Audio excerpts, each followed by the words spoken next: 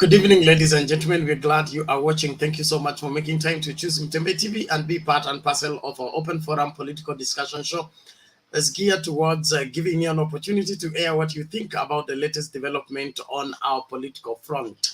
A lot is happening today. The President Uhuru Kenyatta breaks his silence on the attacks visited on the chopper that was meant to carry Raila Odinga 2 days ago. What is your take on the same? The president condemns and warns against political violence. What is your stand on the same? And of course, from the same incident, Sudi and Kostani were grilled today at the DCI concerning the same thing. It is believed that the attacks were pre-planned and were sponsored. And so getting to the bottom of the same is the interest of Kenyans at this point in time. What would have happened if something bad happened to Raila Odinga by reason of those senseless attacks launched against his car and his chopper in Uasin Gishu. Well, we invite your views on the same and your givings as we start out our conversation tonight. The link to use to get into the studio is right now in the comment section. All you need to do is click on the link, allow StreamYard to configure your camera as well as your audio, and you will be in the same space with us even as we begin to dive deep into this particular discussion. Uhuru's sentiments and Uhuru's givings on the same. It is important for us to ensure that we deal with the matter rightly. Okay, thank you so much, Salome Mbone. We appreciate you, Esther Kimani. We appreciate you, Kuna Scientific Gasman. Thank you so much. Abey Mude, thank you so much. Kuna Nanu Stephen Saint-Man Lesile, asante sana. Gideon K. Bate, we appreciate you. Fancy O. Ricky, thank you. Caleb Gazelle, thank you so much. Said Kipruno, we appreciate you. Chakiki Kinusu, Kinisu, wow. Asante sana. Jackson Ogutu, we appreciate you. Kuna Miyuma Joshua, thank you so much. Another Moses, thank you so much. Kuna Soraya Minsi, we appreciate you. Sarah Njoroge, Nancy Nor, we appreciate you. Kuna Mato Makanetis, hey, Jina la ajabu. Asante sana. Kuna Noah Rotich, we appreciate you. Fatma Nasimiyu, thank you so much. Dennis Ondieki, we appreciate you. Kuna Kibet Enoch Rono, asante sana. Frederick Juma, thank you. Justin Mandana, wow. Kuna nani huyu? Daniel Oyugi, we appreciate you. Catherine Wakinyi, we salute you. Douglas Kenya, we appreciate you. Simple Marzaid, asante sana. Olo Save, asante sana. Alafu kuna Free Mall, Militanic Mweshi, thank you so much. Kingpin Platform, thank you so much. Nani huyu? Gideon Barini, we appreciate you. Kuna Bitok Ben Bella, alafu kuna Simon na kuna Richard Andika Kulundu. All right, thank you, Mr. Jackson. We appreciate you. Fabian Adriano, we appreciate you. Kuna William Gunjiri, thank you so much. We appreciate all of you that are coming in fast and furious. It is time for us to open up and talk and discuss matters Kenya, making Kenya our business and ensuring that through these particular elections, we will get credible leaders who will be able to chart and the way forward for this great country and establish it on the required path. We are glad. Okay, thank you so much, guys, for making it to the studio. I would love us to give the first priority to Mama Selina to give us her submission first before any other person. How are you, Mama Selina? I'm fine, thank you, Bernard. Naona leo Okay, ilikuwa karibu. Sunday, najua umeshikilia mambo ya Mungu na umekuja pia kukuwa na sisi, ingawa ndio late, lakini tunajua kazi ya Mungu lazima itendeke. Okay, naona hapa remarks niliona His Excellency the President alikuwa pipeline kanisa, and then akatoka nje, alikuwa na hutubia watu na akaongea mambo ya tolerance na watu wafanye siasa polepole. Alihusu wakati watu waenda kwake kishare kutusiana, na akataja mambo ya chopa, hiyo tulisema jana. Helikopta, kuna watu wengi walifikiria ni kitu rahisi, lakini unakumbuka sisi tulisema ndege ama anything kama chopa, ndege, helicopter ni very dangerous Penat, na nasikia hata ni bahati kwa sababu nyumba ya governor ya Kakamega was around there. Hiyo ndio emergency walialert, walishuka hapo kwa emergency. Alafu nikaona pia watu wengine wanauliza kwa nini alienda na hiyo chopa, angeenda na gari. Penat, kama maisha yake ilikuwa hatarini na hiyo mawe yote, hiyo gari angeenda naye ni gani?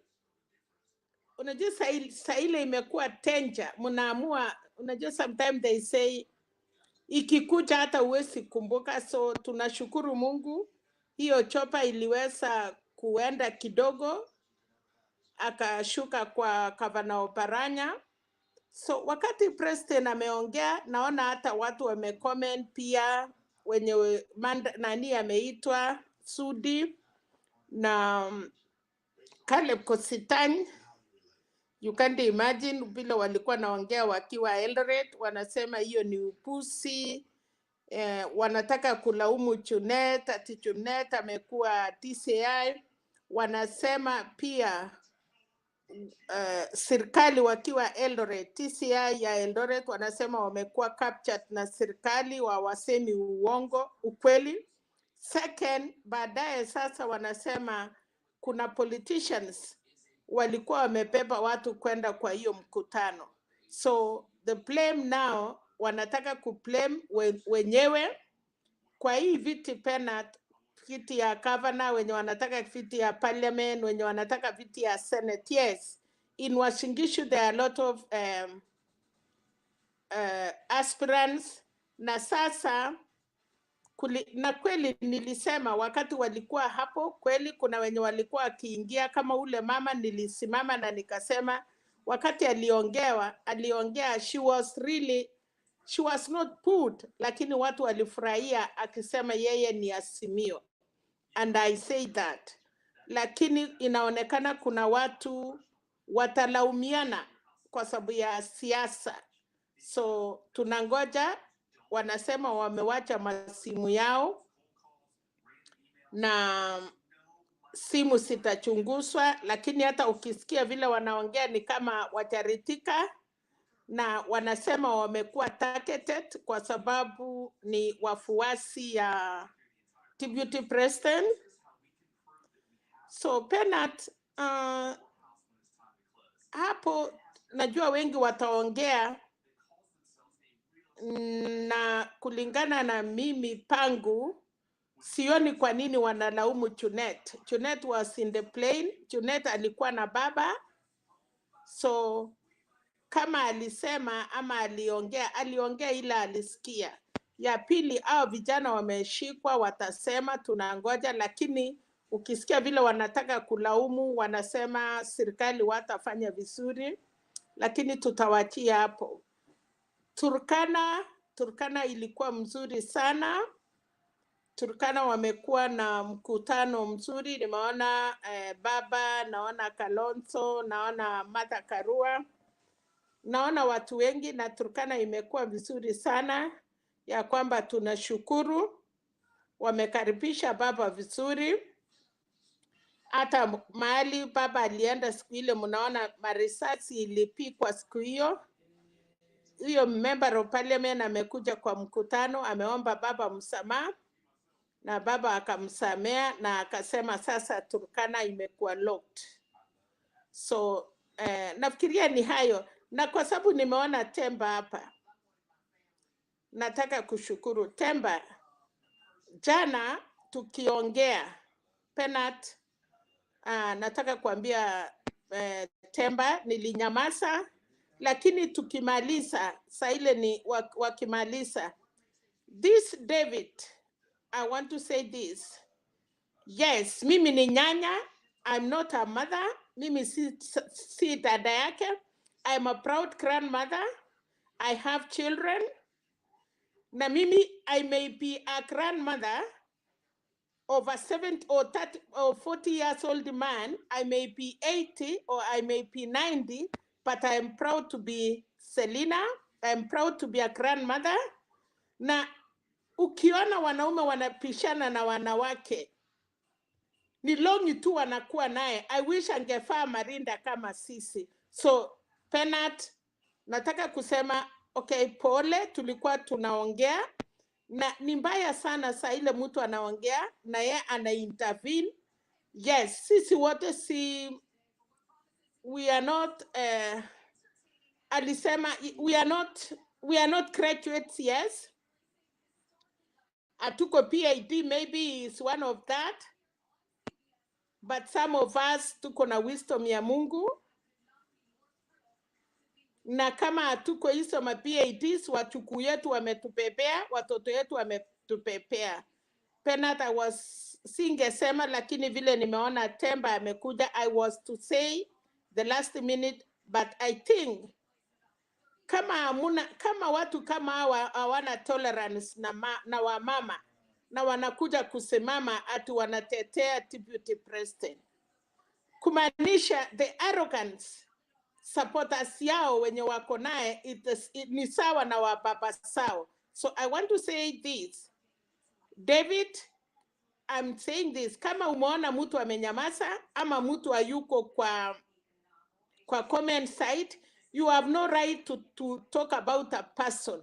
Alimalizia comment akisema Selina akinitaja, yes, nilimuita mwenda simu kwa sababu hakubehave kama mwanaume, lakini I'm sorry, kuna vijana hapa, kuna wasee, na kila siku tunasema tunaheshimu our sons, tunaheshimu wale watu wadogo wetu, na pia tukiongea hapa, we are not saying we are young. Asitukumbushe, nataka kuambia David, asifikirie, asinikumbushe I'm not a young woman, na asinikumbushe that I am a grandmother.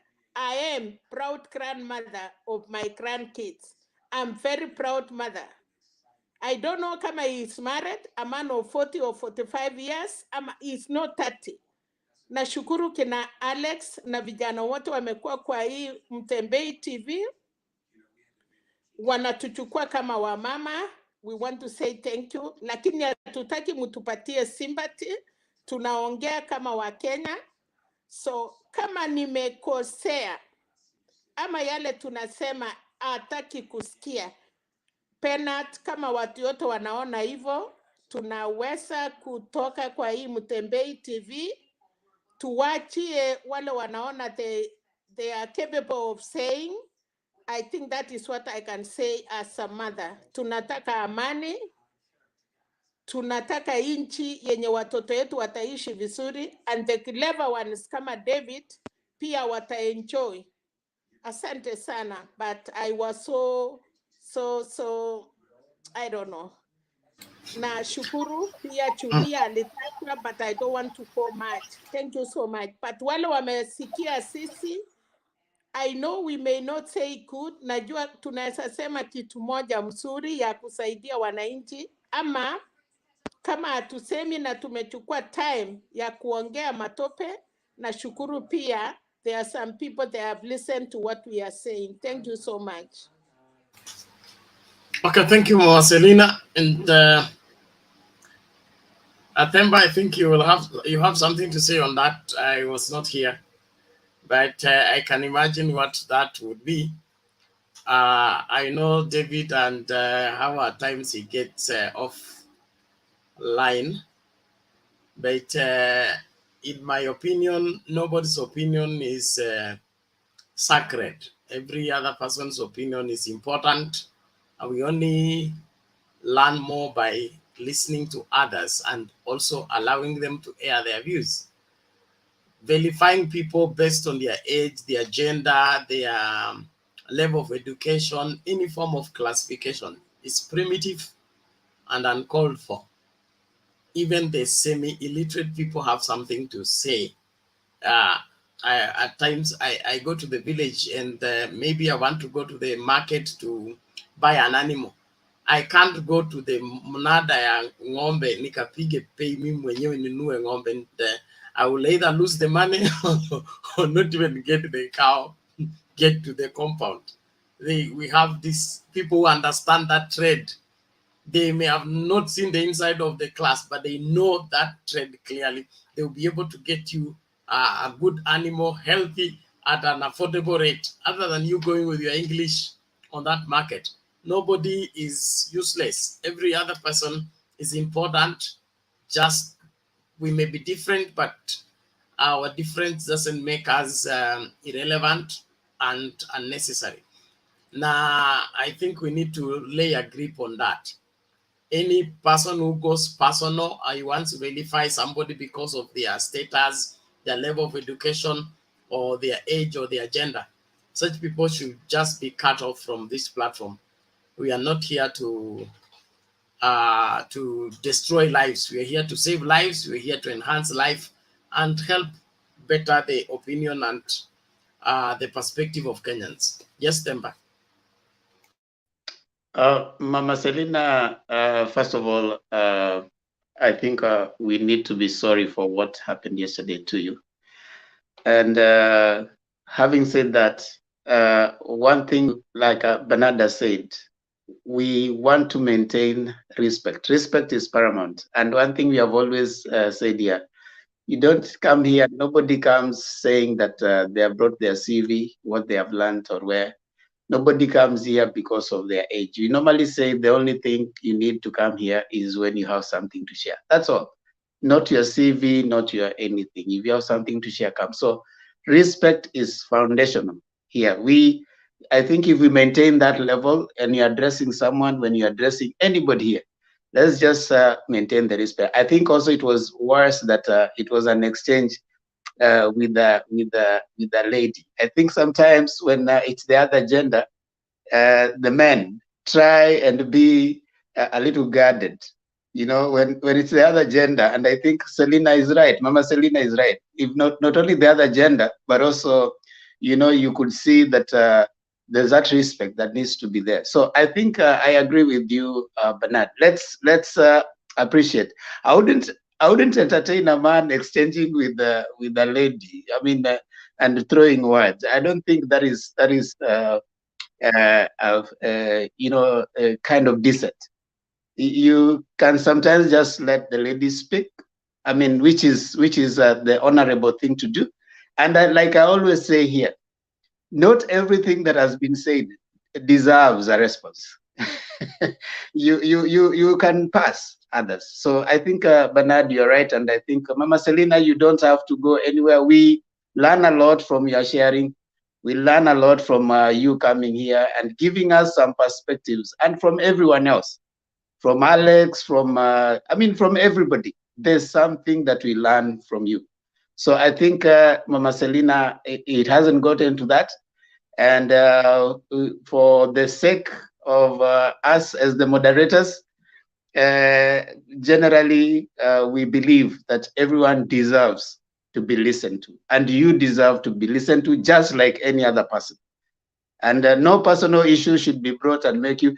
If I have personal issues with you, it doesn't mean that you lose your right to speak. Yeah, even if I have personal issues with Alex, he doesn't lose his right to speak here. Alex is the one we normally have an exchange, but our exchange is very intellectual. But he doesn't lose his right to speak. He has to speak in Motembe. And Selina, you have to speak in Motembe. Now, that for me is, I think, should be the modus operandi, what we operate with in Motembe. Nobody has more rights than another. Thank you. Back to you, Bernard. Okay, thank you, Themba, for that. And let us leave it there in the sense that nobody has a sense of entitlement. And for you, gentlemen, let us be gentlemen. Gentlemen protect women, give way to women, open doors for women, pull chairs for women. This issue of men gathering against women or fighting women should end. It is backward, it's primitive, it's uncalled for, and everybody should be ashamed for the same. No man should be using their mouth, their hands, or their intellect against a woman. Facilitate them, cultivate them, help them succeed. That is why you are created by God to be a person that shoulders whatever makes a woman better. And if a woman has a better opinion or a better thought than you, learn from her. You don't lose anything from learning from her. But shouting her down and calling her names, trying to intimidate her, makes you more foolish and, backward by all standards. And let's keep off that. Now, ukikuja na ukwe na UDA ideology, ODM ideology, whatever ideology you have, there is always life. I always say that we should differentiate our political difference. When it comes to life, let's work life fast before these other political exchanges. Otherwise, let's move forward and continue with our submission for today. The president responds on the attack on the former Prime Minister's chopper in Wazingishu. Sudi-Kostan and the other people have been grilled today at the DCI. What do you think about it? And then, of course, Baba was in TURKANA drumming up support for his election in come 9th August 2022. What do you think about what is developing in our political front? Romians, you are here before. How are you? Naomba tuchukue dakika mbili za kufanya muhtasari alafu tutafanya kwa kina baadaye. Romians, go ahead. Okay. Mtu niwasalimia, habari zenu? Okay, I think you are hearing me. Yes, we can hear Bernard, you. first let me say first I want to say that the president has actually done something that is good, because some fellas thought that whatever happened at Soi was something that was just such simple. It wasn't simple. At least he has also sent a message to the entire population to show them that whatever they do or whatever we do, we must do it with the caution, and we also have to consider our nation at large, because this nation is ours. We have no place to go. We'll remain here and we'll have to guard it for us to have a peaceful environment. Number two, I want to talk about Sudi and Kwesitan. Initially, when they were going, before they reached the DCI offices in Nakuru, they were very rude. But I think they when after reaching there, they were humbled, and that is when they realized that things are not easy. So I wish the government would do that, so that people understand what is all about the law. So the DCI should ensure they grill them and they do thorough investigation into the issue. And those people who are found to be guilty, they need actually to face the law. So the DCI humbled Kwesitani and Sudi. Before they went, they were not humble, they were very rude, but after being grilled, that is when they realized kumbe hii mambo si rahisi, and you realize that is the time walisema wanajua wanasiasa watatambua na siasa walijaribu kufanya hayo mambo. Hivyo ni vizuri. Now for Baba in Turkana, I see Baba is doing great, and is moving. Baba is far a milestone.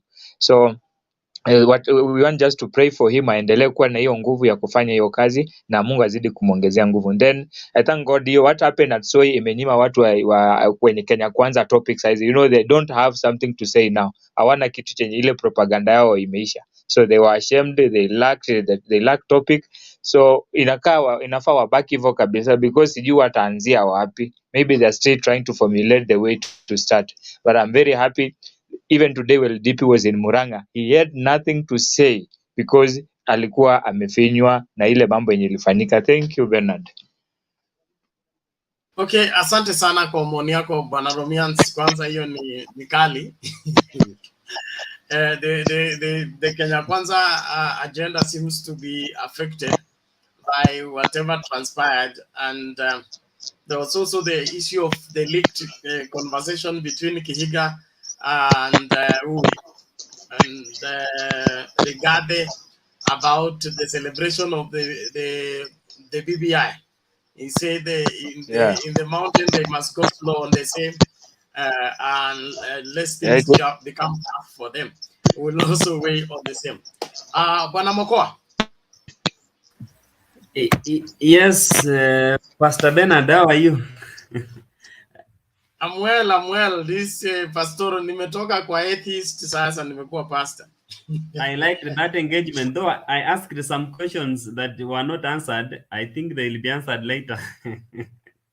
I will need another 4 hours of discussion, but the guy is he's not scientific like he claims. He's not. I'm happy to see all of you guys. I'm happy always when I see Selina, Mr. Wangira, and Alex on the show. I really learn a lot from Selina and Mr. Wangira, the way they bring out their points. Though Alex sometimes sounds so abrasive, but I like his submissions too. Nevertheless, let me quickly bring on board my points on the Uhuru breaking silence on the Raila chopper attacks. I think the president is concerned that if anything could have happened, God forbid, we couldn't be talking of a country, Kenya, like we are speaking now. It could have been a problem, and that means the presidents could have been tasked to employ extra power to be able to contain the mayhem that could have arisen from any eventuality that could have arisen from that incident. So one thing, Bernard, we need to understand, there are people who are always reminding us vague arguments that it happened in Kondele, in Jacaranda, in everywhere. So I want to ask these people a simple question. Are they trying to tell us that we should also go back to 2007 and say, this happened here, this happened there, this happened there? We can't continue like that, because that is taking us back to retrogressive days of the Pharisees, where they were saying an eye for an eye, a nose for a nose. We cannot live like that. At a point, discipline must be engaged, and we must engage sobriety in our politics, because this is just politics. Politics come and go, but Kenya will remain, and we shall be one people. I listened to Sudi and Kostan, the way they were, Caleb Kostan, the way they were saying, we are going to the DCI to listen to their nonsense. You know, as a leader who has been implicated on a matter of such magnitude, you need not to respond carelessly to the public. That sends a signal like you could be aware of what transpired.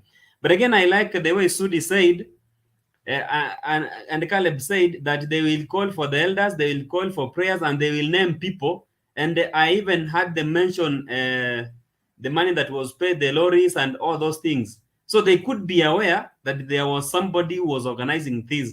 And I wanted to bring this dimension. There has been a political beef between Oscar Sudi and the Wasinigishu governor, Jackson Mandago. And he mentioned him that he was the one who provided transport. Why wasn't he questioned? So that also brings something, that there could be something happening between the two people. And it needs to be investigated, and somebody needs to get to the bottom of this. Baba in Turkana, they are doing good. I have seen the energy in Kalonzo, the energy in Madakarua, the energy in Junet. By the Junet is a bulldozer. That man is a bulldozer. He's been able to be in all these rallies, the energy that is displaying.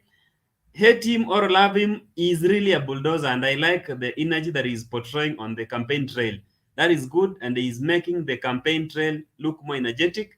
And with the trio, I think they will be our strikers, number 7, 8, and 10. That is Raila Odinga, Martha Karua, and Kalonzo Musyoka. They are doing a great job. I was happy to see Sabina Chege too.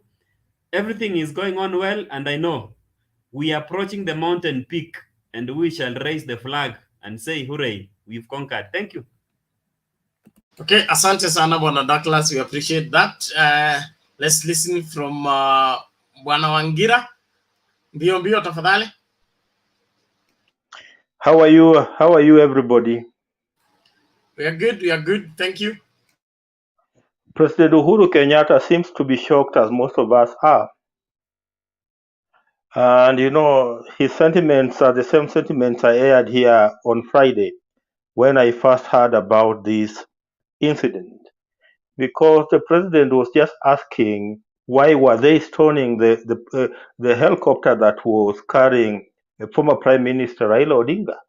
And then he was asking, well, then by stoning that helicopter, what was it going to help them?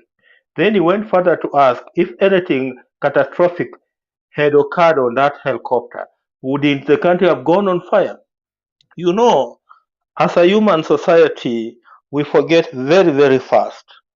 To go back into history, exactly 28 years ago, next Wednesday, a similar incident occurred in the airspace of Rwanda, where the plane that was carrying two presidents, the president of Rwanda and the president of Burundi, was brought down. And the rest is history, because you know what happened to those two countries. It took them a long time to walk back to the path of peace.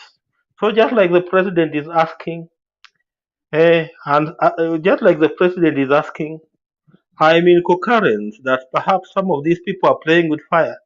They don't know what it could have they don't know what could have happened. Perhaps if that helicopter that was carrying Raila Odinga actually was brought down. We know incidences where even a bird, I'm talking of a bird, a living bird, when it goes into the engine of a plane, what damages it can cause. What about a stone being thrown into a helicopter? You know, that's a very, very sad incident that I hope it will not be repeated again. Today we have seen Wakina Sudi, Wakina Kositani being summoned. And you know, I was brought up by a father who was a senior policeman. So issues where they are already in the hands of the police, I always allow them, or I always allow the police to investigate. So let me leave that one to the police, and I hope they will go to the bottom of it. William Ruto, for the first time, he seems to have become wordless. You know, we didn't hear much of him. I don't know where he disappeared today. Perhaps, just like I had proposed yesterday, you know, yesterday I said that we need to go back to what we call political hygiene.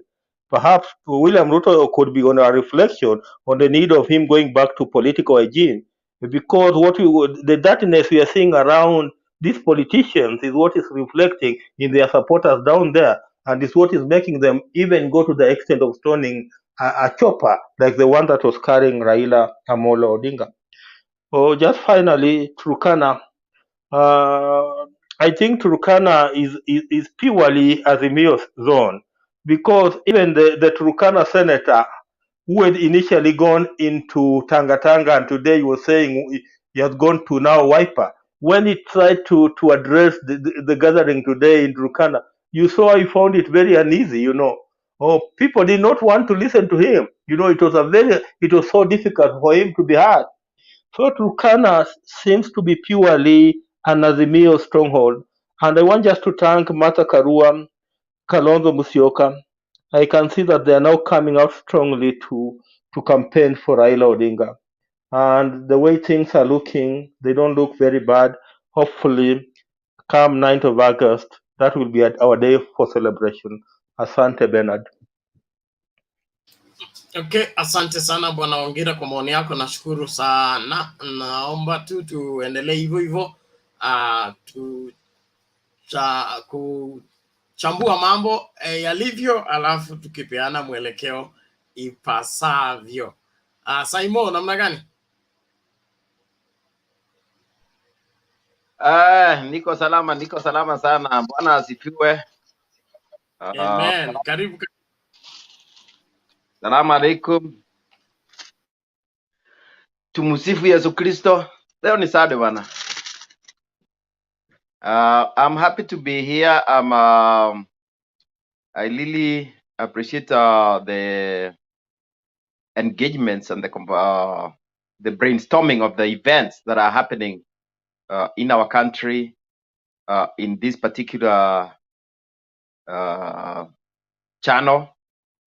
I have seen that there's some people, especially on the other side, that has been really bashing on Motebe TV.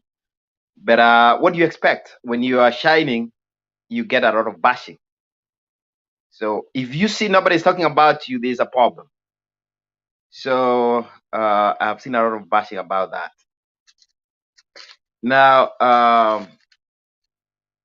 the president came out today and strongly, like expected, came out very presidential. I would be surprised if the president came out like all of us during the first day. So what he did, he waited for, he gave it some time. He already have a lot of intelligence.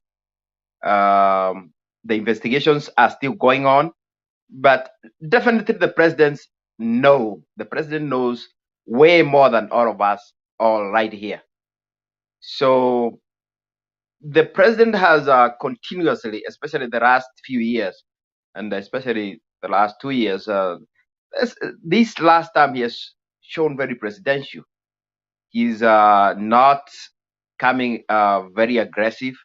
He's just giving the whole country a direction. And he is saying that what we need is peaceful elections. And he's cautioning the aspirants of different positions, all the way from the MCA to the presidential, that you guys need to tame your mouths. What you speak has a lot of impact to the whole electorate, and this is the message that he has been spreading. But now he has again shown his leading prowess. He has shown by the kind of words that he has said, and he was like the previous speaker have said. He was very clear on what could have happened if something worse than what happened, if the Raila Odinga's chopper maybe came down or he was hurt. Kenya could be burning, could be on fire right now. This is not a situation that we want to see. And he just confirms that he realizes, he knows the importance of Raila Odinga in the country's political scene. And so is William Ruto. He is very important. And some of these politicians fail to realize that once you become somebody like Raila Odinga, you are not Raila Odinga. You are a country's leader. You are for everybody. And the same is for William Ruto. You are you are a person for the whole country. So I remember listening to the conversation that happened on Friday and even yesterday, and there was this question of even the government should be taking this, especially the two front runners, very seriously.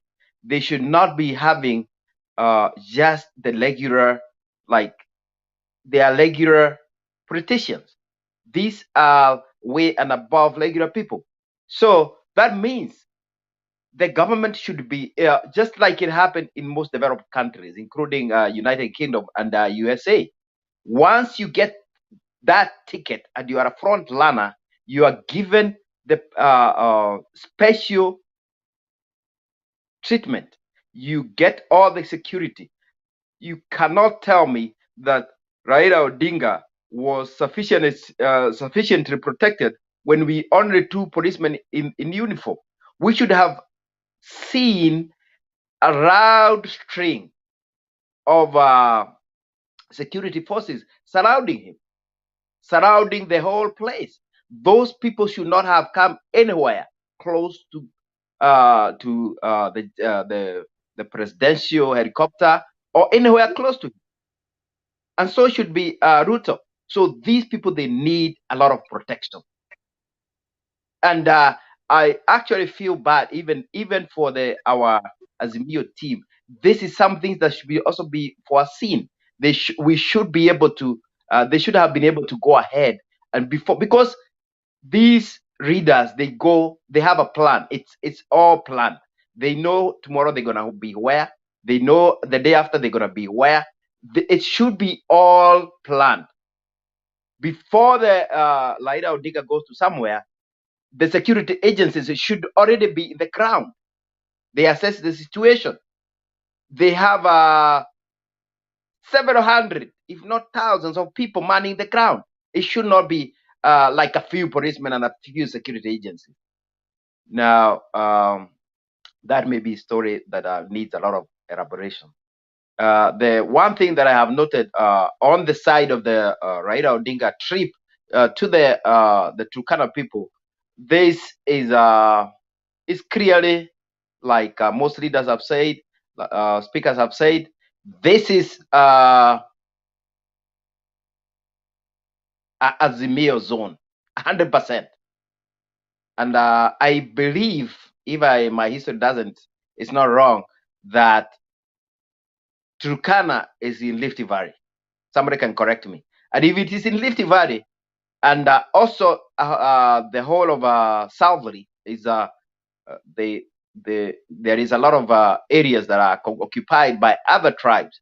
I don't think Rift Valley is Kenya Kwanza as we are made to believe. I think they could be 60%, maybe a little more, but they are not that. It's not that a big number like we seem. So that is something that should be everybody should know. The one event that has today really elicited a lot of argument and a lot of heat and a lot of conversations is one that has been celebrated in Nyeri. We saw one General Muthoni Kirema being shaved, his dreadlocks that are 60 years old, by none other than the mother of the president, Mama Ngina Kenyatta. And if you guys haven't, the ones who haven't seen it, this is a monumental event that is supposed it will cement the mountain, because all the readers from all the parts of the Mount Kenya, they were there. And this event was supposed to be quiet, but it has leaked. And if you watch the video, you will see that the goat that was slaughtered, the chest was used, and all the leaders shared a little piece of it. The chest, what does it mean in the Mount Kenya and in the Kikuyu culture? It only means one thing. Once it's a form of an oath. Once you eat the chest holds together the whole entire goat. So once you eat a piece of that, it only signifies that you have all come together. And today, that event is not being talked too much, but it's there. The Kikuyu have been cemented together. And if you look at the leaders, they came from all parts. So Mama Gina coming from Gatodo, going to Nyeri, there were readers from Meru, there were readers from Nyandarua, and everywhere. So what you're gonna witness is the mountain is actually slowly shifting, but it's gonna shift in a bigger speed than it has been doing before. So I just wanted to bring that into attention. Thank you so much. Thank you, Simon, for your submissions. You wanna mute? Yes. Thank you. Alex. Habari. First of all, nataka kuambia Mama Selina pole. Hiyo jamani rafiki yangu, hata tunaenda kanisa moja, lakini jana sijui nini ilifanyika. I will personally meet him na nimwambie that was not a way to interact with our mother. Wengine wanaongea Mama Ngina, si tunaongea Mama Selina. Si hatujui Mama Ngina, si tunajua Mama Selina. So Mzee Penny, wacha kuweka kamera kwa mguu. You have very ugly feet. Toa hiyo kamera yako.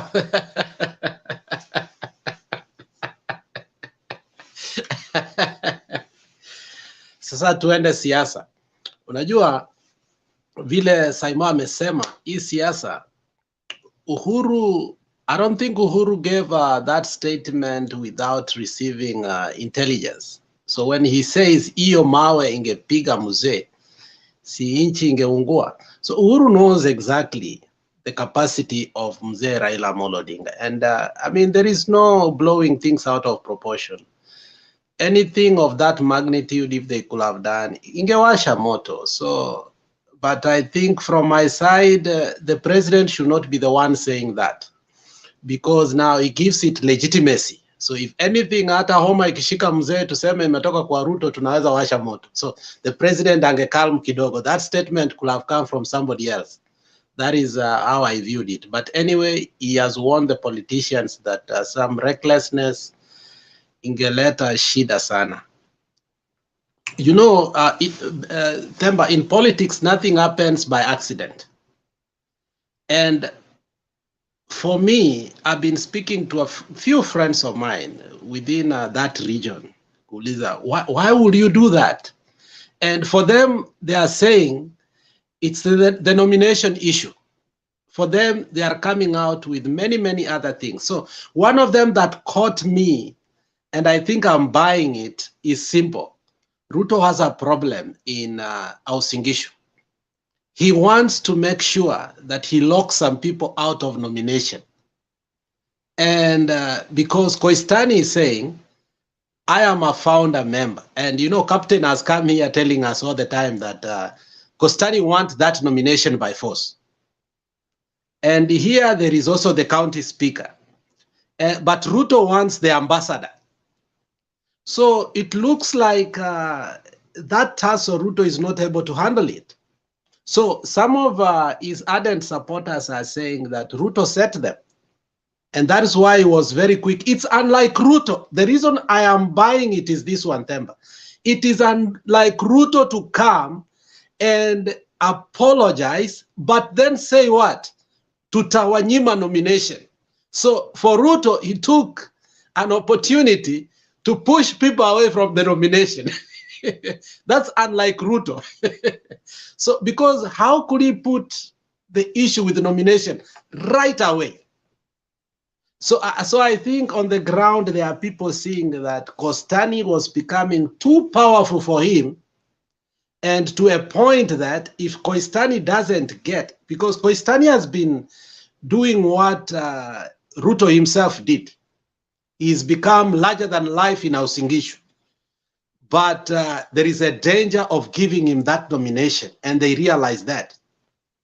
So what I can say is that I think Ruto underestimated what he wanted to do, because I'm one of the people who believe that Ruto was behind it. From the way I can see, you know, it's unlike Sudi begging for forgiveness. The way these people are acting, they are surely guilty. And one person asked a very legitimate question. Why were all picked up lakini Mandago akaachwa? Yet Mandago ndiye aliprovide. that's a question for another day, and it's going to hit him very hard. He might not even get the nomination ya kukuwa senator because yeye amesamewa kwa hii kitu. But all in all, I think their phones being taken, vile Mukua amesema, has really threatened them, and they have become humble. And I think now the rubber is going to meet the road, and the truth is going to be known. For their phones to be taken, you don't have to take a phone from somebody in order to know the truth. That was just camera works. But I think behind, they have already known what has happened. So those are the opening remarks, Kua. Ruto has captured an opportunity to use this, whether he was involved or not. But me, I believe he was 100% involved now to issue threats about nomination. So nothing happens by accident. Ruto was involved. Now he's dealing with people who are larger than life. And unfortunately, Sudi and Kostani are the casualties. Thank you. Very, very, very interesting perspective, Alex. Rose, how are you? Niko poa. Haya, toa maoni. I'm fine. Hebu tupatie ripoti ya program ya Kikuyu iliendaje? Watu wanangoja kusikia hapa. Alex alinisumbua sana hapa, ananiambia hujatupatia ripoti ya the Kikuyu debate. How was it? Mulipata Ilikuwa private. Ilikuwa private and confidential. Hatutaki watu wajue. Mumeenda kukula oath huko. Hatutaki ifikie Ruto. Tunataka kung'oa huyo mtu Central. Haya, toa maoni yako. Mimi maoni yangu, like I said the first day, na nikarukiwa sana na ule mama akisema alitake it very lightly, na nikasema hiyo si kitu rahisi hiyo kupiga helicopter ya Raila hiyo. Raila si mtu kidogo. People joke with Raila. Sijui kama watu wanajua Raila ako na milioni zake 5 votes bila kuitisha mtu yote kura zingine. People joke with Raila. Me, I never underestimate Raila. Why was Ruto not in that funeral? Kwa nini? Na kila mtu wake alikuwa huko. Why? Because alikuwa expect anything can happen. Not knowing wakiwa Raila hata hiyo election haitafanyika na watu watakuwa ndani. Wacha hatakuwa ndani. Hiyo washinigisho yote itafagiliwa, itaisha, kutakuwa na another generation. So pale kuna question mark. Alikuwa wapi? Na kila mtu wake alikuwa huko. Aendagi mahali bila Sudi.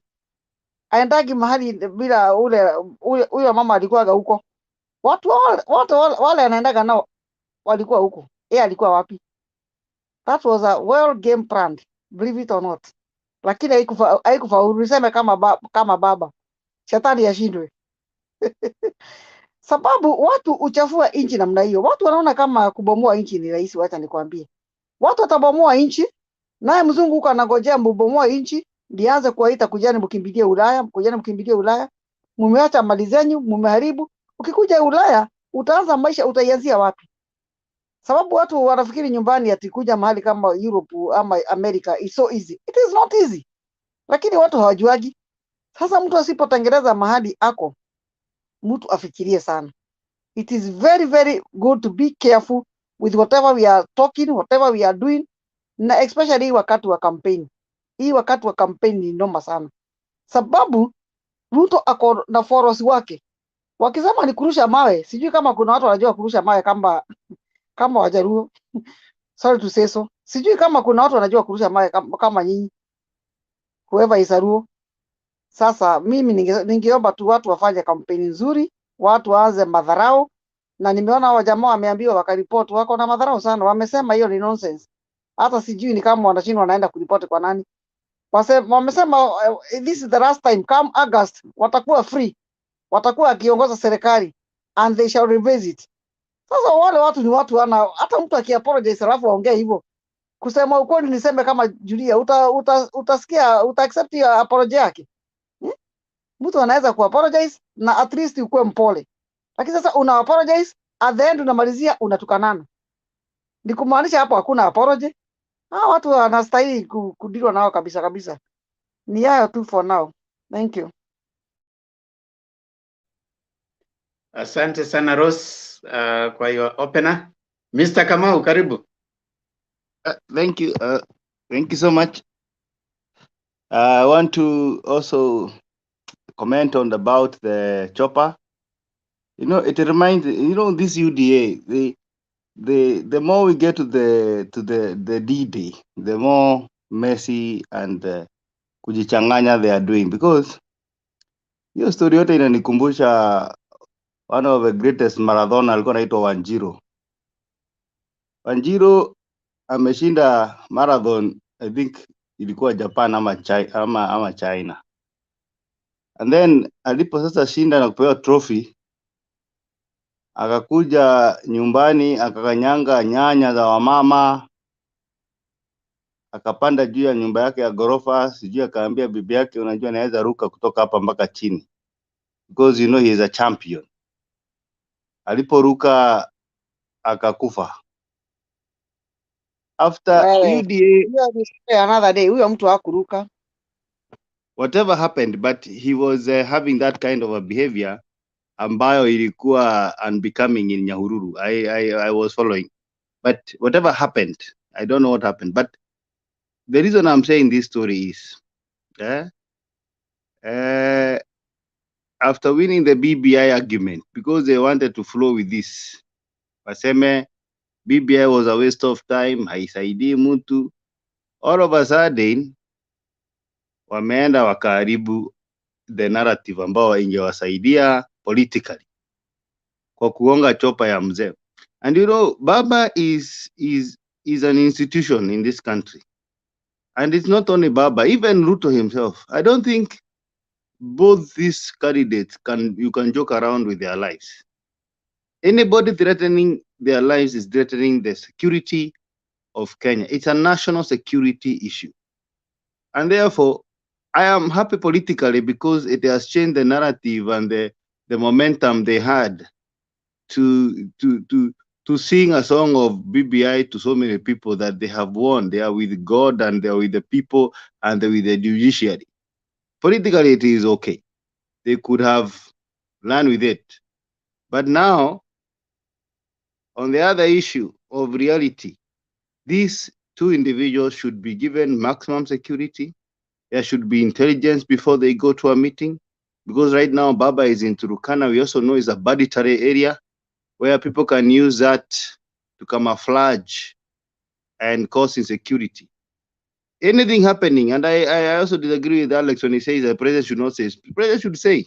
A good thing about our president, he doesn't fear. He tells you. Anything happening to Baba or Ruto, for that matter, will throw this country into disarray and confusion and chaos and violence. And you know, if we start doing this, you beat Baba on your stronghold and you beat Ruto on your stronghold, then at the end of the day, there will be no campaign. And therefore, that should be condemned the highest order, or the highest, with the greatest words, because we want people to sell their stories. If there's a person who likes listening to UDA, it is me. Though they cannot convince me because they have not been able to. I like their stories of bottom up, how they're going to get money from up and bring down and then take it from down to up. Things that don't make sense. People should listen to those stories. Haina shida. But this should not be encouraged. But later hata Ruto aende Kondere, akae huko aambie watu story bila problem. Because if you start violence, then it's not going to end well. Lastly, as I finish, is the issue of Kostani and the politicians in. If Ruto does not tame, I like Raila. I think Raila also has some people who can really cause votes to disappear. But on the side, nimeona he has really tried. Wakina Aladwa, wakina these other young man. There is another guy there, and even Junet. If you do not tame these people, they do much damage to you more than they will help you. Sudi-Kostan they are causing more havoc and losing a lot of votes, because if he doesn't tame them, then eventually he's going to lose a lot. He has so many other good people he can use, but I'm telling you, the way these people are in a hurry to talk, it is a problem. Na nitaongea tu kidogo, and then I'll later submit more. But I was also very happy today there were some memes going on Twitter. You know, America, Seattle imeongeza mafuta, nikaona Seattle imeongeza, Tanzania mafuta imeongezewa, Uganda. So people are joking with this issue ya UDA kusema kwamba Uhuru ndio anaongeza mafuta Kenya. So watu wanamuuliza na hii family ya Kenyatta ni mbaya sana, inatakuwa iende haraka kwa sababu imeongeza mpaka TZ. So nilikuwa nacheka sana nikiona kumbe hii mauongo za UDA zimeanza kutibuka. Ni hayo kwa sasa. Asante. Na wale mnakuja, si mtoe curtain jamani. It's too early to put on the curtain. Kama unakuja kwa nini? Kama unakuja kwa debate, tafadhali jaribu mtoe curtain, msiweke hii magiza kabisa, kwa sababu we at least the debate is hardly 1 hour na mmeanza kuweka curtain. Kama uko tayari unaweza kushuka tu, ungoje huko chini, you will come back later. we don't want the place to na pen, you are just showing us things, miguu yako, mara gari. What's the problem? You can wait down there, just wait, keep listening tukiwa huko chini. You don't have to. Haya, Penyaga kaongea alafu utoke kwa forum.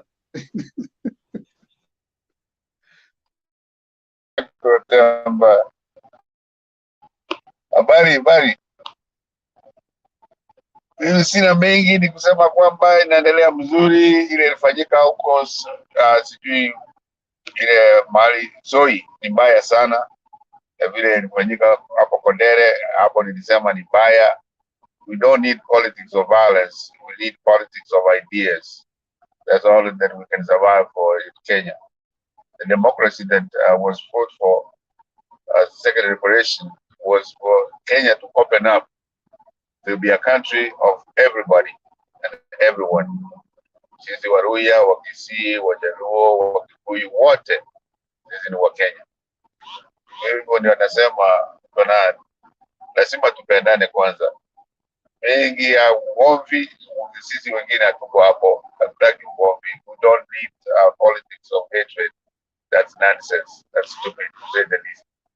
So yangu ni kuambia asante njema, na show yenu ni mzuri sana, kawaje nyingi ni ya kusema vile mtaendelea na Azimio, na sisi tunakalia hapo kabisa, tunasema ni UDA kabisa.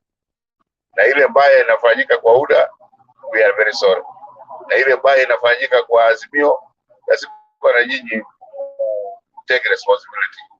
There is nothing that is, everything can be solved with good ideas. Thank you very much. Asante sana bana.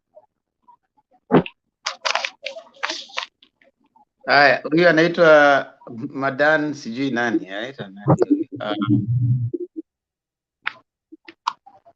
Anaitwa Madan President ama nani? I don't know who that is. Siwezi toa curtain, but I know you'll hear me. Najua Madam President inajulikana sana. Madam President, so it's all Madam, so you don't know. Haya, ongea basi, utaki kutoa curtain? Sitoi. Sasa mimi nataka kuongea, niseme kweli kile kitendo kilifanyika kule Aisee, kilifanyika kweli na watu wasiojulikana. And our reader, His Excellency Ruto aliomba msamaha. But the question is, Mazizi ilikuwa side gani? Mazizi was far away from that place. Huyo mzee alikuwa ameenda. Unajua mimi ni UNDA. And I think the platform haina discrimination. Is that so, host? Ina discrimination Ngoke? No, Niondoke? sasa unajua hata wewe mwenyewe you are self discriminating. Hatujakwambia huyo jamaa Yeah. ameongea. Ngoja kidogo. Huyo ameongea kabla ya wewe, ni mtu wa UDA. So we don't discriminate. Okay. Oh, that's good. If you don't discriminate, it is very nice. Ule mzee wetu, baba yetu, tunamheshimu sana, lakini kule alikuwa ameenda, si kule mazishi ilikuwa huko, alikuwa ameenda kufuata nini ndivyo apate hiyo ajali? That is the question. Then he start kubremu watu wengine hata hawamo.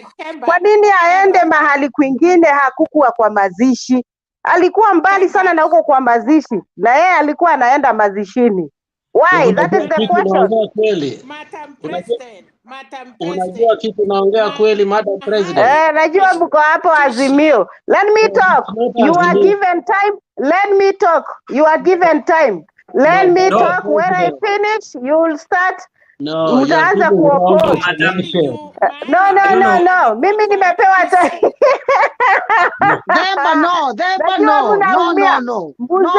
Mzee alienda mahali kule, hakukuwa na mazishi. Angeenda kule kulikuwa na mazishi, hangechapwa. Mbona unajidanganya? Alienda Madam President. Naam. Unajua mahali. Yes. Wakati Mama Selina ngoja. Mama Selina ngoja. Mmeniamkia nyinyi nyote. Watu wa UDA wako wapi? I'm telling you the reality. If you can see the distance from the burial place, na kule mzee alikuwa anatafuta vita. And we say sorry for that. Lakini Madam President. Ni Kenya, lakini hakuenda to the specific place. Kwa nini hakuenda to the specific place? Alikuwa pia anatafuta vita. Hautaki kusikiza? Nasikiza. Hapo sasa. Sasa hataki kusikiza. Mtoe hapo. Alex ngoja. Hamtakangi ukweli Azimio. No, Madam President ngoja. You know, if we are to listen to you, we are giving you time to talk, eh? You are not here and sasa kwa nini wameniingilia? Wameniingilia hata sijamaliza. Si ungoje basi unisikize basi na mimi pia nikuambie, kwa sababu pia si hata wewe ungependa kusikizwa. Yeah, you don't have to shout and you don't have to make it look like you are attacking anyone. No, this is a debate. Yeah, there are those who support and those who oppose. Exactly. Are you getting me? Yeah. No, but you're not gonna tell me. Lakini when I come to your side on Azimio, you feel pain. Let me talk. You hear my opinion or my whatever. Then mtaanza sasa kunioppose nikiwa nimenyamaza hapo. But now you kwa nini hii kila mtu ameamkia? No, you need to wait to be guided. You don't come and then you choose how you're going to talk.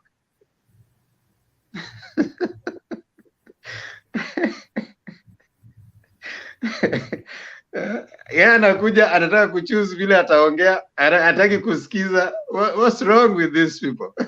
You can make your point in a more decent manner than you're doing. Yes, Mama Selina. Acha Selina anakusikia ale. Watu baba alikuwa na mkutano Iten ni Elgeyo Marakwet. Mashishi ilikuwa Washingishu, mahali inaitwa Soi. Na hapo ndio mahali marehemu Kibor anaishi. So hata nimeona watu wengi kwa TV mara wanasema baba alipikwa helikopta yake akiwa Iten. Watu wana confuse county ya Washingishu na Iten. So kwa Iten alikuwa na mkutano na vijana wakamshautia, akimaliza akiwa kwa gari akaenda Soi.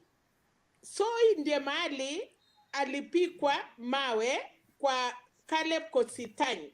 It was not even in Eldoret town. Hiyo ni Soi constituency. So watu wengi wanatofautishana mkutano ya asubuhi, ila alikuwa Elgeyo Marakwet na hiyo alikuja Soi. Sasa huyu mama Madam President alifikiria anatofautisha, ajue Washingishu ni kaunti ingine na Elgeyo Marakwet ni kaunti ingine. Na mahali chopa ilikuwa imesimama na nyumba mahali ilikuwa Mashishi si mbali So ajue baba alipigiwa Soi constituency, na hapo ndio mahali ilikuwa mashishi. Hiyo ndio wanakosea, lakini watu wengi hata kwa TV unasikia wanaongea Iten na Soi. You know, these are two different counties. Asante. Okay, I think Alex, you want to say something? No, I mean, Temba, don't allow somebody to come and just. I mean, I think her agenda was to disrupt, nothing else. She refused to listen to the facts. And when you see somebody like that, it's too early to disrupt us. We are here for the next 8 hours. We are going to pray before we finish. Don't allow that. Huyo amekuja sijui amekosewa na nani, amekuja ni kushout tu jamani. Yes, Rose. Huyu amekuja hapo na machanga zake ni kama ni mlevi na mahali hayuko hata akisikia mimi don't care. Lakini na wewe Pemba, mtu akikuja hapa akwambia hata hataki kuoneshana the face, ndio akienda tena abadilishe jina akuje tena ingie anaanza ku interrupt. Wacha aonekane face. Mtu kama huyo, kama umjui, aseme hata kuja na face yake. Na tena yeye hajakataza wafungue hata Yahuda wao. Wafungue Yahuda, hatutakuwa huko. Mimi hata sisikilizaji hata news za Yahuda. Usikubali watu kama wako wanakuja kutusumbua. Yeah, thank you Rose for saying that. Tafadhali kama unakuja fungua curtain tuone nani tunasema naye, so that we are all understanding. I think Rose has said a very good point hapo. Na hata watu wa UDA mkikuja hapa, kuna watu wa UDA wanakuja hapa and they are decent. They don't come making noise. Huyu amekuja kudisrupt, and I think you guys are very right. Alikuja hapa kudisrupt. And you don't have to disrupt a debate, and you don't come and in a place and you create rules by yourself. Wewe unataka kuingia ni mgeni na unaanza ku create rules. Maybe nitasikiza anakuja yes, kukusomea, anakusomea na amekupata hapo. Atuacha nisikie, wacha niongee, wacha nifanye nini? Don't give them chance. Hai. Wakwende huko. Mato dakika moja alafu ndio nilete huyu Mama Denge. Nasikia Mamo Denge alikuja mbele yako. Sema Mato.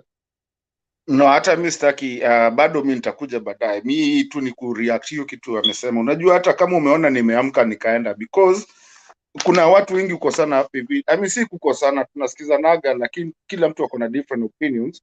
Lakini ukipata watu, there's an observation I've made. Hao wenye wanakujanga wamejificha huko nyuma ya curtain, they don't want to be seen. Watu wa UDA, almost all of them, other than wenye tumekuwa nao hapa, wenye ndio wana, you know, they rub shoulders a certain way, wote bado tu venye Mama Rose amesema. I think we need to hold those people. If you're gonna come over here, onesha sura yako, usijifiche huko nyuma hata tujui nani anaongea, because it's a habit that is continuing. Na watu wote wa UDA, watu wa AZIMIO, we come and talk. Na wale wa UDA wenye wanakuaga hapa wanasumbua, hata kama kina Baz, wote wanajionyesha. We cannot afford that anymore. Thank you so much Mato for that. Yeah, I mean it's too early, like Alex has said. Ndio tumeanza tu debate. Yaani tumeanza tu kuchangamka alafu haya mambo Denge, wewe inakaa connection yako iko na shida. Bantu Warrior, karibu. Asante sana Temba. Habari za siku Alex. Na jamaa wote huko poa. Ni asante sana bwana Temba kunipatia hii nafasi, japokuwa niko kwenye gari. Sio kawaida yangu. Namuona Wakesa pia, namsalimia Wakesa. Huyo mama ni kitu nataka kuongea, ni hiyo pointi moja tu. Kwanza alikuwa anaanza kuongea pointi, nikirudia anaongea pointi ya kuwa baba kwa nini anatoka huku anaenda huku. Nafikiria hiyo ilikuwa ni kitu ya zamani sana. Nafikiria wakati huu sasa tunaweza kwenda pembe yoyote ya Kenya na unakubaliwa kwenda kila sehemu. Hiyo haiwezi kuwa ni sababu ya kusema baba alikuwa kwa mazishi, sijui alikuwa huko Asingishu, sijui wapi.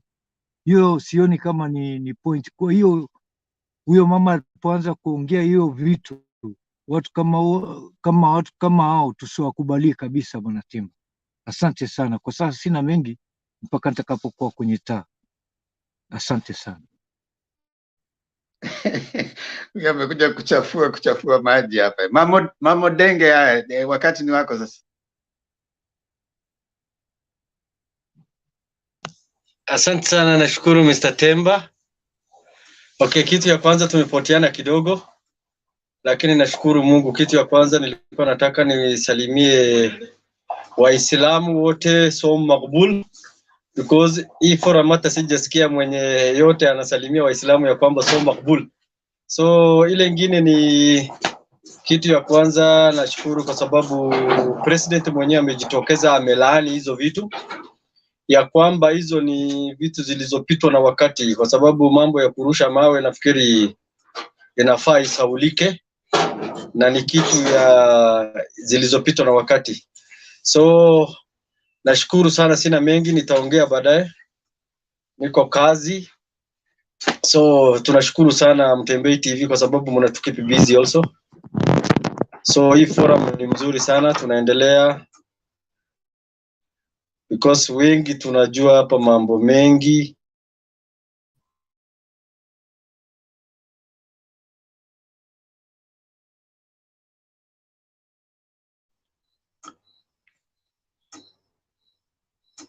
Unamsikia huyo ama mimi ndio nimepotea? Haya. Rose, uko na jambo? Tuweke nini kidogo, tuchangamke, tuone vile kumeshinda. Tuweke kamuvi kidogo huko.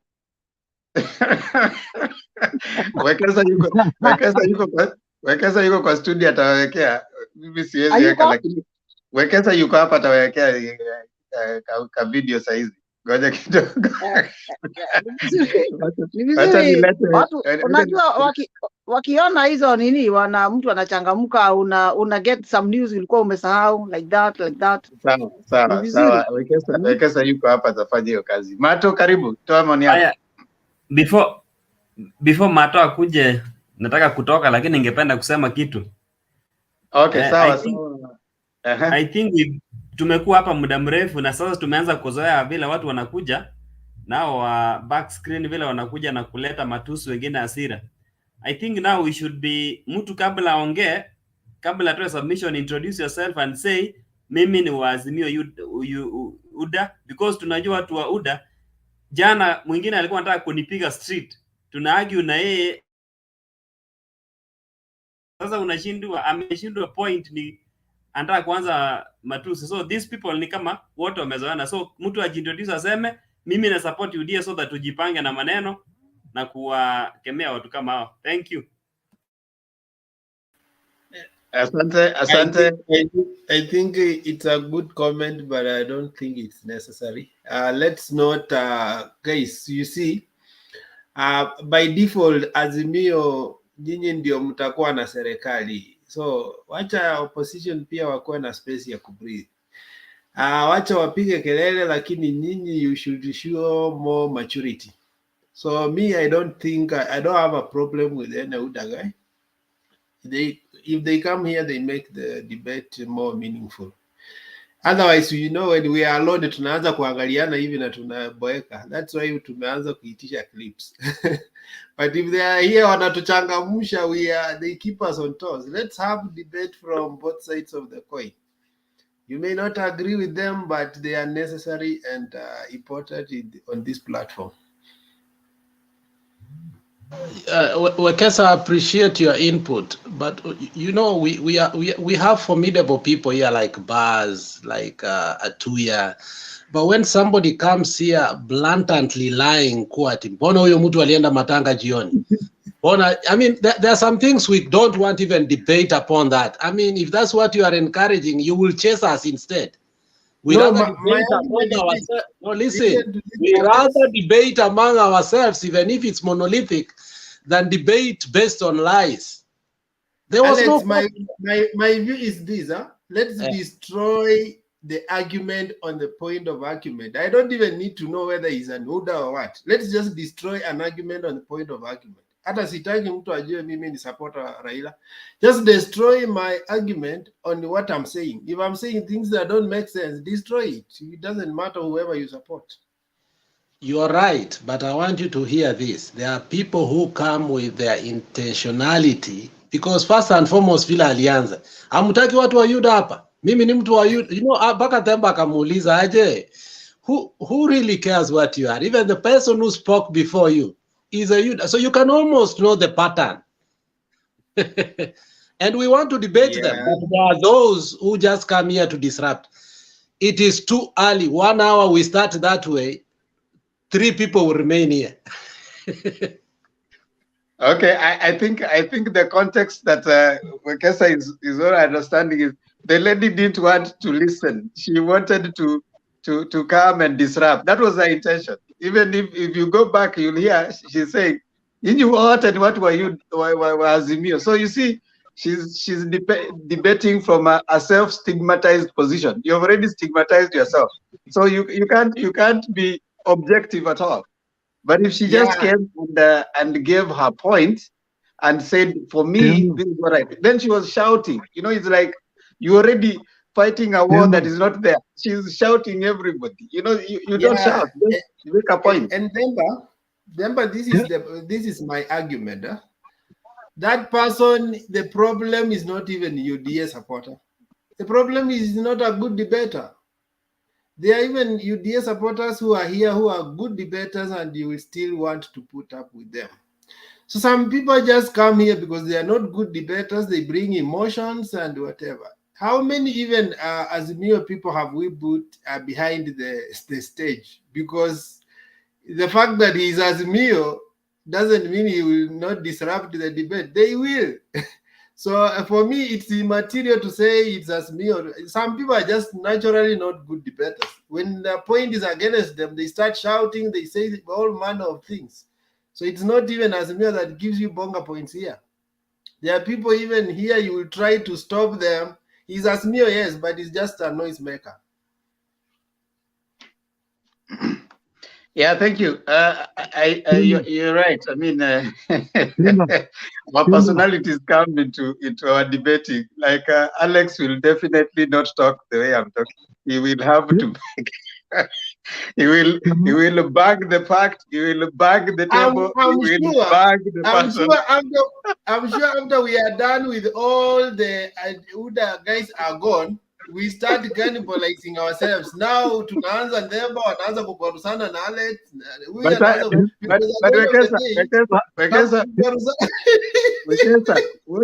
What's the wisdom in repeating what has been said before? You know, revolutionaries cannibalize themselves. So tukishamalizana na wale wa nje, wacha tujimalize. Pato, time ni yako.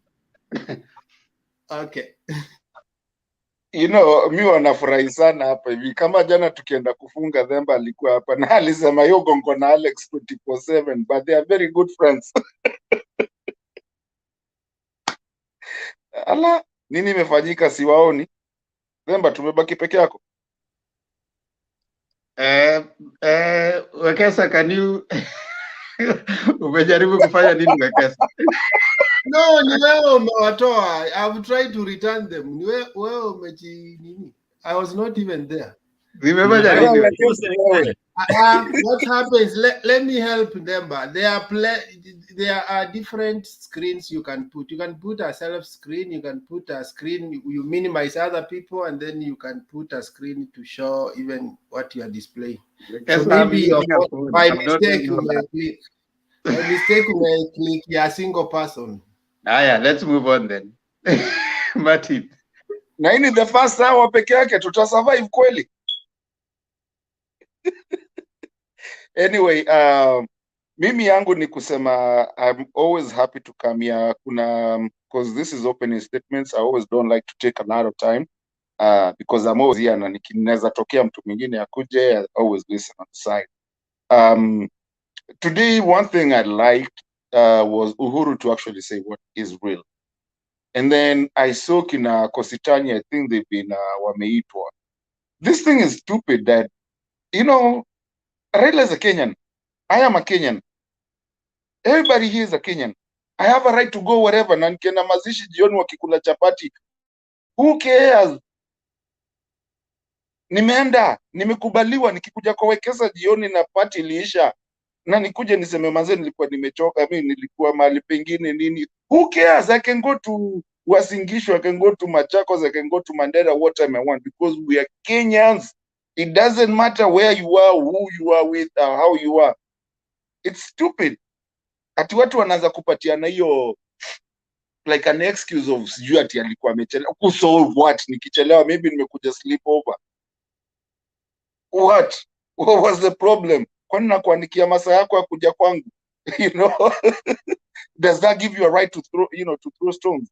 Niliona leo na pole, najua tulisema tusirudishe mtu kwa hiki tuongea tena juu yake. Niliona ile ng'ombe ingine yenye ilienda kutusimama ngina leo ikisema ati sijui ati was stage managed, ati sijui ilichapwa kutoka ndani ndio and whatever. And I'm like, really guys, are we serious in our lives? Are we really intellectual or what's going on hapa hivi? I mean, kwani politics imekuwa ya watoto? Tumejirudisha class 1. You know, it's stupid. Well, anyway, so number 1, hiyo ya Uhuru, I like him coming out. Na kwanza mali alienda pipeline. Mali, just a nice place. I mean, kila metropolitan, kila mtu wako hapo. Nice, I mean, hata kwenda hizo masjui Holy Family Basilica. And he said what he wanted to say. The other one, because this is just an opening statement, the other one I noted is that, and I know I spoke about this yesterday, again, Nani, the governors of Machakos are conspicuously away from this AZIMIO. Yes, Kalonzo was there, I loved it. Madhakarua was there, Nani alikuwapo, but these other governors were not there. And I say this, I'm raising an alarm. Najua mtanigonga tena wenye walisema jana wameenda tu kufanya party politics, but we need to work on how we're doing that. Anyway, other than that, ndio tumeanza, sina maneno. We still have a long way. Thank you Demba, thank you Wekesa, thank you everybody that is here. And tuko hapa kusikizana na kuongea and have a debate, and we debate like mature people and not fighting. Pato, before I bring, wacha Wekesa nitapatia nafasi. Before I bring Guru, nataka kuuliza Mato, what do you think was the role of Ngilu, Kibwana, and Mutua? I don't think there's any wrong. Na ndio maana sijasema there's anything wrong. No. I just Did you hear the question? What do you think was the role of He's Ngilu? answering a wrong question. What do you think was the role of Ngilu, Kibwana, and Mutua? to show the Ukambani in AZIMIO. Did you ever see a drawing of a cartoon mahali ambapo walisema Ngilu anavuta Kalonzo AZIMIO kwa fujo? Did you ever see that? No, I did not, sir. Okay. Yes, Wekesa, what was your question? Yeah, I think you have tried to answer him. I wanted to ask him, did you watch the launch of Malombe for governorship in Kitui? If you want to know the mightiness of Kalonzo in Ukambani. So actually one thing, and that is what Demba is asking. The 3 governors, their task was to bring Kalonzo. If you go to the page of Ngilu today, what she updated, she was very happy that Kalonzo is in. So the one is that the task has been accomplished, because they also know that when Ngilu has more a leverage to fight for re-election when Kalonzo is in than when he's out, because he will be adversarial. They will be competing against each other. But when they are together, she can try to ride on that wave so they can shout the votes. But yeah, and that's why someone asked yesterday, how comes immediately Kalonzo came, we are not seeing Kibwana, we are not seeing Mutua, we are not seeing Gil? because their task is accomplished. Their task was to create a challenge to Kalonzo to see that if I don't respond, then my backyard either will be divided or will be snatched from me. And the thing that Kalonzo was seeing was what Western had already given us a template. When Mudavadi and Wetangula refused to join AZIMIO, they were cannibalized. Their MPs, their supporters were removed under their feet, so they remained shells.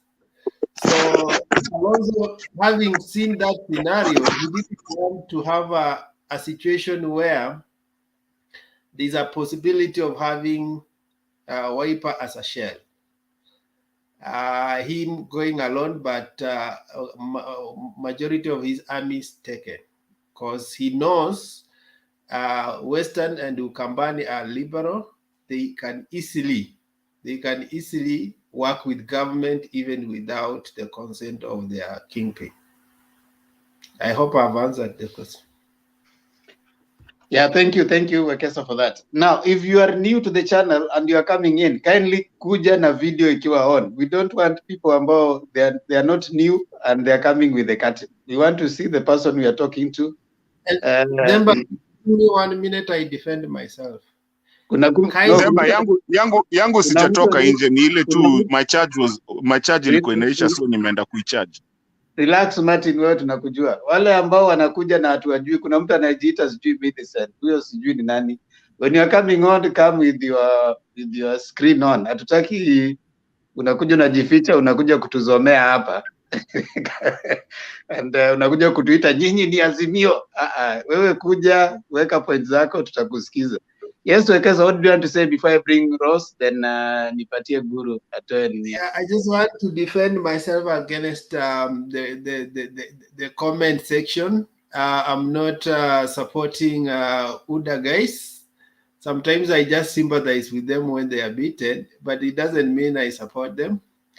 In fact, most of the time when I'm hard against them, people say that I'm biased as a moderator.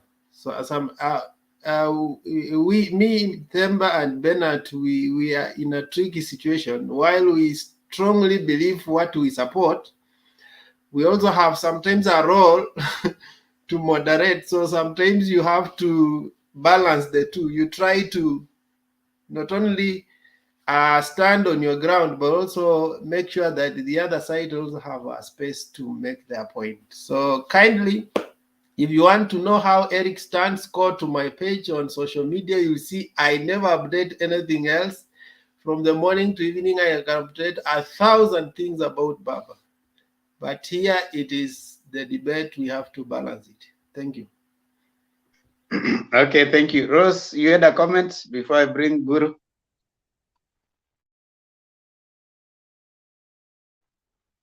You are muted. You're muted, Rose.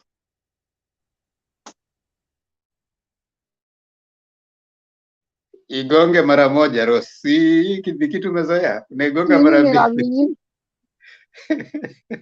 Haya, endelea. Mama. Wow, tena iwache. Kwa debate ndio mtu ata-advertise Baba sana kuliko hata kwa social media yako. Advertise Baba hapa. Watu wanaingia hapa, wanakuja wanajificha. Mimi sijakutana na mtu wa ODM, wale nakutanaga nao wanakuja wakiwa very violent. Unakumbuka sasa hilo ndege Baba alikuwa anapigwa?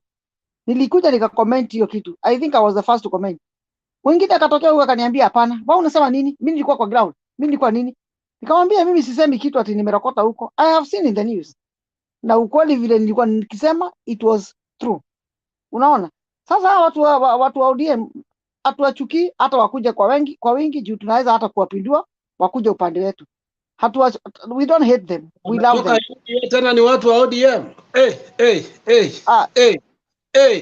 Yawa. Yani watu wa UDA, sorry. Watu wa UDA wakuje. Sorry. Watu wa UDA wakuje. We don't hate them. We love them. They are our brothers and our sisters, you know. lakini shida yao wakikuja wanakuja wakiwa very violent. Unaona, lazima hakuna ule anakuja hapa na asiwache matusi. Why? Sisi tuko Azimio damu na hatuwezi toka huko juu ya mtu, lakini wakikuja tunaweza hata kuwachange wakuje wakuwe wetu. Wako karibu, lakini usiwarete bila uso. Wacha tuwaone, ndio tukikutana nao kwa barabara tunajua ni ule. Wasitupige picha tukikutana nao wanatujua na sisi hatuwajui. Hapana, ama namna gani? Yeah, we want to see them also. Ndio tu kampeni ya Ngiru na Mutua na Kivutha Kibwana, I think wale wako kule kwao Indo door to door, as Ngiru have said before, lakini wako tuko pamoja, hawana problem. To my own view, wako tuko na hao, lakini wanafanya door to door campaign huko. Unajua huyu mtu ameenda mpaka huko bado. Money has been poured all over Kenya, billions of billions. Usicheze na mtu kama amechukua bilioni 70, sijui 200 billion. Kenya mzima kuna pesa zimemwaga nyingi sana. So wale nadhani tu tuko na wao. Nikifikiria. Lakini I'm very happy. Kalonzo juzi alikuwa kwetu Central na ataenda. Amesema atashika Uhuru mkono na ataenda. Najua akienda 2-3 times things will change. Things will change. Na tunaendelea vizuri. Yeah, thank you. Thank you. Thank you, Ross. Guru, time yako sasa.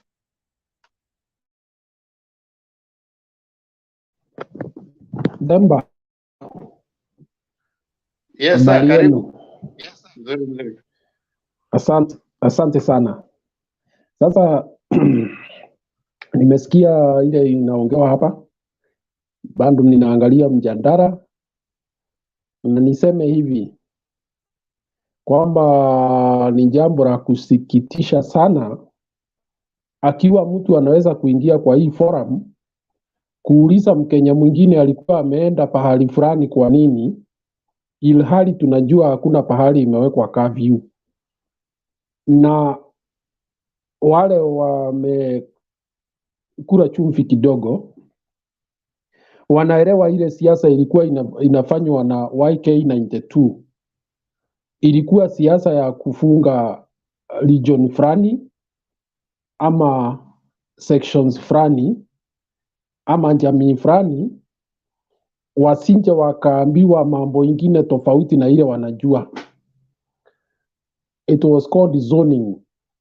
Na ilikuwa mbaya hivi kiasi kwamba hata wale walikuwa wasimame na vyama tofauti walikuwa wanafungiwa njia kuenda wakienda kupeleka makaratasi wakati ya nomination.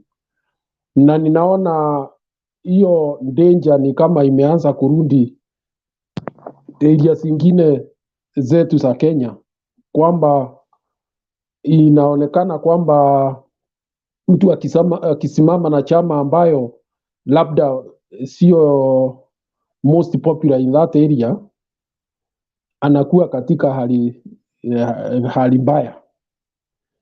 Ndio unasikia mtu akiuliza Mkenya hapa, akiuliza kwani Prime Minister alikuwa ameenda kufanya nini huko, ni kama kuna pahali hawezi kuenda, ilhali yule wanapigia ndebe na ambaye ni kijana yao anaenda kila pahali nchi hii.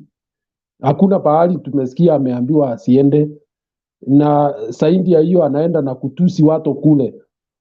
So ni sisi wa Kenya tujue kwamba we must be fair to each other. The way you treat me is the way you'll be treated in other places.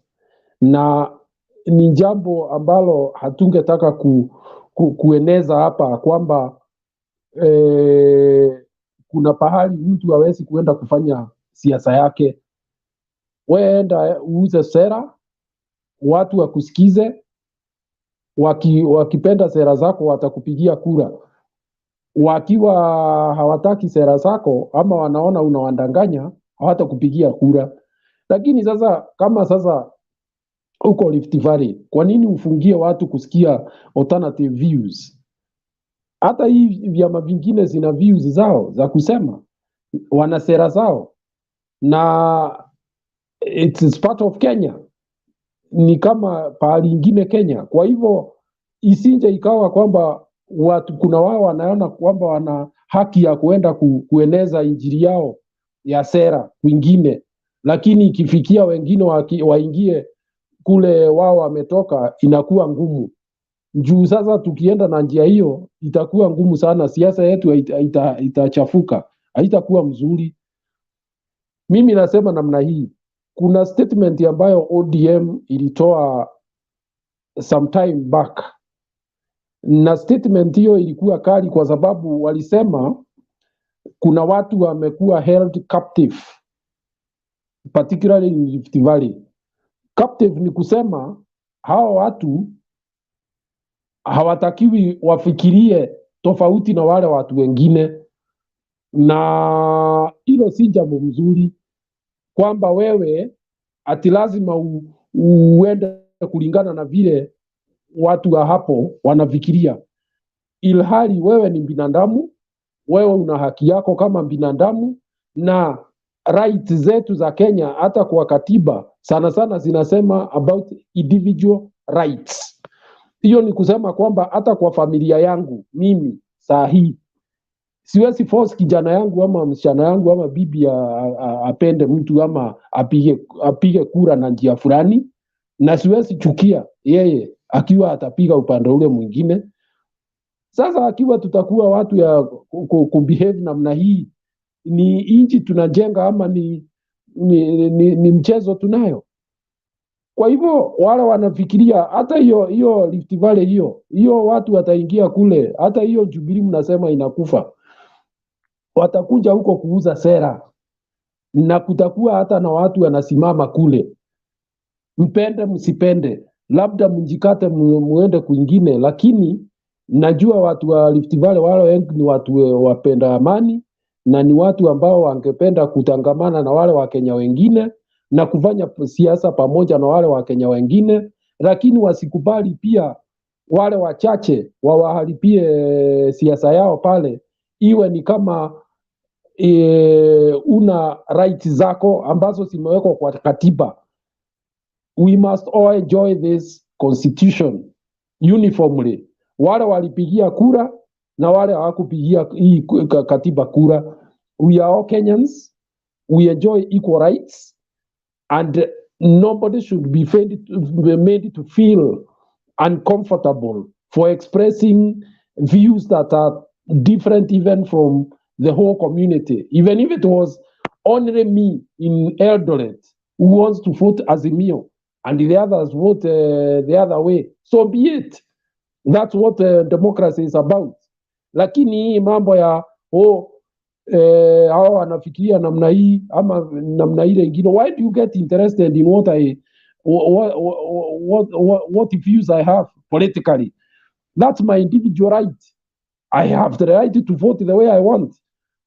Kwanza hata hiyo KANU, nimeona KANU imefufuka sasa. Ile tulikuwa tunatusi, akiwa leo nikifikiria nirudi pale kwa baba na mama, shida iko wapi? Nitaendelea tu kuenjoy right zangu. Kwa hivyo I would like, at least in this forum, let us try even to encourage these brothers and sisters of ours who come from that part of the country, kwamba tukubali kwamba sote ni wa Kenya, na tupeane nafasi, kila mtu aenjoy right zake kama binadamu. Hata jirani yako akiwa ni wa KANU ama ni wa AZIMIO ama ni wa ODM, mpatie hiyo nafasi. Sisi huku kwetu tulikubali hiyo, kule tunaishi sisi, hata neighbors wengine ni wa ODM, na ukienda utakuta the area was overwhelmingly Jubilee, but we don't bother about them because it is their personal rights. They let them enjoy their rights the way they want. Lakini hiyo haiwezi kufanya ati tuwe maandui, then we are not mature. It would mean that we need to go back to school. Then why did we pass the new constitution? So that we enjoy our rights, all of us. Why do you deny other people their rights and make them feel uncomfortable when they take certain political positions? I think it's very unfair. I think there is a lot of civic education that is needed in some parts of this country. There is nothing wrong in supporting different parties and having different political views. It is very unfair to railroad people in one way of thinking. If you don't support a certain candidate and you are in certain area, you start feeling like you are very uncomfortable and you even want to leave the area. Why? Basi inaonekana tutakuwa hakuna nchi tunajenga. I hope the lady who has just left, who was asking why Raila had to go where she had gone and all that, I hope she was not serious, because I heard her ni kucheka tu alikuwa anacheka. These are not laughing matters. These are very serious issues. When you deny somebody else right yake, that's not a laughing matter. It is a serious matter. It should be taken seriously. Kwa hivyo, I hope she was joking, and I hope that is not the attitude that she is carrying with herself wherever she is going and her kin. Asante. Thank you. Demba, let me play some clip. Okay.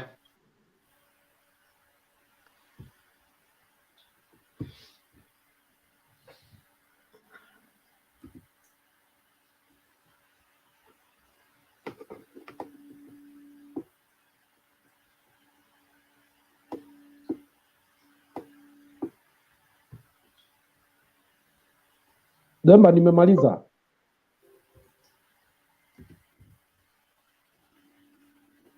Yeah, Wekesa is playing a clip and then we move on to the next person.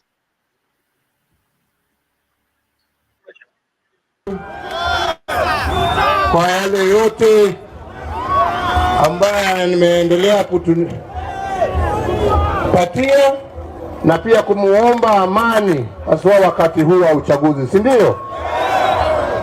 So watu wa pipeline, Bishop ameniambia hapa watu wamekuwa wengi, na akaniambia ile shida moja mungependa tusaidiane ni shida ya maji.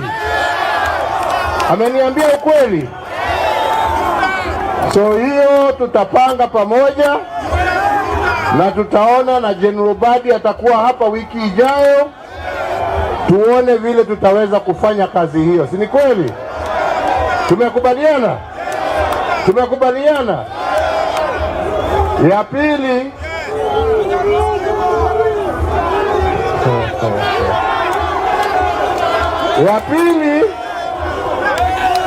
ningependa kuongea kidogo juu ya mambo ya Mkuru.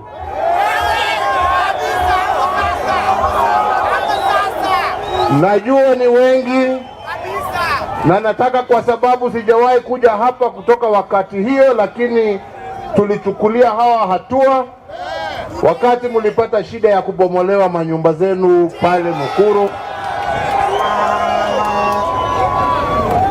Na kwa niaba ya hao, hata kama tumewachukulia hatua, wengine walikuwa maofisa wa serikali, lakini kama kiongozi wa serikali nataka kuwaomba msamaha kwa yale ambayo yalitendeka. Lakini pia tunasema ya kwamba tunataka kuendelea tumalize adjudication ambayo inaendelea, na mimi nataka ifanywe kwa njia ya haki, na ndio wale ambao ndio wenyewe wa hapa wawe ndio watapatiwa karatasi ya kuhakikisha wamemiliki hiyo mashamba, wale ambao walikuwa wanaishi hapa. Si namna hiyo? Na ndio tena mambo kama haya yasiweze kurudiwa tena, si ndio? Tumekubaliana hapo? Tumekubaliana hapo? Ya tatu, mimi nawaomba, wakati huu ambapo tunaelekea uchaguzi mkuu, mimi nawaomba tufanye shughuli zetu za uchaguzi kwa njia ya amani. Tunaelewana? Tunaelewana? Tunaelewana? Nimesema hapo kwa kanisa ya kwamba hakuna mmoja wetu ambaye atahama taifa la Kenya baada ya uchaguzi. Sisi sote tutaendelea kuishi hapa. Si namna hiyo? Tufanye siasa zetu kwa njia ya utulivu na ya uzima. tusifanye siasa ya utoto, tusifanye siasa ya kugombanisha watu.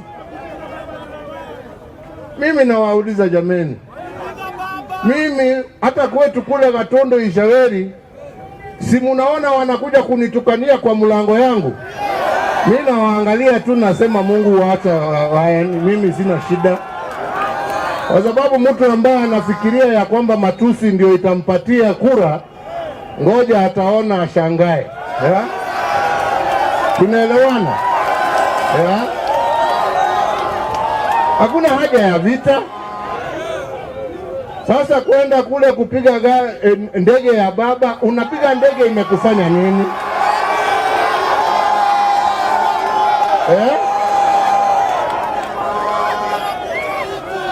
Kama kitu ingetokea hapo, hiyo jiwe iwe imeipiga huyo mzee, si hiyo ni moto ungewaka taifa letu la Kenya?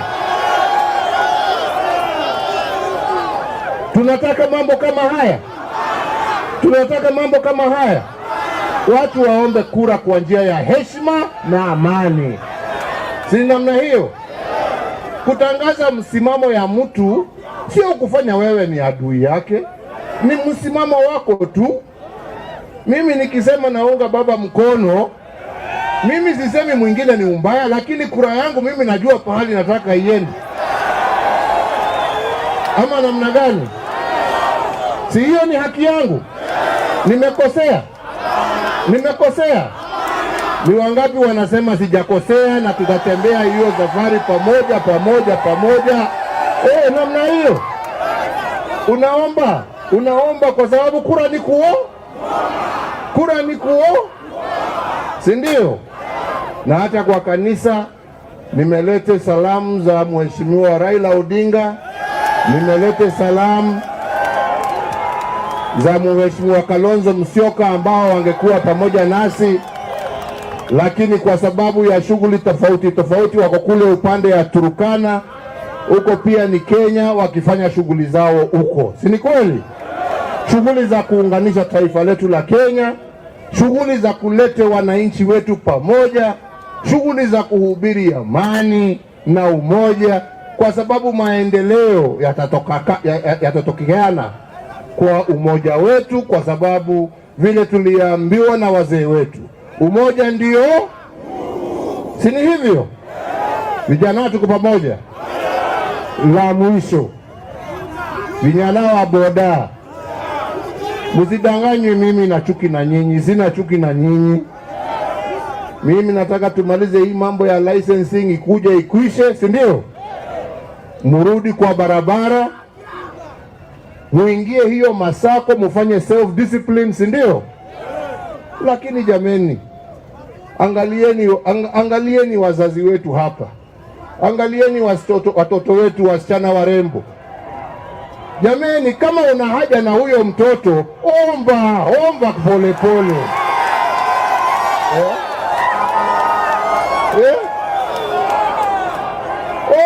Omba pole. Hakuna haja ya kuchukua kwa nguvu. Ama ni namna gani wenzangu? Omba pole.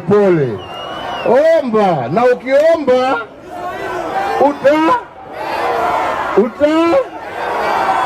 basi. Ama ni namna gani wenzangu? Kwa hivyo mkirudi kwa mabarabara, si ndio? Mkirudi kwa mabarabara, tafadhali muheshimu wateja wenu ambao mnabeba.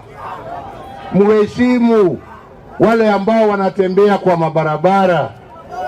Muheshimu wazazi wenu. Muheshimu wakina dada wenu jameni. Ama ni namna gani? Ni makosa mimi kuwauliza hiyo? Na mkitoka hapo, biashara ni yenu, mkuze biashara yenu. Mkitaka mtu tuwasaidie kwa hiyo masako yenu, tuwasaidie mjenge manyumba. Tunataka nyinyi nyote mchukue NHIF, ndio mtu akiwa na accident anaweza kwenda kwa hospitali bila malipo kubwa. Mambo haya yote tutasaidiana na nyinyi, si ndio? Tumekubaliana? Boda, tumekubaliana? Hebu nione kwa mikono kama kweli tunakubaliana ya kwamba hii kazi tutafanya pamoja. Mimi nasema Mungu awabariki Mungu awalinde na tutarudi.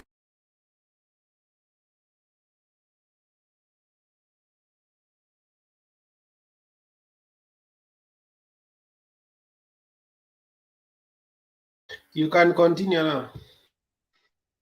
Haya, wanaume muombe polepole, muombe mtapewa. Unasikia Urezo amesema hapo, mazee, story ya kuchukua kwa nguvu, omba polepole utapewa. Asante. Wekesa, ulikuja kabla, sijui kama utatoa maoni yako saa hizi. Ulikuja kabla ya Honorable Bundi, ama nilete Bundi kwanza? Bundi alafu nitoe. Haya, Honorable Bundi, habari gani mkubwa? Mzuri, munaendeleaje? Tunaendelea vizuri. Huko imekuwa muda? Ya, imekuwa muda kidogo, lakini si sana. Saa ngine unanitupa nje, kama leo asubuhi umeniweka nje sana wewe. Nani, mimi? Ulikuwa unaongea na mrembo mwingine kwa simu, ulikuwa umeconcentrate hapo 3 hours. Sasa wewe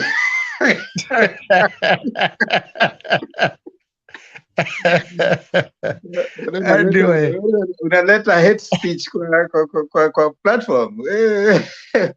Warembo lazima saa ngine amuchacheka tangu mkucha hapa, nilikuwa nataka mcheke at least. Hakuna kitu mzuri kama kukua happy. Warembo lazima waongeleshwe bana. Kama unaona tumeambiwa hapo tuombe. Sasa lazima tutaomba polepole. Allow me to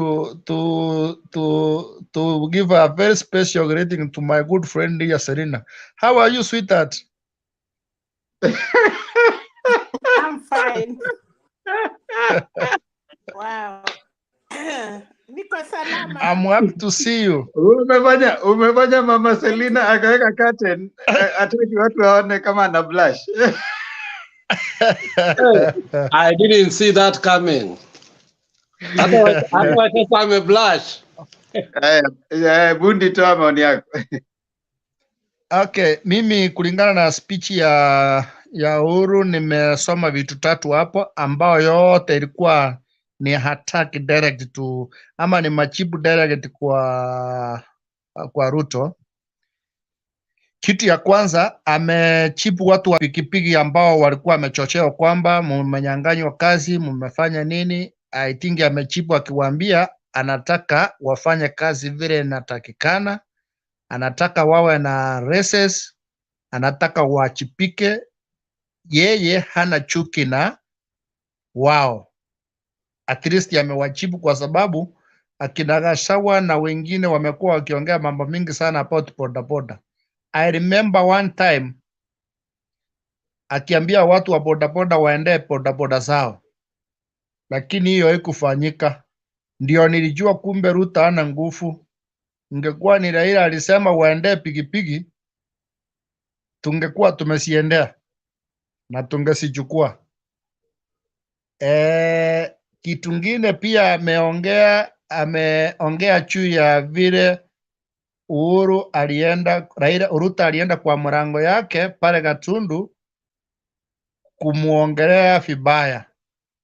I can assure you all vice presidents ama watu wote ambao wameuliza kura za urais, sijawahi iona mtu ameenda kwa mrango ya rais mwingine kuongea vile Ruto anaongea. Iwe ni wakati wa Raila, achawahi ingia Baringo. Iwe wakati wa Uhuru tu Kibaki akuenda Baringo pale kwa mrango ya Moi. Wakati wa Moi akuenda pale mahali Ruto alikuwa, na achawahi enda Pondo pale kwa Raila. Sasa ukiangalia, I think Ruto ako na sijui ni kiburi ama niite namna gani, ako na courage nyingine ambayo si ya kawaida. Kwa hivyo ningeomba wale ambao wana advise Ruto angekuwa na mpaka kidogo tu, at least akuwe na mpaka kidogo. Alafu unajua hii uchaguzi asiichukue kama ni live and dead, is young, he can still be the president of Republic of Kenya. Kama Mungu alisema hatakuwa. Mimi ile kitu ninajua si 2022, lakini mbele ako na nafasi.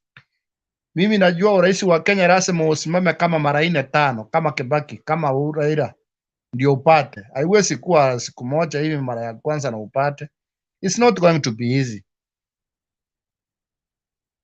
Another thing, Ruto si hati ni mbaya. Shida yake peke yake ni greediness. He has struggled whichever way.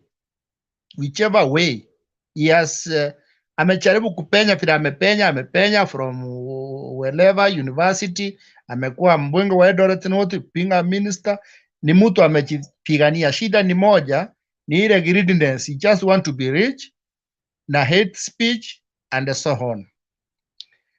About the chopper, I think Raila pia amemjibu, Uhuru pia amemjibu na amemwambia kama huyu mzee angeguzwa nchi ingewaka moto, and that's very true. Sahi hata Nairobi hapa hakunge karika, hata hii Eldoret mahali wanakaa, even Mombasa, ile vita ingekuwa inatuangwa sahi, tungekuwa na watu wametayara habari mbaya sana, but we thank God. Na mzee naye akasema sichaguswa, niko sawa na watu, amesema watu wapili amani.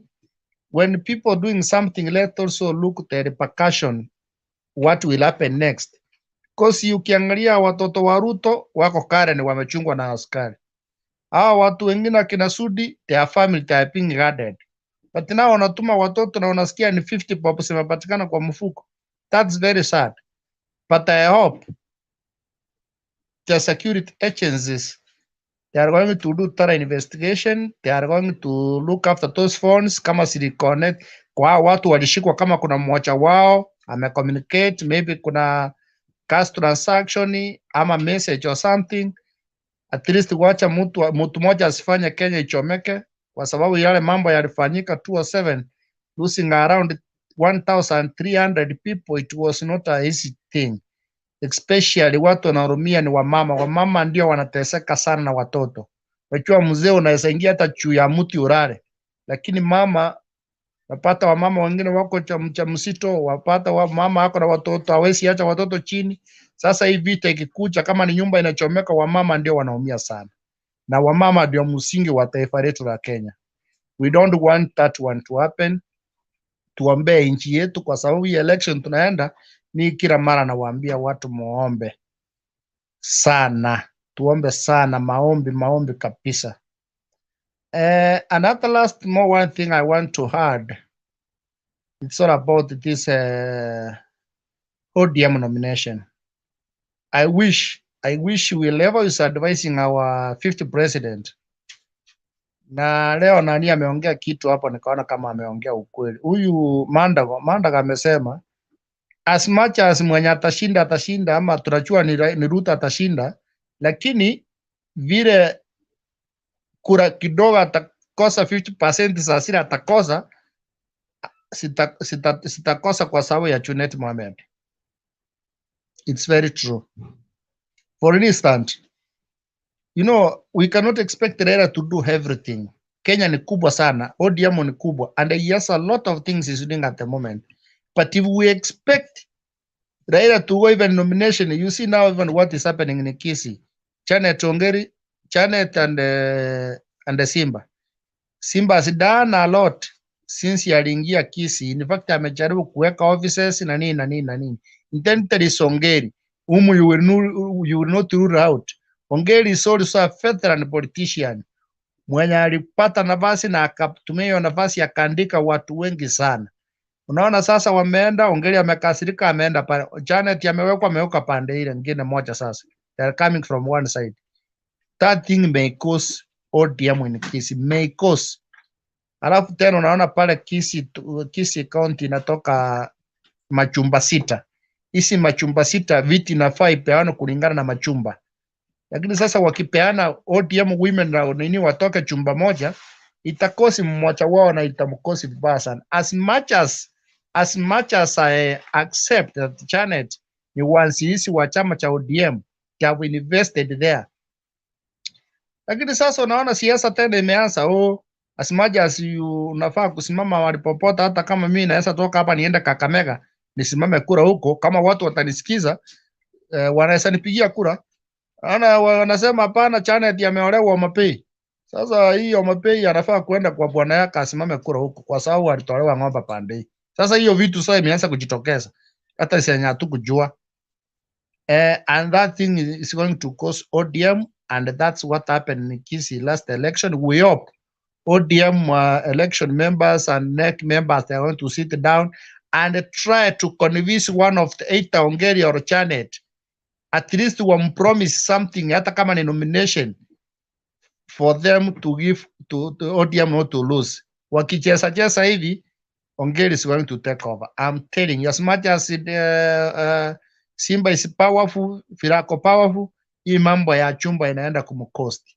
Then Ongeri maybe Janet will also come back and take. I hope they will do something. That is the bad thing. Even in Omapei, if you see the way I understand Mawanga is during a press code, wale watu wanachua those South wanachua Homabay County. Homabay County imegusa mahali inaitwa Sondu, imepanda hiyo parapara inaitwa Chapera, imekucha paka mahali inaitwa Kadongo, imekucha Oyugis, ukiteramuka kuna puresi inaitwa Kosere, uingie Kindu Peyarabu, hiyo parapara ukata chini paka mahali inaitwa Katitu. Mawanga is ruling in those areas. And then Evan Secretary is coming from the other side. Watu wawili wamesikana. Alafu ya mwisho, tukubali hivi. Money is power. Kidera's money. Mawanga ako na watu. They may also cost. Kidadi si wanga. The same thing may be happening in Siaya. Gumbo alichallenge, in fact ya kuchukua kura last time, we all know, aliangusa Rasanga, ni kitu iko kwa public domain. Rasanga, Gumbo is one guy anapendwa sana. During the year alikuwa MP, he did a good job there. Amesikana na mtu kidogo, 1 second. Ngoja. Wewe una support wale watu ambao hawajachaguliwa na hiyo party, si ndio? No, diffuse inasema why ODM is losing. What I totally want to say, ODM should have given people mandate of choosing their favorite candidate. In case of direct. Hold on, let me ask you, have you read the constitution for all the parties? Yes, I know it's the party inafaa kupeana mutu, not a voter. No, hold on. No, relax. Have you read the process of nominating or getting their... Yes, the consensus, there is nomination, there is opinion. Go enda pole pole. What is the first one in ODM? Yeah? In ODM, have you read it? Yes. Is consensus an option? Yes. Is party delegates an option? Yes. Is universal suffrage an option? Yes. Now, if people are competing, 10 people, yes, and they go to universal suffrage, and maybe one of them wins, what have you seen? What is the behavior of the others? Do they normally support the winning person? Temba, let me be very honest and answer you this way, because I'm a politician and I'm an ODM member and I really love ODM. Let me answer. I just want to answer you. Nataka nikujibu kiukweli. In terms of this consensus, umesema 10 wakasupport the winning person. Kuna vitu kadhaa inasafanyika kwa huyu mtu ndiye supportiwe. 1, you being promise upromisiwe kitu fulani ama pesa umsupport. Not people. When you sasa kuna mahali inatakikana opinion ya nomination. Let me tell you something, and that is I can tell you without a doubt in my mind. There's no time in politics. Utakuja ufike umefanya kitu ambao yani the key members wanasema sasa mimi nimeshinda, yani hiyo ni sawa. There's usually an option. And let me tell you, whichever option politicians have right now, in my view, whether it is ODM, whether it is whatever, let them conduct their nomination. Kama ni hiyo consensus watafanya ni sawa. If now you voters, it's now up to you voters, because hata wanaweza kuja wafanye hiyo ODM nini, but still you don't want the person ambaye amefanyiwa universal suffrage. So it is up to the voters on 9th to communicate. You know, you can't say that ODM is losing and no votes has taken place.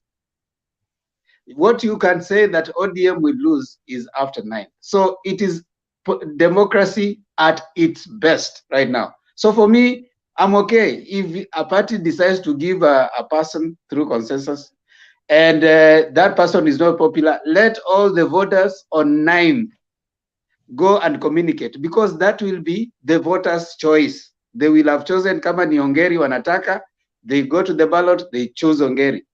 If it is they don't want Orengo for whatever party, because beyond this, there's 9.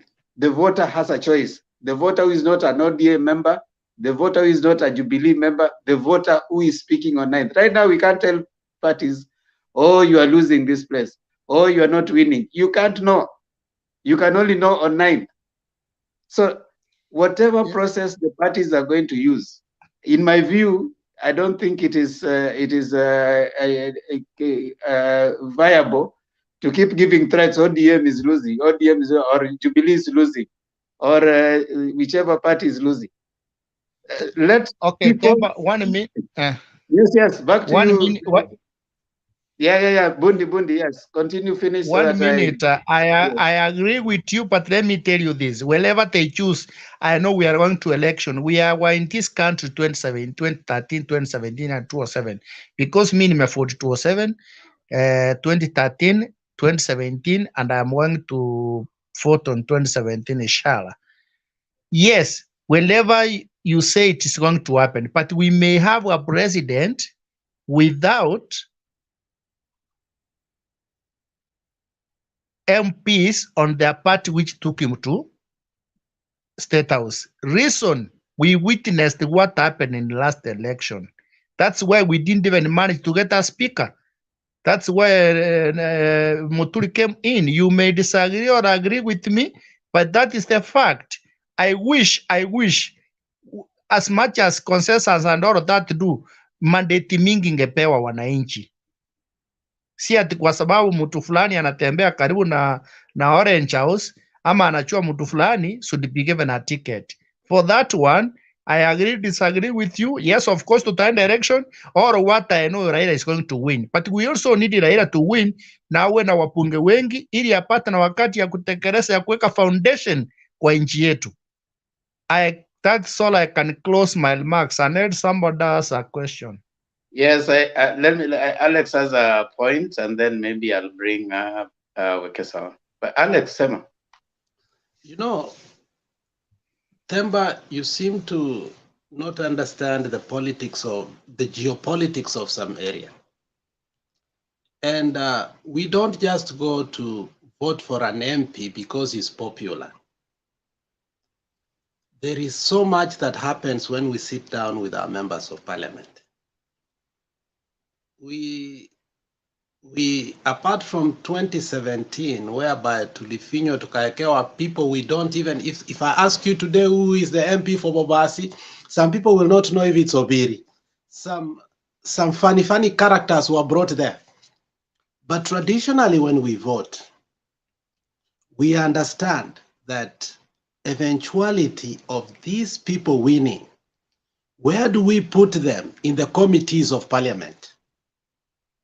We love doing that because we realized small communities must embrace themselves in a way that how do you get to near the government, but you are not in the government.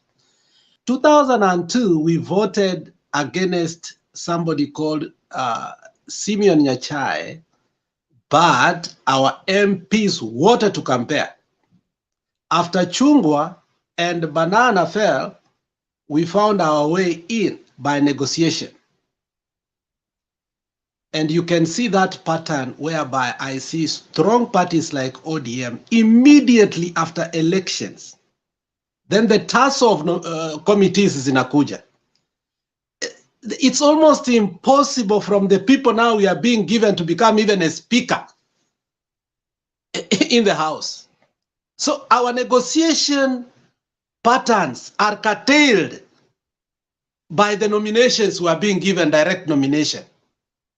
And you want us to be myopic in that area and wallow in the mud and accept that. This is politics. Politics is not fight for Baba, it's fight for power. And that power must be taken seriously. And that is why we say, okay, this person, when he wins, when Sudi wins, which committee can be given as a chairperson? By all chances, even if consensus was to be done, nothing. No chairman. After chairman for illiterate, he won't receive because he's permanently semi-literate. So there's a pattern of being given some weak leaders that we cannot grow them by merit. When we decided Magara was to go, not because he was the most popular at that particular time, we asked, as a person who had stayed in Kenya Revenue Authority, he had performed. We know him, CPA holder, ABCD, and you knew how he in ranks. Baka akakuwa public account committee, he performed very well. And that is how you grow a politician. There are these funny nominations being given to people who cannot grow beyond the name MP. And we must stop that. While as a community, we are not agitating for communal democracy, but it's right also in ourselves to understand that growth cannot just happen by just receiving CDF money alone. Committees have ways of helping. Look at the man Kutuny agitating. Now, the best MTC in Kenya today is in Cherangani. You listen to him speak, even in debates, you admire them. So these funny nominations being given are the ones we are refusing. And that is why we are saying, we rather than dominate a person that is stupid by ourselves, but not to be given a person who is stupid, and then we are happy that he's a member of parliament. And that is, some communities agree to that. But we have. Now, let me go back to last election, where Baba was super popular in Kisii. A small mistake, we missed everything. A small mistake. Why is it we should repeat the same thing that happened last time? Hence, we know that hiyo kitu ilifanyika last time messed up everything. But by your information, hii kelele tumepiga, including yangu, has already snatched Janet Ongera. Saa hii tumeona tena statement imetolewa ikasema, no, nominations zinaenda kukua. Because on Monday, buses were going there. And it's not one person. Usifikirie it's one person. We must fight within a strong party to grow, because we know the essence of it. That is why somebody like Keter last time aliponyanganywa chairmanship ya agriculture committee, and in Kibor's funeral, if you noticed, he spoke longer. He spoke about fertilizer. He spoke vile alinyanganywa hiyo nini yake ya chairmanship ya agriculture in parliament. He told them what happened and he told them how. That is how we agitate for our people. Parliamentary committees are powerful. We cannot be given people who can't be nothing. Not even one chairman. We will refuse that. We must be given people who are capable to serve us beyond just an MP. That's why we say so. And nominations in Kisii this time were almost like a guarantee that that's the next member of parliament. You need to know that. We were not, we had agreed nominations were almost guaranteed, 70% guaranteed. We refused to go to party ya Matiang'i, basically because we wanted to fight within ODM, because that is our party too. But you can't be giving us these funny nominations. So we will fight.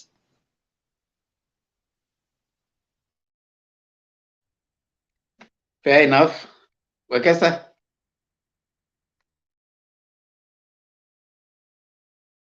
Sorry, I'm on mute. I think you have listened to different political discourse. Maybe I begin by this issue of democracy in ODM before I delve into the topic. One, democracy is progressive. It's a growing concept in every country, and every people choose how they are governed. In management, they define culture as how we carry out our things. And sometimes even democracy is how you carry out your things.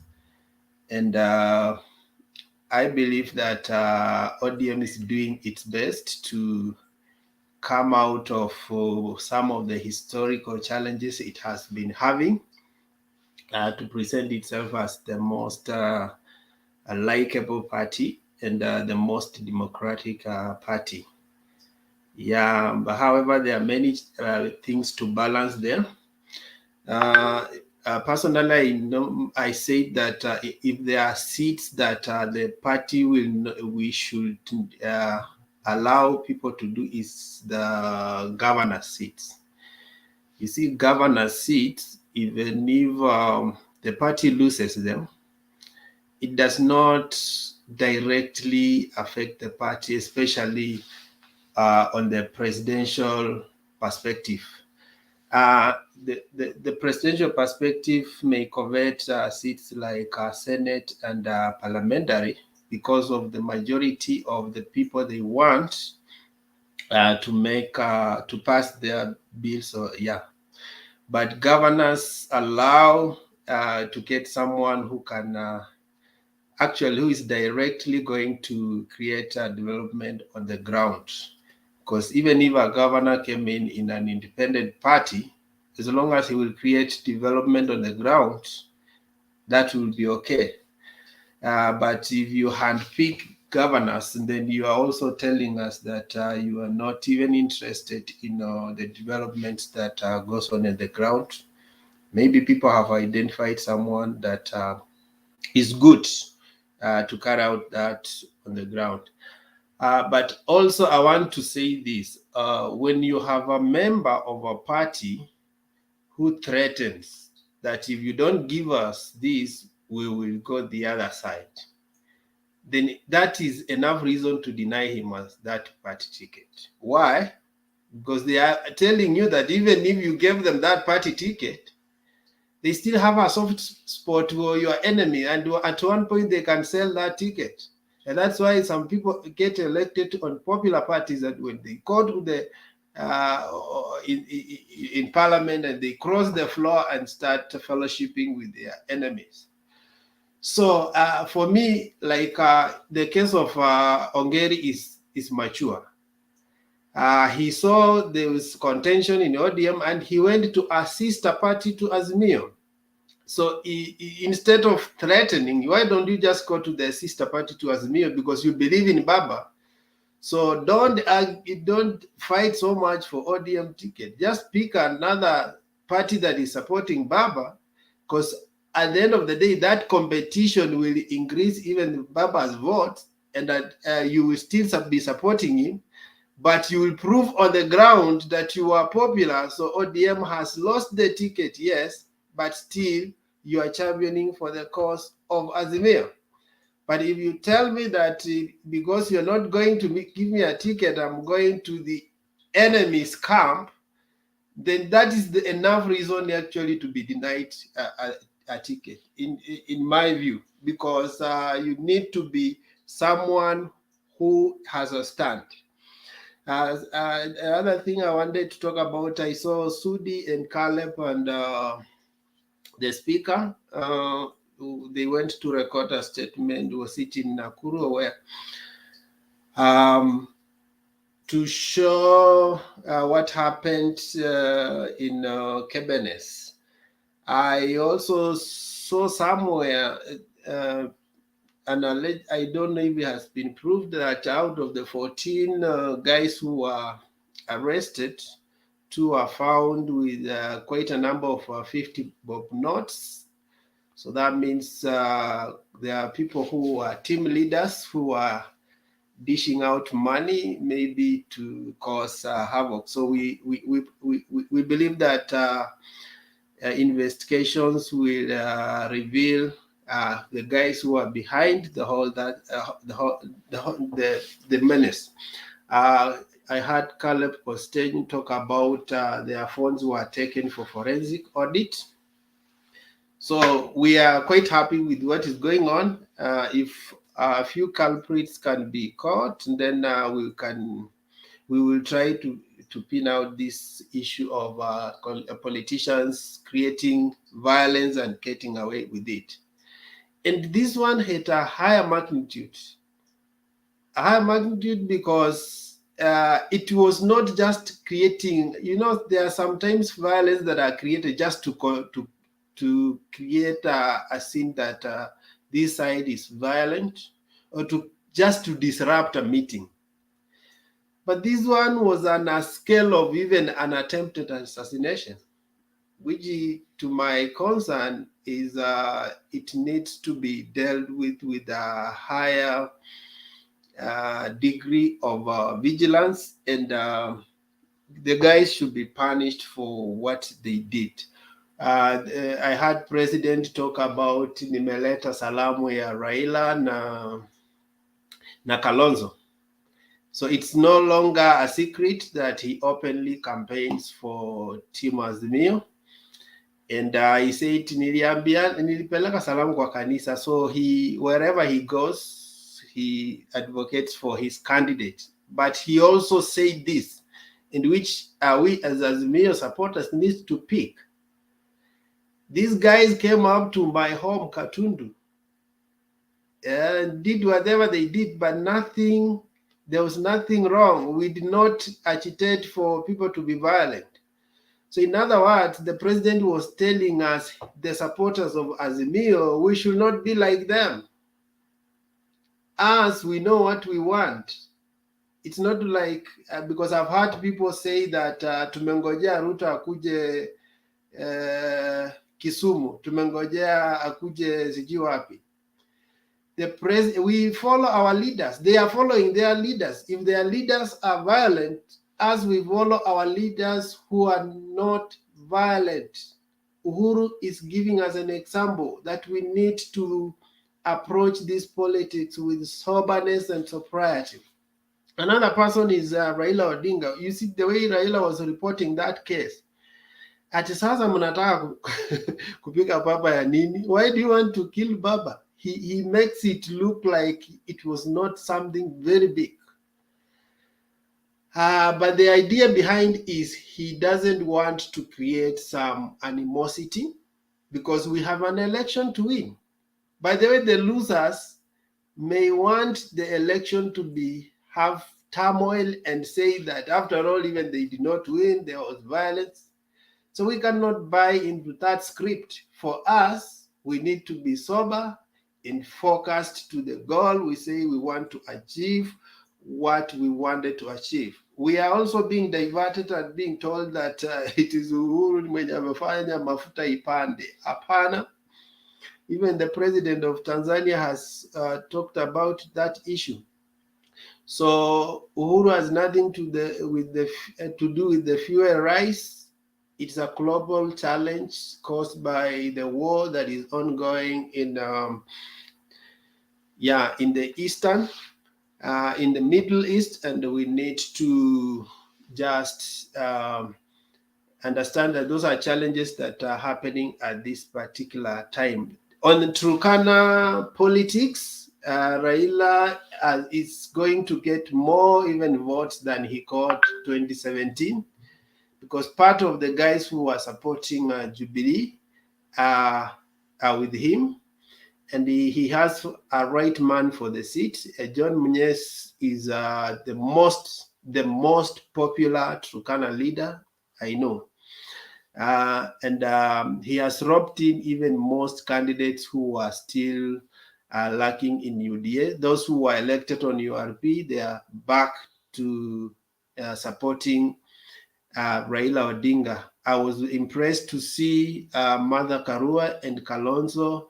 Now they are focused. They are Baba's #1 supporter. Just to slot in one thing and then I stop there. Raila is, everywhere he's going, is having Babowino. So I was saying that I think Raila is mentoring a brilliant young man, Babowino. But on the other hand, Ruto, wherever he goes, he's with the Sudi. He's mentoring another goon. Let me stop there. Where is our moderator?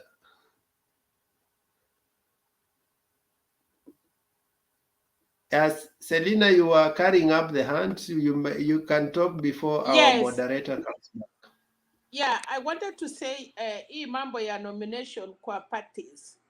Unajua sometime Wekesa watu wanakuja, sometime parties wanaangalia loyalty. Unaweza pata nomination kwa party, ukifika parliament ndio unaona watu wana cross, kwa sababu so sometime parties wanataka watu wamekuwa loyal kwa party, ndiye at least mtu kama useme for example Kitero, vile nasikia watu wanakasirika. Can you imagine Kitero akiwa gavana ya Nairobi aliheshimu baba aje? So sometime unataka, na ametoka na shida Nairobi na anataka kupeleka Homa Bay. So unaweza nyima Gladys Wanga nomination mwenye anakupa na pate na mwenye amesaidia baba, na mtu kama Kitero akuja na pesa. So nominations wanaangalia, wengine wananyimwa si kwa sababu, kwa nini? Ni kwa sababu msimamo, na pengine they are not loyalty to parties. Ni hayo tu nilitaka kusema.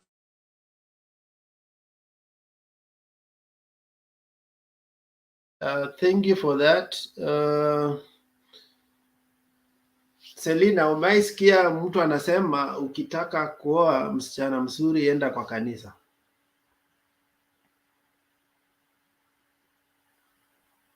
Selina, umeisikia hiyo kitu? Unasema aje? Umeisikia mtu akisema ukitaka kuoa msichana mzuri enda kwa kanisa?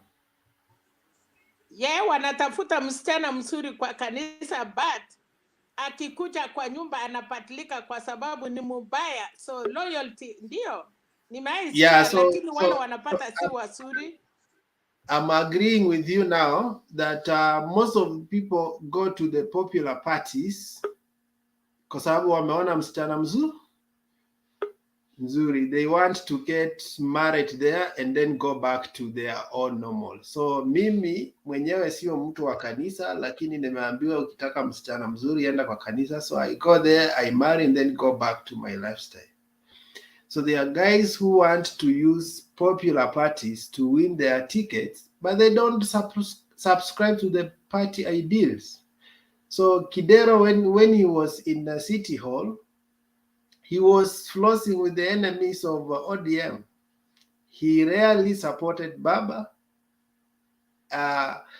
but right now he wants to be like, I am the real deal. Someone said that Kidero has money.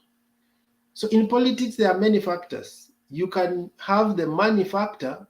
So Kidero has the money, but Wanga has the party. Party is also a factor. So let them play their cards. Let him use his money. Let Wanga use the party and see who will emerge the winner. We cannot give you all the factors. If you have the money, the other person was loyal to the party, let him use the party power. And let's see who will win. If he wins using his money power, so be it. But he cannot come and monopolize it because I have the money and can control the masses, so I need to be given the seat. No. So I don't know where we had reached because Themba has gone. Who was next? Can I say something? Yeah? Yeah, can I say something? Yeah, wait first. I want to confirm kina nani walikuja saa ngapi. Oh, okay. Based on my list here, Martin, you had you spoken?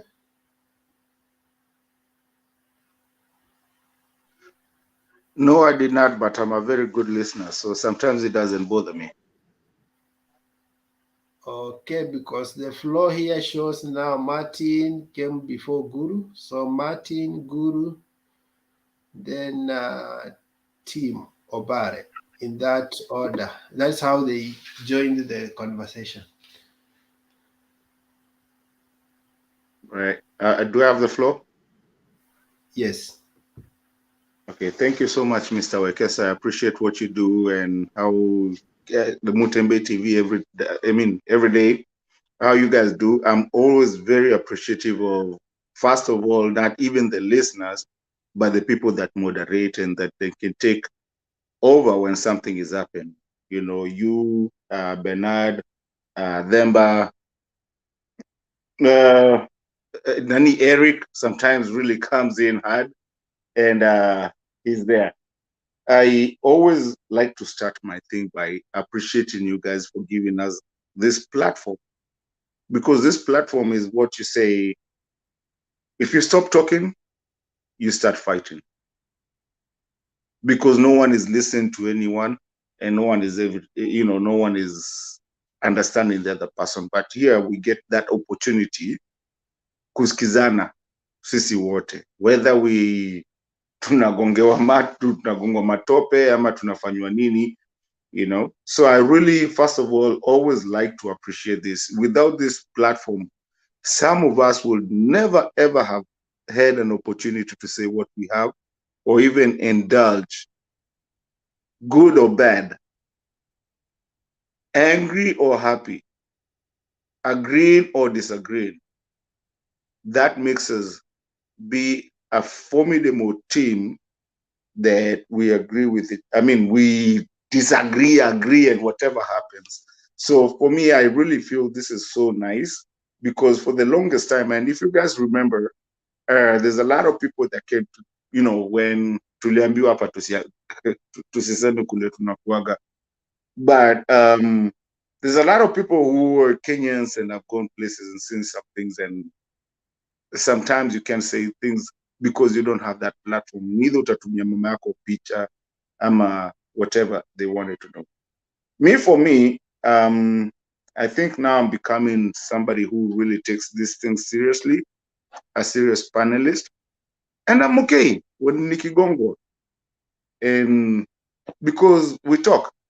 Anyway, having appreciated the channel, and Mutembe Mali Yuko, tell him thank you, what he did was a nice thing. And he has a very good people who come over here and actually give us that chance to say the things that we could, however, never had been able to talk or discuss with people. And that's Wekesa, thank you. Na kila mtu. All right, moving on. Uhuru alisema ile kitu watu wataki kusikia. And the funny thing, and it was also in Mutembe TV, because I don't know if Wekesa, a lot of people understand that Mutembe TV is not just this channel. There's news going on every day. There was a guy alikuwa amebeba ka wheelbarrow, alikuwa anataka kwenda hiyo church AAC ya Uhuru, akafukuzwa huko, and then he was there, and it's there in YouTube if anybody wants to go watch it. And because we have to watch what people are talking about and how people have educated themselves. He stood in the streets. I mean, he was goddamn just drunk all over. But he was talking, and then people were like making fun of him. I don't know if he understood that, because he's a grown-up. I think he's older than me, looking at him. But you could see that guy drunk. I don't know what he was, but he had the UDA hustler wheelbarrow that he had made, and the crowd was making fun of him, telling him, "Yo uzia watoto, nikupatie 50 bob upatie mtoto. Yo ni nini unatupatia?"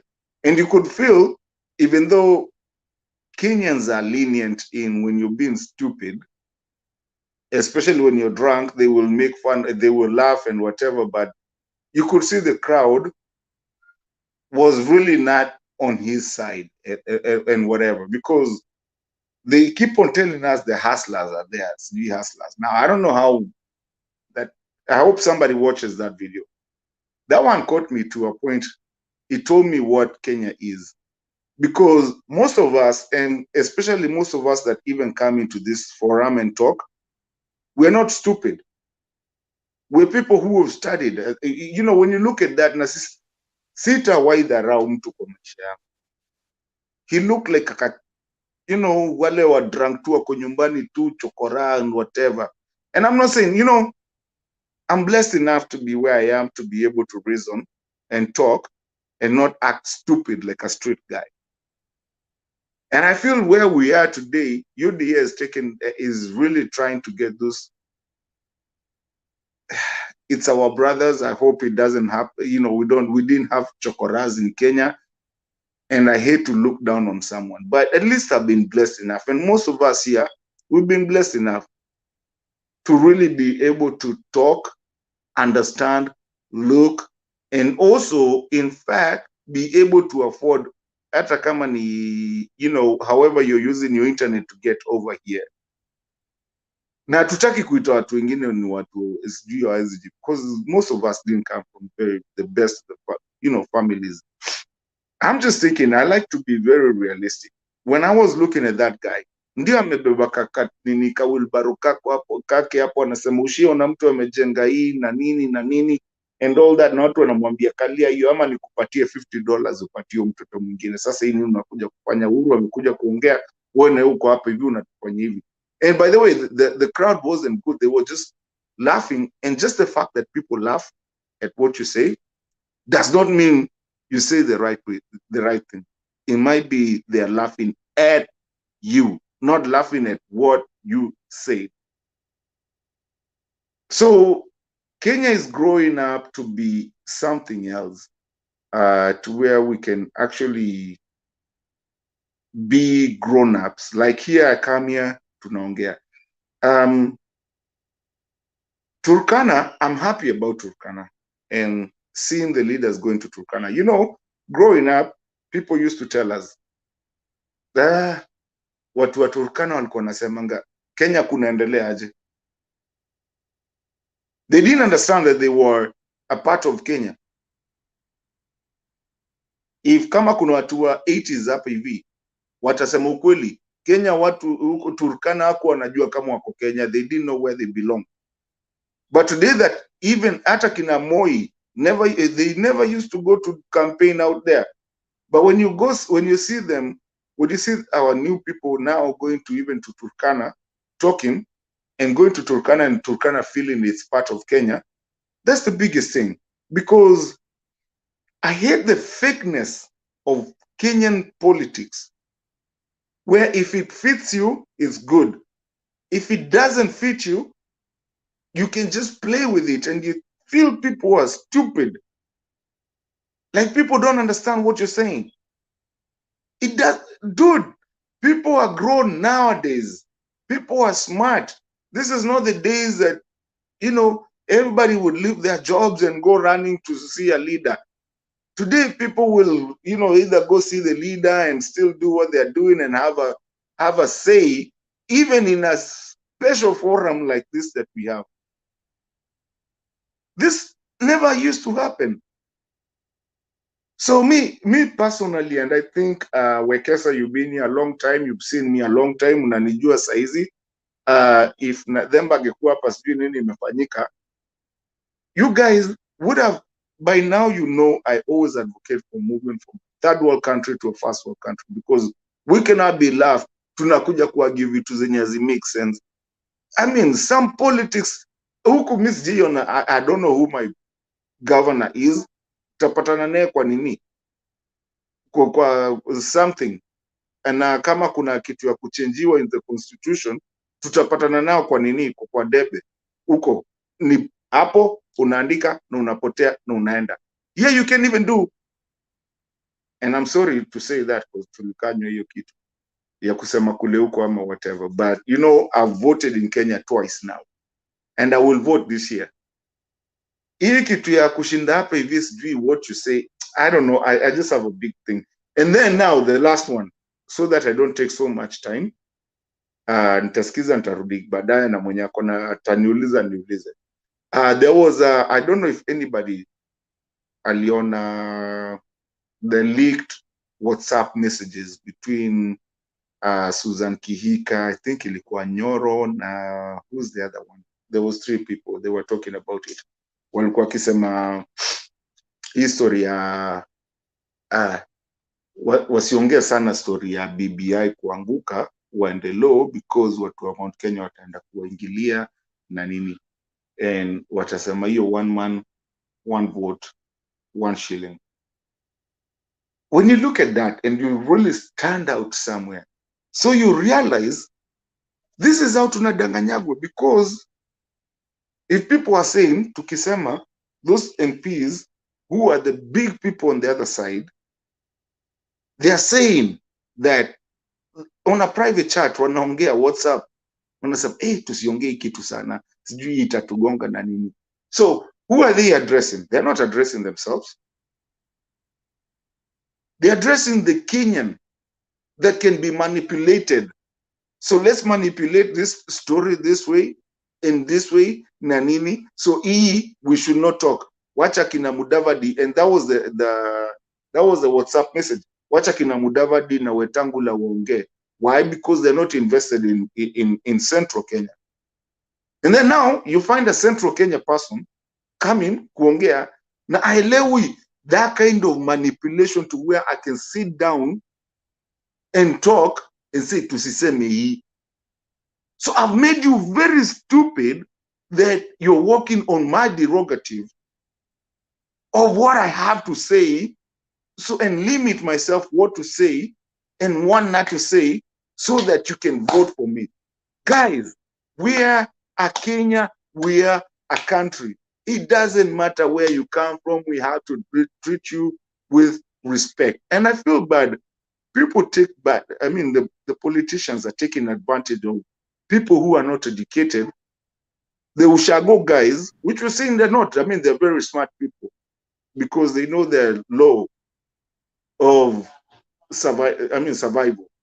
But you find this kind of setting where we feel like we can run a thing, and a system of way of talking to people to understand people. And I have a hard time mkisikamkana jerudia poleni is because it's very personal to me. It's the same way you find in Russia. There's a war in Ukraine, but in Russia they're telling people there's no war. And I heard a soldier anapigia baba yake mzazi, anamwambia tuko kwa vita, tuko Ukraine. Babake anamwambia no, hakuna huko, tumeambiwa huko tu mmeenda kufanya, you're going to do, go to the people na nini. Wanaanza kosana na baba yake, na ule kijana anagonga huko na anakufa. The way we do our things, we need to be very polite and straight. Martin. Yes sir, unajua mimi uzima mic nikisikia mtu akianza kuongea because I try to... You're making a very valid point that the audience or the voters need to know that politics happen on a narrative. Actually, people sit down and say, let's go and say this. Let's go and tell Mount Kenya, this is how Raila is. When they work on that and they see it's not bearing fruits, they say, let's change. Let's not talk about bottom up. Let's start saying, Uhuru has not done anything. They try and it's not working and say, let's not continue hammering Uhuru because it's not working. Let's go and say, Raila achatairiwa. They are trying narratives, isn't it? So I think that I see your point, and it needs to come out clearly on the voters. Most of these things we fight on are narratives that people sit down. There are 4 or 5 guys sit down and create a narrative. And they say, let's go and use this one against this person. I thought I needed to amplify that. Yeah, finish your point so we go to Guru. Nakubaliana nawe Wekesa, I totally agree. But I think there comes a time that even though we always say Africa, you know, and everybody, the whole world thinks that we're behind, I think there comes a time that at one time we will have to be realistic and, you know, do things the right thing, because I believe everybody knows what the right thing is. We just play politics. And politics sometimes can be dirty and destroy everything, because politics is a social kind of fabric, geopolitical kind of way of living, and agreeing to agree to some things. And when you disagree, and then that kind of side takes its part, what it does at the end of the day, if you're not careful, it just puts our country back. It's a way of saying that the lie, knowing the truth, and everybody knowing the truth. So I think we need to move on to those things. I mean, move on to, because at the end of the day, I don't think anybody here cares about politics. I think all of us here care about our future, our kids' future, and our prosperity. I think that's the biggest thing. So it's not who you do and how you do. I think we need to be realistic with ourselves. Thank you so much for that contribution. I see Cheriot rebattling and saying, I hope we know that it applies both sides. Yeah, political narratives apply to all candidates. So we are not saying one side is an exception. But some narratives are more constructive, because if we want, there are narratives that bring truth and there are narratives that create lies. For example, there is a team which were telling us that, you see, we painted Raila black on the mountain. So they have to go and reveal him. So they create a truth narrative where you now speak about the real Raila that was not the one you had painted black. So there are narratives that create the truth, and there are those that paint people just for the sake of politics. Kuru, how are you?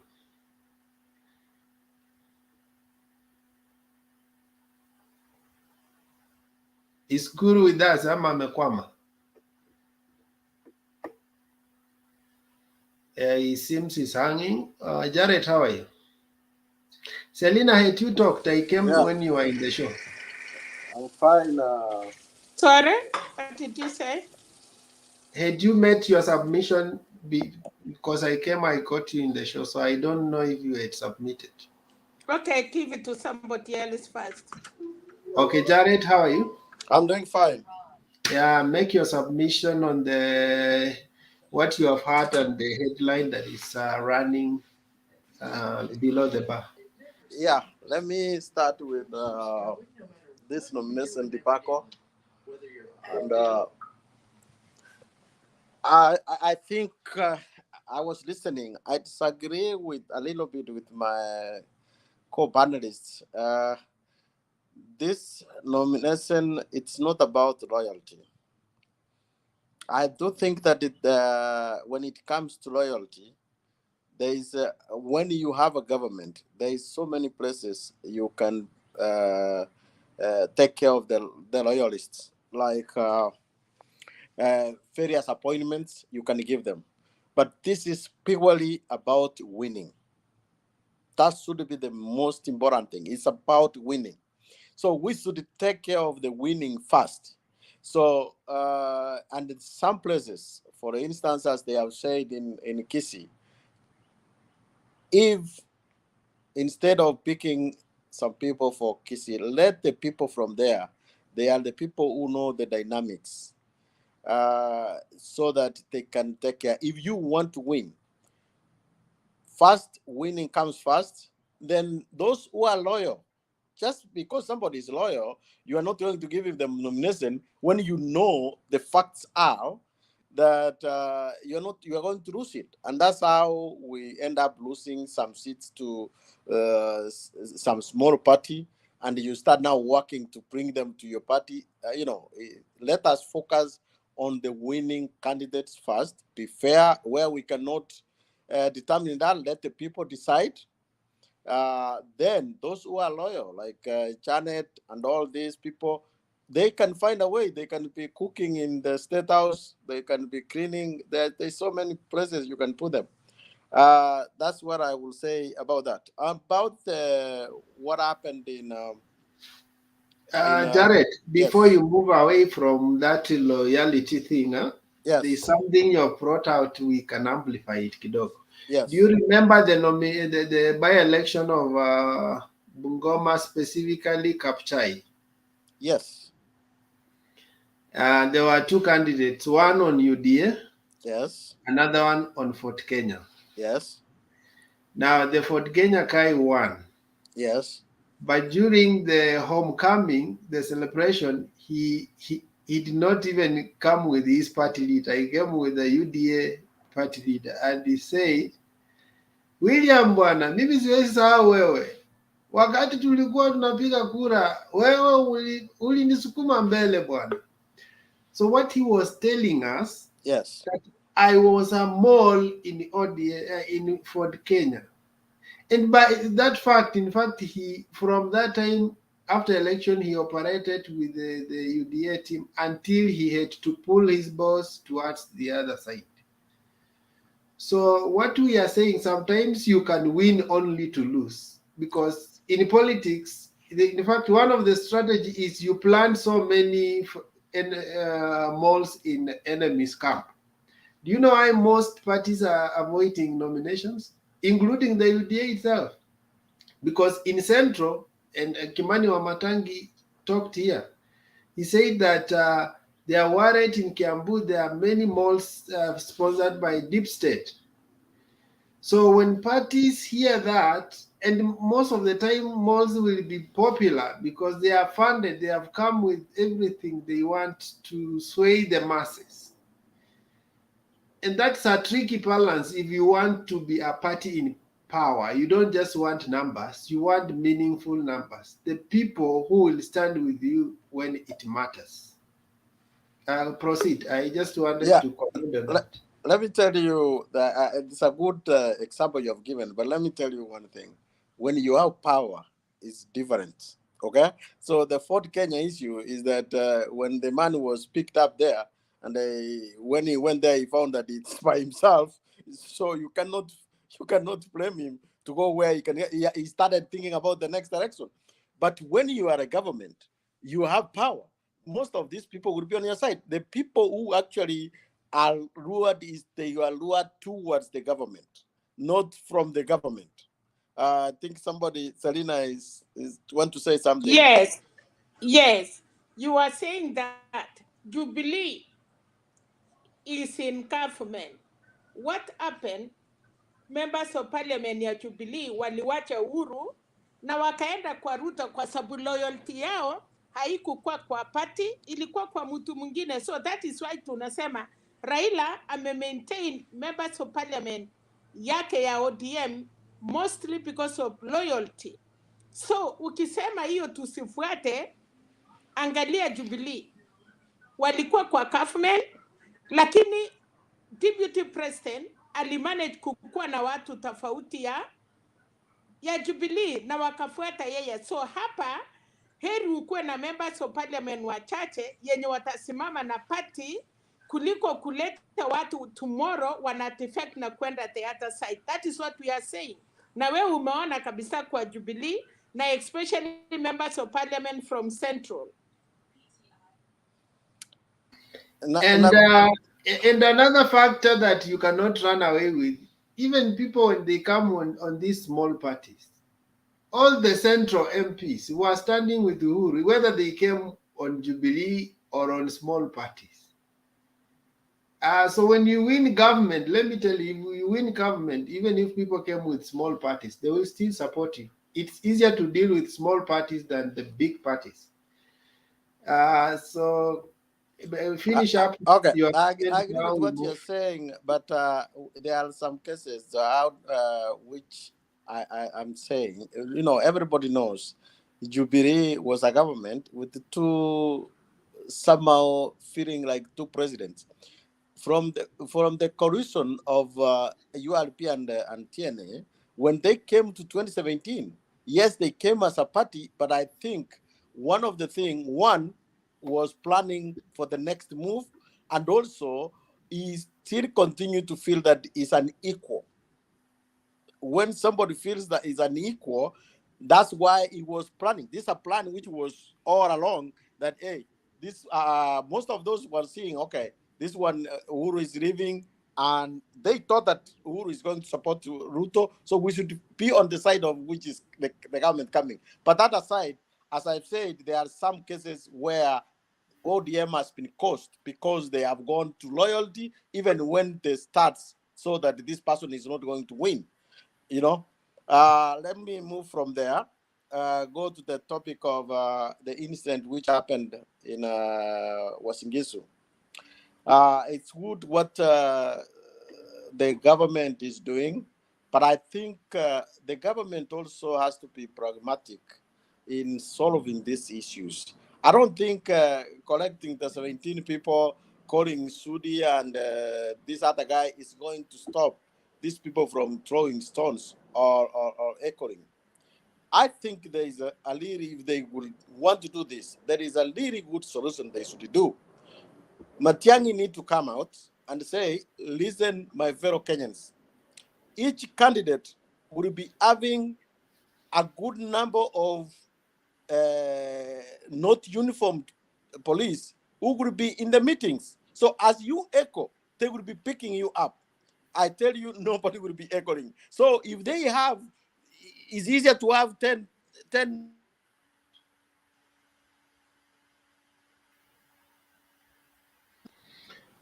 Oh, we have lost Jared. Oh, are you back? We have lost Jared. Let's continue. Guru, are you there? Guru seems stuck. Okay, before we go to Guru, let's have John. John, how are you? I'm doing good. Dina, you prepare now. Thank you so much, Mr. Wekesa. Nasalimia Guru, Mama Serena, Mr. Jared, Big Sam, and Mr. Andrew. Thank you so much for giving me this chance and when we submit 1, 2, 3 things. Starting the issue of Sudi and Kadeb. You know, as readers, we elected you to serve like readers to serve like examples. Now, if you say that let us go to that place and listen to that nonsense they have, and in your campaigns, you are getting as like, once we get to power, we will set all these offices like DCI, kupambana na ufisadi, we're gonna set them free. Which freedom will you give them if you don't respect them? That is a question the UDA guys should answer, more especially those guys from the mountain who are just blindly supporting UDA just because of propaganda. And another thing, now ask a question. In the year 19, as you said, in the year 1980s, the Turkana were saying Kenya iko aje, mnaishi aje Kenya. Now they are civilized, even more than these guys who are stoning Baba's helicopter. You see, is irony. Unapata that person you think that ana any knowledge, that person has a right knowledge ya serve even his or her own community. So that is a good and a positive move for the Turkana people. Nikiongelea mambo na Derek the WhatsApp messages in between Kiiga and the Rex of Ndindi Nyoro. That is now something that the mountain should look at. They have been saying like BBI mekufa, and they were so happy about it. Let them know this way. They are not voting. They are not voting for Uhuru or Yani Ruto just because they want. This is something they are doing, like somebody's manufacturing poison, feeding you poison, mara anaenda anakupiga kutoka huko, akisikia unalia anakuja kukuuliza unalilia nini. It's like now he's destroying the mountain, at the same time he's telling them he's building the mountain. You see? Now these people of the mountain, please, can you just go back and restructure what you destroyed? The last thing I need to tell Mama Serena, because she sent me to nifanye assignment kidogo. Mama Serena, I was told Moro hakuna kuongea UDA because that is a Jubilee zone, and Nakuru is a Jubilee zone, but the only place that is going to vote for UDA is Kuresoi North because of Jeboy, and there is another guy who was my MCA, but he's now vying for an MP. It's called Alfred Mtai. So those two guys, those are the next like when you work on a UDA. Lakini the rest of the things, niliambiwa ni Jubilee. Thank you so much. All in all, kitu tunasema hizi kura zitaisha, tunabaki kuwa Wakenya na let's embrace peace. Tusianze kufanya vitu kama watu tuko civilized. Achana na wale wa kurusha mawe na kufanya vitu zenye haziko. Let them be taught a lesson. Once the law imewafikia, acha ifanye kazi yao. Thank you so much, Mr. Wekesa. Thank you. So hiyo information ya Molo umetoa wapi? Tufurahie ama ni chocha? No, I'm honest. I'm from Kuresoi North. That is what I do. How is the ground? Unajua ground huko sitaki kudanganya ni UDA because huko ni hiyo ni saidi ya Wakare. Mimi tunaishi na Wakare. And another thing, Moro pia niko na my grandpa, my grandma wanaishi Moro. So I have cousins who wanapigia simu kuwauliza mnaona aje this thing. Wananiambia Moro huwezi sema UDA. That is a Jubilee zone. And Nakuru at large. But the other side of Kuresoi North, hiyo ina support UDA. Oh, that's okay. Yeah. Thank you for the info. Thank you so much. Yeah, kuna yako mute your mic. Let's have Selina and then we go to Andrew. Okay, thank you so much, Wekesa. Asante John, umesema mambo ya Nakuru, tulikuwa tumesema ufanye crown homework. Now, kulingana na mambo ya baba, ya ndege, tulikuwa tumesema, I want to say something a little bit about Turkana. Kwa sababu Turkana walikuwa nauliza kwa nini tunakuja Kenya, it is not because hawakujua, ni kwa sababu they were not developed. Unajua wakati ya Moi ama ENC ingine, apart from baba kuleta devolution, so nothing was actually going on in Turkana. So and these Turkanas are very clever. Ni kama Wamasai, wakisoma wakifika nyumbani wanafaa traditional na Pokot, ukiwapata barabara, they pretend they don't know, they don't understand, even the graduates.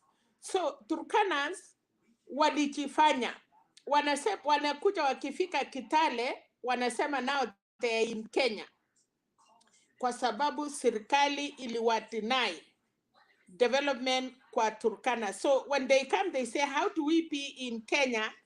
Na tukifika Kitale kwenda huko, they are developed and it is their roads and everything.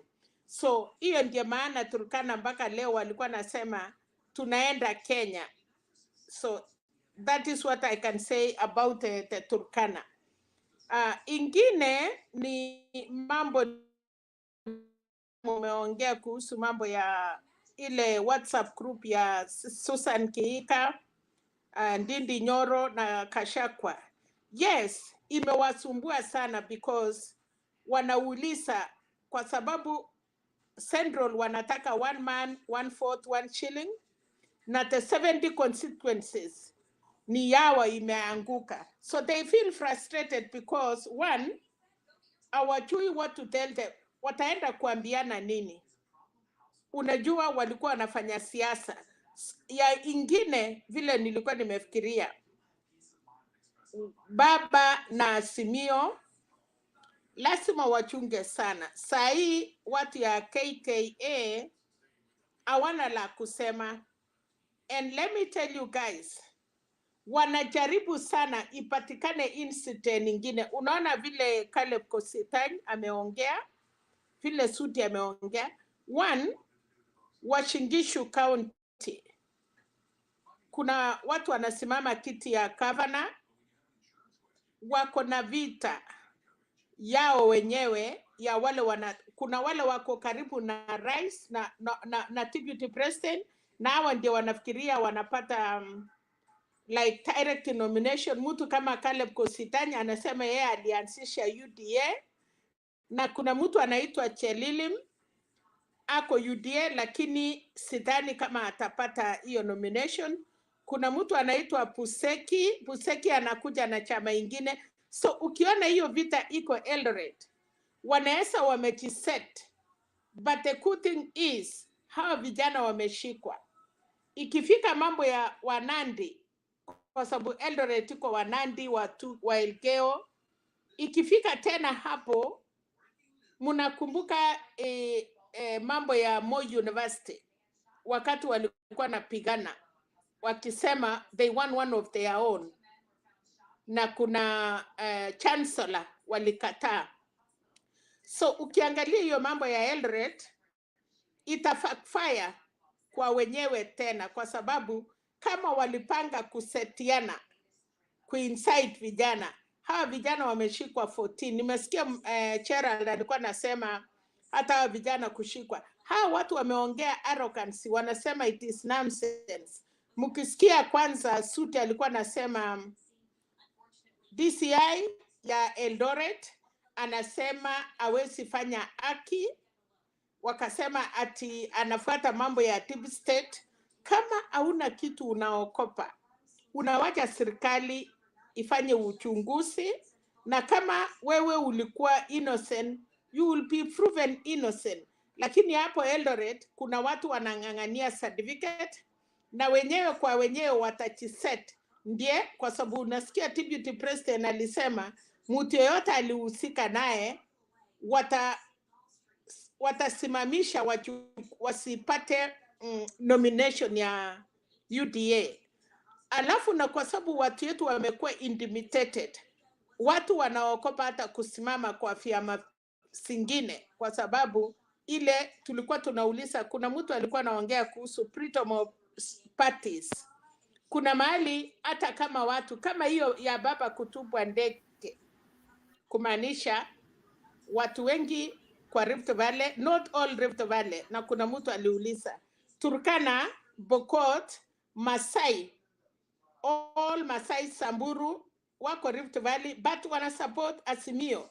Ukikucha Nakuru vile John amesema wana support Jubilee. So ukiangalia kwa Rift Valley, maybe kuna counties karibu 5 ama 6 ile itakuwa solid UDA.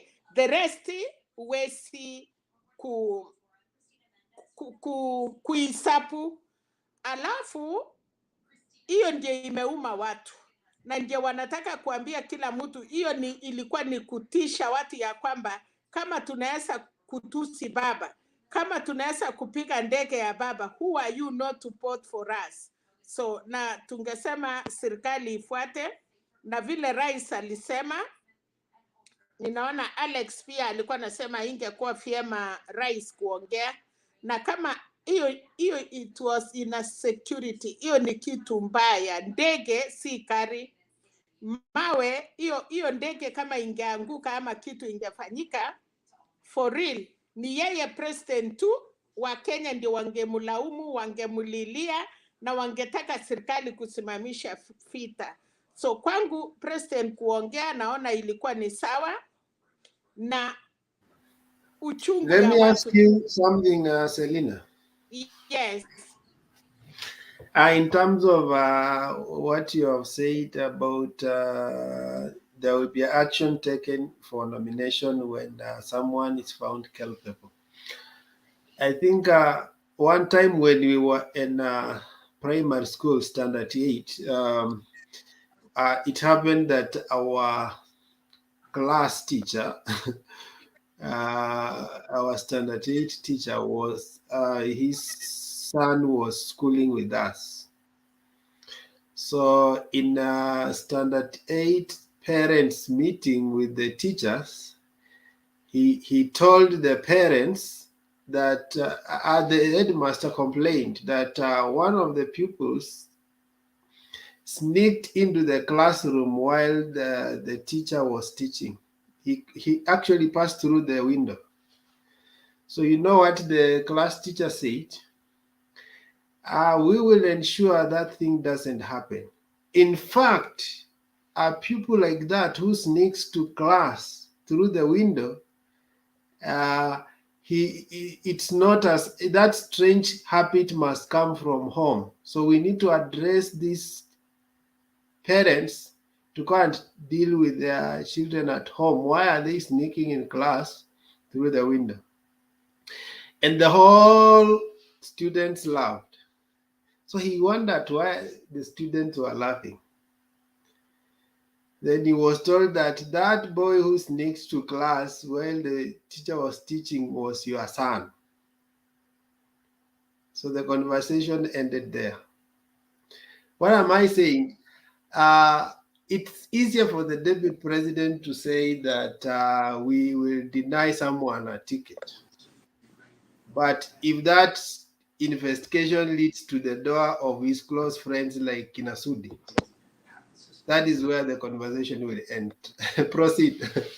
Thank you so much. It is true, umesema ukweli, kwa sababu kama mtoto ule mwingine yenye baba yake si kitu ange sneak, but also the son alipitia tirisha kwa sababu alijua ni baba yake. So kwa washingisho, as we are talking now, chama cha mashinani na KANU, the alternative kwa these counties ya Rift Valley. But ukiangalia ime affect deputy president kwa sababu kama wale wali organize, kwa sababu moja umesikia anasema kuna watu Kositanya anasema kuna watu walipepa wafuasi. So kama wafuasi yako Wekesa walikuja na walikuja tu kwa mashishi but hawakuhusika na kupika ndege baba, hao wafuasi watatachwa. Kama wafuasi ya Andrew walikuja na walikuwa wamepanga chochote ya kwamba tunajua huyu mzee anakuja ya kitendawili, this is it. Kwa sababu mashishi iliisha na hawa watu waliitwa, unajua walikuwa wamemaliza wameenda, ilikuwa imepaki wale watu wachache.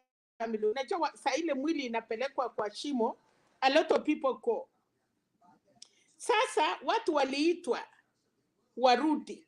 Helicopter haikukuwa mbali na mahali mashishi ilikuwa. So the people who called the youth, kama mimi nilipepa wafuasi yangu wakuje ndio wanishangilie kwa mashishi, ni kwamba wafuasi wangu walienda kupiga baba mawe? No, wenye walipiga mawe baba ni wale walipanga. Wale wengine walikuja na wafuasi kwa matanga ni tofauti, unless hawa wote walikuwa wameambiana ya kwamba baba akikuja tumupike mawe ama tufanye nini, tumushout. Na kama ingekuwa hivyo, kuna watu wawili wa UDA ya baba moja ya alisema ODM na mama moja alisema AZIMIO, and the response was well. So hapo tu ndio nataka tutachunguza usuri wamewacha masimu kwa DCI, na pengine masimu ni mengi. Unajua watu wanafikiria ni wakora. Unajua Penat ama Wekesa unaweza kuwa na 3 phones. Unafikiria Safaricom haitakupata, so unaenda kupeana ile moja haina uhalifu, but still wale vijana na ile masimu wametumia. Kama umeregister kwa jina ya bibi yako atakuja kukutwa. Kama umeregister hiyo simu kwa jina ya mfanyikazi yako, atakuja patikana na atasema hiyo simu ni ya nani. Kwa sababu unajua wanasiasa, sisi wote ni wanasiasa. Unaweza kuwa na simu 2, 3, moja una receipt na unapeana hiyo. Unakumbuka hata wakora wakiiba ama wakiua mtu, the phone ile wametumia kuua si ile wamepeana kwa serikali, but wakati inachunguzwa kama serikali kama DCI wanataka kufuata ukweli, and unless they are doing politics, hatutajua nani alipanga for real, kwa sababu vijana wamesema. Sitaki kutwell na hiyo sana, kwa sababu nashukuru tu kwa sababu ni kitu imekuwa president mwenyewe amesema, so it is a serious thing. So wacha niwachie hapo, na nimesema hiyo ya Turkana. Thank you.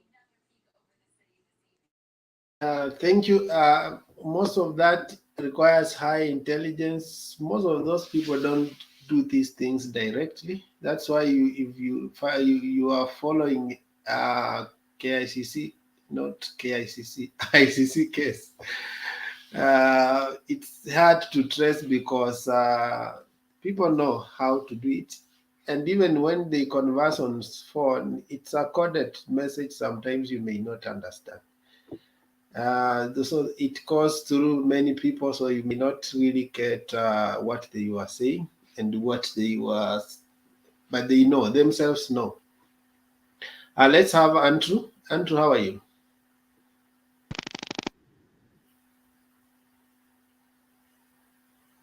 Andrew, you're on mute. Huh? Oh, yeah, sure. Yeah. Yeah, proceed. We have topics scrolling before you, and then also issues that people have talked about. You can respond to any of them. Thank you. Once more, I want to greet everyone. Ma'am Selina, I can see our elder Nyagaka, PK, team, John, and I also appreciate the Mutembei TV for the opportunity. It is a wonderful place for us and very important. We get information from here, we learn, and we share the little we have. Before I forget, I will give the Ma'am Selina, we share that view, that this is my view from the background I see. There could be a line, a driver may have a line of the bosses. A Samba boy can register on behalf of the boss, and a house girl. So 3 lines which the owner does not appear. That is from the small security tips we have. And for that reason, that one is like that. That's why when they ask for the phones, yes, they can get from a different view. Why I'm saying like that is that Wekesa would agree with me that we are from the school of thought of the people during the betrayal on the city who read that book, and among us, we understand a little bit how things happen around us. And you remember Francis Mbunga was taken very seriously when the book was almost being banned from schools. But those people who read the book understand every step what is going on around us. I see from the view what happened. This is what we call dramatic situational irony.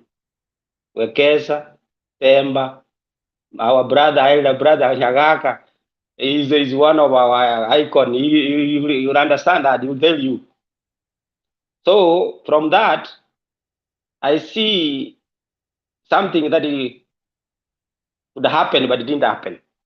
Now, they cannot run away from it. So, and I leave that one to that one. About the security, remember after the Supreme Court ruling, our solicitor gave us more brief, and they said the government has a long hand. Not that they are not one. He said even there when he was being asked about the case, he said, we will deal with anyone who tries to bring and stability in the country during this electoral time. So for me, I could say, why don't we just be ourselves and love our country? The reason why all this is happening, we don't love our country, Kenya. If we love our country, there are some things we have to say, have to stop. But because we don't love ourselves and our country, we can do anything we want to do. Now, everybody, if people are running away towards the helicopter to see the aeroplane and are happy about it, who is this have the guard to throw a stone? Really?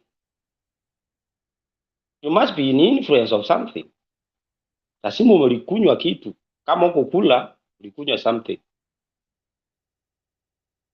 Two, I just want to get out of that because the government is dealing with it, and I think Matiang'i will respond to that, and they already things are on the they work out about that. So I agree on the same betrayal on the city. I will only comment one thing: citizens of a state are hopelessness, and yet they gained independence. What does that mean? Why we are saying that?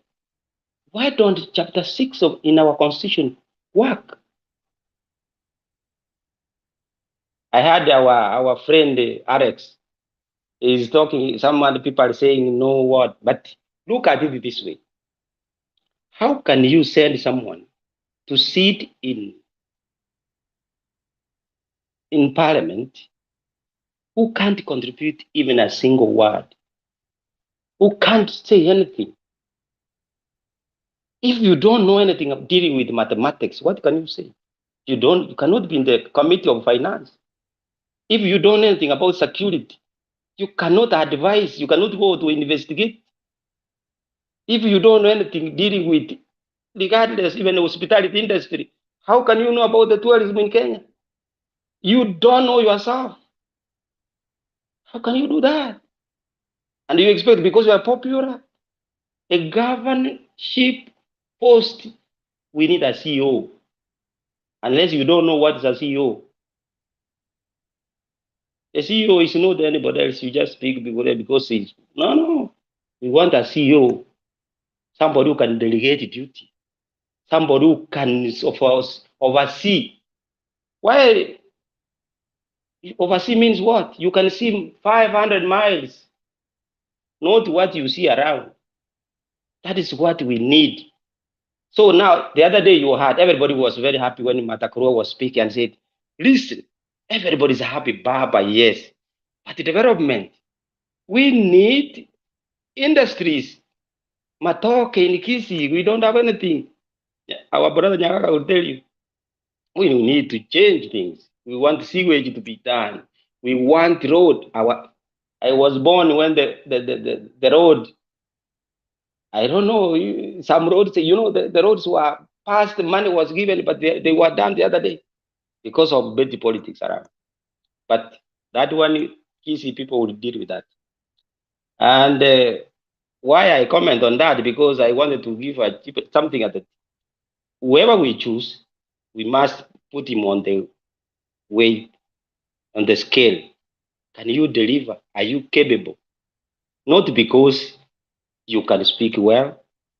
Yes, you can speak well, but can you deliver? Can you maneuver? But the Sonko way, I'm sorry, it won't happen. So from that, you can understand. I don't want to go back to that. Now, next, about today, for and foremost, the president, you saw what happened for the first time, as we said, you saw the Urubara is always in Nairobi, but you cannot see it in the Rift Valley or in Kisii. So we saw a Urubara visitor today visiting the church with a Urubara, the micro one, and it gave a good picture. And our and the Baba, he answered those critics. That is wonderful. And about our friends from Central, Nyoro and Susan, no comment, because that one is an issue. Those are just there to make noise. And one thing I can only say is that about Mandago speech of yesterday, I could have said, but we were busy. You gave a platform which was very wonderful. We watched it, and no one would complain about it, but it was wonderful. So I can only say about Mandago case on security reasons. Mandago, if you are genuine, and I say from my personal level, he could have called for a backup, just in case if you are defeated. Call for a backup. Why do you send your car to an, what will that happen? Call for a backup and then do something. But you say, oh, he did that one in a national TV. I think preserve that one, but call for a backup. Yeah, and you have talked about Mandako. There's something he highlighted out clearly about Oscars and about Junet, and he says that it's Junet who will deny Baba votes. Has he ever had guts to tell Ruto that it is the other guy called what, Sudi, who will deny him votes? He can't do that. That is a double speak. Yeah, so he wants to be an expert of ODM, but mute on the UDA affairs. So for me, I can say with security, no. In fact, Junet is very much way above Sudi, 10 times. No, he gave a script that somebody was moving from where they are sitting, going out and coming. Suspicious. Suspicious means what? For intelligence, that is enough. You don't need anything more than that. That is already a red zone. So that is what is very clear. There was something going on. He didn't want to say that these things are going on, and that's not the right way to do. So for me, I say security of the 50th president, no compromise. We don't want to go to those. He gave a cheap explanation that he was looking for a vehicle which was lost. Now, if he told us that he was looking for a vehicle which was lost, which means he's the one who deals with security issues of the county. So he should have done even which because means when the vehicle is lost, it's not the issue of the governor. It's so security with that. He So took the job. if he can deal with the lost vehicle, he should deal with also other insecurity issues. So where were the police? So actually the police in charge, he has a question to answer. He has a question to ask. Yeah, that is he has a question to answer that.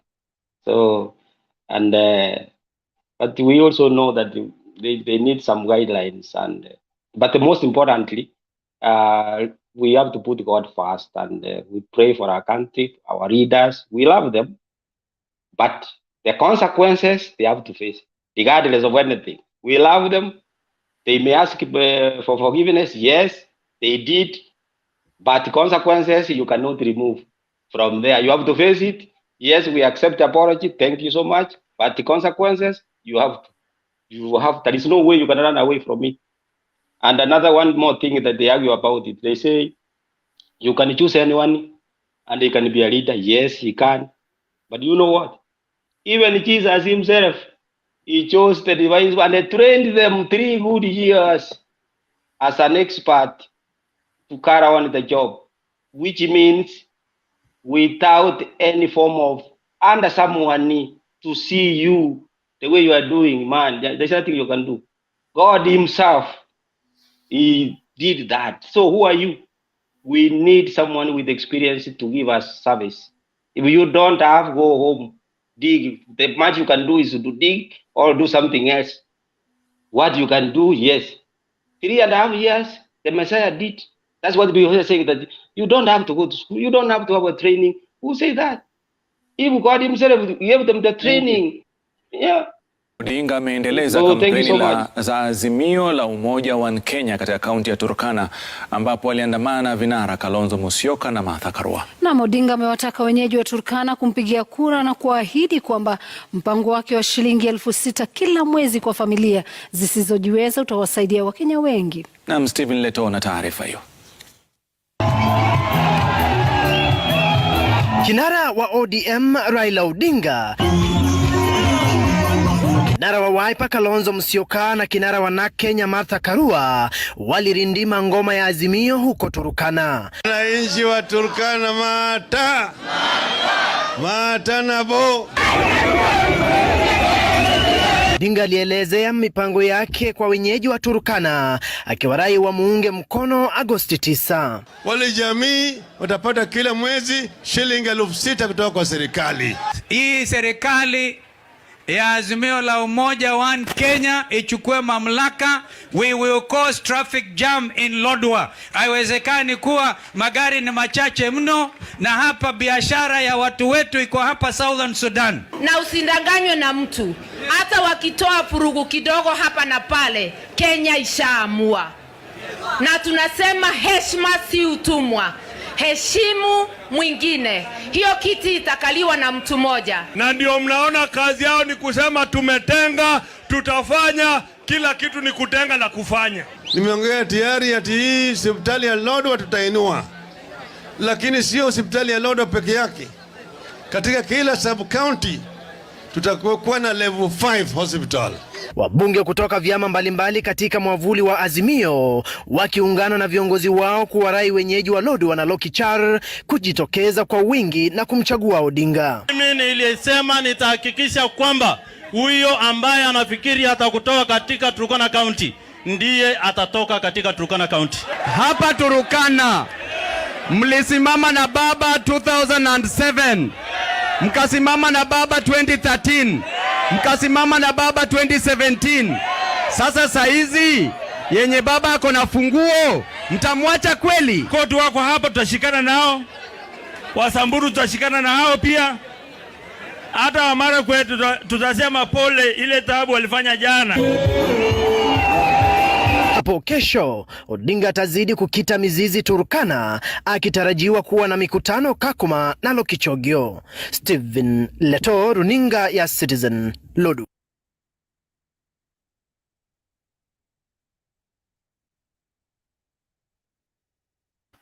Okay, just a recap of what happened in Turkana. In 1 minute sum up, we go to Team, then PK.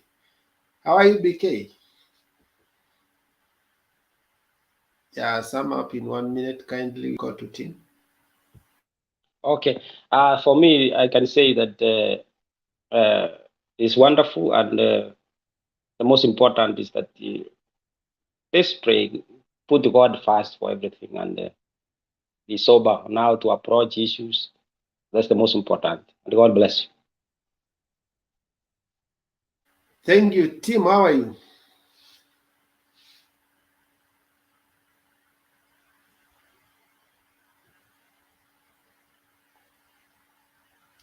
Tim, unmute first. We can't hear him. Hello. Yeah, now you can amplify your sound. We can hear you. Mnanipata vizuri? Yes. Morning, Wekesa, John, Selina, Andrew, Jakendu Bay. Only a few of us. Only a few of us can say good morning. Some can say good evening. I understand. Mimi nataka kuanza kusema hivi, ile mazishi ya Kibor nilifuatilia sana. It's like it was, those girls were planned. Kwa sababu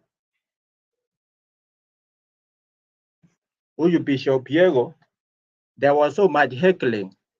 Sababu ni kama wale wanasiasa walikuja, kila mtu alileta na watu wake, alikuja na watu wake wa kumshangilia. There was so much heckling such that you Bishop intervene kila wakati kuambia watu watulie. Na hii mambo ya kurushia ndege ya baba mawe, hiyo lazima ilipangwa. Though kulingana na mimi ni kama hata baba ako na intelligence ingine kadi. Sababu ni kwamba alifika mazishi jioni around 5:30. Hiyo ni kuonyesha kwamba kama angekuja mapema hata ingekuwa shida kubwa sana. Kulingana na mimi ni kama intelligence ilimwambia kwamba usiende mapema, uenda jioni kabisa, wakati watu labda wakati kumetulia kidogo. Na mimi nikiangalia the likes of Soy MP Caleb na Sudi, najua there is a saying that the guilty are always, mtu mwenye ako na makosa huwa anakimbia tu hata bila mtu kumfukuza, anatoroka mwenyewe. Nilijaribu kuangalia jana vile walikuwa wanaongea, mtu anasema eti wanaenda na Uhuru to listen to the nonsense. Huwa nashindwa watu wako na kiburi kiasi gani. Hiyo mambo lazima ilikuwa planned na tutaachia tu serikali because DCI iko na kila njia ya kupata mahali hiyo shida ilianzia. Jambo lingine nataka kuongea ni juu ya Rais Uhuru. Kulingana na mimi, kama kuna rais mwenye who is very wise kwa hii dunia ni Uhuru. He is very much composed. Niangalia vile alikuwa anaongea wakati alikuwa kwa kanisa. Somebody who is very much composed. Yaani kulingana na yeye mambo ya siasa sio life and death. Hata nakumbuka ile wakati wa nyuma during 2017 kuna rally walienda Turkana, wakati nani aliongea huyu the governor na Nok. Uhuru alikasirika akasema walirushiana maneno, alafu akasema mtu mwenye anafikiria eti nisipochukua kura nitakufa afikirie tena. Hiyo ni kwamba kulingana na Uhuru is very much composed, anajua kila kitu inaenda vile amepanga. Jambo lingine ni mambo ya nomination. Today, leo katika one of the TV stations kulikuwa na huyu the chair wa elections board ya ODM, Catherine Muma.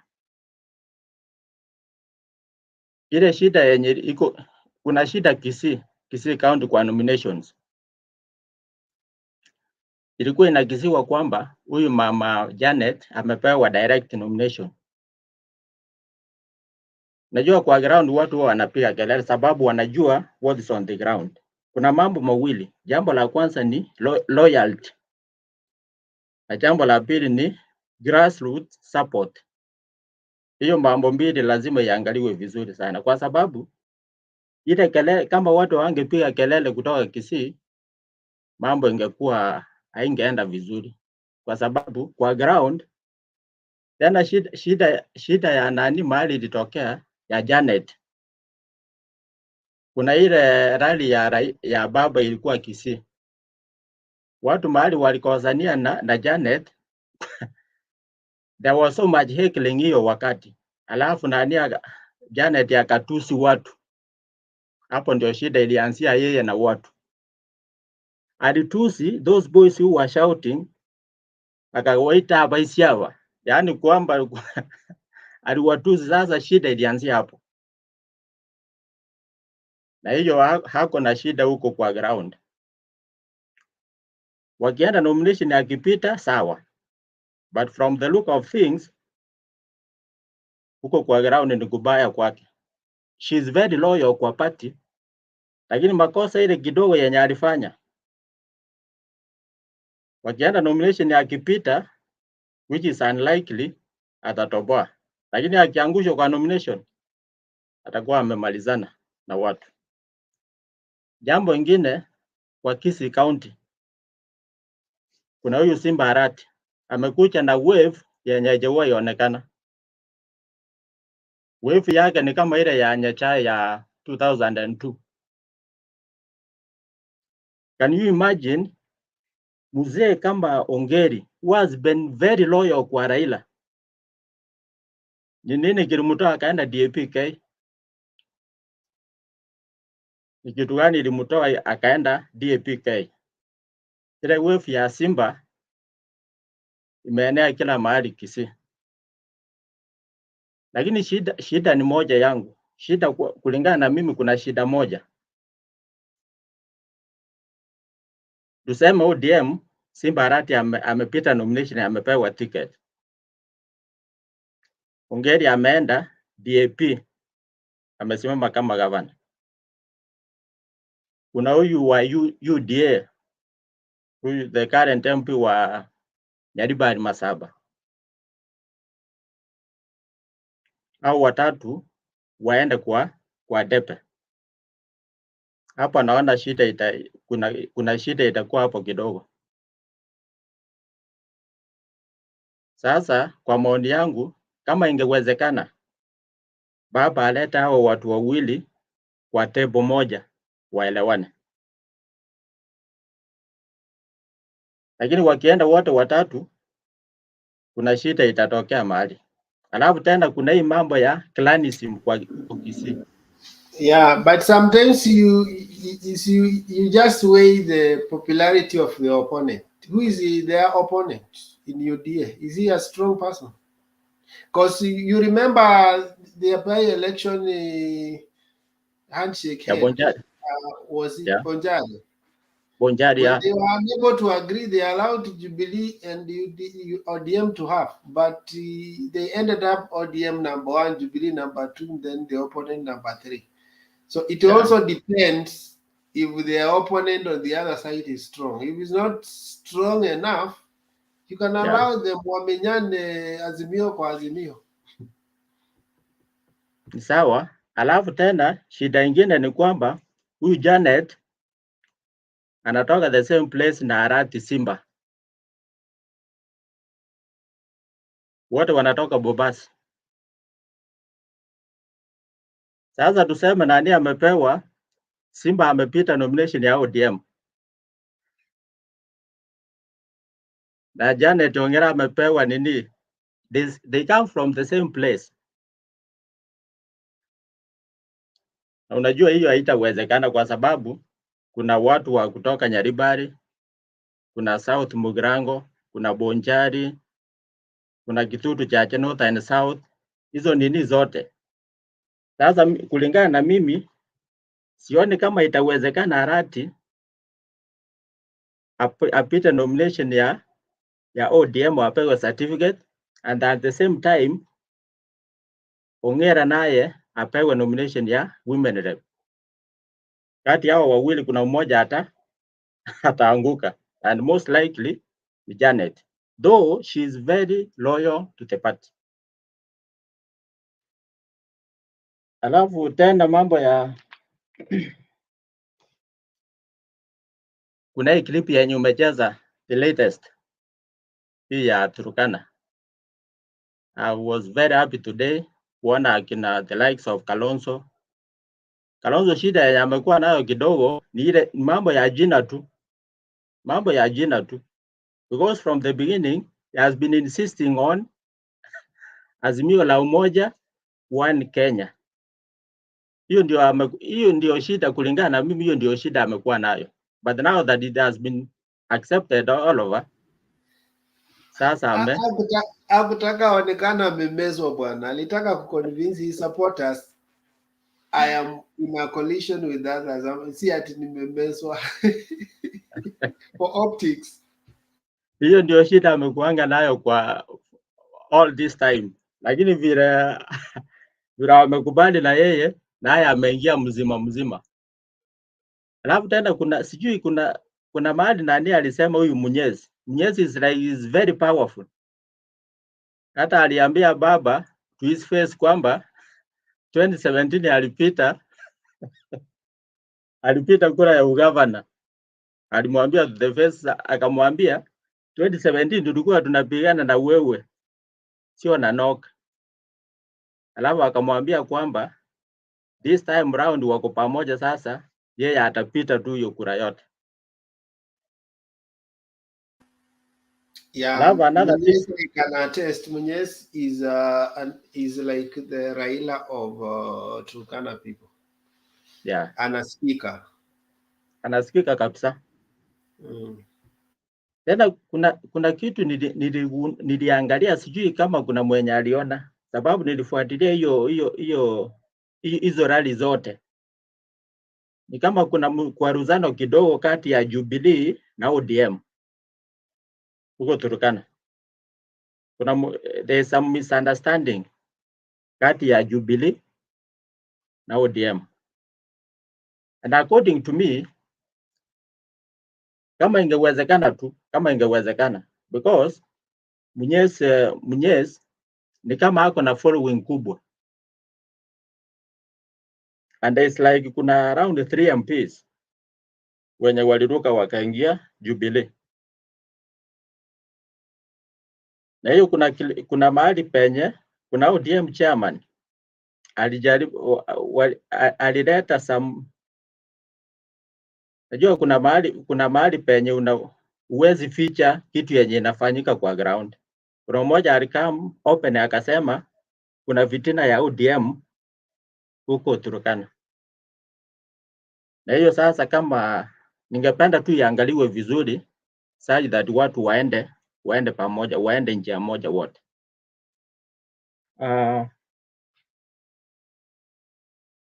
Mambo ya Ruto, mimi all along I've never taken him serious. Kitu yenye anasema kama unataka kumuelewa, just read the opposite of what is speaking. Yenye anasema amaanishi, anamaanisha the opposite of what is saying. Sababu hii mambo ya hii shida yenye ilitokea on Friday is very much aware of what happened. Na hiyo sio kitu yenye inafichika. Ni ukweli tu, anajua chenye kilifanyika. Na shida yake ni moja, shida yake kubwa ni moja. Kitu ikifanyika anajifanya eti yeye ndio wa kwanza ku apologize. Na nataka ni kama anataka kulazimisha kila mtu afanye nini? Apologize. Kuna wakati walikuwa anasema eti wakati alienda Kondele kuna vijana walimrushia mawe. That's a totally different case na hii ya juzi. Sababu huko Kondele vijana walikuwa wanapigania pesa yenye aliwapelekea. Walikuwa wanapigania juu ya pesa.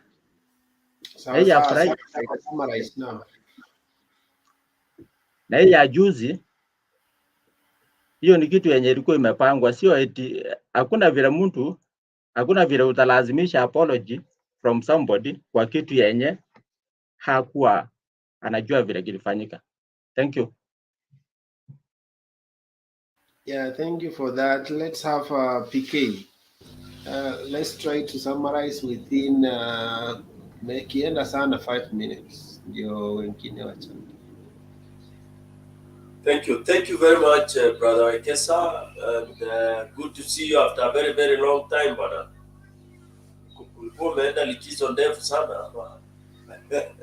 But I can tell you for free, I've never failed to follow up. I normally listen to what you guys discuss now. Wonderful. Okay. Good to see all the panelists there. Andrew, Morrison, Selina, Sego, huyo mekuwa na yema kila siku. John, Brother Alex, yuko kwenye pasia hapo. Ndugu Jakendube, good to see you. Mzee wa kazi, hatujaonana siku nyingi. Martin Deto pia ni vizuri. Mzee Nyagaka, Ben Nyagaka, good to see you. Sauti yako hatujaisikia muda mrefu. Na team, asante.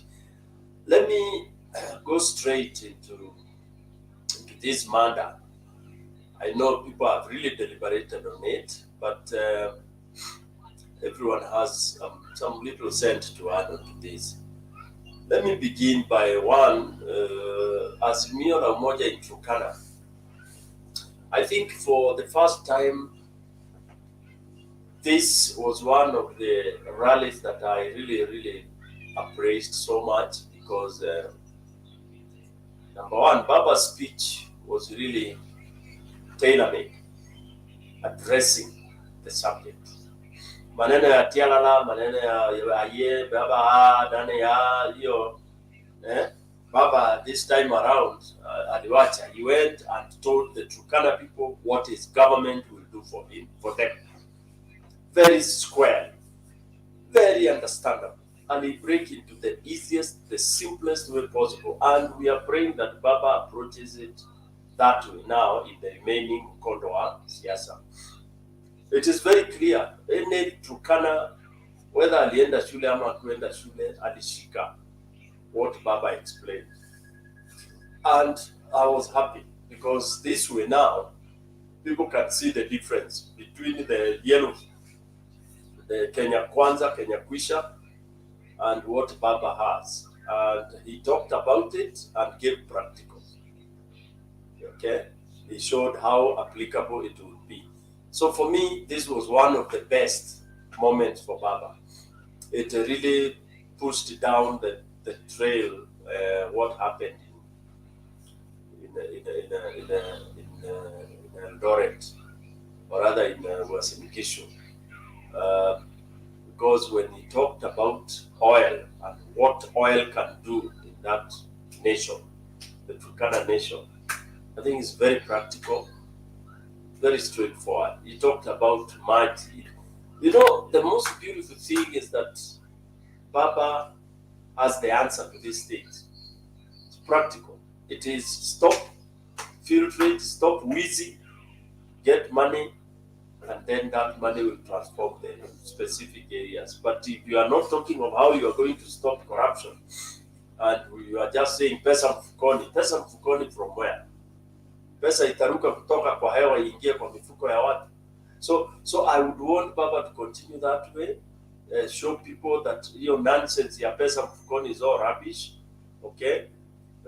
Baba, the way he put it, he said pesa mfukoni ni mafactory hapo locally, cottage industries, oil iendelee, ikue patikane, pesa hela ya oil irudi hapo kwa ground, and then people can really empower themselves based on whatever the industries will be there. Maji, he said, it is drilling, he will do all that is possible. Thank God he's an engineer, so he knows what he's talking about.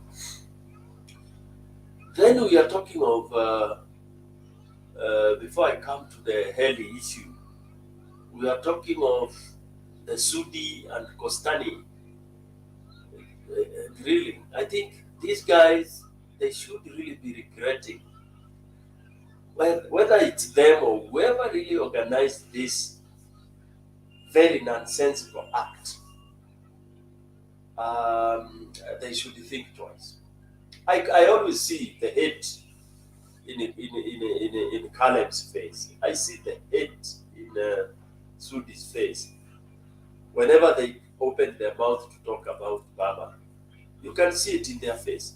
These are people who would have wished Baba dead. But again, how do you president work? Hiyo helicopter ikianguka, ama hilo jiwe lingempata Baba, ole wenyu nyinyi, you would have seen what fire is all about. I'm not advocating for that. But this just tells us to be very, very careful. You may do an act there. You may sit in a room trying to plan, oh, this is how you are going to stone Baba's helicopter or Baba's car. Not even Baba. Don't even try to stone the deputy president's entourage or vehicle. He is a presidential candidate. After anything happens, by bad luck, Kenya will be on fire. Let's not even spare that. Whether Ruto or Raila, you do stupid things like what Caleb and the rest and the Kahoot did, the most stupid thing that has ever been planned in this country. to stone a helicopter. This is laughable, although we are mourning. How do you dare organize watu watupe mawe? And they were whistling, wakipiga binja za Kimoran. You know, this was a shame. I'm calling to my brothers in Kalenjin Nation to condemn it. I know it's not the entire community. I exonerate the community from that, but they should come out and say this is pure nonsense. Pure nonsense. Whoever wins the presidential candidate will be our son, our brother, our father. Okay, whether it's a Kalenjin, it's a Luo, a Kikuyu, a Luya, or whatever, it's a Kenyan. Okay, so for me, I really want, even if the government is doing their normal investigation and all that, we know all these investigations, sometimes they lead to nowhere, okay? Sometimes they are just formalities, but the most and the cardinal thing we are supposed to do is to condemn that with total entirety. As a community where that was happening, they should totally come. Whether you want to say you support Ruto or whatever it is, disassociate yourself with that act. Say this should not happen. It should never happen in any community. All right.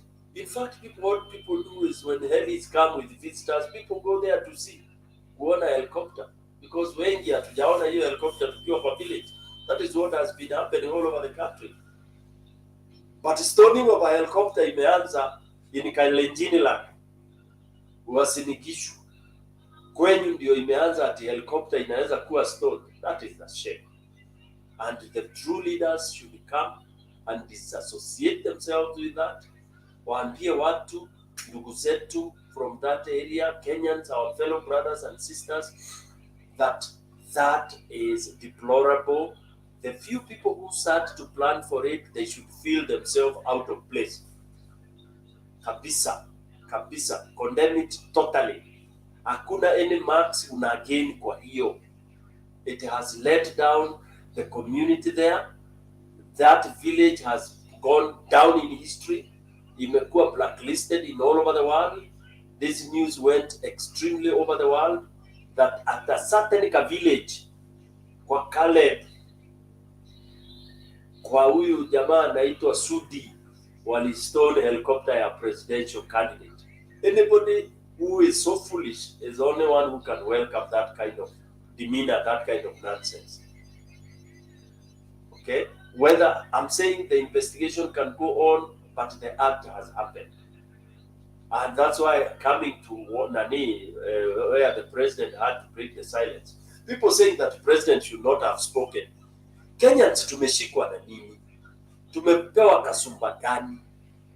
Ati president hawezi ongea when there are issues, nonsense going around. Kenyans, as I keep on saying, mumesoma sasa mmekuwa kama illiterates.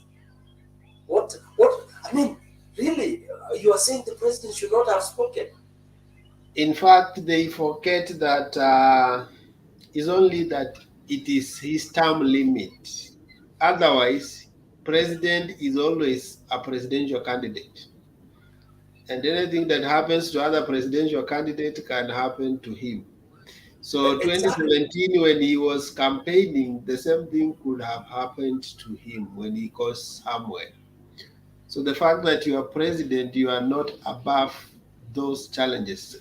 Even Kibaki, not Kibaki, was it Kenyatta who was thrown some eggs somewhere? I think so. The fact that you're president, you can still go through the same challenges, and you have to argue the same way when you are running and when you are not running. Thank you, Brother Akesa. Yes, so Kenya should not come here and say, oh, the president should not have talked. Mnataka aongee lini? Na ndio baba wa taifa. Lazima aseme hiyo ilikuwa ni upuzi. Even if ameweka serikali iende investigate, that does not stop him from condemning it. I mean, when we do a barbaric act, the president is free to tell us, you children of mine, you are being idiotic. Uhuru was right and he was very blunt. Akasema, hiyo helicopter ingeshuka chini hapo ipate moto, mungeona moto ile hamjawahi kuona. Let people not start saying, oh, he's inciting. It is true. Raila Amolo Odinga angeanguka na hiyo helicopter, saa hii Kenya ingekuwa moto. That's the truth. Whether people are saying we are tunachochea ama, saa hii vita ile ingekuwa hapa nchini, ingekuwa ni mwisho na ingekuwa mwisho wa hii nchi Kenya. So for all of you people who are so rigid and so, you know, mumepewa sijui bangi na Ruto, you are there thinking and planning nonsense. Just know when this country burns, you will be part of it. We will burn together. Yeah, just because of what we are calling elections. Let's be peaceful. You go elect whoever you want on the 9th of August. Nobody, it's not a matter of do or die. You go elect your person and wait for results. Stoning my vehicle, or because I'm coming there, I oppose DP, then you think, or I come there wearing my AZIMIO, you start stoning me, you start fighting me. It doesn't help. You campaign. Okay? Of course, we know those who will never change. Those who will vote for Baba will vote for Baba. Those who will vote for DP will vote for DP. Sasa tungoje hiyo tarehe 9, we go and do the thing. Okay? But let's not start putting Kenya in a very negative position in the global in the world. Wacha tuache hizo aibu ndogo ndogo. That's why I'm saying Kenyans 60 years down the line, when we are supposed to have advanced so much, we are retrogressing kama tuko 1950s. Yeah? Ask whoever, you are stoning the helicopter, alafu ianguke, then Raila akose akufe. You think there would have been election on 9th? You must be a fool to think so. Election ingeisha hiyo siku, na hii nchi ingekuwa Somali permanently. And the way we are, the way we don't listen to each other, nobody can come to bring peace to us. Kenyans, I'm warning you. The way Kenyans we are not brothers, we are not sisters, we pretend. Because the way you hear people talking, siasa, machungu, chuki, and then we are saying Bwana asifiwe. Our Bwana asifiwe in this country is nonsense. Kwanza mimi siwezi salimia mtu nikisema Bwana asifiwe. Because all people who say Bwana asifiwe here, they are devil worshippers. Their Bwana is totally different, because when they say Bwana asifiwe, they are doing totally different thing. How can you say Bwana asifiwe kwa mazishi ya Kibor, mzee amelala pale, mzee wa heshima, na unatoka hapo kupiga helicopter just outside hapo, hata hajalala saa 2 hajafika, 1 hour has not reached after tumemweka pale chini kwa heshima, unataka kuangusha mzee mwenzake, unataka kuua mzee mwenzake. Wewe unasema Bwana asifiwe the whole day, then you do that act. Unapiga simu kuita vijana wapige helicopter. That is very, in fact, Kenyans, let's call it true. Let's call it as it is. We are lying. We are not saved. We are lying. We are liars. Total liars. Usiniambie Bwana asifiwe mimi. Oh, Bwana asifiwe tuinue mkono bado. That is lies. Hizo ni uongo za. Kwanza Ruto is the worst devil on this earth. Stone Pigay. It is okay. Good morning, Moraes. I see people want to. Yeah. Alex, Bwana Yesu asifiwe. Bwana Yesu, Bwana ni wengi. Hata Shetani ni Bwana. So you have to be specific, Bwana Yesu. Sio Bwana gani? So you have to tell us the truth. Bwana Yesu asifiwe. Not Bwana. Every Bwana is anyone can be Bwana. Satan is another Bwana. Anyone is a Bwana. So that one has to be specific. That became fantastic. That's okay. That's good with that. Okay. It's a good argument, Andrew. But when we go that way, you will also take it a notch higher. There are others who argue that there are many Jesus, so you have to say Bwana Yesu wa Nazareti asifiwe. You see now you are going to, because they say there was the Jesus Barnabas, there was and then they say for you to be specific, you have to say Jesus of Nazareth. So yeah, fantastic. I concur with you. Wonderful. Again, we have to ask ourselves, is that a universal greeting? Because first of all, No, not at all. Not at all. it's not a greeting. No, no. Thank you. Can I Yeah. continue? So, Alex, Thank what you. did you want to say? I want Alex, Stevie sema. to Hapana, hata mimi tu ni hiyo nilikuwa nasema, hata wanyonyi ni Bwana Yesu. Yeah, and when you look, Alex, it's a greeting that started in East African revival. If you can study the church, whatever, but it has nothing to do with greetings. It's just spiritual slogan. I can still, yeah. Just a minute. So I want to put some order here, and I have to sleep, guys. Alex and PK. Temba is coming in 30 minutes. Going to. So I have to sleep tomorrow. I'm waking up for some distant job. And a long journey. I have to sleep like 2-3 hours. Alex, So unaweza PK ukimaliza, Alex, give the next person is Jaken Bay. Tim wanted to interject something before PK finishes. So Sema. Just an addition.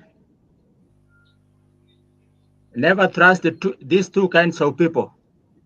The first one is a religious leader who tells you who you should elect.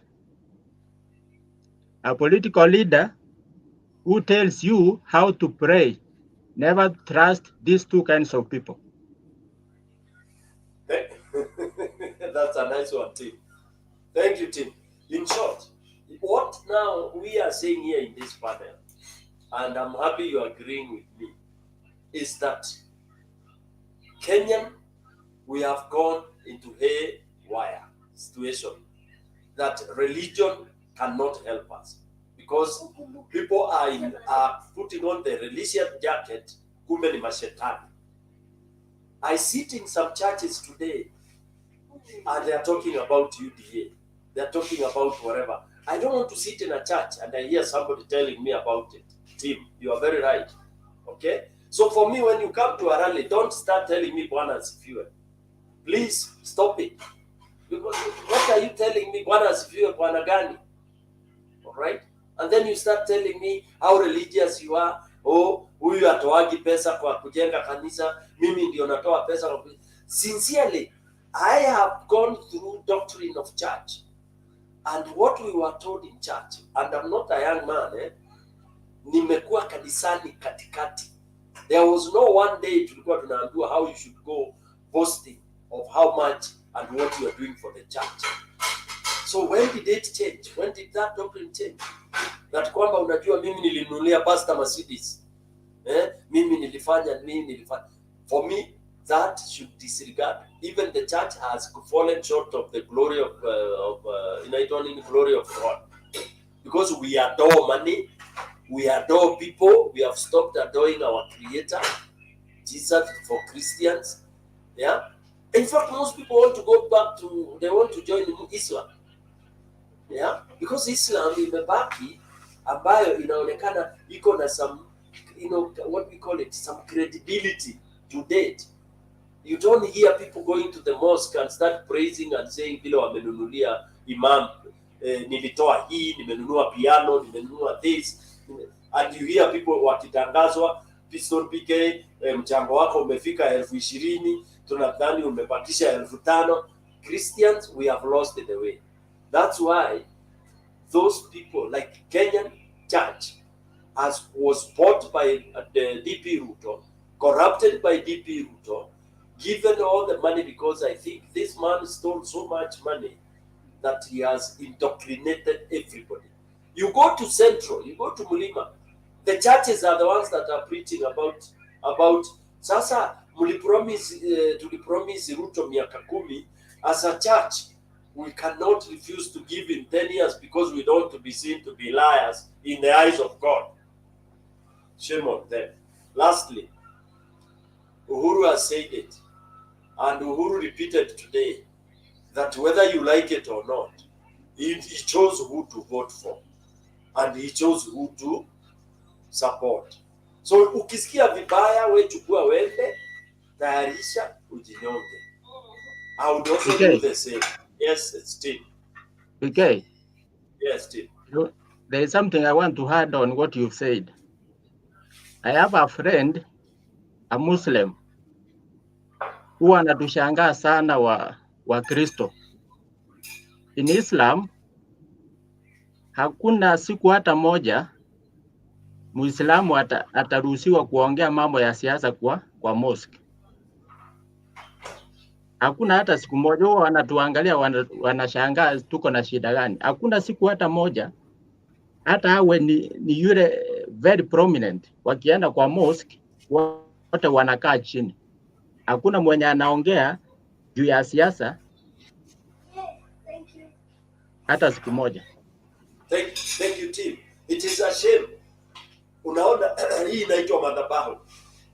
Catholic Church, whatever church, okay, Pentecostal, that umefanya ibada, then you have these politicians coming here in front, the holy place hapa mbele, ati wanapewa nafasi ati kusalamia wananchi, then they start vomiting that nonsense of theirs, and these pastors wako hapo wanapiga makofi. Then hata ndiye anawaambia ati musome Solomon, sijui musome wapi, ati bottoms up iko ati kwa mavumbi, sijui itafanywa nini, na a lot of garbage nonsense. Pastor unapigia mtu ati sasa na hapo nawaambia mkasome Solomon na matatu, sijui Jeremia. I even don't remember what those. Sincerely, kanisa mkeni bwana, wacheni hiyo maneno. Tell them to go and talk those nonsense in the field. Waende huko Jakaranda wakaongea hiyo maneno. Yeah? Kanisa ndio imetupotosha. Wameenda tamaa ya hela, wamechukua pesa na wameingia kwenye hiyo dhambi. They are not able even to salvage this country. Wananchi sisi ndio tutajiokoa na kupoteleza hii maneno na kutupilia hii maneno ya Arab Ruto kwa dustbin. That is the only solution we have. Vote him out completely, because hiyo ndio ile nyoka ilikuwa inaangua, itakuja ile kubwa kabisa ya kuua watu. Yes, Andrew, before I leave. Andrew.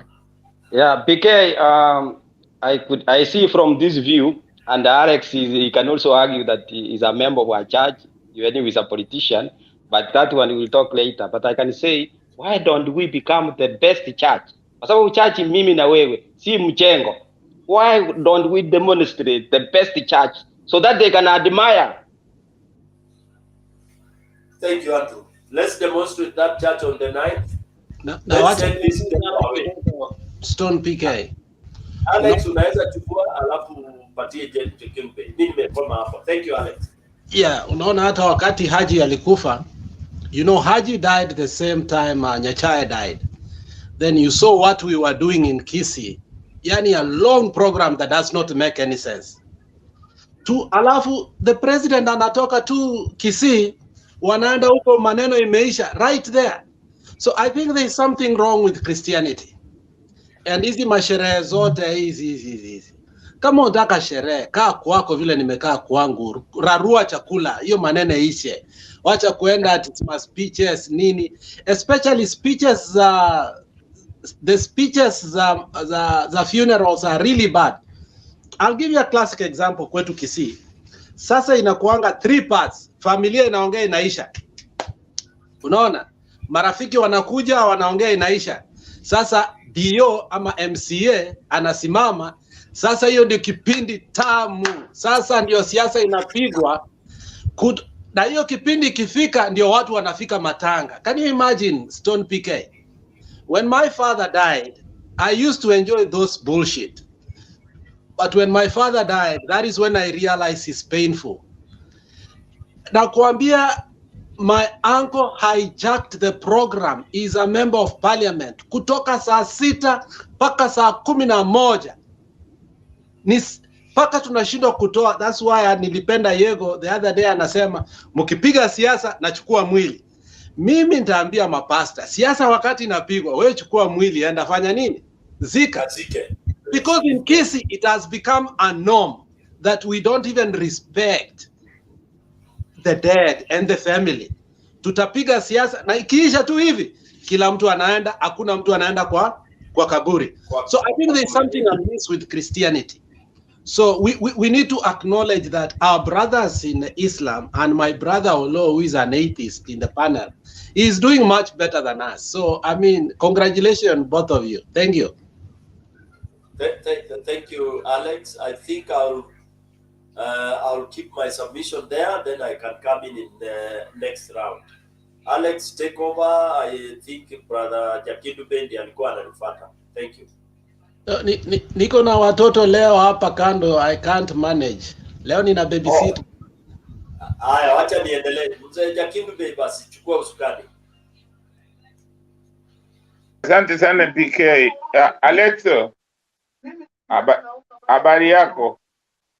Mzee, niko mzuri sana. Pole baraka.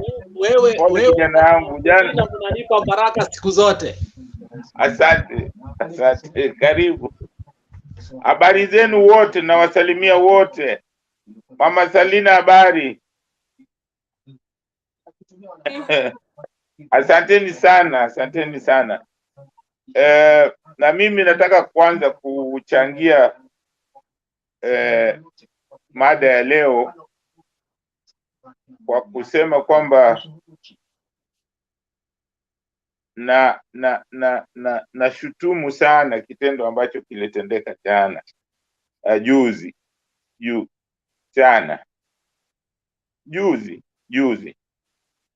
na ishutumu sana. Hiyo kitendo kilifanywa na watu ambao hawafikiri, na nafikiri ni watu wasio na nidhamu, na watu ambao hawafikiri nchi yetu, na wafikiri wananchi wa Kenya kama wenzao. Sisi wote ni wana Kenya, na ni jambo lisilo la busara kuchukua jiwe au kuchukua kitu kutaka kumuumiza mwenzako.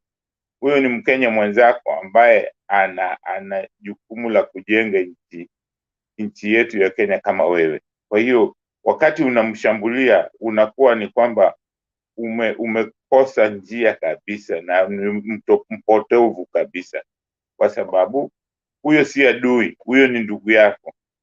Kwa hiyo unaposhambulia ndugu yako, ni mtu ambaye umepotea njia. Tunataka badala ya kushambuliana, tuzungumze, tujenge nchi yetu, tujue namna ya kujenga nchi yetu. Kwa sababu hata wale ambao wanazungumza, wengi ambao wako katika nchi za nje wanaochangia hapa, si kwamba wanafurahi kukaa katika hizo nchi. Wanakaa tu kwa sababu ya hali ilivyo nyumbani, na nchi yetu ni nchi nzuri ambapo tukiweza kuvuta pamoja, labda tuseme 60%, sisi sote tutaishi nyumbani na raha, kuliko kuishi katika nchi za watu wengine ambapo haina raha. Wale ambao wako nyumbani Kenya, ambao wako Kenya, wanafikiria kwamba wenzao wale wanaishi kule nchi za nje wana raha. Hawana. Wanavumilia sana, wanavumilia. Muulize mtu mmoja karibu, uangalie wakati anapokuwa nyumbani, ile furaha ambayo anakuwa nayo. Kenya ni nchi moja nzuri sana kwa wana Kenya, ni nchi nzuri sana. Kuna mambo, wanadamu sisi wote tunataka ile kitu inaitwa social. Saa zingine unapoishi katika nchi za nje, hakuna hiyo social, unaikosa kabisa. Kumingo na wenzako unaikosa. Unakuwa ni kwamba sehemu yoyote ukienda lazima uangalie mgongoni mwako kina nani. Yani kwa kweli ni shida. Wale wanaoishi nje wana shida nyingi sana, hasa za kuliko nyumbani. Nyumbani ndio tunakosa vitu za kufanya, labda hakuna pesa, lakini ukiangalia katika hali ya social, nyumbani ni nzuri sana. Hakuna mahali pazuri kama nyumbani. Kwa hiyo mimi unahimiza Wakenya wote wenzangu, jamani, tuacheni kuzozana, tujione sisi wote, hata kama upendi, lazima tutambue kwamba tupende tusipende, watu wote ambao ni wana Kenya ni wenzetu. Hakuna kitu tunaweza kufanya. Kitu ambacho tunatakiwa tufanye, tutafute njia jinsi ya kuishi vizuri pamoja na raha. Vile wimbo wetu wa taifa inatuambia tuishi na undugu, umoja na mapenzi. Hiyo tu, hata wimbo wetu wa taifa inatuambia tuishi kama wandugu, tuishi na upendo, tuishi na umoja, tuishi na haki. Haki iwe ngao na mlinzi yetu. Sasa mimi nashangaa wakati sisi tunaanza kuzozana. Hakuna haja ya maana ya kuzozana. Kwa hiyo mimi nawahimiza, tafadhali, kitendo hicho ni kitendo kibaya sana kilichofanyika. Na mimi naomba Wakenya wote popote tulipo wasijaribu, unaomba vijana sana, wasijaribu kutaka kujeruhi mtu yoyote. Mtu yoyote, awe ni mwanasiasa, awe ni mtu tu ambaye ana mlengo tofauti na wako. Hapana, haifai hata kidogo. Tuone huyo ni ndugu yako, hata kama hamko kwa mlengo moja, lakini ni jamii yako. Kama unataka aunge mkono upande wako, ni kumzungumzia, kumuonyesha zile sera na sababu. Hiyo ndio inafaa. Nilitaka kuzungumzia jana, simkumbuki, jamaa moja alikuwa anasema kwamba inafaa kudua wei na wazee. Hiyo ni sawa, lakini mimi nawaambia vijana. Hiyo alikuwa David Arika. Vijana, hauwezi kukaa pale unangojea ati utapewa. Hakuna kitu mtu anapewa. Hakuna mtu yoyote ambaye hupata kitu cha bure. Mniambie kama kuna mtu anapata kitu cha bure. Hakuna duniani hii. Hata mtoto akizaliwa leo saa hii, ni lazima afanye kazi. Kazi ya mtoto ni lazima alie, ndio wajue kwamba anataka chakula, apewe. Bila kulia, bila kutaka, hawezi kupewa. Kwa hiyo vijana ambao wanataka uongozi, ambapo wanasema tumesikia uongozi ama chochote anachotaka, hata kazi, kitu chochote ambacho unataka kufanya, lazima uonyeshe nia, lazima uonyeshe kwamba una uwezo wa kufanya hiyo. Kwa hiyo vijana ambao wanataka uongozi lazima waonyeshe.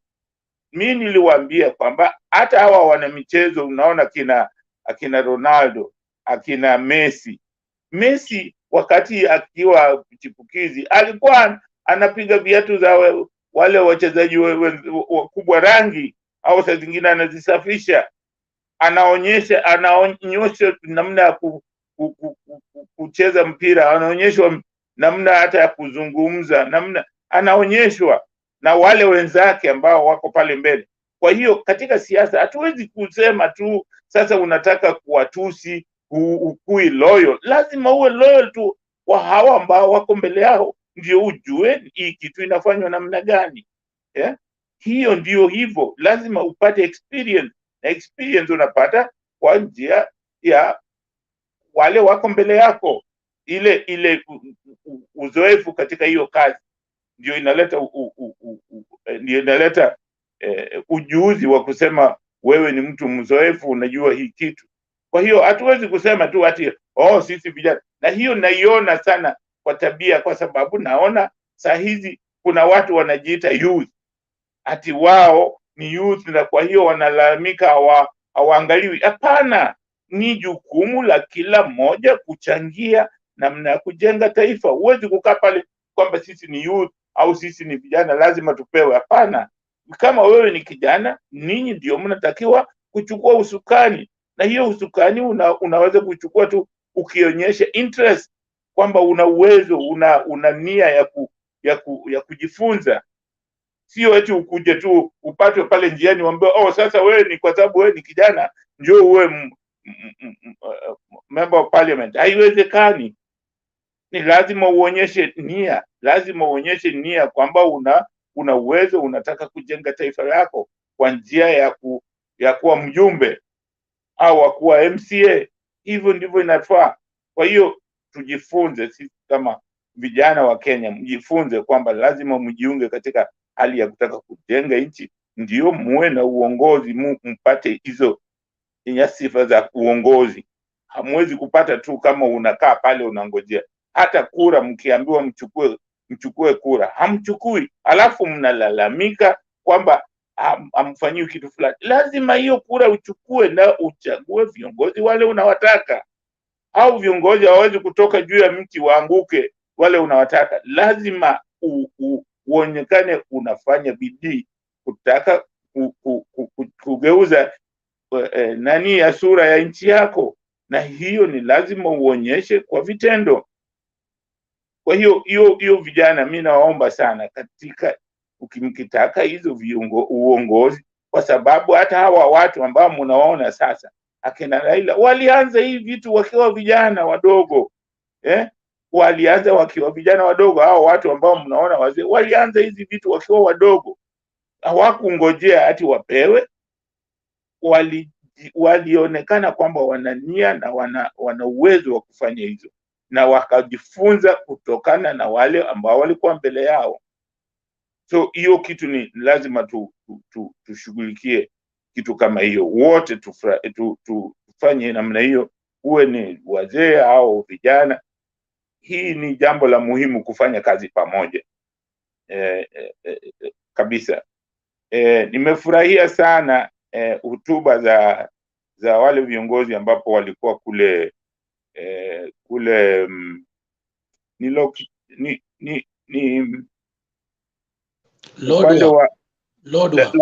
Lodwar. Nimefurahia sana kwa sababu leo kulikuwa na kidogo utulivu ambao mimi napenda. Sipendi sehemu, mimi hiyo kitu nachukia sana, kwamba watu wanapokuwa kwa mkutano wanapenda kupiga kelele, hawasikilizi sana hotuba gani na mtu anasema nini. Kwa hiyo kuna wakati mwingine wanatoka bila, mtu anasema uongo na waangalie kwamba huyo mtu amesema uongo. Kwa hiyo ni jambo la muhimu sana, tukienda kwa mikutano ni kusikiliza, lakini kama hutaki kusikiliza usiende kwa hiyo mkutano kuleta fujo. Jambo lingine, nataka kukubaliana na msemaji ambaye amesema hapo kitambo kwamba saa zingine inanifanya mimi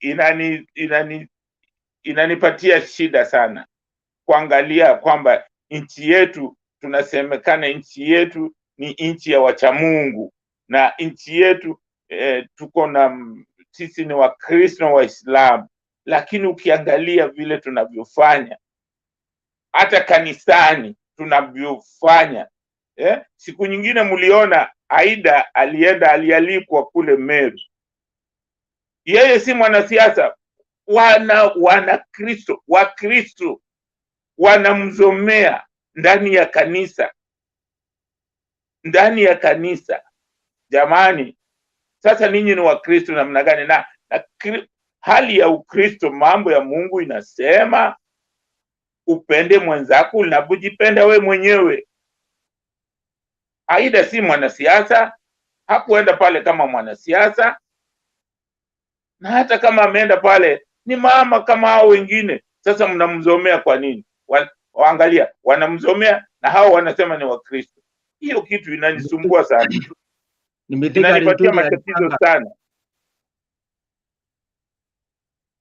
inanipatia matatizo sana, wakati ambapo tunasema sisi ni Wakristo na yetu tunajibagua kwamba sisi wengine ni kabila fulani.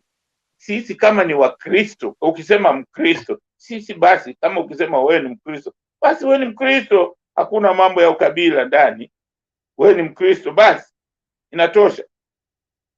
Hii mambo ya kubaguana kikabila, hii mara nyingi sana inaletwa na viongozi ambao wakishindwa kuwa na sera, wanaenda kwa mambo ya ukabila au udini au sehemu wanayotoka. Hiyo tu lazima tujihadhari nayo sana, kwa sababu ukabila tumejaribu kwa sasa miaka 60, haitupeleki popote. Bado tuko tu pale pale, bado tuko na zile maadui watatu ambao tulipoambiwa tulipokuwa wadogo, tunaambiwa tunataka kupigana na ugonjwa, ujinga na umasikini. Bado sasa ndio watu wetu ni masikini kuliko hata wakati ule wengine. So ni lazima sisi kama wana Kenya lazima tuangalie kwamba tubadilike jamani. Tuangalie kwamba mambo yetu tunaendelea vizuri kuliko vile ilivyo. Niliona ile matamshi ambayo Sudi na wenzake walianza kutoa kwamba hii ni mambo ya siasa, na kwamba wanaitwa mambo ya upuzi. Kweli unaweza kuitwa mambo ya upuzi ukigonga helikopta na inapaa angani. Helikopta unaweza kuigonga na ikirudi chini, si matatu inaweza kukaa chini, ama gari inaweza kushika brake chini. Haina mahali pa kusimama. Mtu unaweza kusema hebu wacha tuweke hii kando ya barabara kwa sababu kioo imepasuka. Hakuna barabara. Ni jambo la kusikitisha sana kusikia viongozi wanatoa matamshi kama haya. Inanisikitisha sana mimi. Nasema kwamba ni watu ambao hawana busara hata kidogo.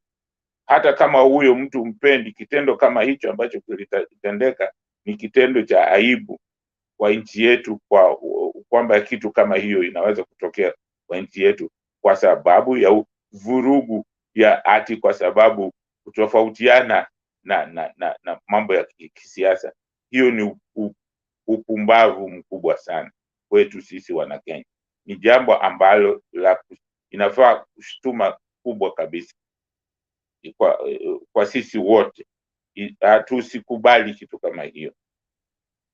Nafikiri nimesema zaidi, na kama nimesema kitu ambacho hakifai mtanisamehe, lakini hayo ndiyo maoni yangu. Asante sana.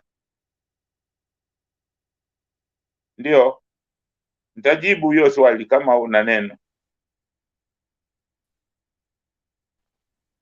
Mzee Kendo Be, yani, kwa sababu Bernard hayuko leo, wacha tu nimwakilishe kama wakili wake, kwa sababu Alex sasa ako busy hapo.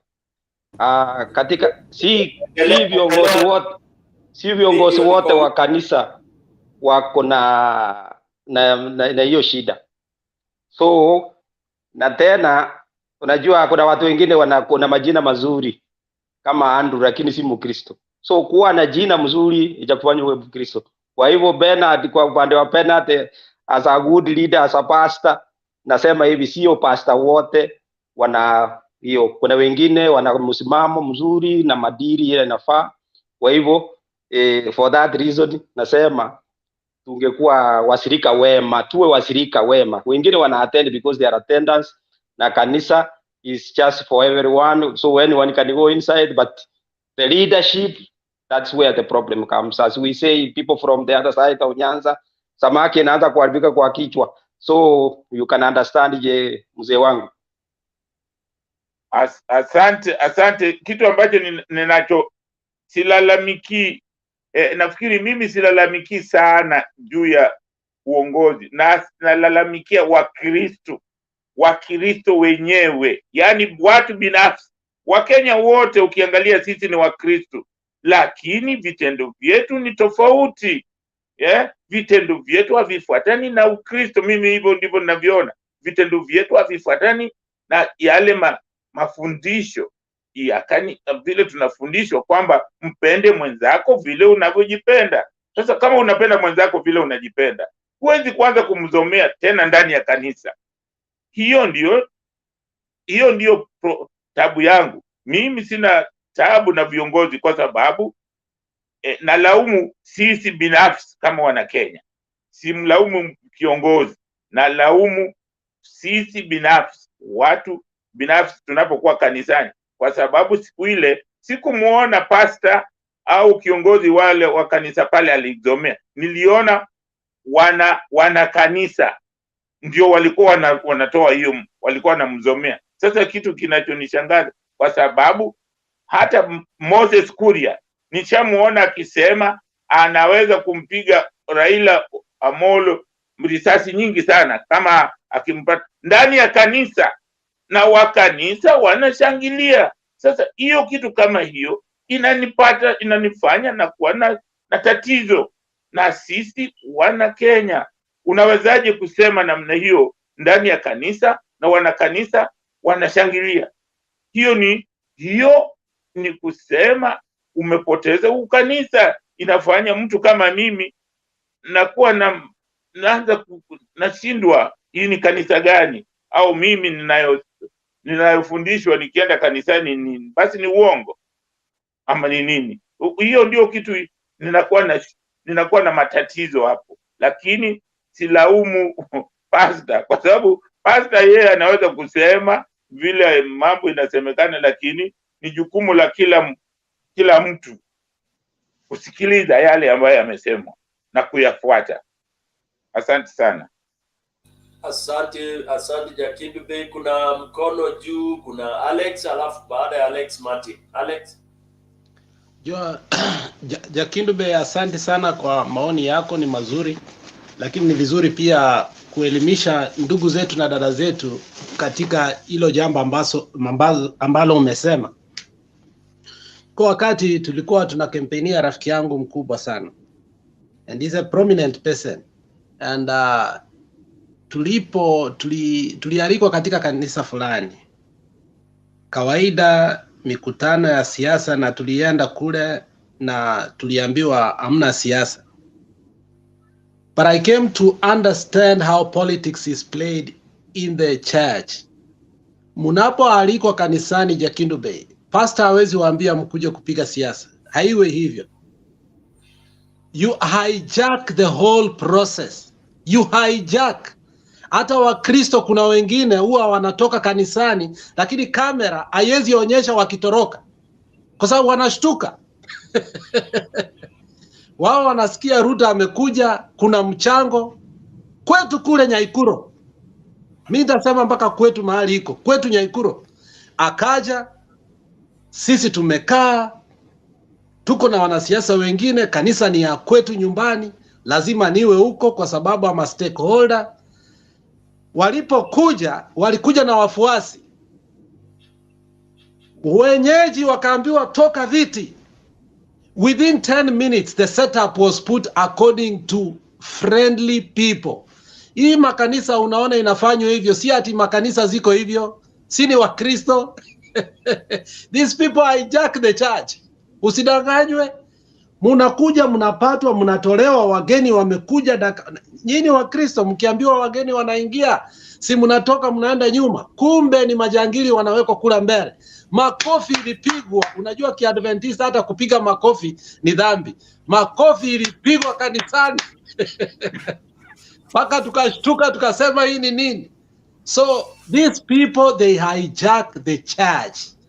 Haya yote mnaonanga ni mipango, watu wamenunuliwa, wanajua vile wanafika kanisani, in 10 minutes imechange. Hata pastor mwenyewe hajui nini imefanyika, Roho Mtakatifu imetoka kanisani, yoyote itafanyika hapo for the next 20 minutes.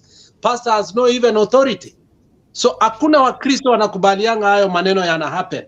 I've witnessed it 3 times na nikaona hiyo siasa ni mbaya, na wale Wakristo wanaenda kule nje wakicomplain, wanaweza hata pigwa.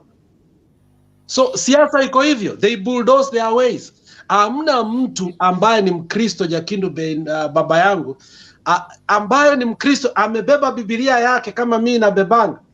Nafika huko, Moses Kuria anasema tupige huyo baba risasi, nipige makofi. Hamna Mkristo atafanya hivi. Ni watu wamenunuliwa na wamepewa kitu kabla hawajaingia kule, kwa sababu hata kama umenunuliwa Kuna vitu zingine huwezi piga makofi, lazima kitu hiyo umekunywa kidogo ndio upige makofi. So that's what they do, my friend. The church has been hijacked. So those are not Christians. Real Christians will tell you that they don't like what is happening. Ndo maana uliona, nitakupa example moja nimalize.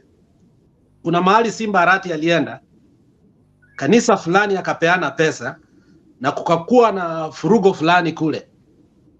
After 4 days he was forced to go bring, akaambiwa na watu wa hiyo kanisa, rudisha hii pesa yote, na iliandikwa kwa gazeti na alirudishiwa pesa yake. Akaambiwa, njia mlikuja hapa hakuna heshima, mkatoa watu kwa viti. Na huyo jamaa he explained why that money was given back. He said, we have needs in the church, but that's not how we operate the church. Na akapewa pesa yake back. So the church has been hijacked, mzee Kindube, wala sio wa Kristo. Asante sana Alexa, nimesikia na nafikiri hayo huwa inaleta matatizo sana. Inafanya mtu unashangaa hawa watu ni watu wa namna gani. Asante sana. Martin Deto.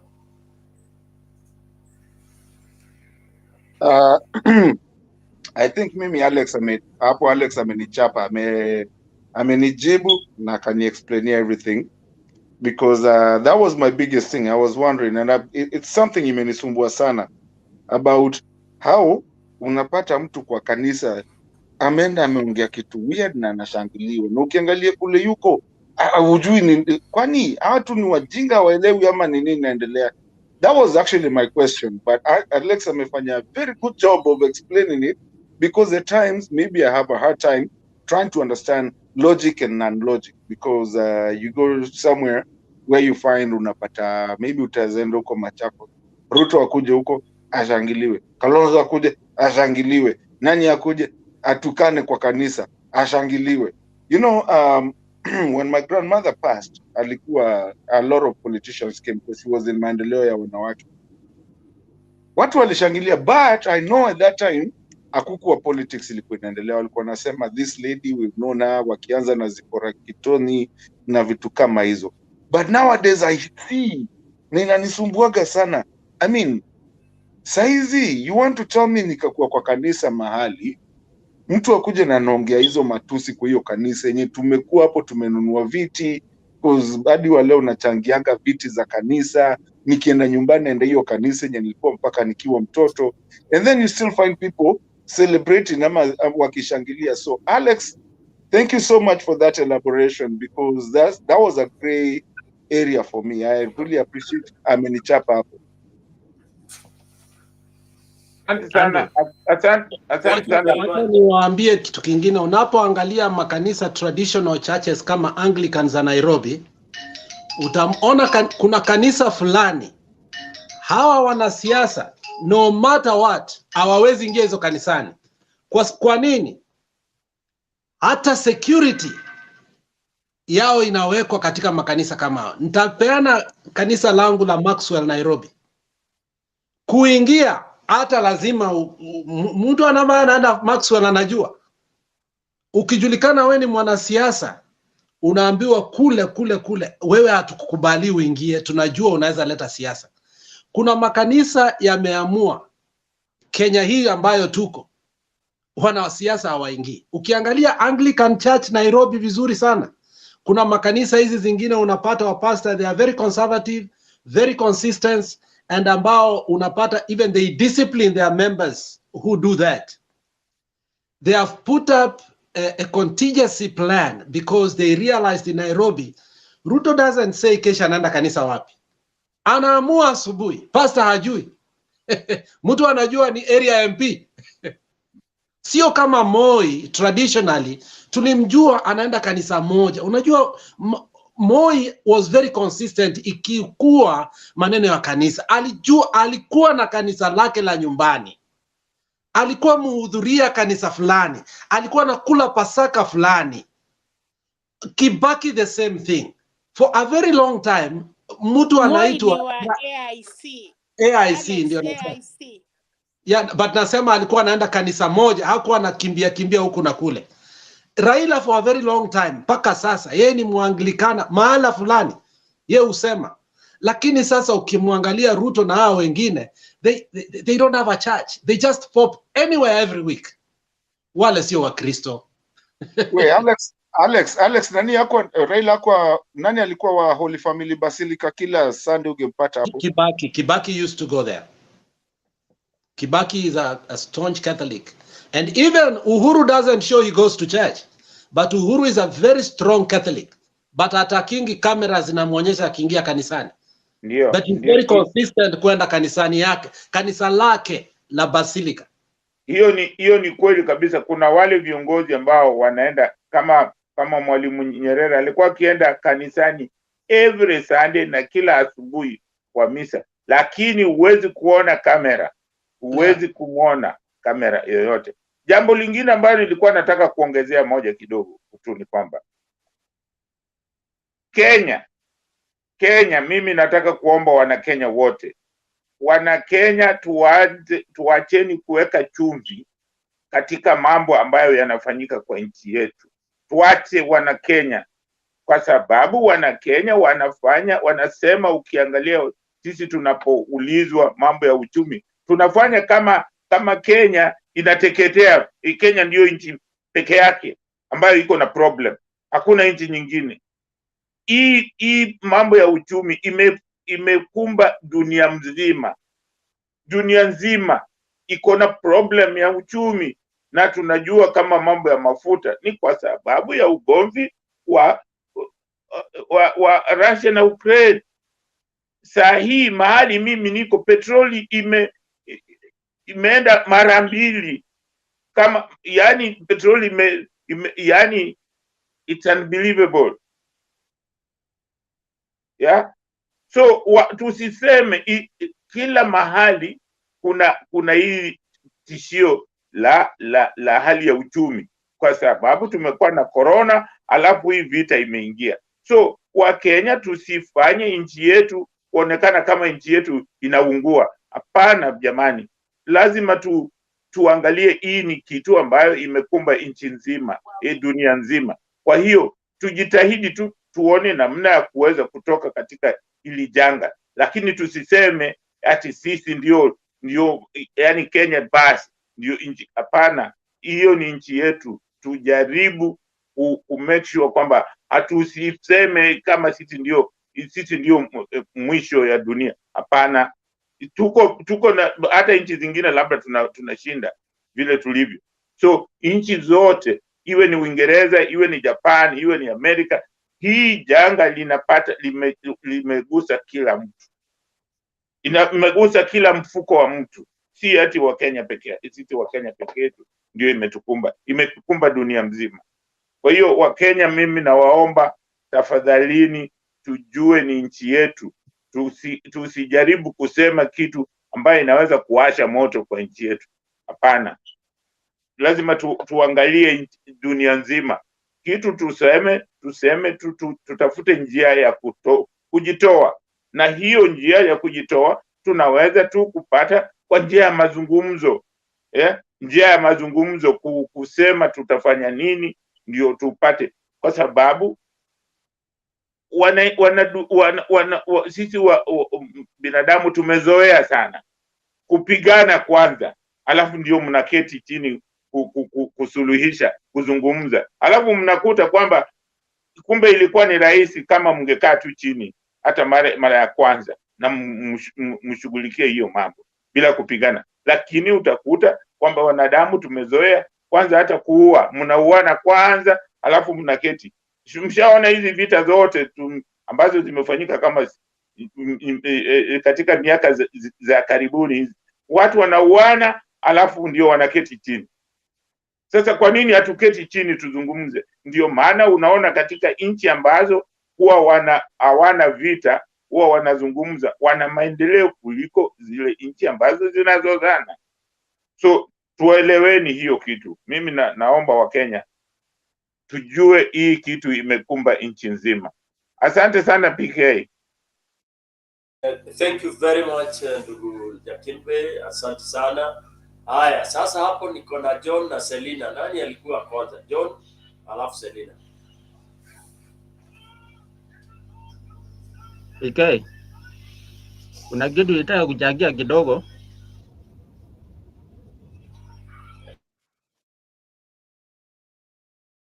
Hello? Yes, team. You want to interject before John? Come in. Kuna Jakindu kitu aliongea hapo. Ikanikumbusha kuna wakati mmoja huko nyuma, if you can remember, there is a governor wa Nyeri wakati mmoja alisema eti akipata nafasi ataua Raila. Atampiga risasi. Nakumbuka huyo governor vile alienda. Nakumbuka vile alikufa kwa ajali mbaya sana. So the worst thing you can ever do to your enemy ni kumtakia akufe. The worst thing you can do to your enemy ni kumtakia akufe. In fact, utakufa kabla ya yeye. Another thing. Asante for that reminder. Yes. Okay.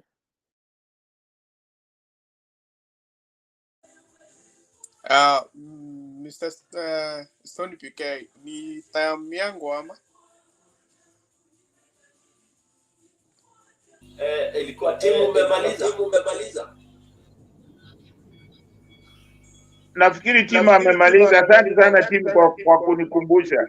Kwa hiyo naweza kusema Wakenya tusitakiane mabaya, tutakiane mazuri, kwa sababu tukitakiana mabaya matokeo huwa ni mabaya. Kwa hiyo tutakiane mazuri kwa sababu sisi ni ndugu moja. Asanteni sana. Asante Jakimbe. Haya John, baada ya John tuende kwa Selina. Thank you Mr. Stony PK. It has been a while sijakuona. Karibu sana. Kuna kitu uliongea about the way akina Oscar Sudi they are behaving. You know, there is something what we call mtu akili yake ni kienyeji. You know, we have people who have gone to another level. Kuna akili ingine bado ni kienyeji. Mtu akikwambia akili yako ni kienyeji, jua you are in a level hata ukijaribu kuletwa juu, you will never. So that is how watu wako na akili kienyeji huwa wanafikiria. They only think of harming somebody and doing what is not right. Secondly, Mr. Alex explained something about the church. Sikuwa na ufahamu about it, but I thank him. Ameniambia what usually goes on. I was wondering, even I'm a Catholic, I think pastor, like a father, huwa mkifanya kitu lazima consequences huwa zinafuata from whatever you've done. But now nimepata picture what happened to Mama Aida. Another thing is about Kisii. There is somebody alikuwa anasema about something about Kisii County. To agree, hii kitu like Mr. Alex utaanza nikosoa kama nimeenda vibaya. You know, when we come to royalty and getting votes from the ground, hizo ni vitu different. Unaweza kuwa ndio loyal to somebody, to agree nayo. Unaweza kuwa loyal to ODM. But what the ground inataka nini? So those are two different things. The lady huyo anaitwa I don't know her name, but anaweza kuwa loyal to ODM, but upate the guys Janet who are Ongera. voting. Janet Ongera. Yeah, Janet Ongera, I'm sorry. The guys who are voting, they need somebody else. You see? Now if we tend to take that thing of loyalty, tunaweza kukosa hizo kura za Kisii County. And another thing is about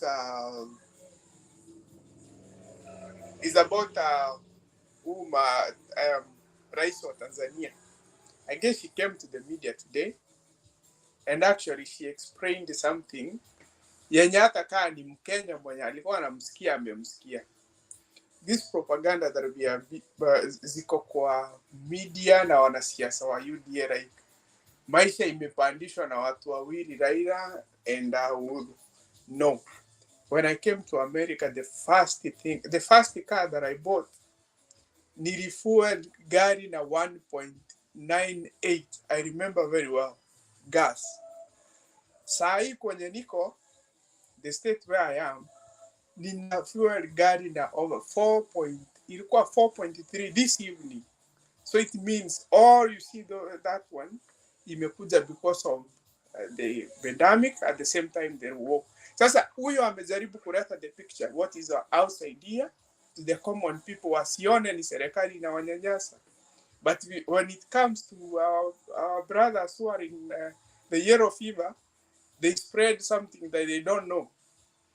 Hizi vitu ni serikali inatoa ushuru, sijui nini ya vitu. You see, I think leo hakuna mtu wa UDA huku. So aenda waambie those are things that zimepita na wakati, they need to tell people exactly what it is. And kabla sijamaliza, sikuwa na ufahamu kuwa the reason as why the Turkana walikuwa wanasema hawako Kenya. Madam Serena, thank you so much. But that's because devolution, I guess, na development iko imewafikia. That is why walikuwa wanasema we are not in Kenya. Right now they have devolution. Now they are counting themselves like we are Kenyans. Thank you so much. No, I ndo nilikuwa nayo Mr. Stone PK. Thank you, John, for your information.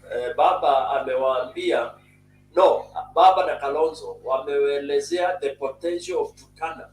Once Turkana is linked to South Sudan, na Uganda on that other bit of it, that county itakuwa marvelous, because hiyo opening ambayo Kalonzo na everybody are following up with South Sudan government, ita increase also security ya South Sudan. I've driven through the other route and I know what it means. Ni forest tupu. Sasa once you have a highway running and you have, you know, business and trucks and people moving, huwa inasaidia sana. It opens up a place. So Turkana will be a gem for this country.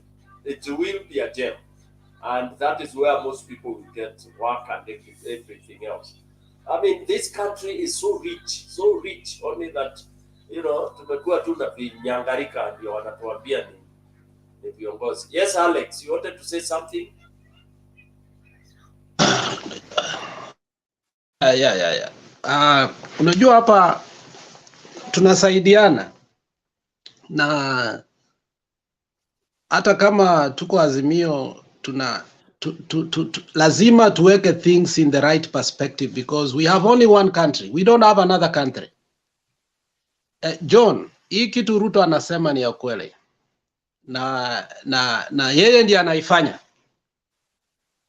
When Oimeke, my friend, Oimeke is my friend, and I say that here, when he was in oil regulatory, you know what he used to do?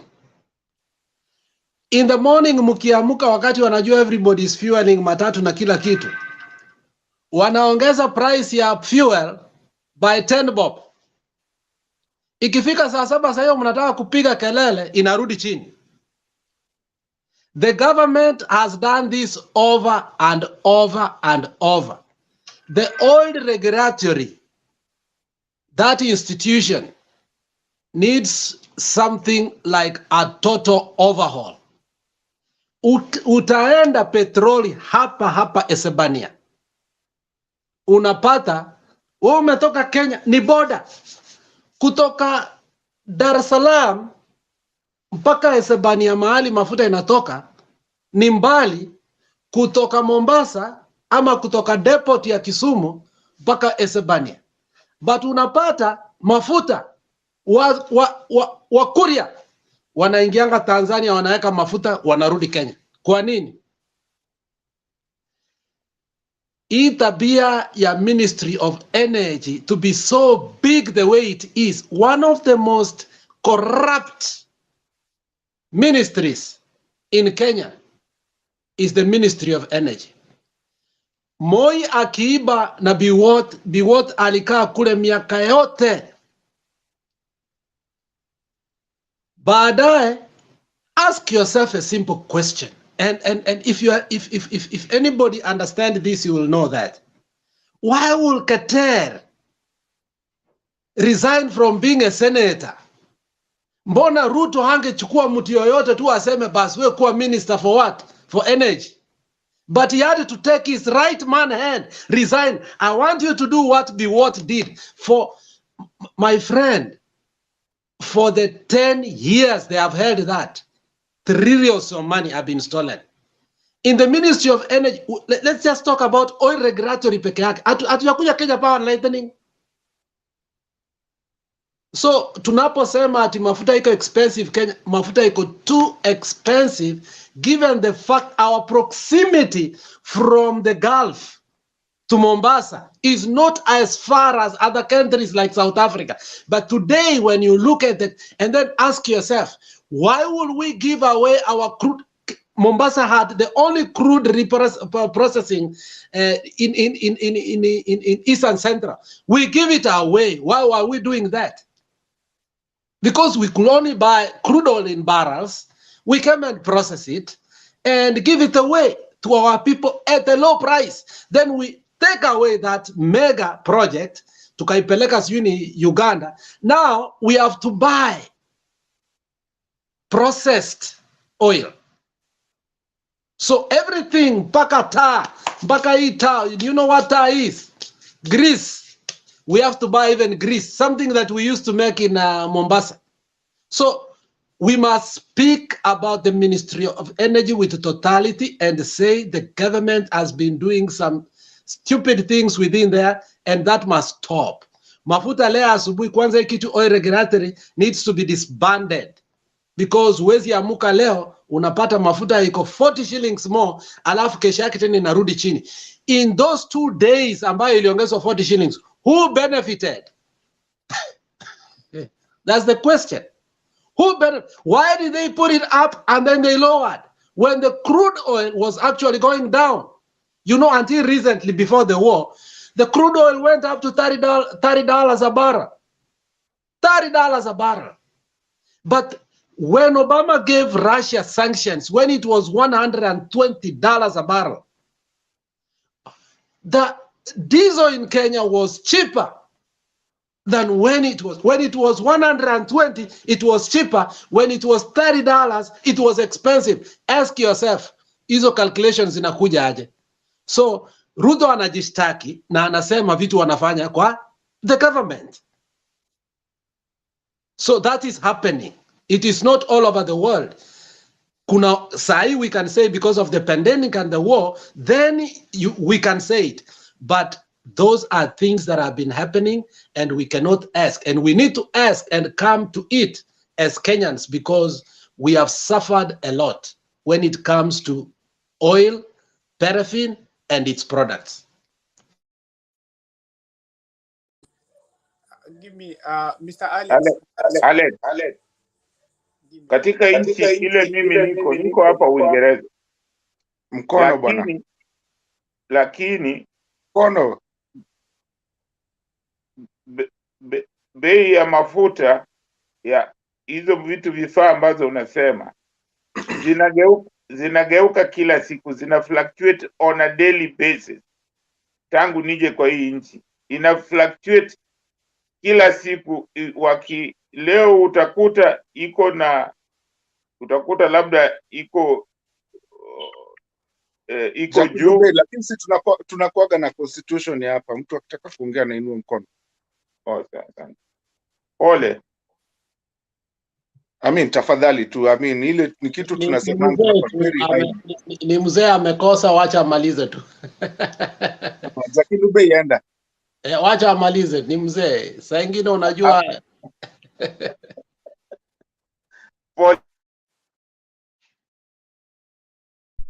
napenda nifuate sheria. Pole. Nitasema baadaye. Sawa. Maliza tu. Pole, ni ile tu nimesema, ni ile tunakuheshimu na tunaheshimu wazee. Maliza tu, nitakuja. Hata ulikuwa umemaliza mzee, maliza point yako. Na nilikuwa nasema tu Alex kwamba hiyo mambo ya fluctuations, sijui kama labda basi kama haifluctuate kwetu ni hivyo, lakini mimi hapa Uingereza mimi naona bei ya mafuta ina fluctuate kila siku, siku nyingine iko juu, siku nyingine iko chini, na tangu wakati huo mzozo imekuwa ikienda juu kila siku. So ndio maana nilikuwa nasema kwamba bei ya vitu imepanda, hata madukani, hata nini, vitu vingi, hata bei ya transport imepanda. Kwa hiyo ndio maana nilisema hivyo, lakini kama uko na details zaidi za hiyo sasa, hiyo nyingine mimi sijui. Kwa hiyo hapo siwezi kunikasema, kwa sababu sina uhakika kwamba vitu gani hufanyika. Kwa hiyo kama una details zaidi hapo ni sawa, lakini kama hiyo ni kweli, basi inadhihirisha kwamba hatuwezi, nashangaa vile watu wanaenda na Ruto mwenyewe ndio bingwa wa kuchafua serikali na kututapeli sisi wananchi, kwa sababu kama wao ndio wanafanya hiyo njama ya kuongeza mafuta kutuibia namna hiyo ni utapeli ambao haifai yeye kusikilizwa na wananchi, anatudanganya. Asanteni sana na poleni sana jamani. Yeah, Martin enda alafu ndio John aseme kitu. I don't know mahali nani ameenda. Alex, umeniruka, sawa. Si kuona mama sasa. Martin enda alafu mama aende. Heshima ni utumwa, acha mama aende. Asante sana, asante. Mama nenda sasa. Okay, thank you so much. Tumeongea tangu mpaka saa tunarudia. Nilikuwa nimeona maybe wakati Caleb Kositany na Sudi wakimaliza wameochiwa na wakatoka nje, wanatoa statement na wanajaribu kukashifu, kuita rais style up. And these people wako na madharau sana. Hata nashangaa wakati they are leaders. Kama wewe ni baba ya nyumbani unatusi majirani, watoto yako watafanya nini? Kama member of parliament ni sample ya wananchi wa kaunti yake.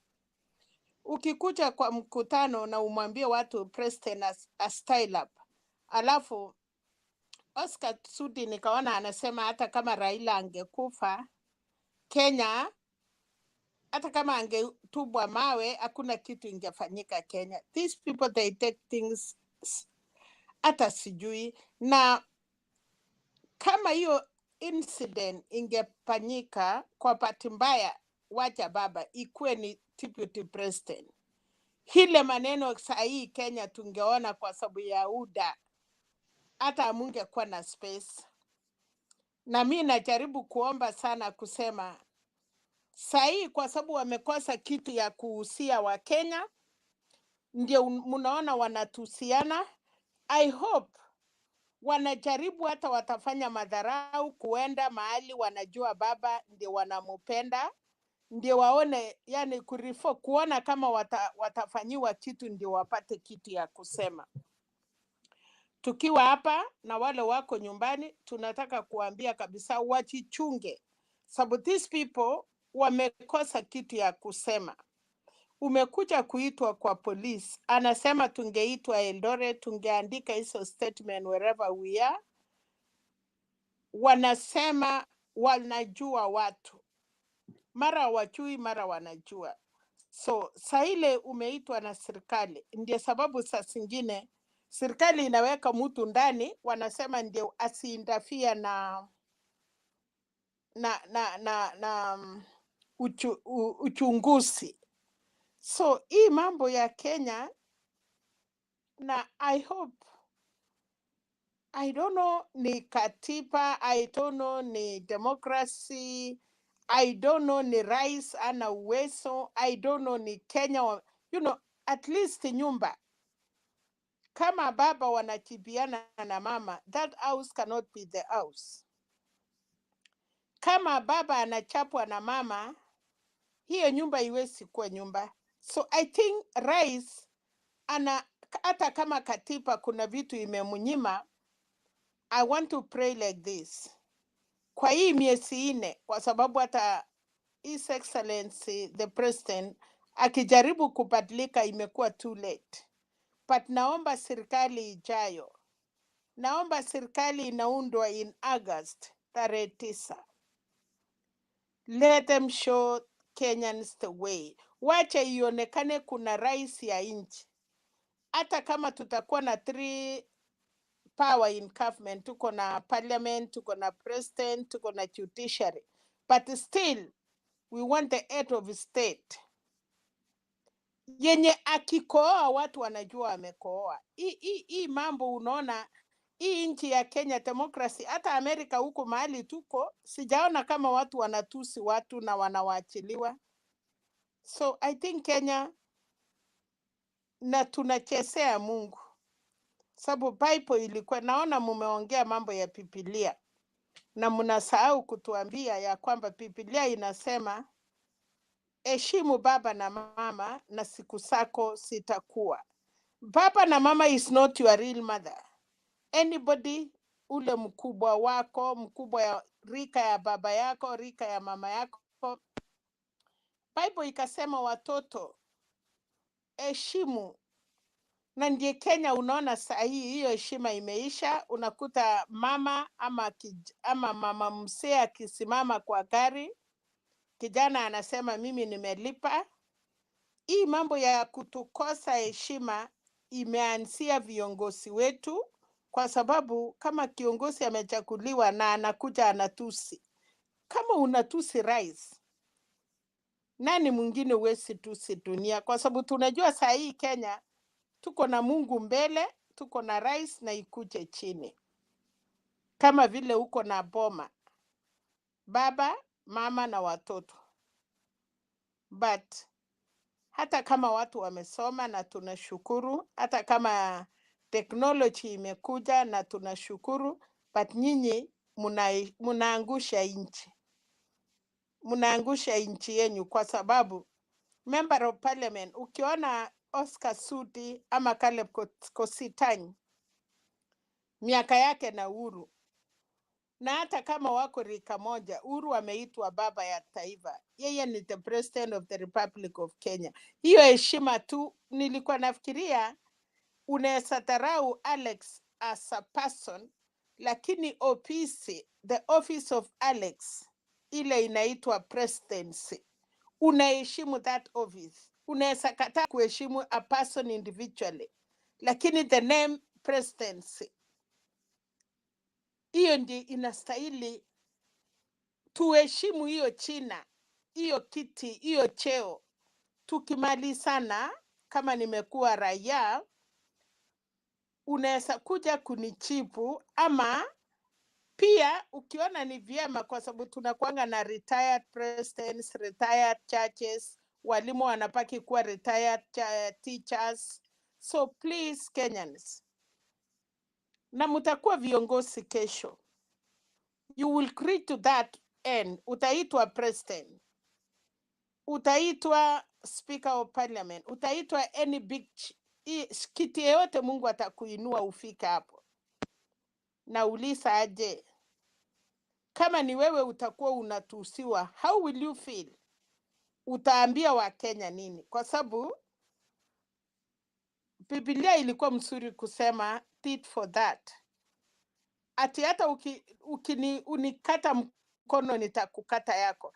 Hii tit for that atu kwanza. Yale mnatenda saa hii, yale mnafanyia watu saa hii, na kesho mnataka kuwa viongozi, nani atakuheshimu?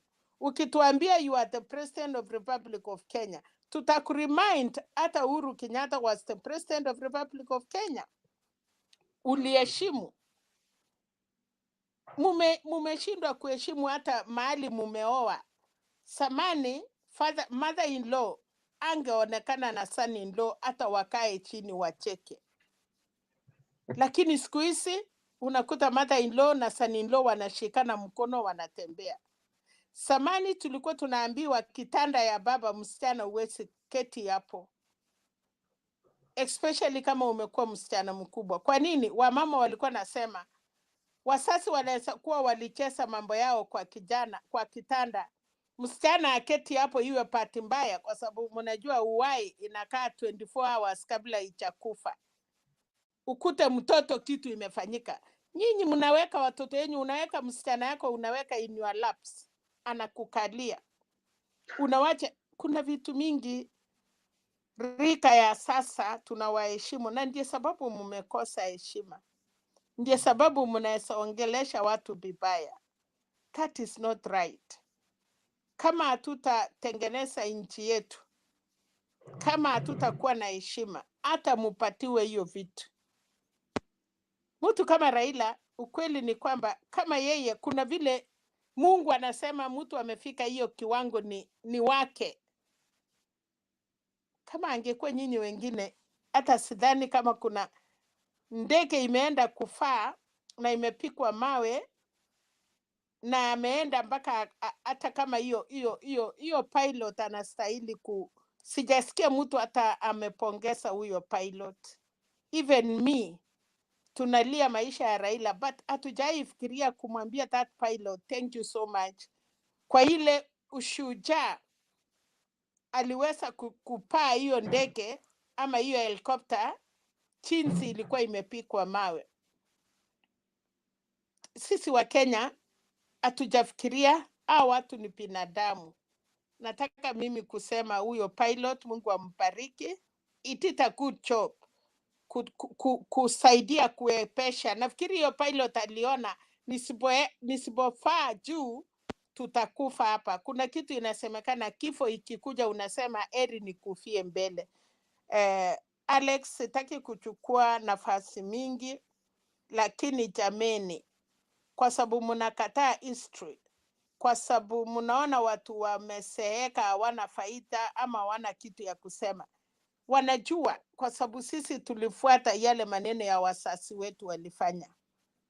Nashukuru Raila anasema ile kitu mzee ameona kijana hajaona, kwa sababu mzee amewahi kuwa mzee. Tumewahi kuwa wasichana, tumewahi kuwa wamama na tumewahi kuwa watu ya. Lakini kijana ama msichana hawezi kuwa mama kwa sababu hajai kuwa mama na hajai kuwa mzee. So vijana pia mko viongozi, but hamjai fika hapo. Umekuwa kijana, wengine wajakuwa baba, kukua baba, wengine wajafika grandfather. So kuna hizo steps. Mzee ameiona yote. Mzee anaweza sema anajua mahali ametoka, lakini mahali anaenda hajajua. Na kijana watu wana siku mingi, ndio unasikia watu wanasema wengine wamefika saa 8. Wanaita age, wanasema tulitoka asubuhi na ndio tunateremuka tuko saa 10. That is a reason of somebody saying that. Unaweza uliza mtu anasema amefika saa 10 anamaanisha nini? Kwa sababu ameona vile chua ilianza akiwa mdogo, akikuja akifika saa 6 mpaka anateremuka. Ni kama anakwambia my days are near, I'm almost there, karibu nifike saa 12. Wewe bado hata hujafika saa 4. So thank you so much kwa kunisikiza, lakini tujaribu tusaidie nchi yetu, kwa sababu Kenya ni yetu, hakuna vile tutawacha. Na hao viongozi wako arrogant, tunajua wawezi dakika ya mwisho wawezi fika mahali, lakini but sometime Biblia wanawapatia time ili waweze kubadilika ama kuokoka. Asante. Asante sana Mama Selina. Mato.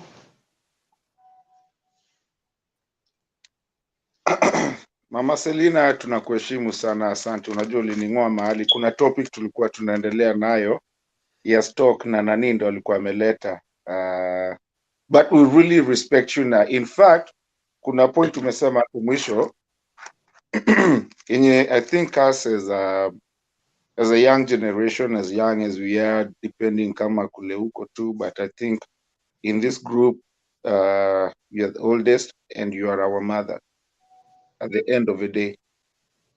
Kuna kitu umesema vizuri sana hapo na mimi iliniuma, and especially because I have the expertise in that field. Hiyo ya mwisho kwanza imenigonga about the pilot. Kuna kitu inaitwa decompression. For those who whatever. Decompression on an aircraft na kuamsha ndege and moving with flying an aircraft with a broken front shield. It's not called windshield, front shield. Ama any kind of window, because as you're moving kuna air yenye inaharibu or can cause decompression, given that prop does not go so high to get decompression, but when you're flying that aircraft with a broken window, there's a problem there. And Mama Selina, unajua saa zingine unasemanga unazadhani mtu ajui kitu yenye anasema na kumbe anajua tu because of the experience. That pilot really needs a prop. A lot of pilots, even on a war zone, will not fly that helicopter because haujui hiyo dirisha imefika wapi, and you flying, there's winds coming back. But yeah, that pilot needs props. That one I agree 100%. It's something imenisumbua na nimeongea na watu about, but everything went well. That's the good thing.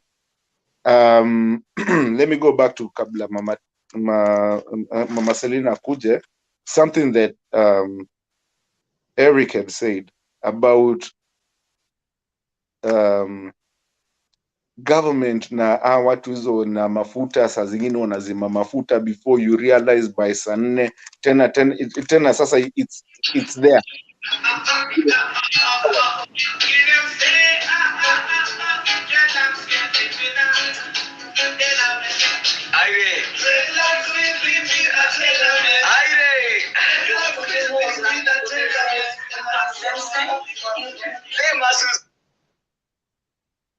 Leo tumeamua kupelekwa disco.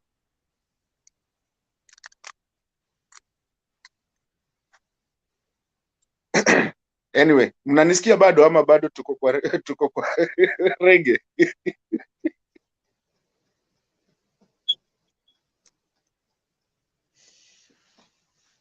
Endelea bana.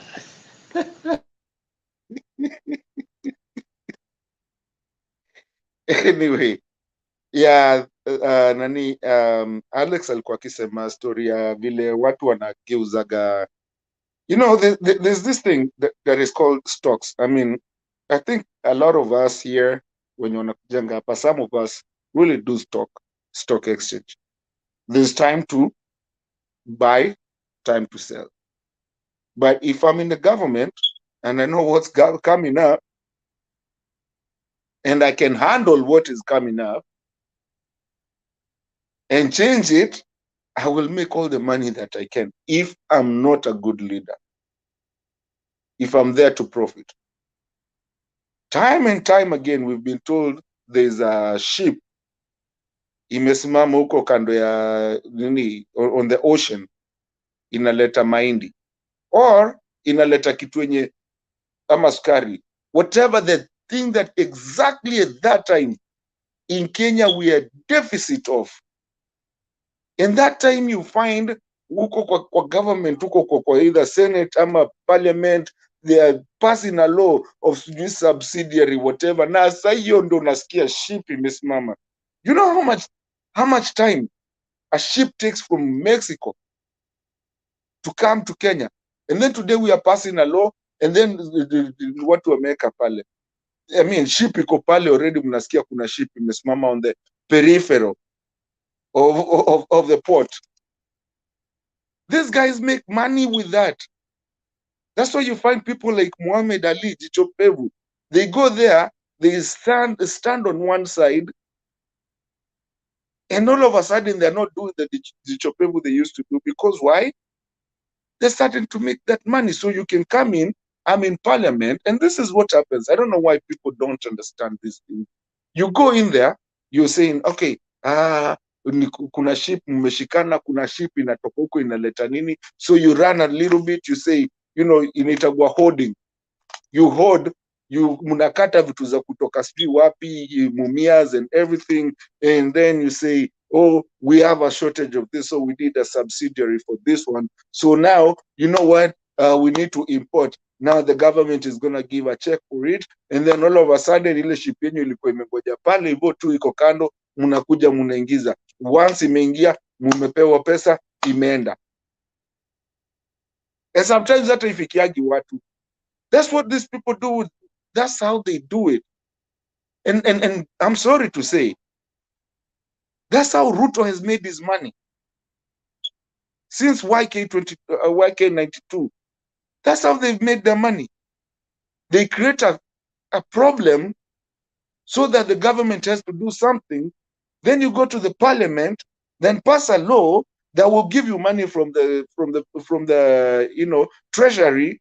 Then all of a sudden you're there running, getting that, and then all of a sudden now you go back and relax, and now you have your money. It's the stocks. Stocks. Sisi, I mean, at least I hope, I don't know when you're wanafanyanga stocks. Even here, we do the same thing, but we don't work with the government.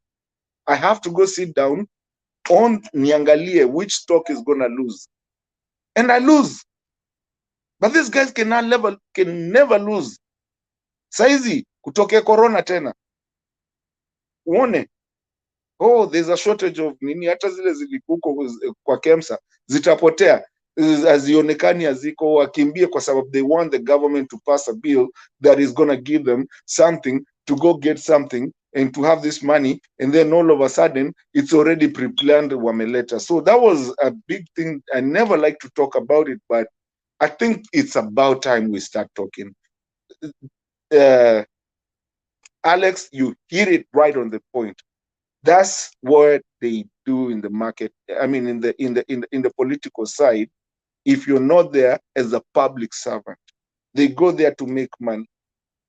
And that's why you find the little public servants, people like in Raila, wanagongangwa because, oh, uchumi sijui imeenda nini. You know what? Unga. Guess what? Ongeni unga uone. Ship itasimama Mombasa.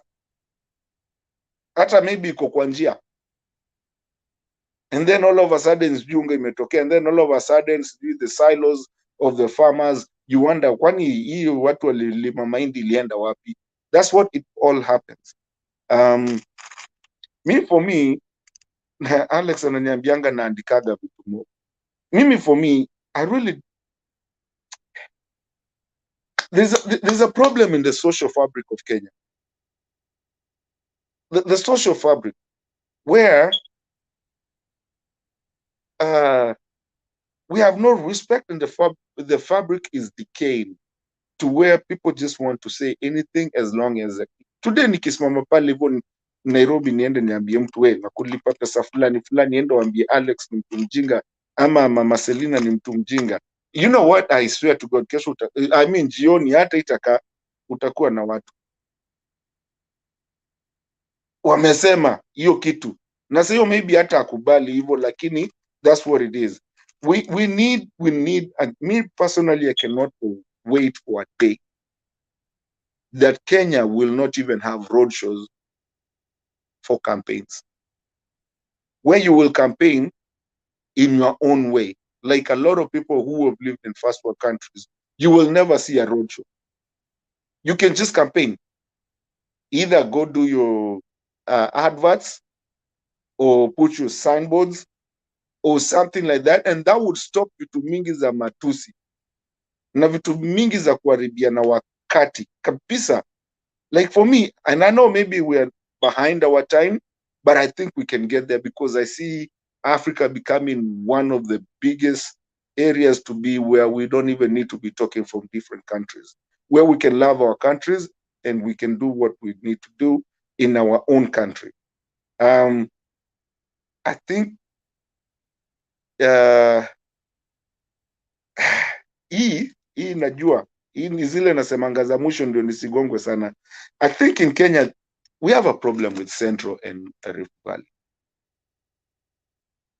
All the post elections, all the problems that has happened, whether ni Raila amegongwa, whether ni kina nani walifanyiwa, it happens between these two provinces. Used to be province, I don't know, right now I think is counties. It's between those two. I mean, all of us tunagongangwa, but hakuna vita. I was there when we had the biggest fight that we had. It happened with them. Today, you find it's just the two areas. Ukienda Mombasa, hakuna mtu ana maneno na wewe Mombasa. Ukuja Machakos, tutapiga kelele tuende tukunywe kahawa. Ukienda Kisii, wameshikwa katikati. Luoland ndio mtamwambia anachapa mawe, lakini hakuna kitu. But there's a problem and we need to fix it because this is our Kenya. And most of us, mtu mwingine alisema, na nani ndo alisema mwenye alikuwa anaongea, Jackie Ndubei. Yes, it's true what he said. Most of us over here wenye tunasemanga sijui tunakujanga tuko nje. Tukirudi nyumbani tunaitwa what do they call us? Wanatuitaga summer bunnies. Of course we don't want to be here. We want to be in our country. What the hell? Tunataka kuwa huko, lakini ukijiuliza unajiuliza what are you going back? Unaenda kudu? Kama kwanza the social fabric is already messed up. Hata hatuwezi sikizana, wengine tukija hapa wengine wanakuja kututusi na tunaongea vitu zinaelewana za maana. Tuko wote, all the parties here tunaongea, tunajuana, na kuna wengine wanakuja kututusi just to spoil the whole thing.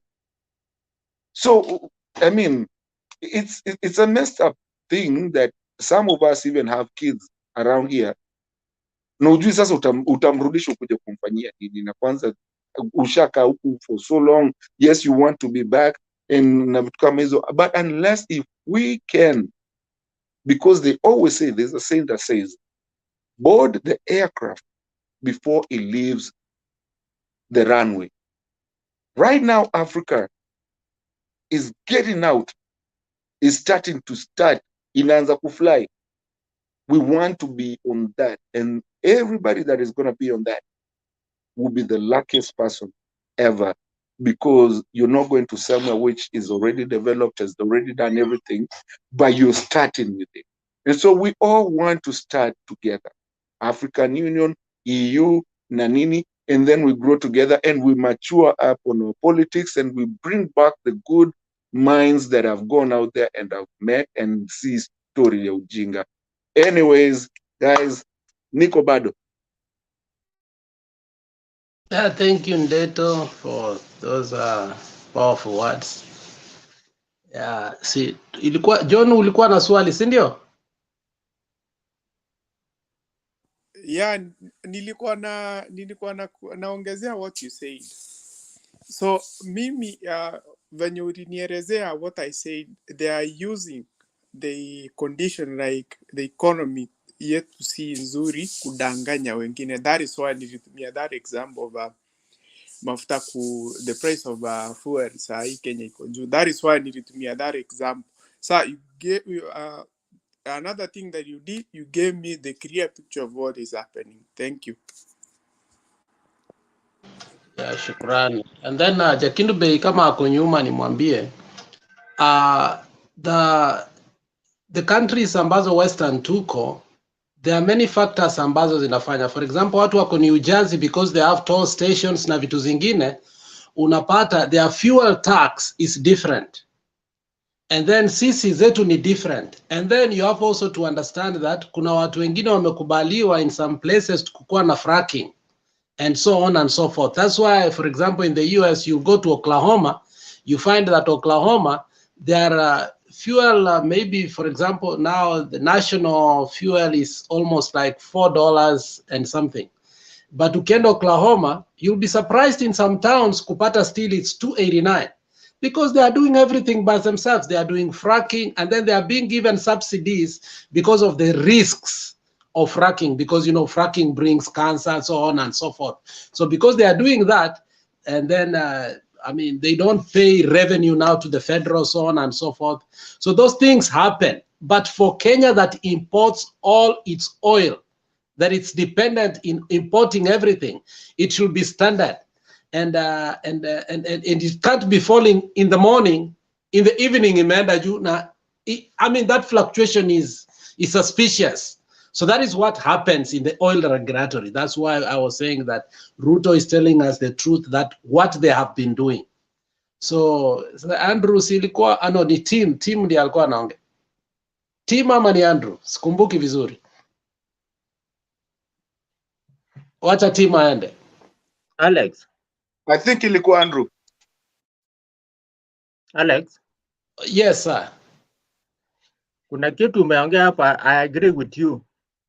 Lakini sasa swali langu ni, because I've been watching Mama Suluhu, she was explaining mambo ya hii mafuta, hii price kwenda kukosekana, such like. And she was saying, hii mambo ya Russia na Ukraine ndio imechangia. Sasa sijui kama hii ni ukweli ama ni, because with your mambo yako nilikubaliana na wewe kabisa. Nilikubaliana na vile ulituelezea. Lakini na wakati nasikiza mambo ya Suluhu, Mama Suluhu huyo alikuwa anaongelea mambo ya Ukraine na Russia. Sasa nimechanganyikiwa hapo. Wacha nikuambia, there was a time I was driving the tankers za mafuta. And one thing you need to know, the biggest pot of fuel, to say like in the US, I will start with the US, then I'll go to Kenya, how the oil industry works. For example, America iko reserves in Houston that can last us for 10 years. We can stop importing oil and doing nothing for 10 years, and we still have fuel. Now the question comes then, if we have all that reservoirs, why does it affect the prices that we see on the pump? Now, does America really import fuel from Russia? No. How does the Russia affect us directly? Now, this is now the real conmanship where it comes. Now, the word conmanship, now this is where it comes from. The way the markets are built, the international markets, because we are talking about the stock markets, because we are the mainstream, and that they are in Wall Street. Wall Street dictates everything the way it happens. Now, if the oil prices are determined by OPEC, basically how many barrels per day, and you realize they can either put the output more or lower, so that depending on America capacity to import their goods, they only selfish because because a country does two things. For a country to continue to grow, it has to balance its trade and balance its budget. So these countries are competing to do that. In the effect, there's a lot of oil in Houston that is not being imported. So the prices are not dependent on what you think. They are dependent on the stock market.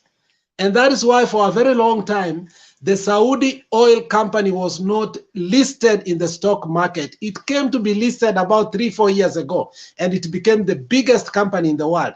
Meanwhile, the barrels, the way they are dictated in the world is by how the stock for oil is bought, not the production. You understand? So you will find that Kenya, in Mombasa, we have oil that the petroleum or the oil products that will last us for 1 year as a reservoir, because it's like the strategic reserves we have for maize. They were bought when the price was maybe 5 shillings a gorogoro. But all of a sudden, when they go to 120, they are released. Then they are sold like that. But in reality, why should they be sold at 120 and they were bought at 5 shillings? If you can go higher, go 5 times, then sell them at 30 shillings. So this issue of being lied to, it's the supply or what, every country for strategic reasons, it has a reservoir. And if anything, if what was supposed to go up is gas, because what Europe depends most from Russia is not even oil, it's gas. So the markets in the world are the ones which have started dictating those things, not the production. So unapata, whatever they are saying, hata kama wewe mafuta yako ulikuwa already uko zote zimejaa kwa gas station yako, waki increase na wewe una increase, lakini ulinunua price gani? So hizo ni mchezo wanafanya. So they are taking advantage of war, they are taking advantage of stocks, and there are people who are making money meanwhile. As Ndeto said, kuna watu wana watch, and these are big people who bankroll what?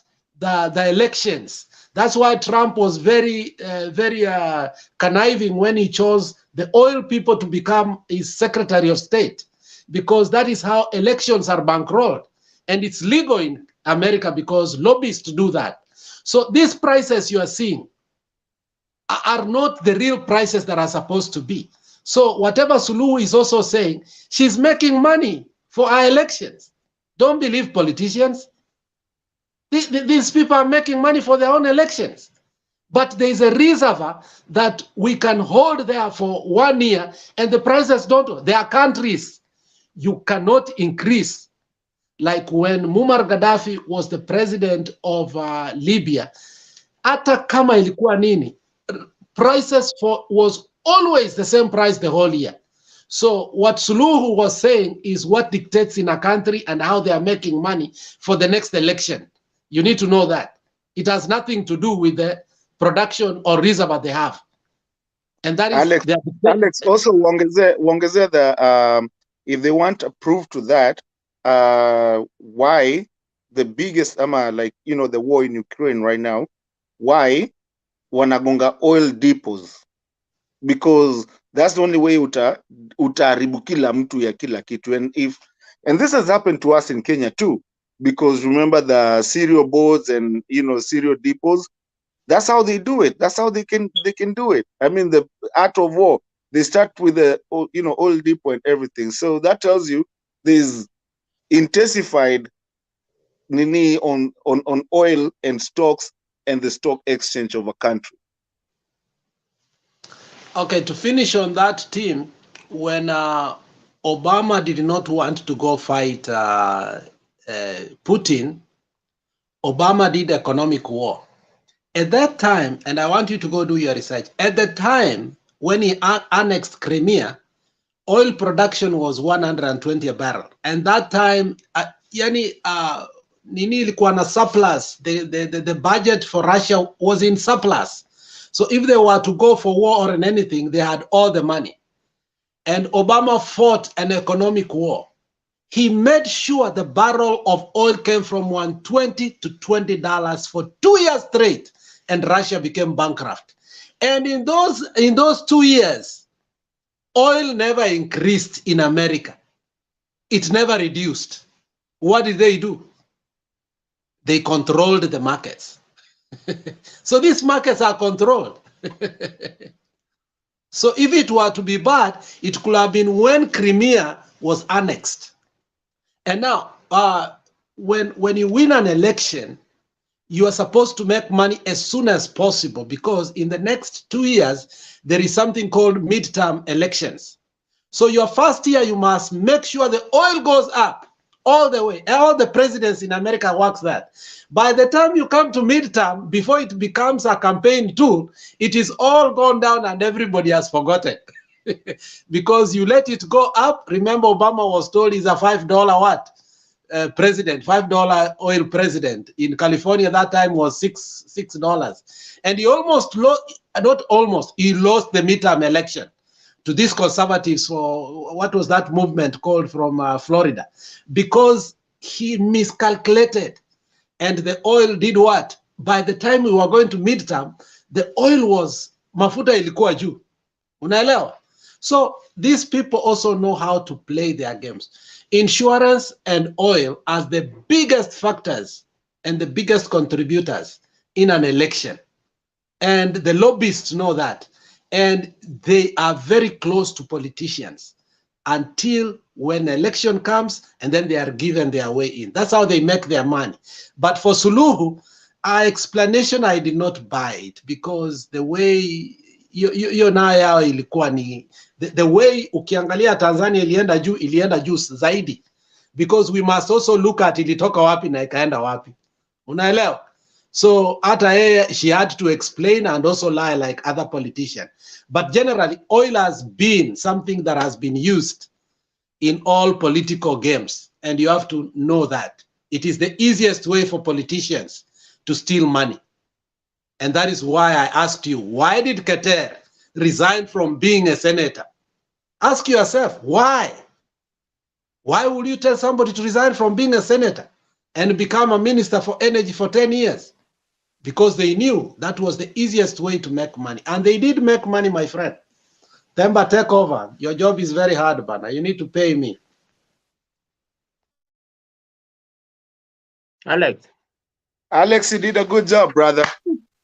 So Andrew is going educational. after you. Andrew is next, though. Okay, Andrew, take it over. Thank you, Temba. Thank you, Alex. Welcome. Temba, because you are here and you are the, I understand, Alex calls you a scholar.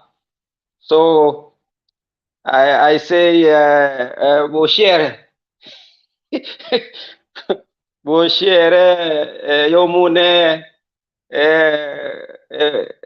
mundo wa nyumba, wanatia. And then, Alex, unajua mimi wewe ni ndugu yangu hapo, ni jirani, usicheze. Yeah, mimi ni Mogaka. Mimi ndio sahi napea wazee blessings kisi. Nataka kukupaka mafuta. Nataka kukupaka mafuta alafu ufanye kazi. Ukinipaka mafuta Temba atapasuka. Temba is my colleague and you know, he's a buddy now. We will be stronger than before. Temba iko watu nyuma, add people first. There are people behind, add people, then we continue. Okay.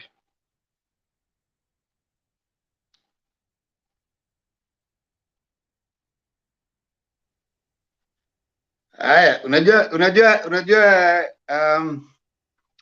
Alex, nilikuwa nimefikiria watafunga leo mapema, hata nilikuwa nimesema kwa group yetu ya Motembei ya kwamba leo wala watu wanakuja kufanya debate wakuje mapema kwa sababu tunafunga mapema.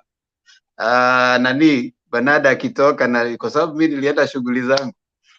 Hata sasa ndio nikaambiwa debate inaendelea huko, bado nimeweka, nikasema okay, hata sikujua nitawapata hapa. Mimi nilijua mtaenda.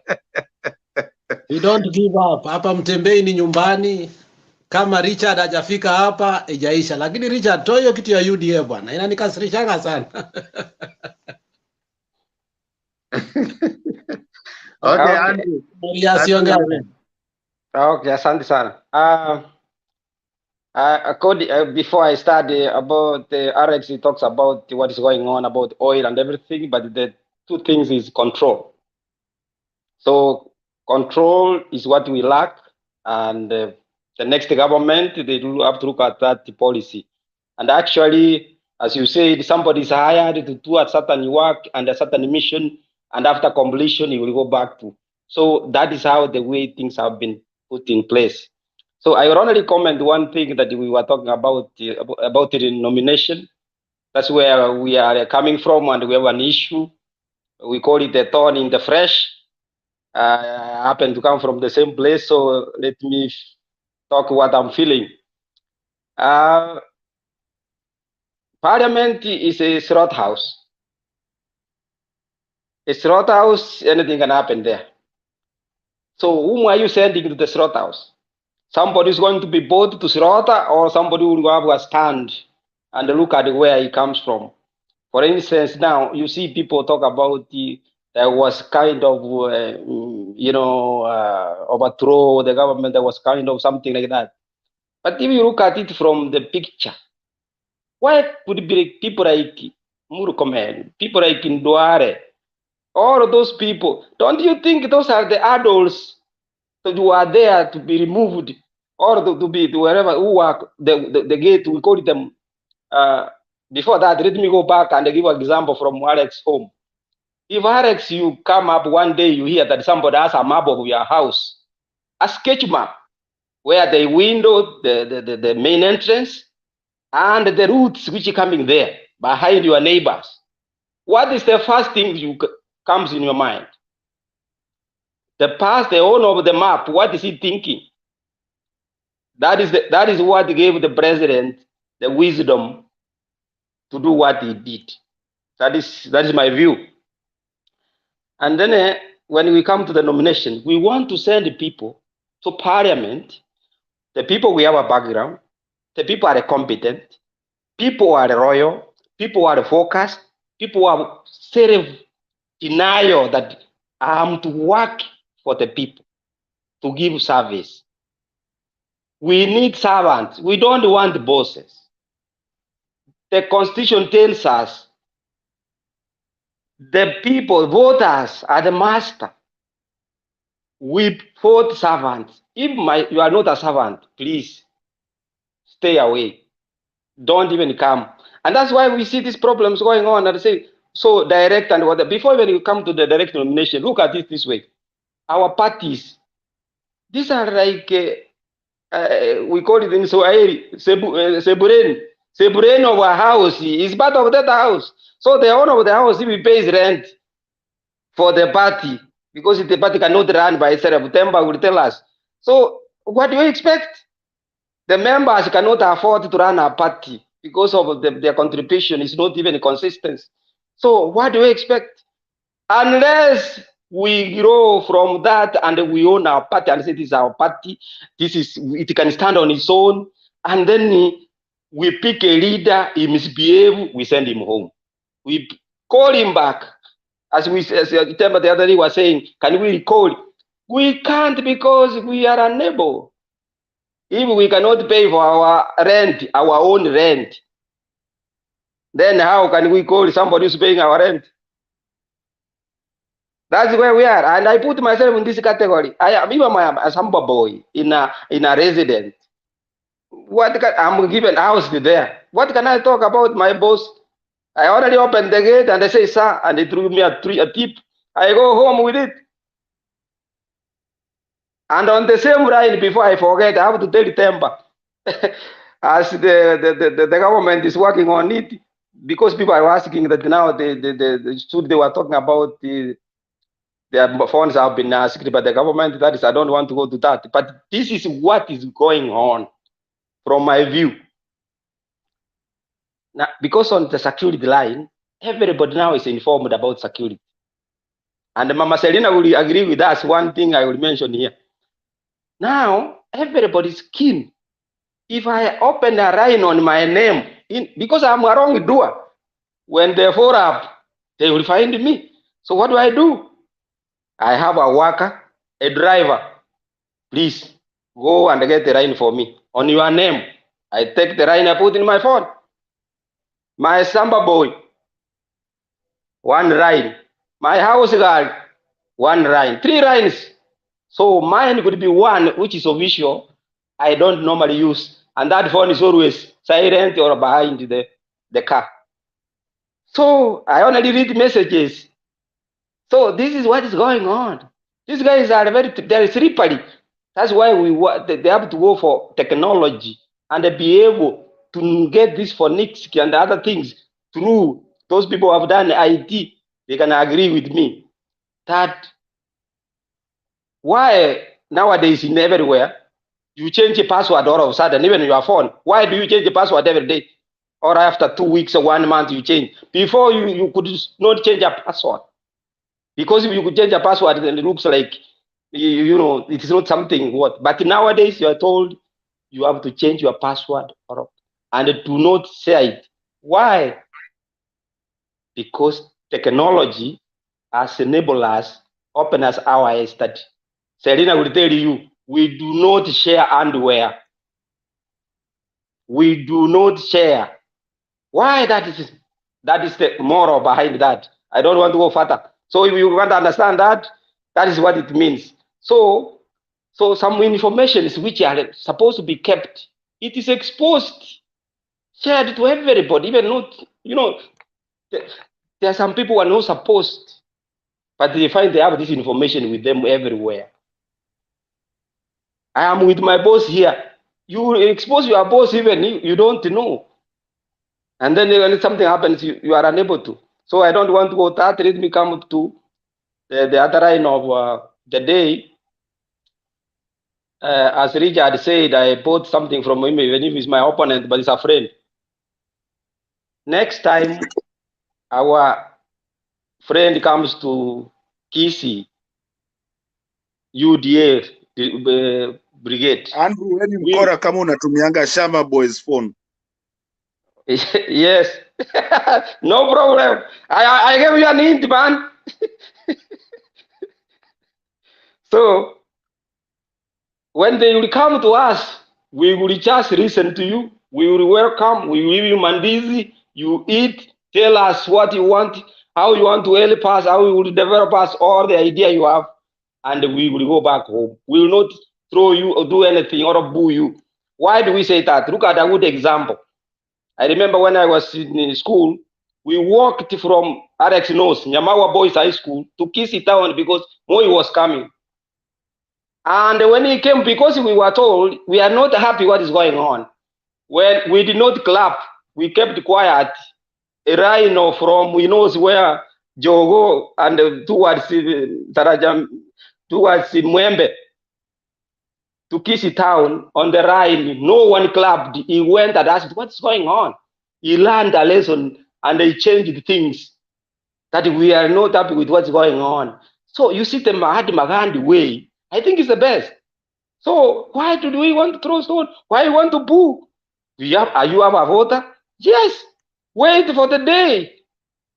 That is our way of going to slaughterhouse to get the meat. If you don't have a voter, you don't. You see, remember, a voter is like also having a knife. When there is, then you will cut something. If you don't have, you will see people eating meat and they will tell you, swallow the saliva. So we have learned.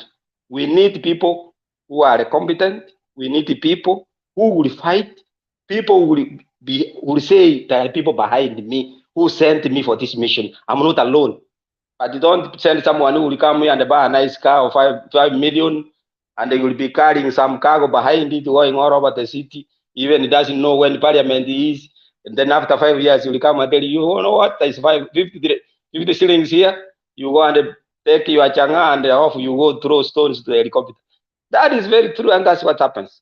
Please, we don't want. I have teenagers. Alex, I'm very painful. I cry inward as a man. When you have teenagers who have finished school and they don't have a job, it's very painful. And you remember from high school to university level how much you spend in Kenyan institution. Not one, not two, three of them. Maybe I could be a member of parliament of Kitutu, Masaba, because Nyaikuru, I could also be.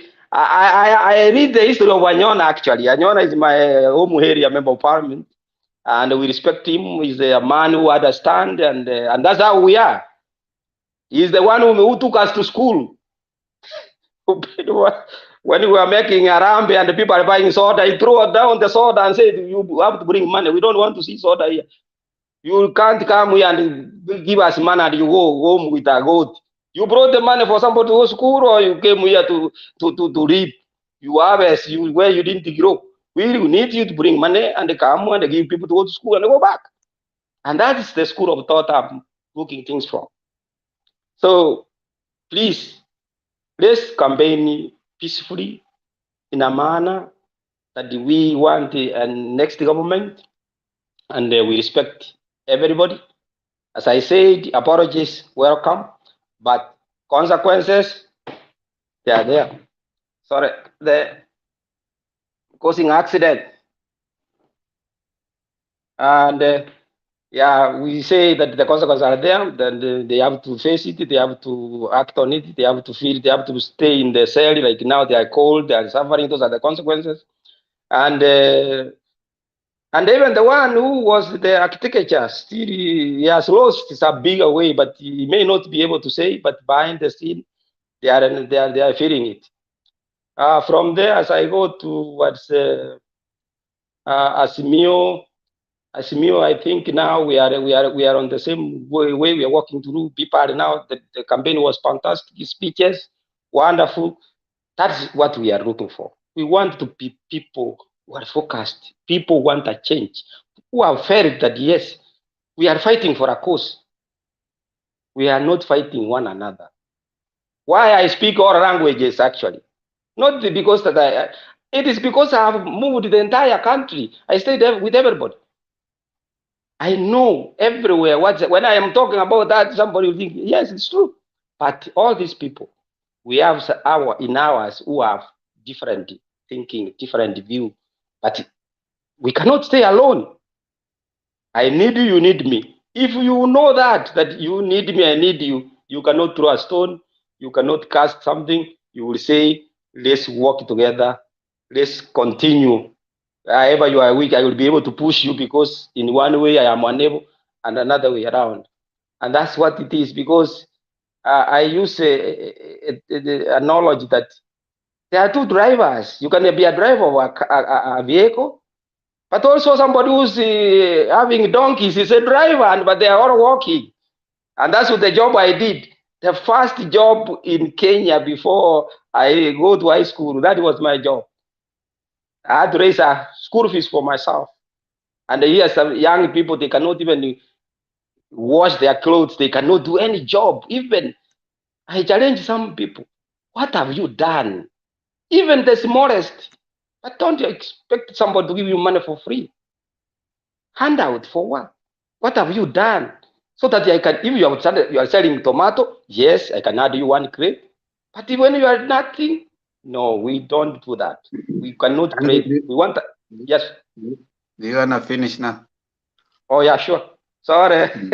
I will wind up. I say the most important, we pray for everyone, and God bless you all. Thank you.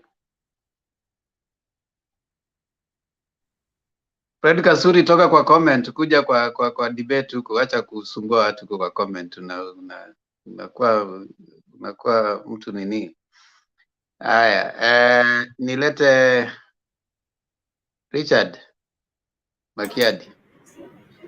Asante Mbemba. Kwanza nashukuru panelists wote, gatekeepers, tumekuwa tukiwa watch for a long time. Dakika moja Richard. David Olo, tumekuona chui baada ya muda mrefu na kuona hapo kwa comment. Leo hamna Alex huko chini. Alex amepanda bei, ako huku juu. Sasa msianze kuuliza Alex yuko wapi hapo chini. Achaneni na Alex, amekuja huko juu.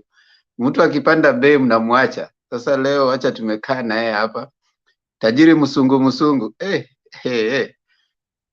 mtu anajira tajiri msungu. Die, nimekuona hapo. Fred Kasudi, toka huko chini. Fred Kasudi, mbona unajidimote? Unaenda huko kwa watu wa comment. Wewe watu wanapanda juu, wewe unarudi chini. Alex anapanda huku, wewe unaenda chini. Gitash de, tumekuona hapo. Panda Jale, K Payan, tumekuona. Nani mwingine ambaye labda Njiru? Njiru ndio huyu hapa na yani link mkitumiwa hamkuji. Julia yuko hapa.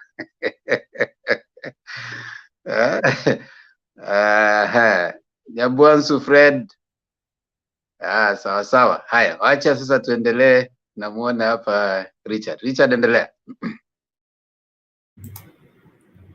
Sasa Mbemba, umefanya nikasahau ile kitu yote nilikuwa nataka kusema. Ndio umeanza salamu hapa. Yeah, it was intention to throw you off kwa sababu niliangalia macho yako nikaona vile umejiandaa, nikikupatia tu nini mmoja hivi ile maneno utaongea. Sasa hiyo ni sawa. Haya, endelea. Okay, sawa basi. Kofia yangu ya UDA ni ya kazi Alex. I'm trying to advertise a brand. So hata ukiangalia haina, it's black and yellow. Hawajatulipa. Wanaona yellow, hakuna kitu tunaona huko, trust me. Una advertise na hawajatulipa. Hiyo mimi nimeona Ruto huko juu. Hawajatulipa, wameleta check ya advertisement. Haya, sawa. Nitakutumia link mahali utapata. Nzuri. Sasa endelea. So, mi nataka kuingia kwa topic ya leo tu briefly ndio nipatie wengine nafasi. Unajua tulikuwa tunaona Emmy Awards. Unafikiria kuna mtu atapigwa kofi huko, so we delay kidogo. But that's all besides what we are here for. So I was watching it sometime back, nilikuwa naangalia hiyo video ya President Uhuru Kenyatta akiwa, I think it was Pipeline Nairobi, akiongea maneno ya stoning of Raila Odinga. And like I had all panelists talk today, there's one thing that comes out as most crucial, and this is the access of the president in terms of how he gets sensitive information from his briefings and NIS briefings every day. And for a president, Alex nilisikia ukisema hapa ati he was not the right man to say that. Kusikia mapema sana. So for a president to come out and publicly declare that if, God forbid, kitu kama hiyo ingetokea, tungekuwa in a chaotic country, then you must know the severity and the seriousness that he takes this issue. Like we talked yesterday here and we said, when Raila went, you know, I was listening also, just to go back to rewind a little bit.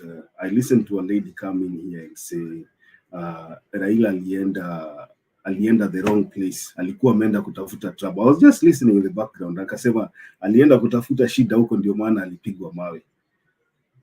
So, for a president to come out na aseme openly that kama Raila angepigwa mawe ama aumie, ama anything happened tungekuwa in chaos, then it means this is a serious issue.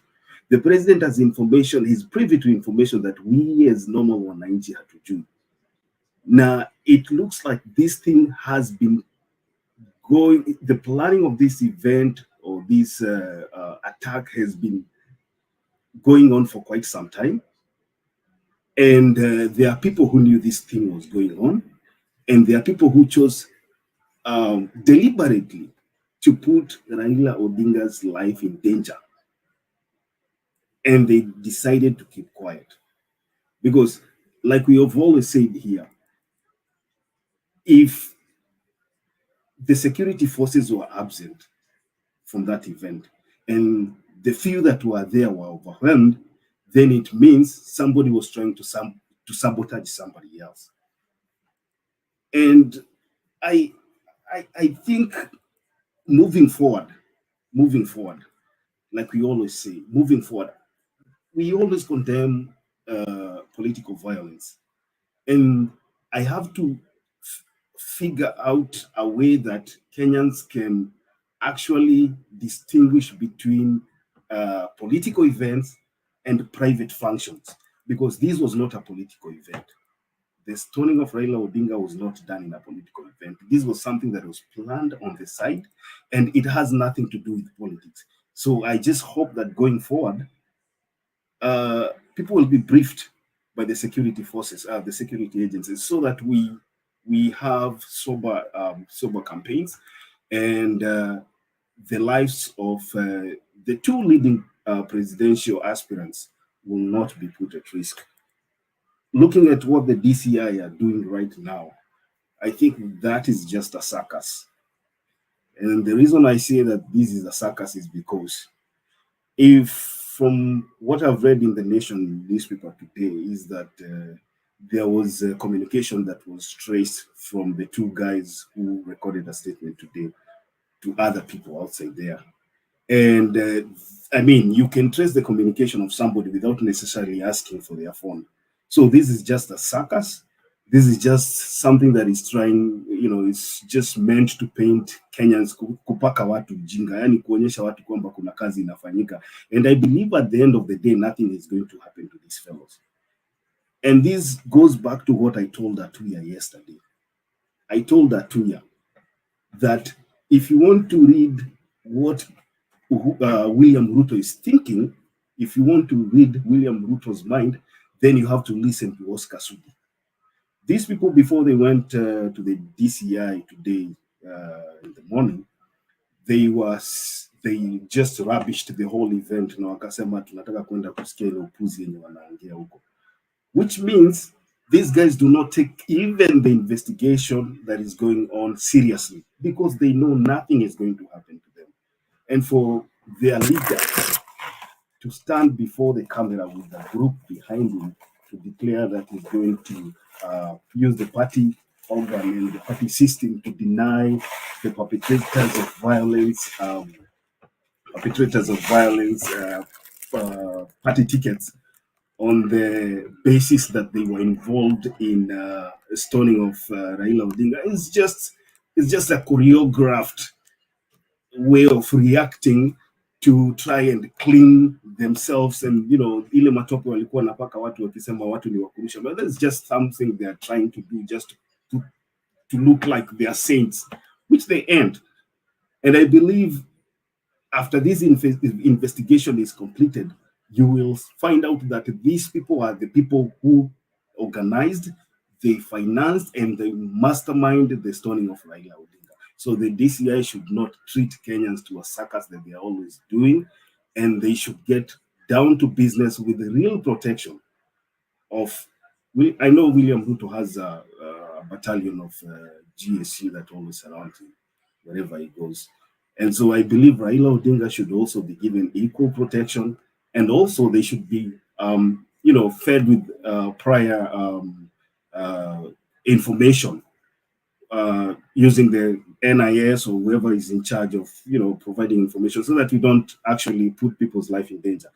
Now, as I finish off, I want to mention one event that has really captured my mind today. There's a WhatsApp link that I've seen on social media today. I don't know how true it is, but if it is true, then I will agree with our friend here, Shiko, who always say that this is a cult.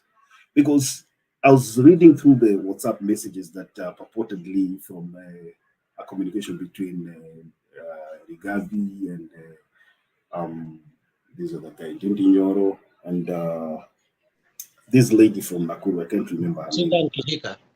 Yeah, Susan Kihika. So it's true. It's true. Okay. So I don't know how serious that, I don't know how true that information is, but if that information is true, then I will go back to what Shiko tells us here every day. And this is what I would call a cult.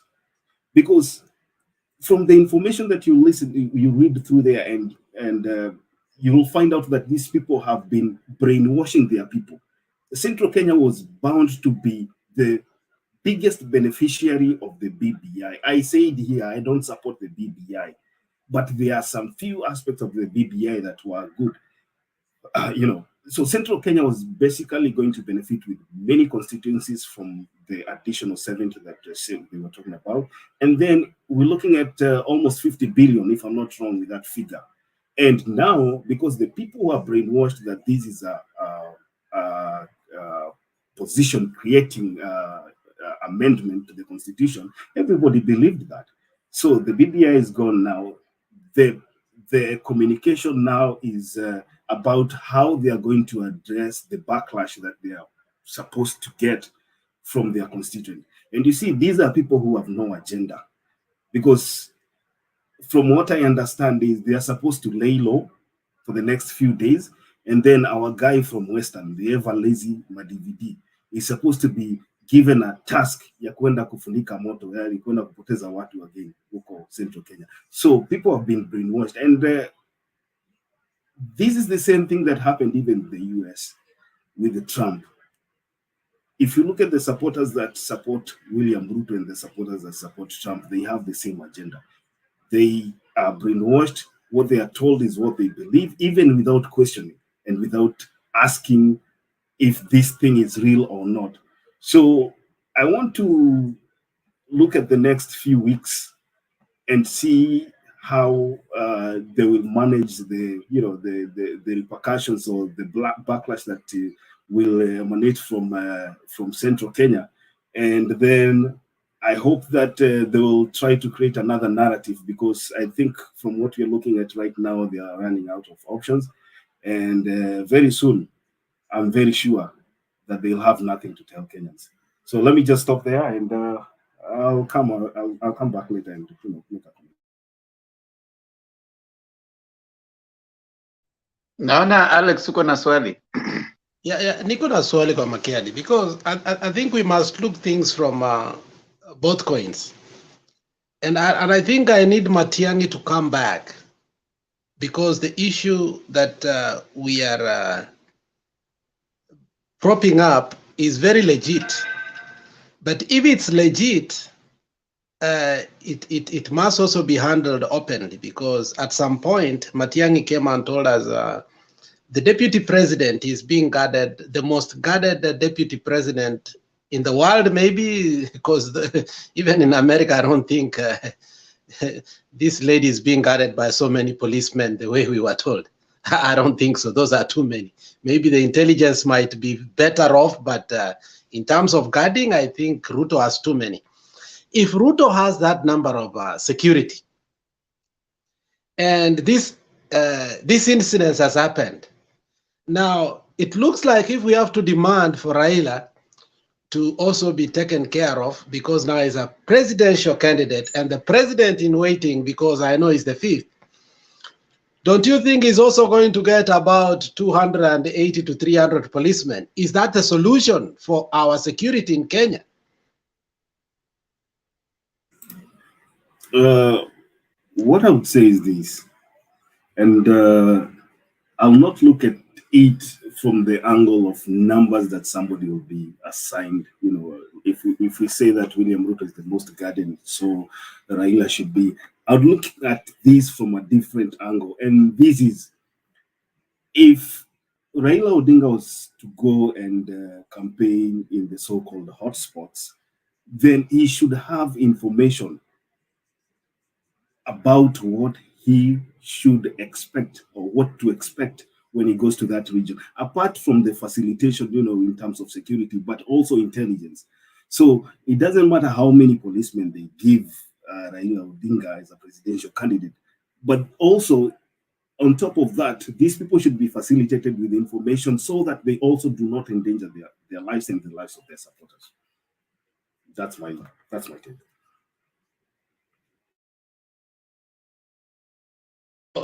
I think the law is the one that is unfair to Raila when he's given, you know, the guy is assigned. And we did ask those, I did ask somebody who is privy to those issues of security. I just propped a question. I say, I'm not going too much into issues of security, but I just want to ask a simple question to you. The Prime Minister, and I use the word Prime Minister intentionally because then, you know, he's assigned, as a former Prime Minister, he's assigned security just by the fact that he was a former Prime Minister.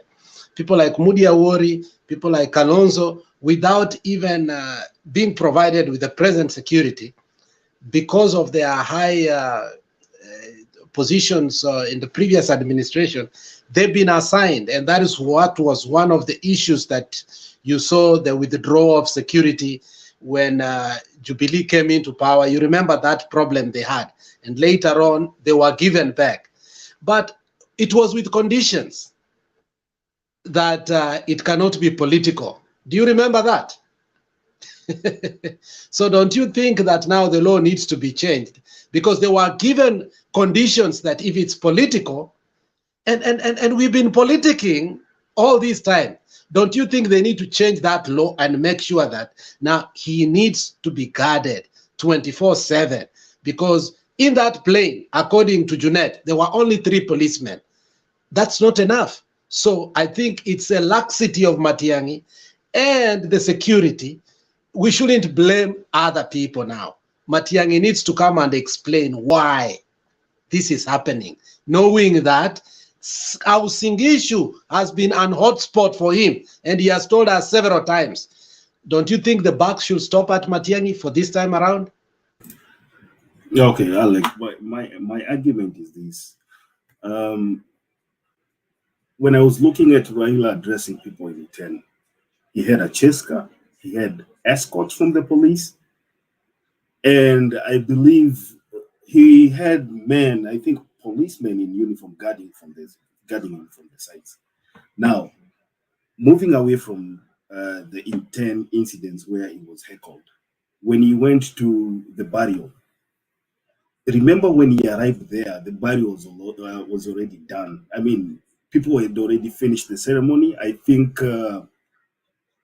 from what I saw, the body was already, lowered into the grave or something like that. I might be wrong, But then the thing is this: at the moment when he arrived there, he did not expect that a crowd that had gathered to wait for him would be there. That's simple. It is as simple as that.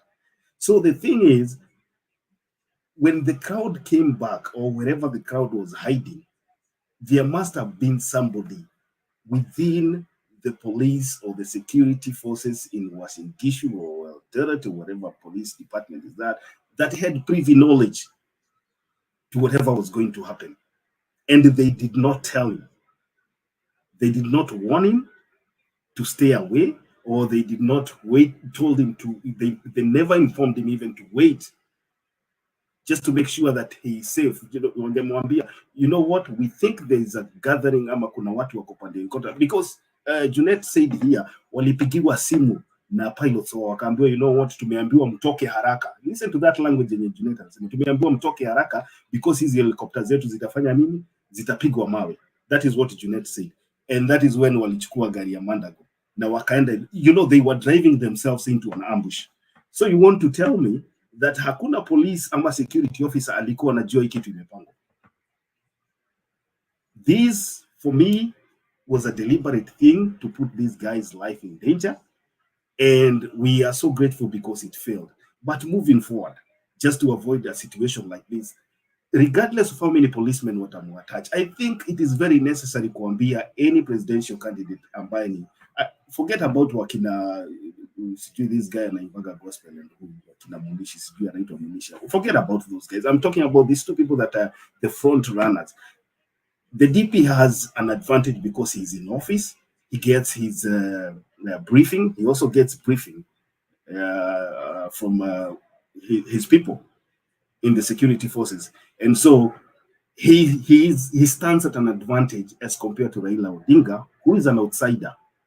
And so moving forward, I think if it is the job of Matiang'i or whoever it is, Raila Odinga should be briefed ya kwamba ukienda Eldoret kuna watu walikuwa wamekuchorea, so stay away from there because you put your life in danger na utaweka maisha ya supporters wako in danger. And that is moving forward. If they don't do anything about this situation yenye imetokea saa hii, then we are losing track, and we might be heading to a place whereby kutakuwa na zile vitu tulikuwa nasikia zinaitwa zoning, ya kwamba wewe utakuwa na campaign pande yako wako na usikanyage kwangu, of which itakuwa ni backwardness. Remember very well wakati Uhuru Kenyatta alikuwa na campaign for his second term, he went even to Kisumu, hakuna mtu alimpiga na mawe. So assuming sasa the same case ikue William Ruto, for example, God forbid, ashinde presidency na asema na campaign for a second term akiwa president, people have hiyo uchungu yenye supporters wake walipiga na aende mahali ambapo ni hostile wake apigwe mawe. What are we looking at? We are looking at the same scenario yenye ilitendeka wakati wa Mzee Jomo Kenyatta, people being shot. Because I'm telling you the truth, there is no way the security personnel who guard the deputy president, the president himself, will let you go kimrushia mawe. They will shoot you. It's as simple as that. And these are things that have been happening in our history. These are the things that happened in our history, and it has happened in other countries. And inawacha hiyo kidonda kwa roho. It is something that is very difficult to heal. So moving forward, I'd urge the security forces to make sure that apart from guarding these two guys, they also inform them about the expectations and the realities on the ground, just to put their lives safe.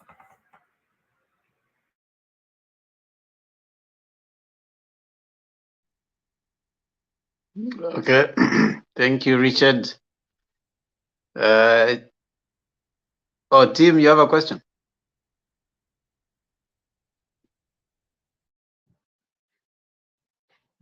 Hello. Hi. Hi. You have a question or a comment? Hello. There's something I wanted to, because from some sources, it's like Baba had some intelligence reports. That's why it delayed coming, and they came at around 5:30. Because if you followed the burial, in fact, it was chaotic from the morning hours until the bishop had to come in kutuliza nini pole pole, because watu walikuwa wameletwa and they were heckling other candidates. Another thing, what I know is, najua official campaigns hazijaanza.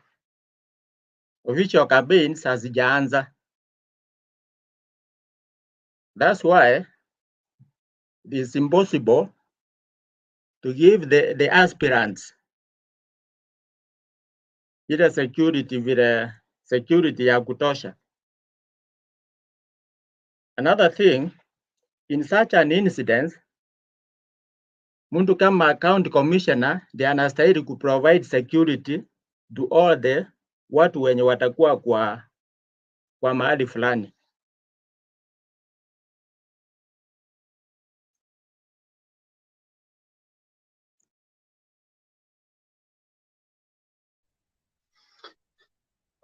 Makiadi, you have a comment to that? Yeah, wacha niulize Tim, because Tim anasema there might be Raila Odinga anaweza kuwa receive intelligence. Let me ask you Tim, this function Raila Odinga alikuwa ametangaza mapema sana ata attend, and we had so many leaders ambao walikuwa kwa hiyo function. Do you want to tell me that there was a lapse in security to an extent that only 3 or 4 policemen ndio walikuwa kwa the scene wakati ambapo Raila Odinga alikuwa anaboard ndege? Magede, najua hii kitu tulikuwa tumeongea hapo nyuma. I agree with you, nilikupata kabisa. This thing was planned. Hii mambo ya kurusha mawe ilikuwa planned in advance.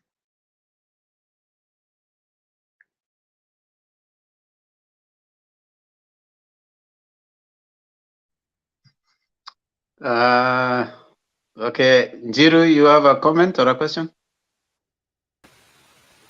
Yeah, I have a comment for Mr. Richard because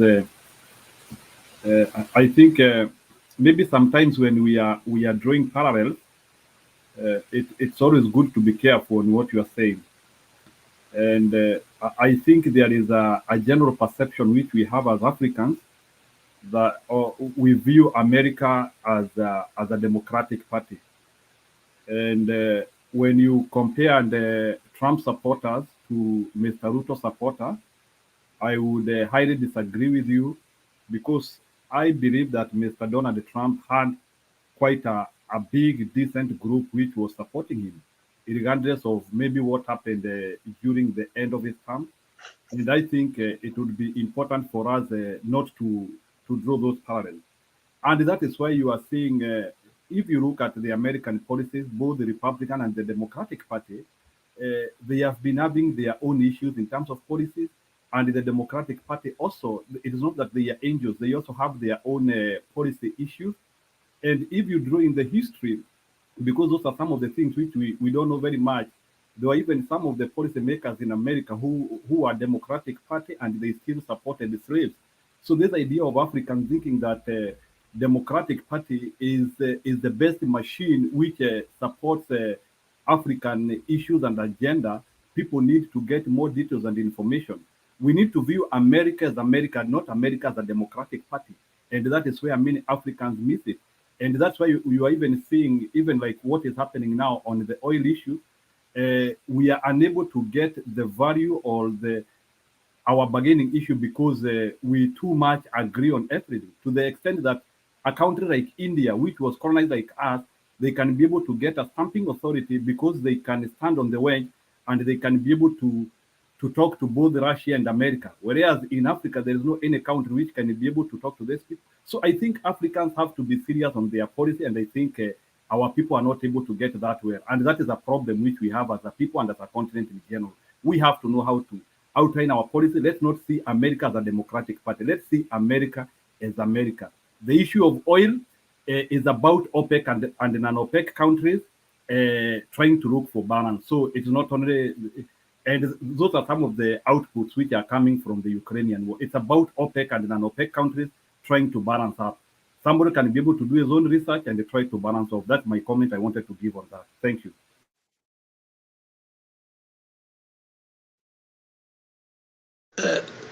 Njiru, nobody was viewing America, but you know, when we are here, I will be very honest with you. Njiru, I've been here longer than you, and I'm not bragging about that. At some point, I went high school in this country, and I'll be very clear to you. You are speaking of issues that are beyond you. If you were here and you went to high school, you will not be talking about that. Democrats have made us better in high school, in college, and in every other way, even though we personally are conservative by nature. We know that. But there are a few things, just one or two things that make us feel a little bit at home in this country because of the policies, especially immigration has been a contagious issue in this country. But we can have a debate on that another day, let it not be, but even our children, as they go to school in this country, they face a lot, to a point that when you see them align with the Democrats, it's not that they want to. They've been forced to because of one or two, three things. So, and politics shape this country. And unfortunately, it's because there are only two parties that you can play with. It's not like we can decide that we can wake up one day and decide a Kenyan party here. We can't. So, I mean, the issue of how we have been aligned to it is not because we are truly liberal. We are not liberal. We are one of the most conservative people. But I think we have aligned ourselves there because of one issue, immigration. And it has affected people a lot. Okay, I agree with what you say, but what I was saying is we need to view America as America, but not as one-sided dominance, because that's where we get so many issues on. Let's see America as America. Let's not divide America in terms of Democratic and Republican parties, because both of them, they have their own interest, either on us or on our foreign policy. That's what I was saying. That's my point. Oh, okay. Sorry, Lema, can I just... So, Njiru, let me tell you this. The reason why I said that I'm trying to draw a parallel between William Ruto supporters and Trump supporters is because, I mean, I have tried to listen to the argument that comes forward from William Ruto supporters. And case in example, this afternoon, I was listening to a lady who came on board here, and she said that, look at this reasoning. The reason why Baba was stoned today is because he was going to a different place, mahali ambapo hakuwa anatakikana. Alienda kutafuta trouble. Kwa hivyo he deserved kupigwa mawe kwa sababu alienda mahali pabaya. And you try to reason along those lines and try to decipher, you try to, unajaribu ku understand ile kitu mtu amesema. It is the same thing that supporters of Trump wanafanya pande hii. Those are the people ambao waliambiwa vaccine ni mbaya. Ukipigwa sindano ya vaccine unakuwa electromagnetic. Ukipita kwa jikoni vitu zote zenye ziko na chuma zinakuja pande yako. And that is one thing yenye imefanya hata Americans wamekufa wengi kabisa. Kwa sababu it's like people are being brainwashed. The same thing that Ruto speaks on the podium is the same thing utasikia supporters wake wakikuja kusema hapa. They are the people who are calling Raila Odinga a dynasty. Baba ya Raila Odinga alikuwa vice president kwa miaka ngapi? Only 2 years. Ruto amekuwa vice president kwa miaka ngapi? Deputy president kwa miaka ngapi? 10 years. So unataka kuniambia mtoto wa Ruto ataitwa dynasty? Hiyo kind of brainwashing yenye watu wana brainwash is the same thing that the current Republicans wanapitia, and it is going to be a challenge for them moving forward, because as immigrants, vile umeambiwa na Alex namna hiyo, sisi we do not align with most of the things that Republicans do here. Tuko na our own independent. We kind of lean towards the Democrats because most of the things the Democrats wanafanya, we agree with them. And ukiangalia most immigrants wanna vote for Democrats. So most of us are liberal-minded, and that is the comparison that I'm giving here. I think, Richard, it's good the way you're explaining, but let's leave that issue because I think you have not interacted with the Donald Trump supporters, and I don't think the parallel you are drawing is meritable enough. Majority of Republicans have gotten the vaccine. So when you come to say that Republican supporters believe that they are going to be electrocuted, blah, blah, blah, I think that is a propaganda you are trying to pass. It is bad, and let's not go to that level. America has over 60 million registered Republican people who are independently minded, and I do not think that you just follow Mr. Donald Trump blindly. I think you are mean on your statement, and it is unfair to talk of a country. I think you don't have much details. Let's stop at there. It's unfair. Njero, I'm on the ground. I'm telling you, Mimi, I'm in the US. I'm telling you what I've seen. See, I've seen it. You can go right now. Go to your whatever gadget you're using right now and Google the statistics between the Republicans and the Democrats in terms of how many people have received a vaccine. Go do it right now. Tell me good policies from the Democrat Party. Tell me good policies from the Democrat Party. I think Njiru, don't go there. Njiru, if you are a conservative, I mean, I think you are side showing this show. We were not talking about Republicans here. I mean, he was drawing a parallel. But in any case, all media has been very careful, and it has told us, unless you are saying CNN, Fox News, those media are lying to us. The other day we saw Trump here telling them, I've gotten even a booster, and they were booing him.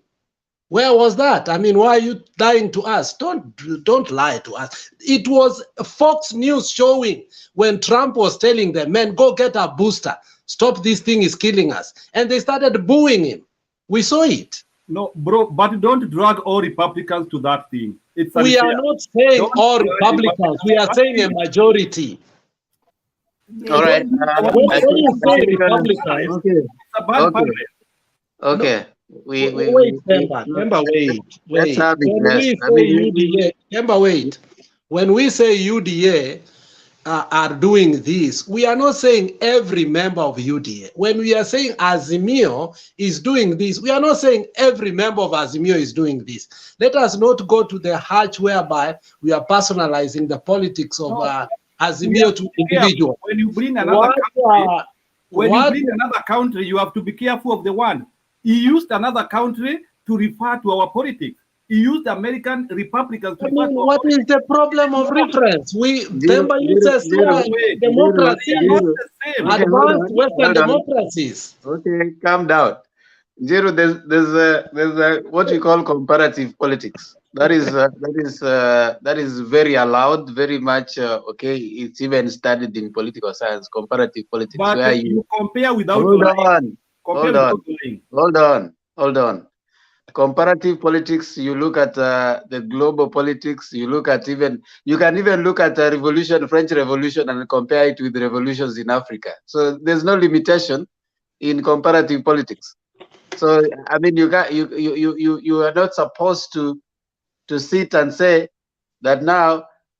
First of all, even the Constitution of Kenya has borrowed a lot from the U.S. Constitution. So that's already comparative politics. The economies of the third world is so-called global third world, global south, and global north. There's that sense of comparativeness. I mean, you can't come and say that you should not use this, you should not use it, you should only use this. That's rather a little off. Can you put I mean, wait, Njiru.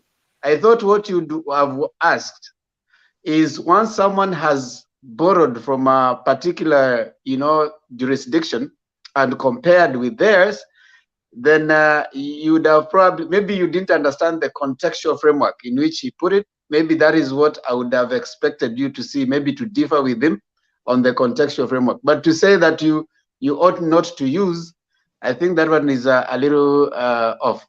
In the critical analysis, comparative politics, you look at all that. You can borrow from anywhere as long as, and you know that, Njiru, if you have studied.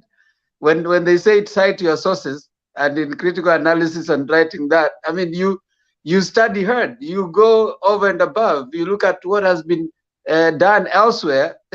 That's why you are actually studious as opposed to someone who is not as studious. So you need to be a little, should I say? I'm trying to look for a more diplomatic word when giving instructions. But anyway, let's leave it there so that we rest it. I bring in Julia. Julia has been waiting here for a while. Julia, karibu.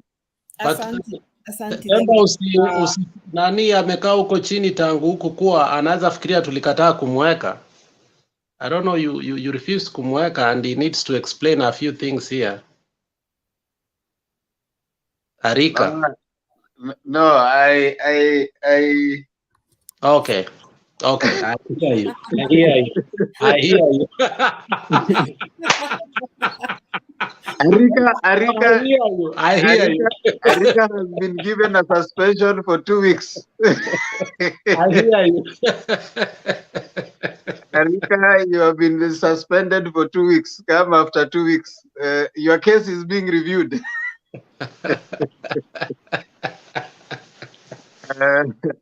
Julia, go on. Okay. Then I was going to tell you I'm not going to pick a fight with him. I went to church, I prayed for myself, and I asked God to help me not to allow the devil to spoil my day. I'm not calling Arika the devil, but I was not going to pick a fight with him. So I appreciate the debate here, though we were now going to America, and I don't think we should go there. I just think Richard was trying to give some illustration. I don't think he was trying to bring into the American situation to the Kenyan situation. That illustration was good. I really like that. I also like the debate about the oil prices. I think it's affecting the whole world. But there are many ways that Kenya can caution our country. I don't want to go into that debate. But the reason that we really have a big problem is what I think Martin was trying to explain, and Alex, how our politicians behave. They wait for the prices, they hold goods, there's a lot of lack of accountability between who does what in Kenya, even when it comes to imports. So that's a big challenge to Kenya. And sometime back, Jiru talked about the big challenge the incoming government is going to have when it comes to deal with such issues of accountability and corruption. But I hope that Baba get the right people to work with so that when we have increased oil prices or food prices in the world, that we can caution our people in one way or the other. Now, there's also another debate. Before I got to today's thing about Baba's attack, I heard Alex talking about the church, and I really wanted to come in, but there was no one to let me in when he said something, Kanisa ni mbaya. I understand, Alex, I feel you.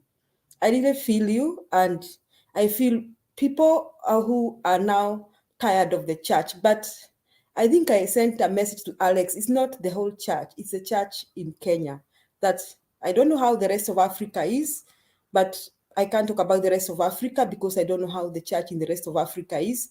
But I really won't have a problem with the church in Kenya. I think this is just a big thing. That is why you can see politicians saying Bwana Asifiwe. I mean, I was hating this thing of Bwana Asifiwe. Anybody who stood in a meeting say Bwana Asifiwe, that is me, I find it blasphemous. That is blasphemy. Because if you really don't mean what you are saying, you don't have to say it. Bwana Asifiwe is blasphemous. And the other thing that has made the church is that the church is now appears to be a place for corruption. That is what happened in the church. And more so, I don't know the church, the rest of the church in the other regions. I lived in Nyanza for many years, up to the year 2008. I think I went to college in Nyanza province, and then I began working from 1996, and I went to this church that is JCC Kisumu, that is a Redeemed Gospel Church by Bishop Mark Kigoi. It's a branch of the Light Church. And I think those are among the few people, men of God, whom I really still believe they walk with a lot of integrity in Kenya. I can't describe him in the recent years, but while I was there, I can affirm that I really believe he's one of the people that walk with a lot of integrity. Now, when I went to Mount Kenya region, and now thinking about it, I think they are worshiping money more than anything else. And I'm sorry to say that I think the church in Mount Kenya region has become a business. And they have these things of panda mbegu. Sijui kama nyinyi mmesikia maneno ya panda mbegu ndio ubarikiwe. Sijui kama nyinyi mmesikia maneno. Those who have been in Kenya in the recent past must have heard those things. Panda mbegu ndio ubarikiwe. And that is why now they have welcomed these politicians who come in and panda a lot of mbegu. Because according to them, those are the people who will get blessings. But it is not genuine. It is not that anybody's getting blessings. It is a business. They are making money out of the flock. And the richer the flock, the more valued you are. So those are the people who will tell people, lazima mpigie huyu kura kwa sababu anapanda mbegu kubwa. Yeye ndiye anatuletea mbegu. So they are no longer taking people to God, to heaven.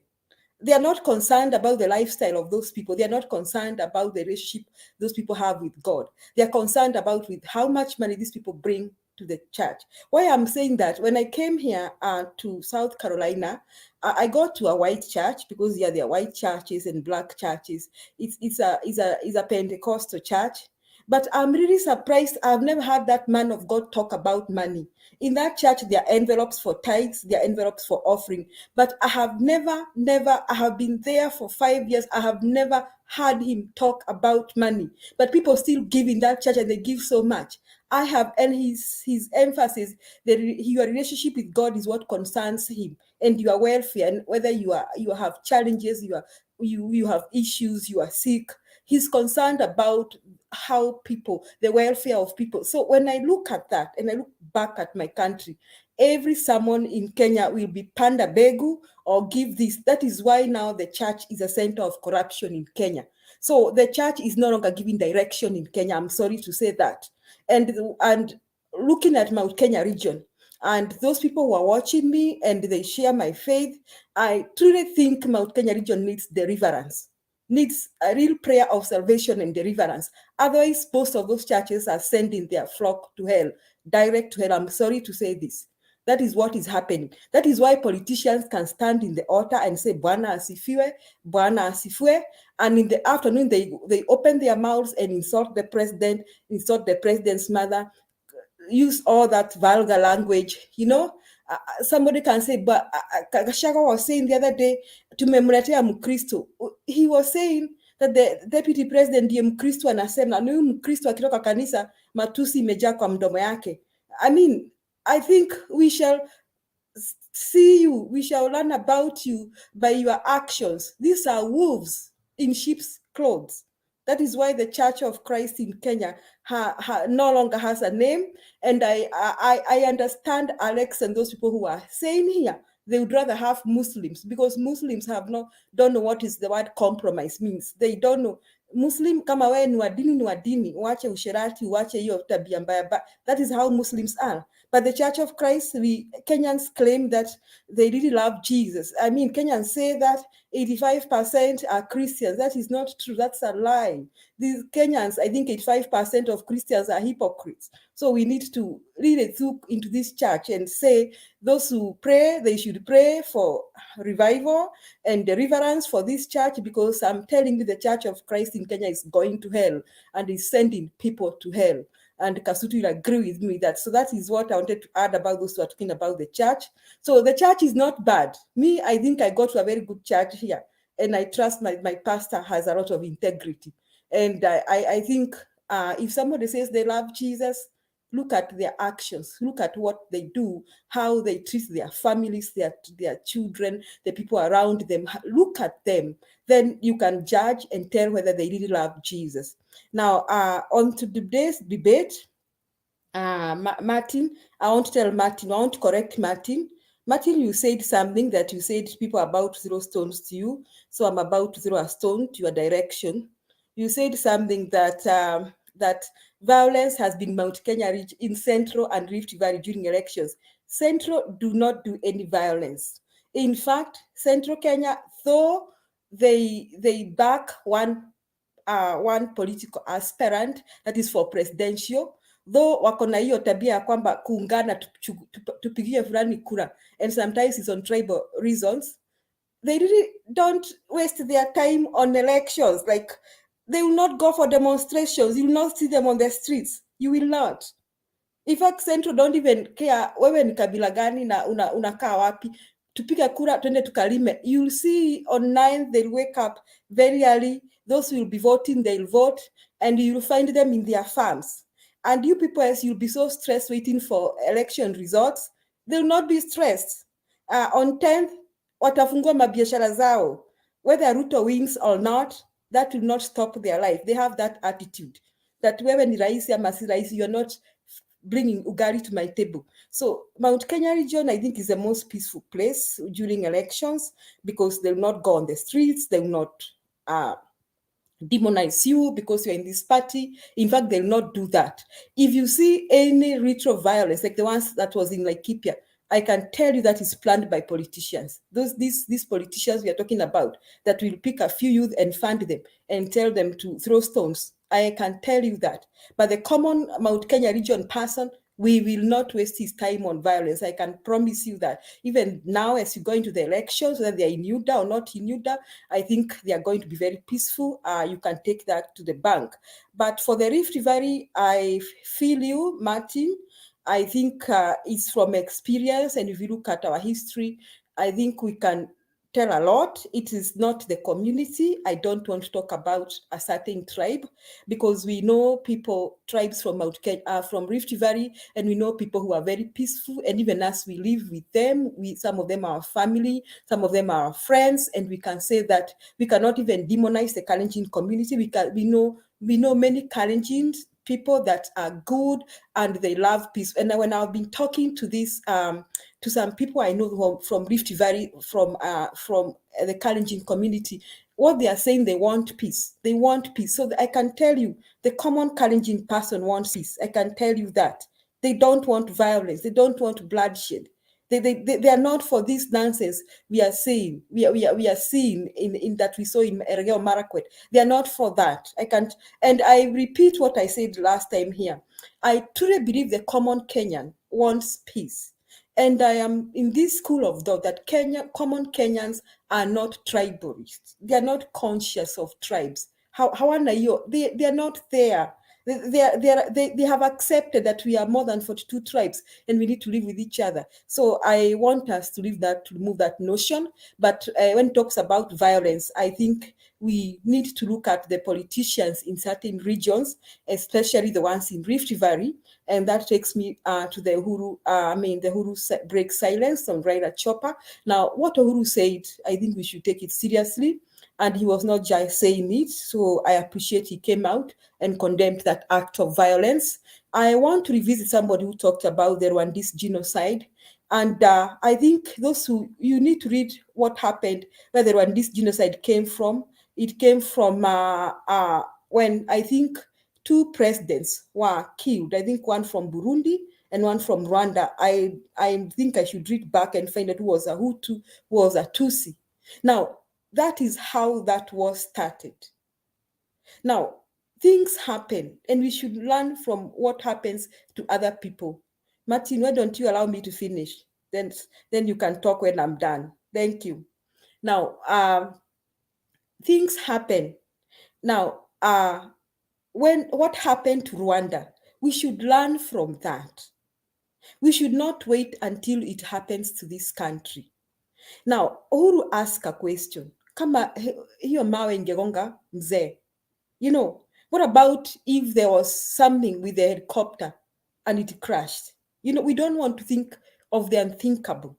But we are saying this. Now, we can no longer treat these things like small things. Now, both Baba and Ruto need protection. I agree with all of us here.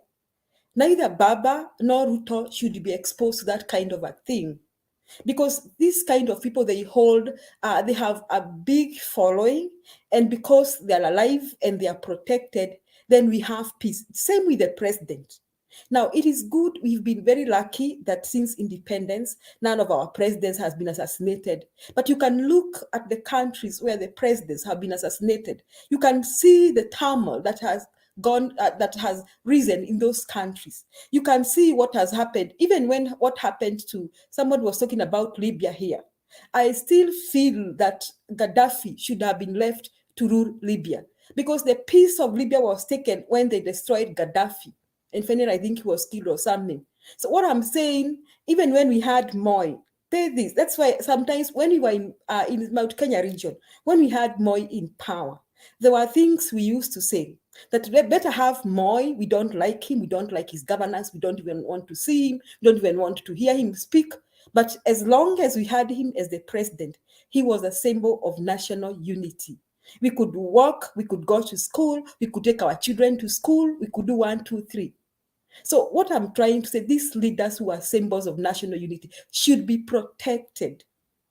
And we should not take this kind of attack against Baba like it's kitu kidogo. Huyu mama mwenye alikuwa anaongea hapa, I was trying to have my nap, and like I'm telling you, the yelling, the shouting, the attitude was just annoying when she kept saying that Baba alikuwa anafanya nini hapa, sijui alikuwa anafanya nini huko. That's really a wrong attitude. So my take, I will agree with Uhuru. People like Baba, people like Ruto, even that's why the president is highly guarded, should be guarded so much. Let us have them there, whether we like them, we don't like them. They should be protected, and such attacks should never happen. However, I will ask a question like many of us have asked here, and somebody said that this year is just joking around with Kenya. For how long?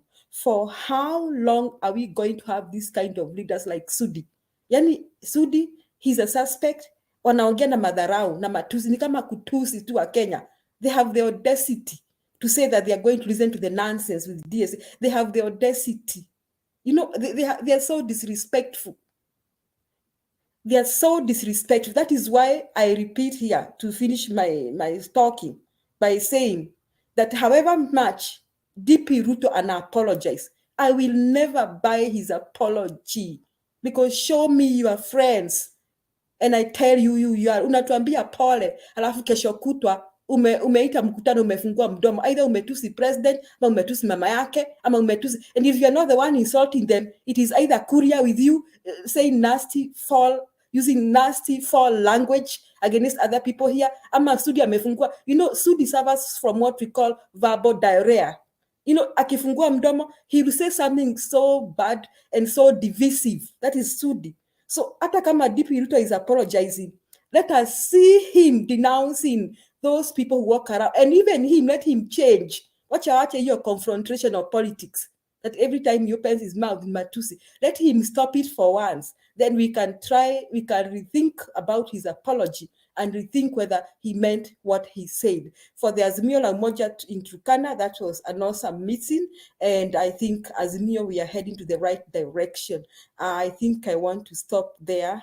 Thank you. Themba, Martin's hand was up. I don't know whether he still wants to ask me a question. Okay, before I allow Martin, because he wants to ask a question, there's something you said, Julia. I just want to make a comment. You see, when Sudi comes and then talks about badly about the DCI, and his leader is saying they are going to strengthen the DCI, the institutions. You know, there's a contradiction on what they. So there's one, lack of respect for the institution, another one showing that you want to strengthen the institution. So there's a contradiction there that I pick.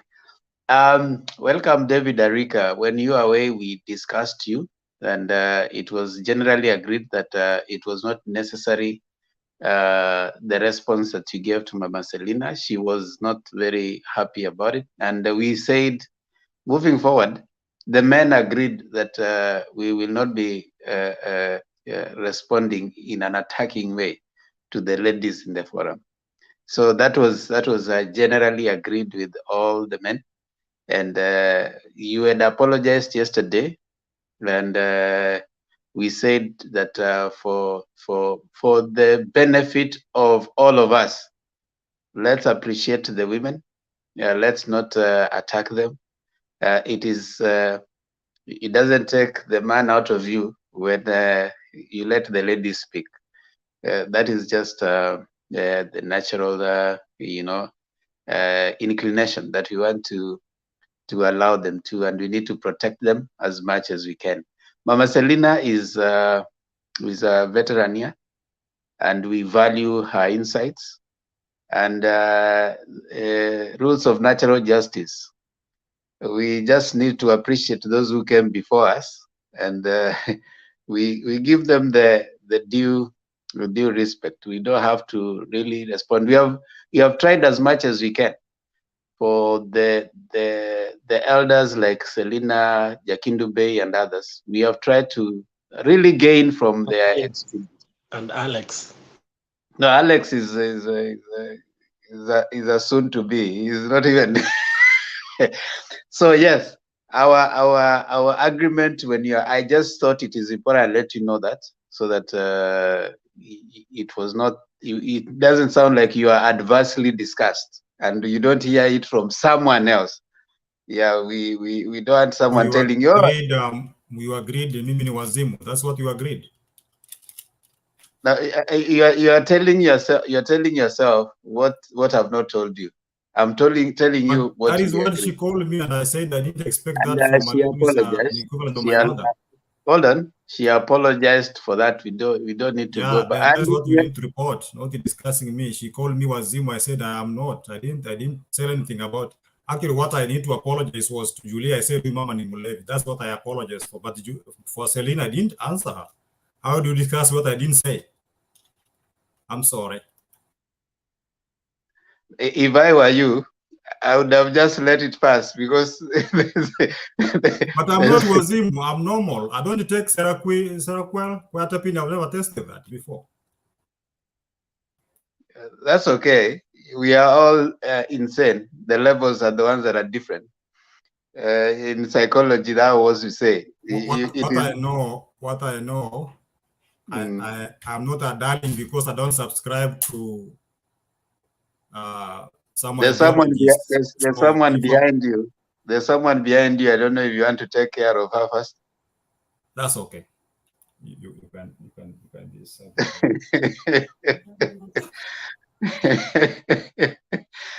David, you're good. Okay, what were you saying, David? You are muted. That is my wife. She's not a minor anyway, so I don't think I insulted Selina. If I did, then that is unfortunate. What I said, I didn't expect such a kind of abuse from a senior lady like that one. You don't need to repeat that. So you don't need to repeat. But I owed Julia an apology because somebody said umekunywa nini kasema mama ni mlevi. So if you pick mine and you avoided the Alex's and the others, I said pole. Unajua kusema umekunywa nini na mimi kusema mlevi, those are two statements same, but I took responsibility. I apologized to Julia. No, it's okay. So for It's Selena, okay. I owe her no apology because I didn't abuse her. She owes me, but I said nimekusamea sababu Enrika mamangu. That's what I said. Okay. So let's let it rest. I mean, we have apologized, and let's coexist. That's the point that we are trying to. We need to coexist, all of us, and let's avoid attacking each other. Let's attack each other. Let's attack the points. Like I know I've been attacked. I've been called so many things by this gentleman here. Chair, with the due respect. Chair, with the No, due respect. not you. I'm just finishing that point. I did not really. insult. I didn't insult Selena. And you remember when Selena was being abused some time back, I was. Hey, please stop it. Please. So I did. Yeah, David tulimaliza your story.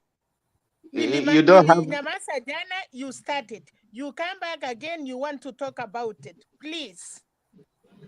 It's okay, David. David, let it pass. Thank you. Yeah, you don't have to talk to your grandmothers and the old women. You don't have to. You have young women that you can talk to, okay? Don't mention my name anymore anywhere. I will respect you, but don't talk. I wish if I knew you are calm, I could have get out of it. So please. It's okay, Mama Selena. You don't have to get out. And David, just quiet, David. You don't have to respond. I mean, I keep saying sometimes it's gentlemanly to just keep quiet. You don't have to explain away yourself every time on everything. Just don't unmute. It's okay. Let's just let it rest. Sometimes you just walk away. That's how it's. You don't lose being. You don't lose nothing.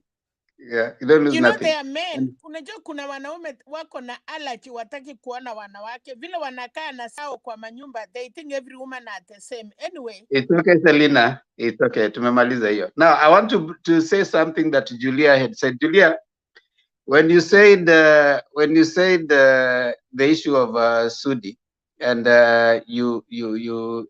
my mind actually flashed back, and I was like, come to think of it, this Sudi guy, he's coming out and telling us that, I called Raila, I called so and so. What was he trying to tell us? So those are some of the things that, as you are talking, I was trying to, to give on my mind. But I think I want to bring in Martin Ndeto, so that Ndeto also can chime into that. Bro, Themba, thank you so much. I really appreciate. Wow. David na Madam Selena, we're... No, Martin, sasa ni nini? What is it? Wacha niseme. No, just leave that alone. Wacha niseme, Themba, please. No, please. I'm giving you direction. Leave that topic. Please, you are a gentleman. Leave that topic. Utawasha moto tena. No, Martin, don't go there. Don't go there. Don't. Please. Okay, tunawapenda nyinyi wote ni wazee wetu. Hiyo ndio nilikuwa nataka kusema, tunawapenda nyinyi wote. Go on to your topic. We'll speak to Julius, whatever. Julia, my sister, how are you? Mungu amekuweka salama leo. Kuna hiyo, I know the only one tunasema mimi na wewe saizi ni the one that ilikushika kidogo. And by the way, you missed nilikuwa nasoma na kila mtu. Nilikuwa nasikiza on Friday ya Mount Kenya, because I hear Kikuyu. So nilikaa hapo mpaka nikajua kwanza ni mbili, sasa hao wengine washaanza kina Themba. But when I was talking about Mount Kenya na Rift Valley, you see, Madam Julia, and I really like how when unasemanga vitu zako, you're very open-minded and you know what you say very well. These things, if you have a problem in your family and you can actually see where the problem is, but again, you're very scared to talk about it because it's a very big thorn in the flesh, it becomes a problem. Because I can almost bet you, in the deep hearts of almost all the panelists over here, unless they're not really looking at the societal fabrical kind of way of living, a lot of people will tell you there's only two problems in Kenya. Some of them we don't want to talk about them because itafungua vidonda vingine. Umeona venye hata nimeharakishwa hapa. Wewe toka, usiongee hiyo kitu. Some of us sit down here and we know where the problem of Kenya is. It's just that we cannot say it. Hatuwezi sema lakini iko tu, but tunajua tu, we know where it is, but we cannot say it because then it will be itazinua kidonda ingine kubwa kama venye umeona hapa karibu nikuliwe because I'm saying, but we know where the problem is and we know that Martin stop being cheeky. Kasudi, what is your point? Let me move to someone else. May I respond to Martin briefly? Okay, Martin, there are conflicts we have there. Okay, like when I talked about Rift Valley, you can see I'm on national TV. I'm very careful not to go tribal. That is what we need to do as people who are doing this kind of a debate.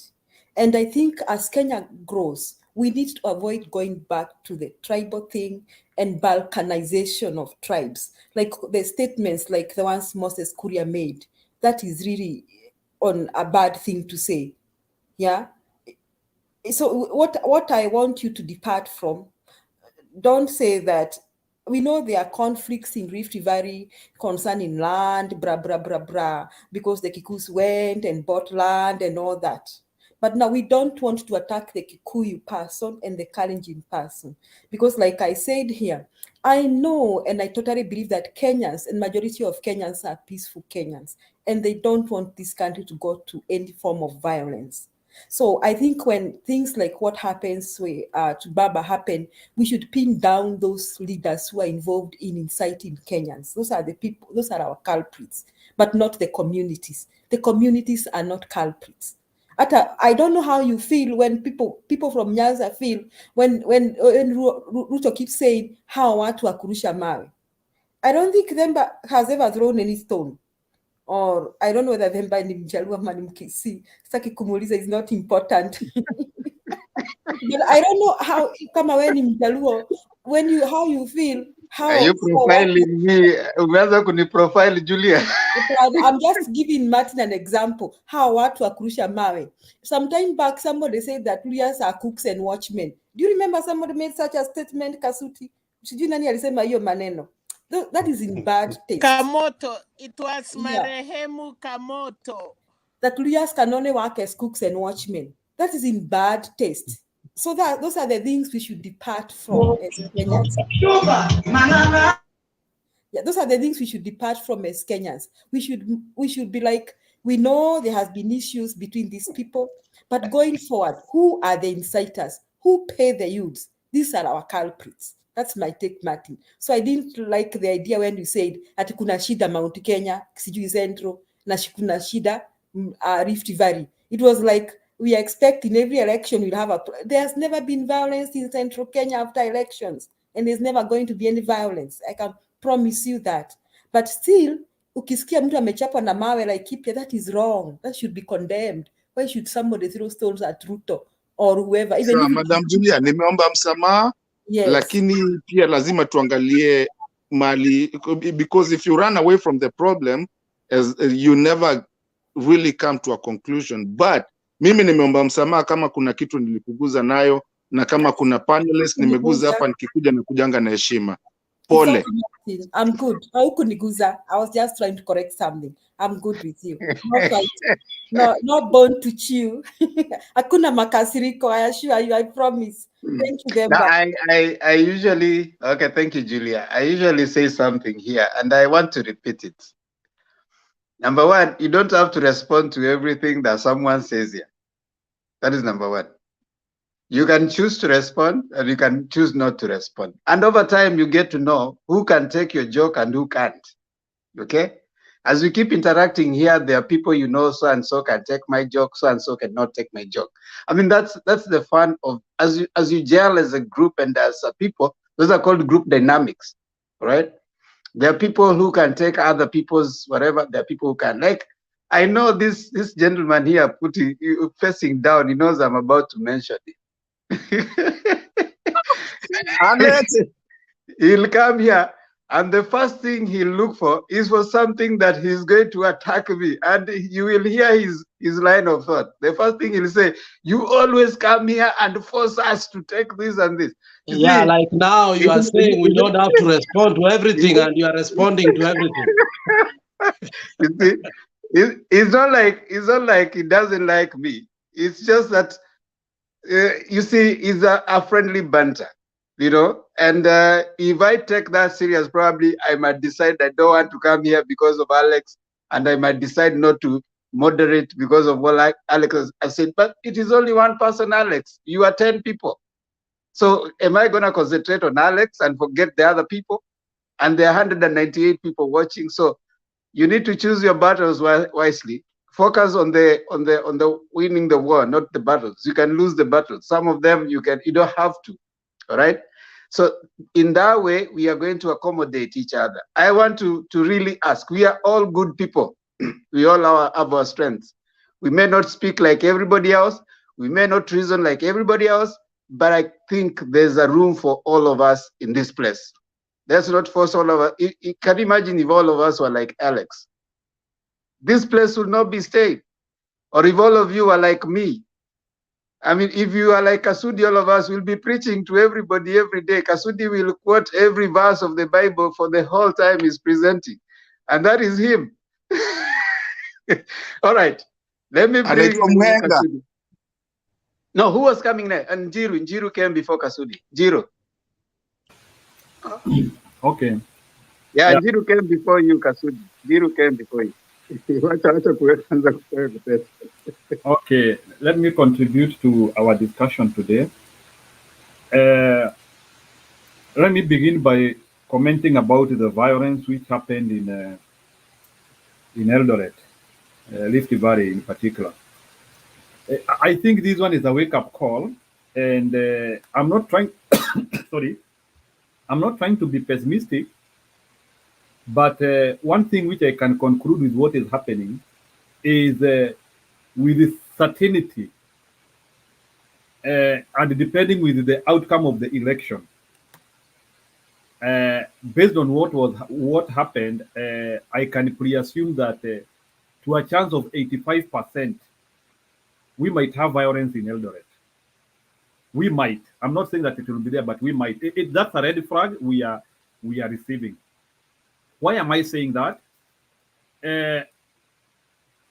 If the deputy president is going to win the election, I know that place will be peaceful, but I'm not sure of what will happen if the deputy president is going to lose this election. I pre-assume a case whereby there might be some violence stretching all the way as high as Nakuru and some places like in Laikipia.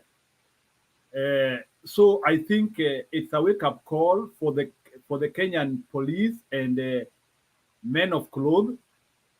These ideas of violence happening, and we are being told that they were only policemen and they were overwhelmed. I think it's also an irresponsible act from our security. We already know some of the spots whereby things are not going to work very well, and incidents are happening, and we are talking of insufficient policemen. Ati hakukuwa na mapolisi. Kama sasa hiyo incident ya Raila Odinga ikitendeka, nasikia tu wakisema kulikuwa na polisi watatu hapo, and they were overwhelmed. I think in a place of with the choppers and the magnitude of people like Akina Raila Odinga and other serious politicians in Kenya, I do not see why we should be having 3 policemen.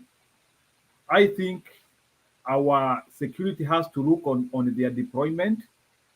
They have to, and then wale watu ambao wamepatikana na violence, people need to be, wanafaa wachukuliwe hatua kali. Like I got frustrated sababu hii maneno ya violence ijatendeka saa hii. Kuna yule mama alitolewa nguo ile, karibu anatolewa nguo, that lady who was assaulted in Wangari Maathai Road pale. Yeah, I understand that thing was politicized, kukasemekana sijui nini, watu kadhaa wa bodaboda wakakamatwa, then after 10 days they were released with no charges. To me, I do not agree on that. Any other person can disagree with me, but I do not.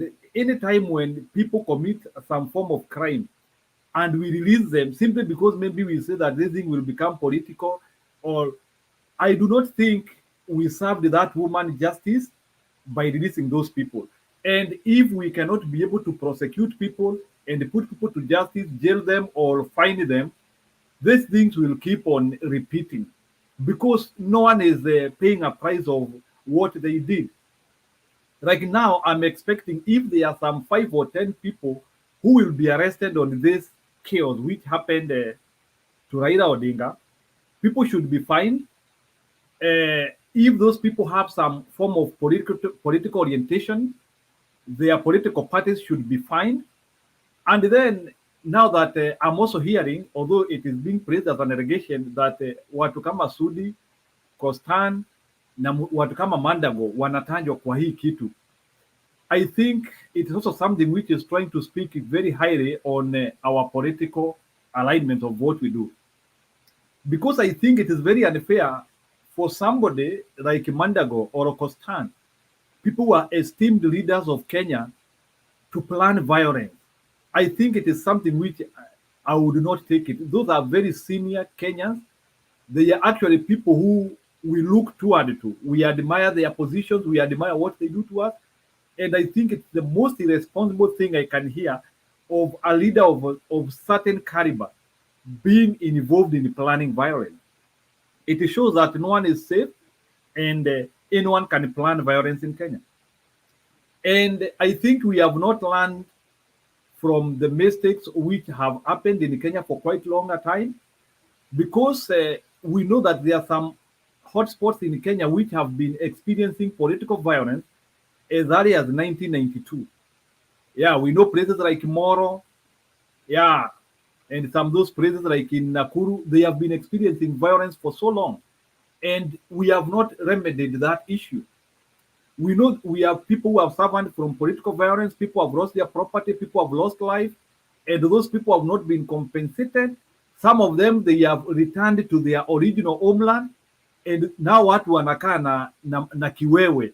Can you imagine you got evicted in 2007, you got evicted in 1992, then unafikiria ni kama calmness imerudi, then 2022 ndiyo hii, na alafu unaanzia kuona zile vitu wakina Kostani na Sudi wanafanya, and you just returned to your farm like 2 or 3 years ago.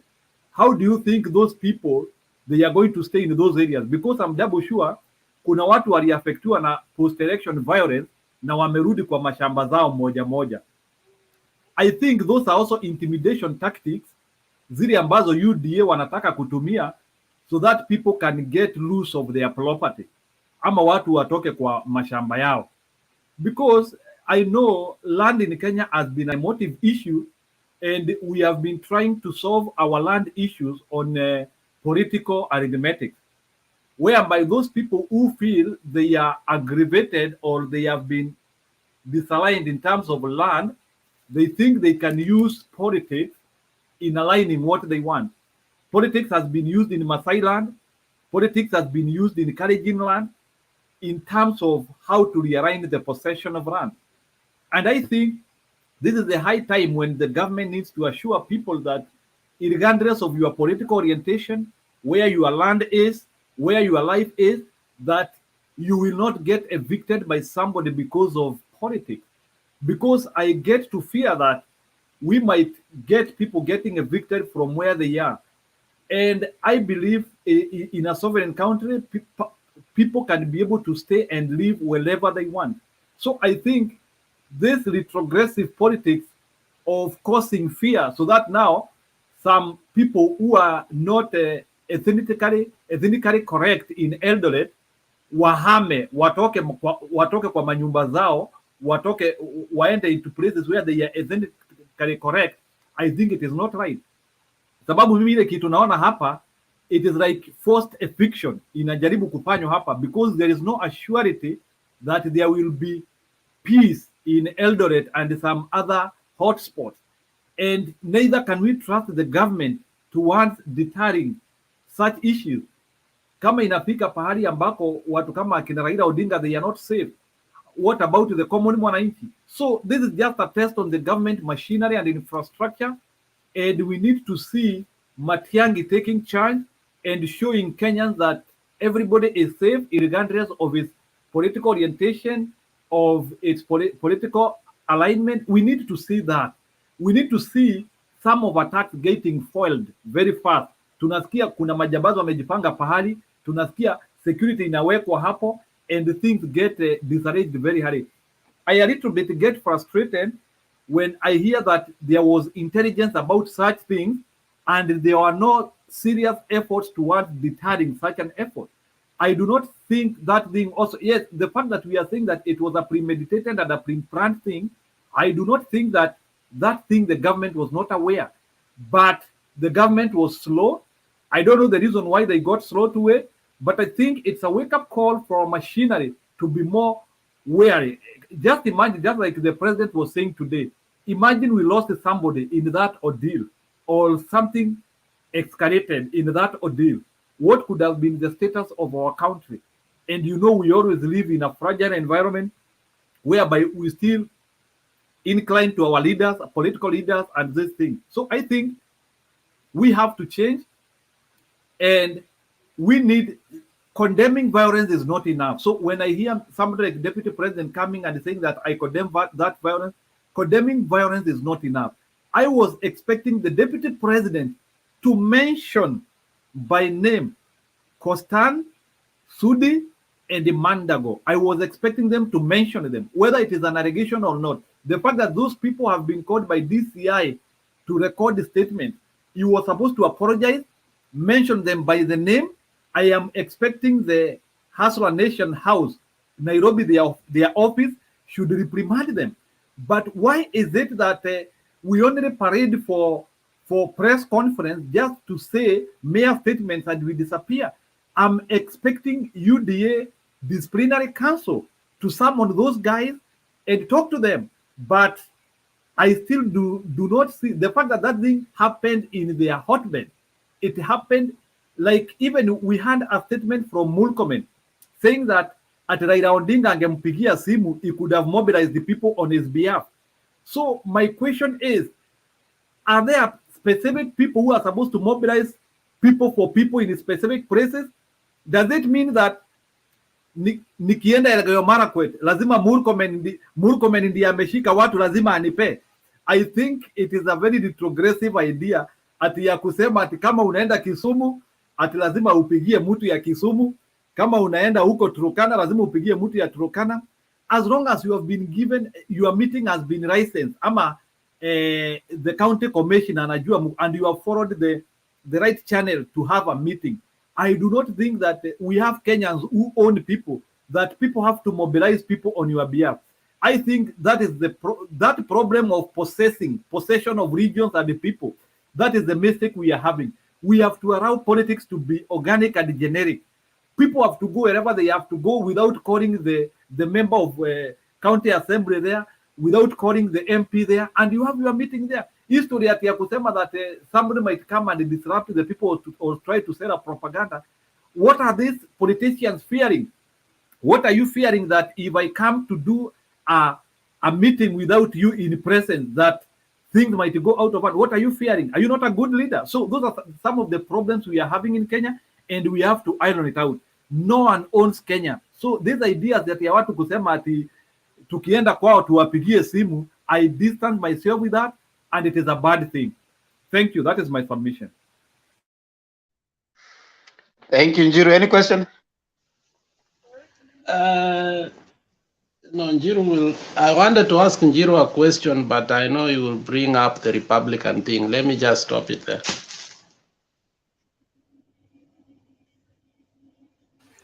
The Republican being elected, my brother, the Republican being elected. You feel free and ask your question. You brought it, you brought it in your submission, and watch it, to let it rest. I want David Arika to talk first. He hasn't spoken. Richard has a question. Richard. Njiru, let me ask you something. You said that most of the time when you have these political violence or whatever they're called hotspots, it's to make people move out of their land. Let's go for a place like an urban area where people don't own land. What do you think would be the motivation to make people leave before the elections?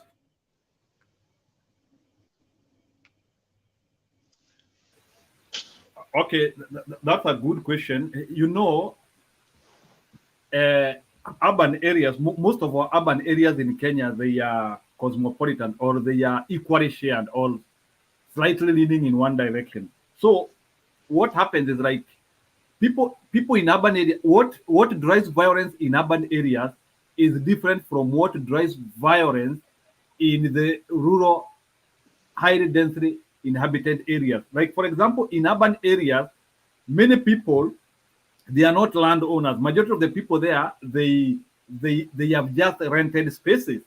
And in case of predominant violence, people will just shift from one estate to the other one.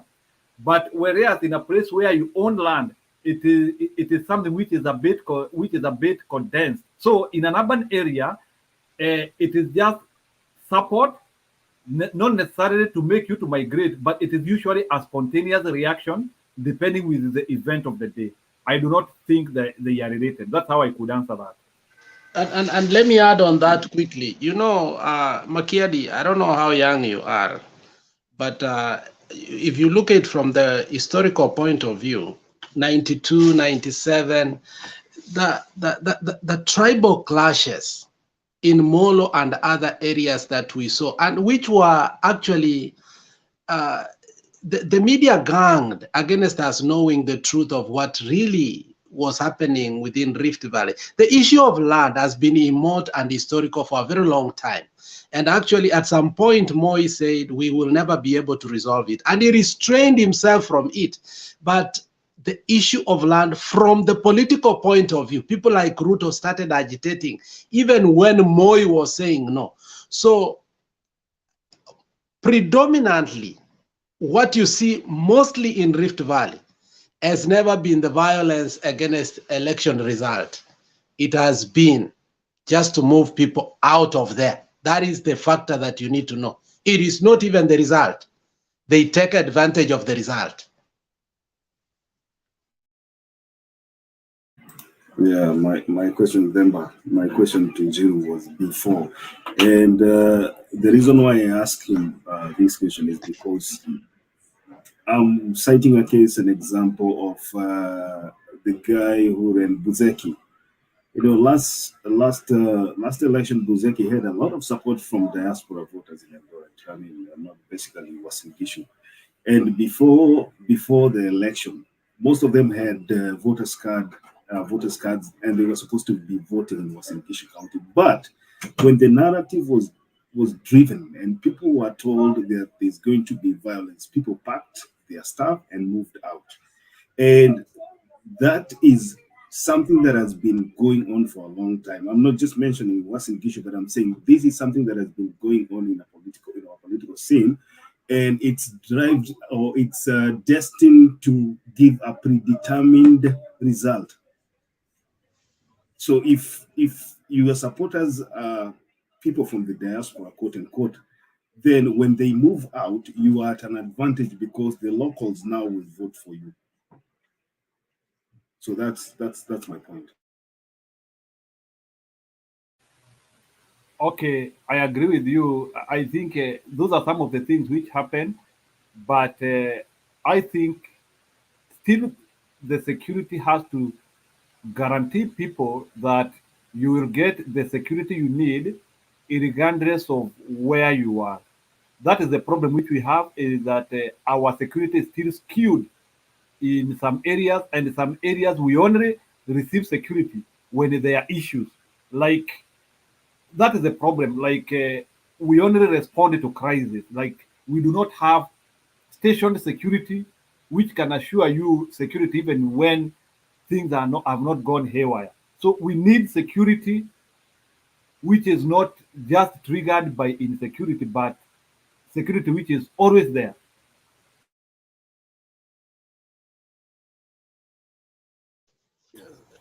David, go on. I think you had a question. Temba nikaa anasoma vitu yake. No, hold on. Temba, No, am I allowed? no, hold on.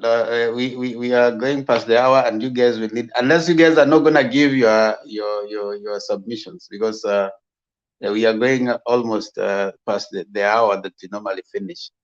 So, and someone has gone down there to attack me.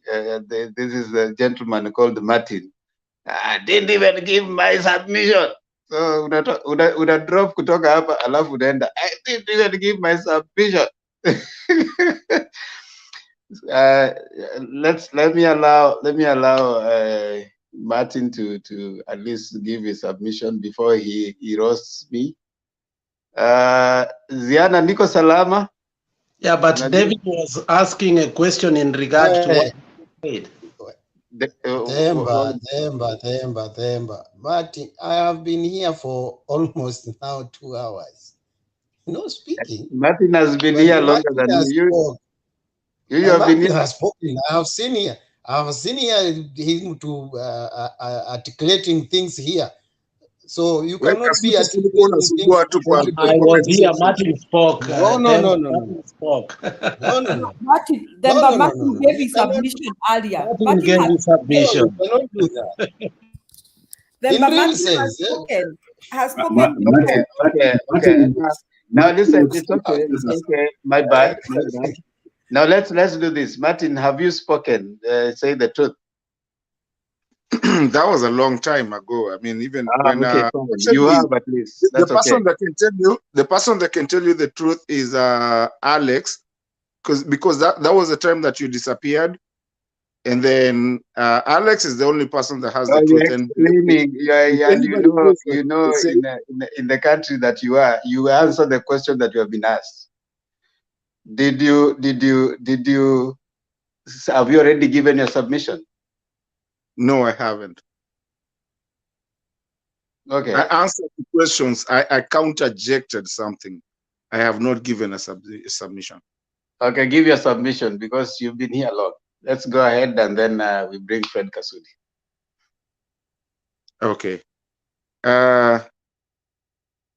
For me, the only thing I'm saying is like Alex was talking about oil and stocks. My biggest thing is that as a Kenyan, this is a new forum that I found out somewhere. I don't know how I ended up in Mutembe TV, but I think by now watu wengi wananijua, people can counter me, watu kama Julia. Julia, I love you so much. Thank you. Watu wengi wanakujaga hapa and we have a good talk, David, I like your contribution.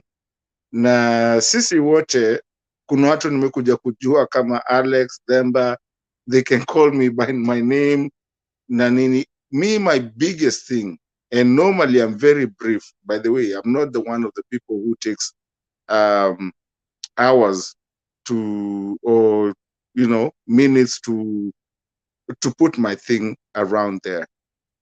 For me, I think it will be worthless for me to keep on talking if my country was not right.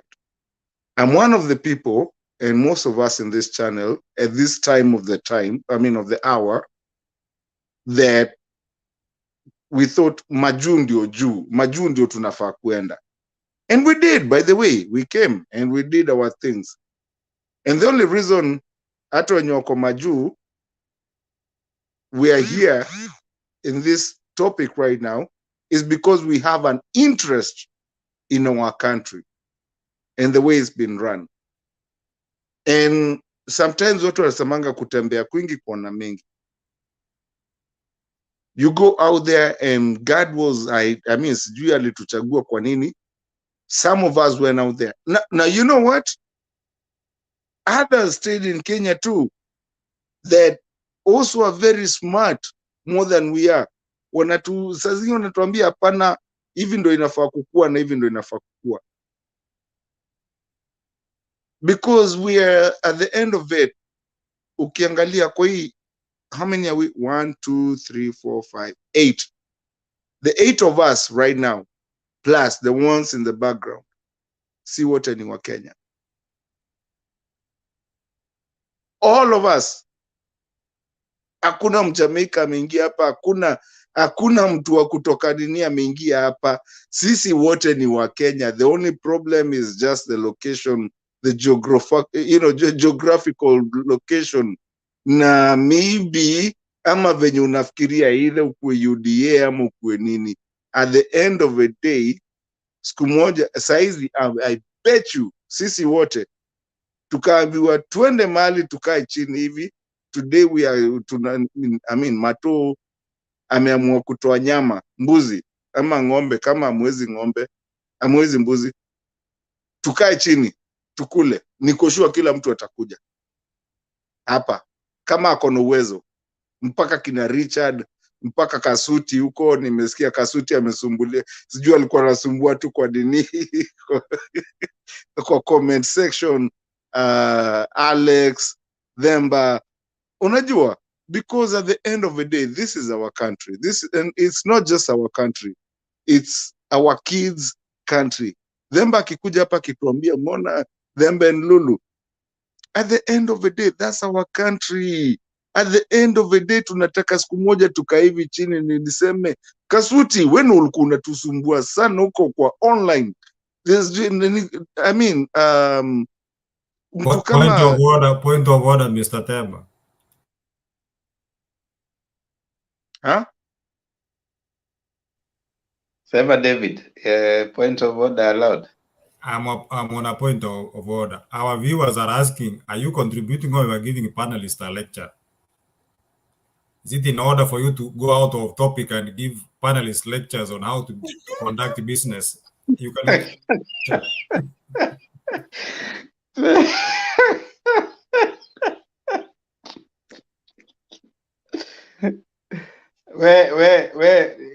Nani Martin, toa mchango wako utoke twende kwa mwingine. Kasudi angoje pale juu.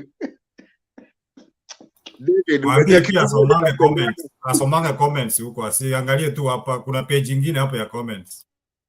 David, unajua kitu moja mimi napendeanga hii channel, ni vitu kama hizo wenye wanaongea huko, mimi nakujanga kuangalia the next, ama after nimefanya ndio nakuja kuangalia, kwa sababu ukiangalia while it's happening utaweza shikwa na ma feelings. So hizo naangalianga baadaye wenye wataongea. The panels ndio wenye wanaweza niongelesha saa hizi, waniambie. Hizo zingine nitaangalia zao baadaye, because I know it's easier to be sidelined while you're trying to talk about kama unaangalia watu wengine.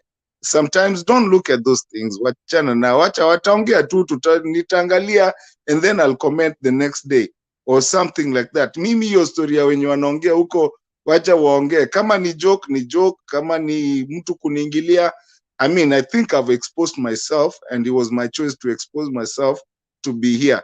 So mwenye anafanya wacha afanye. Hiyo si story where that's okay. But what I was just saying, we are all Kenyans, and my contribution, kama walikuwa wanataka contribution, this is my contribution. We are Kenyans, we make mistakes. So you take 5 minutes, alafu sasa ndio kuja kwa contribution na tena hiyo si sasa Martin, sasa hata wewe pia Themba na wewe, si ni contribution ya dakika moja, hata simalizi, hata siendi mbali. We are Kenyans, we are family. We are Themba, we are Alex, we are Kasuti, we are David, we are everybody here.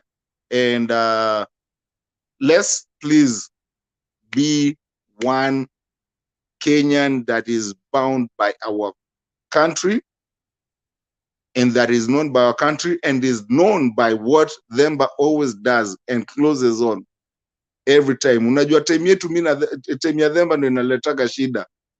Na leo, by the way, nataka sijui Kasuti ndio atapiga nini, but I'll be here listening. National anthem, because that is what defines us as Kenya. It does not matter kama wewe unaongeanga vibaya, unaongeanga vizuri, kama unafikiria nini. Kenya ni yetu sisi wote, the smart, the dumb, and everybody that is Kenyan ni yetu. Tuiangalie na tuichunge. wenye wako nje, wenye wako ndani, na wenye watarudi na wenye hawatawahi rudi, tukue pamoja as Kenyans. Let's just do Kenyan and be Kenyans. That's it. Nimemaliza basi. Wakuleta wakuje. Hawa watu wa kutu spam jamani, si mpeleke hizo video zenyu mahali pengine. Na Kasudi, time yako. I keep blocking the You person. can block them. You can block them, but I block lakini wanarudi. How do you block permanently? It seems ni mtu hapa anaenda anaripiga. How do you block permanently? Kwa sababu nimemblock, anaenda na nini ingine, na anaweza kuwa ni anajiita keep somebody. Unafaa kuangalia nini yake, sio ni live stream yake ndio inafanya hiyo kazi. Si una block hiyo nini? If I told you will be access to his ESMA nini AMI number yake ya simu, once you block that one completely, that gadget after afanye nini account yoyote haitawaingia. Okay, tuachana na hiyo. Wacha niwasalimie tu ki wholesale. Sitawasalimia ki retail because naona time is not on our side. To my fellow Christians, praise God and happy Easter because it's loading. And to my brother Muslim, Ramadhan Karim and Assalamu alaikum. So I will be brief. Unajua tumefanya mambo zingine zimedominate the show, tumesahau kile tunafaa kufanya mahali hapa. So nitaanza tu na wewe Kasudi. Unajua unakula time yako ukienda kwa other issues. Unajua hata sijasema kitu sasa. Enda straight to your point.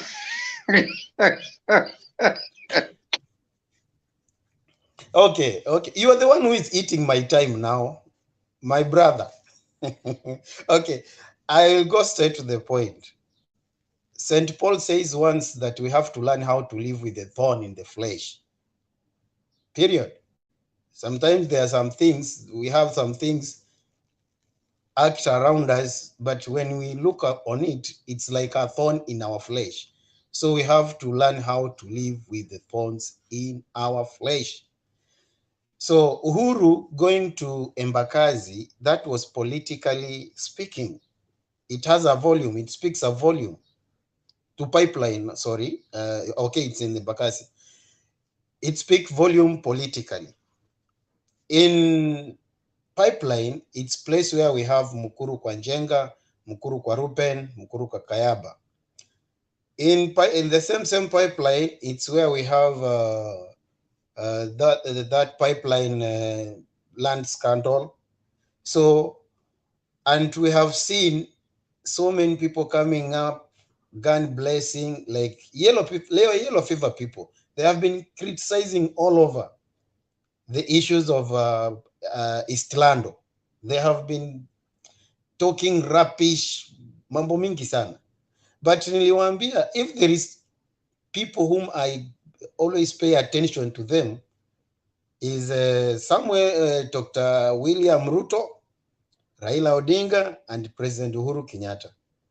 But above all, I told you that despite the fact of being a shrewd politician, he's a very genius politician. He don't make moves blindly.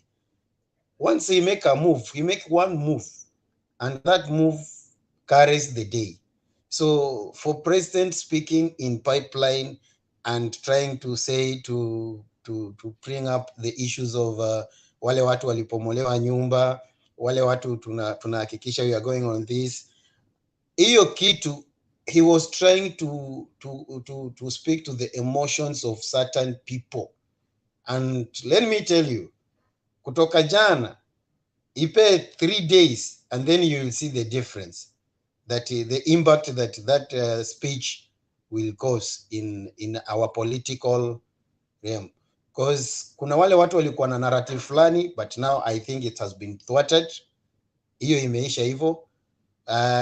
Mambo ya baba mimi sitaongelea kwa sababu there is no way unaweza niambia ya kwamba wewe unaambia mtu, kwa sababu hiyo mazishi ilikuwa ni a prominent, a public figure person whereby security operators wote wa county ingelikuwa kwa hiyo boma up to the last minute, because even the governor is there, even all of security operators wangekuwa pale. So maybe umeambia watu ya kwamba the security is well equipped, tuko sawa, tumejipanga, so hakuna haja.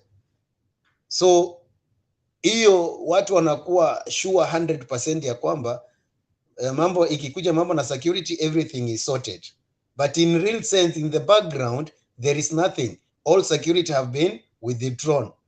This politician anakuambia nime take care of each. Kwa sababu natumia hii kwa sababu nakumbuka Kipchumba Murkomen aliandika kitu kwa Twitter akasema ya kwamba if baba angeliniambia mimi Kipchumba Murkomen ningemuorganizea event ama ningemobilize watu, but sasa angalia ameenda kupatana na poor reception. According to me, the reception that Baba get in Iten, that is organic reception. Organic reception. We don't need to mobilize people. We don't need to ferry people so that it can be seen that the place is crowded, the place is full, but in real sense, those people are not the people. Wale watu wenye wako pale, hata wakiwa ni watatu, talk to them.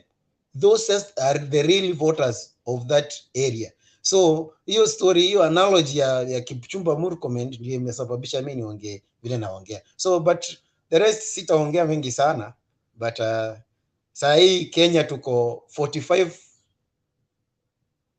tribes ama mnahitaji ethnic communities plus Wamakonde plus the two tribes from Asia, so we are 45. So we have to learn how to live with one another, because I will not be able to speak Kikisi, all those 45 languages. I will not be able to speak it, all of them. But we have to learn and to adjust to live with one another. Period. Na nimemaliza. Sijakula time yako sana Mr. Themba, lakini Alex, wewe hii mawe unarusha, kwani changa ilipotea kwa kichwa ama namna gani? Kasudi. Aya, David. Thank you, Chairman. Alex, umeona unapigwa mawe uko chini, unasinzia kwa live television, ati umebleki kwa live television. Thank you, David. Thank you, Themba. And thank you for graciously lifting my ban. I appreciate that. And according me the opportunity to give and share my ideas. I've sat here for, like Alex knows, I've been in the backstage. And sometimes I was watching stuff, mixing the show plus the Ukrainian war. But let me give quick my points. I know they may not be a darling to everybody, but we are in a democratic world and space. I want to say the following according to the topic of today, which says that Uhuru breaks his silence on Raila chopper attack. Sudi-Kostan grilled by DCI on the same thing, and AZIMIO in TURKANA. I request you to exempt me from commenting about AZIMIO being in TURKANA, because seemingly I'm not allied to AZIMIO anymore. Sudi and Kostani indeed were grilled by DCI. I listened to them. I listened to the clip they gave to the press. In my opinion, they sounded confident, composed, and sure of what they gave the police. They applauded the conduct of the police, and they said it was a genuine interrogation. They even challenged them to do deeper investigation by going through their phone conversations and retrieve any information helpful to connect them in any way to the incident. When I looked at their body language and their challenge, I want to be sure, understand with the decision that that thing, they may not be there. But I want to appeal that let us give the security agencies, including DCI and the likes, to do their work and bring the culprits to book. And let's not turn this issue to be so emotive, because already it is in the hands of professionals. Secondly, I want to say that AZIMIO should up their game.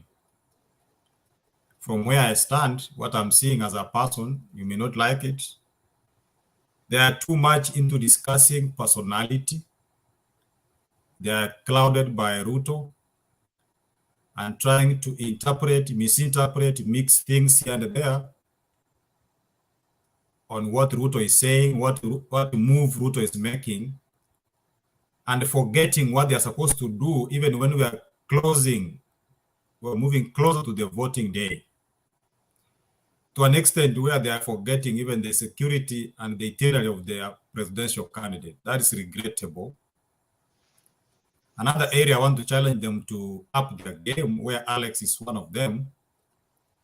Let us learn to apologize when things go wrong on our side, and at the same time appreciate what the rest have done, instead of ravishing it and trashing it to an extent that someone now get mixed up. What else do these people want?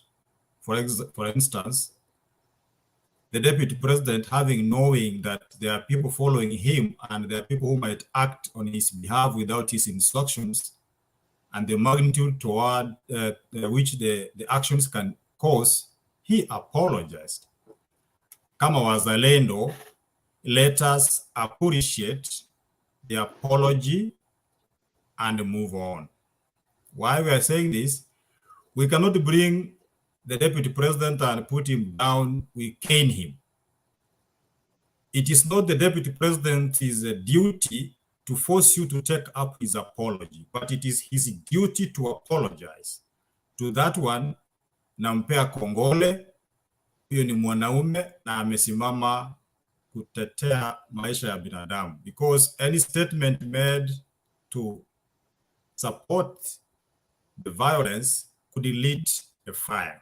I want to challenge you, the AZIMIO group, at some one point, can you try and to apologize? Because even in this panel, when you abuse a fellow panelist, you sugarcoat it and defend it.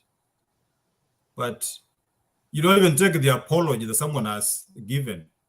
I mean, you abuse me, I apologize, and they still don't want to accept my apology. Then that one beats logic. 3, towards the end, Waswahili husema mkuki ni mtamu kwa nguruwe, lakini ni mchungu kwa binadamu. By simple Kiswahili tells me that jambo likitendekea fulani, wewe unaona ni raha, unacheka, unafurahi, we have scored. But when the same happens to you, you feel so bitter, you feel so agitated, you bring so many drama. Let us learn to know that the way we are affected by people's talk, people's behavior, people's attitude is the same way our colleagues the other side feel bitter about it. That one, I'm not missing my words. I have no apologies to make on that, because if today I abuse Kasudi and make it a joke and don't feel how Kasudi is feeling, then I'm not sincere. I also want to say that let's avoid double standards in the application of the law. That one now brings me to the president's speech. His Excellency Uhuru Muigai Kenyatta is a president to 40 million tribes. Those who voted for him and those who didn't vote for him. He has every right to condemn violence, but we didn't see him condemn any other violence except when it comes to his project, Raila Odinga. That is hypocrisy. and that is tantamount to statesmanship. We David, condemn that. David bwana, in a real sense, wewe am I protected or not? No, unajua kuna vile unaweza achilia hata ng'ombe ikiwa kwa kizuizi bwana. Kuna vile unaweza achilia ikiwa loose, ita cause more damage. Mimi nimesema wewe uliokoka hapa. You are singing the Azimio language. Now you came in our in Azimio. Now you are outside there. You want to criticize, bwana. You backsliders. The Bible says that you are more dangerous than as a witch or a sorcerer. So please, you didn't come exactly, but so ask your teacher who teaches you Bible about backsliders. And finish and say that not everybody with a divergent view ni ng'ombe, ni wazimu, ama ni mwenda wazimu na vitu zingine. Sometimes we need to get facts the way they are. If we feed you with falsehood, we are not good friends. I want to finish by saying that Russia's President Vladimir Putin got wrong information from his people, and he ran in to fight a war in Ukraine. But he has been humiliated because he is fed on falsehood. Azimio, get up. Stop celebrating too early. Stop counting your chicks before they hatch. It is never easy. These guys are serious.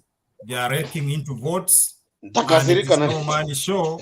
Therefore, go to the drawing board and organize yourself. Otherwise, hii mambo ya kuharas watu, kuwatusi left, right, center is not earning votes, but it is frustrating your camp. I may not vote, but I don't like the manner in which some of us are conducting ourselves. Thank you, Chairman. David, tunakupenda, asante. Okay, thank you. I think we'll let it rest. We just have to let that rest because how can you let it David rest? How can you allow him to live? Akuja tukanyake hivyo anatupiga mawe alafu unasema we let him rest. No, we cannot let that one rest. Kasudi, you are becoming you are becoming agitated for no good reason. No, you see, David is the one who has. Hold on, Kasudi. You are becoming agitated for no good reason. When someone's intention is to make you upset, then you get upset. They have achieved their intention. So his intention. Okay. It's a wise thought. It's a wise thought. Yeah, it's for you to. Thank you, Demba. It's a wise thought. So you let it pass. Some of the things you don't have to respond to. I think now we'll start taking our closing remarks. Because if indeed it was true that Azimio is losing, he should be happy that his camp is winning. It has no. I mean, if your enemy is doing, but it's Napoleon Bonaparte that says that do not disturb your enemy when he's busy making mistakes. So if Azimio is making mistakes, it should be a celebration for whatever other camp. So why come and say that? It's just like me telling you, DA, you guys need to up your game. I don't think they should up their game. They should keep making all the mistakes that they can make, so that I'm not going to advise Ruto. When they make mistakes, I'm happy. They should be as disorganized as they come.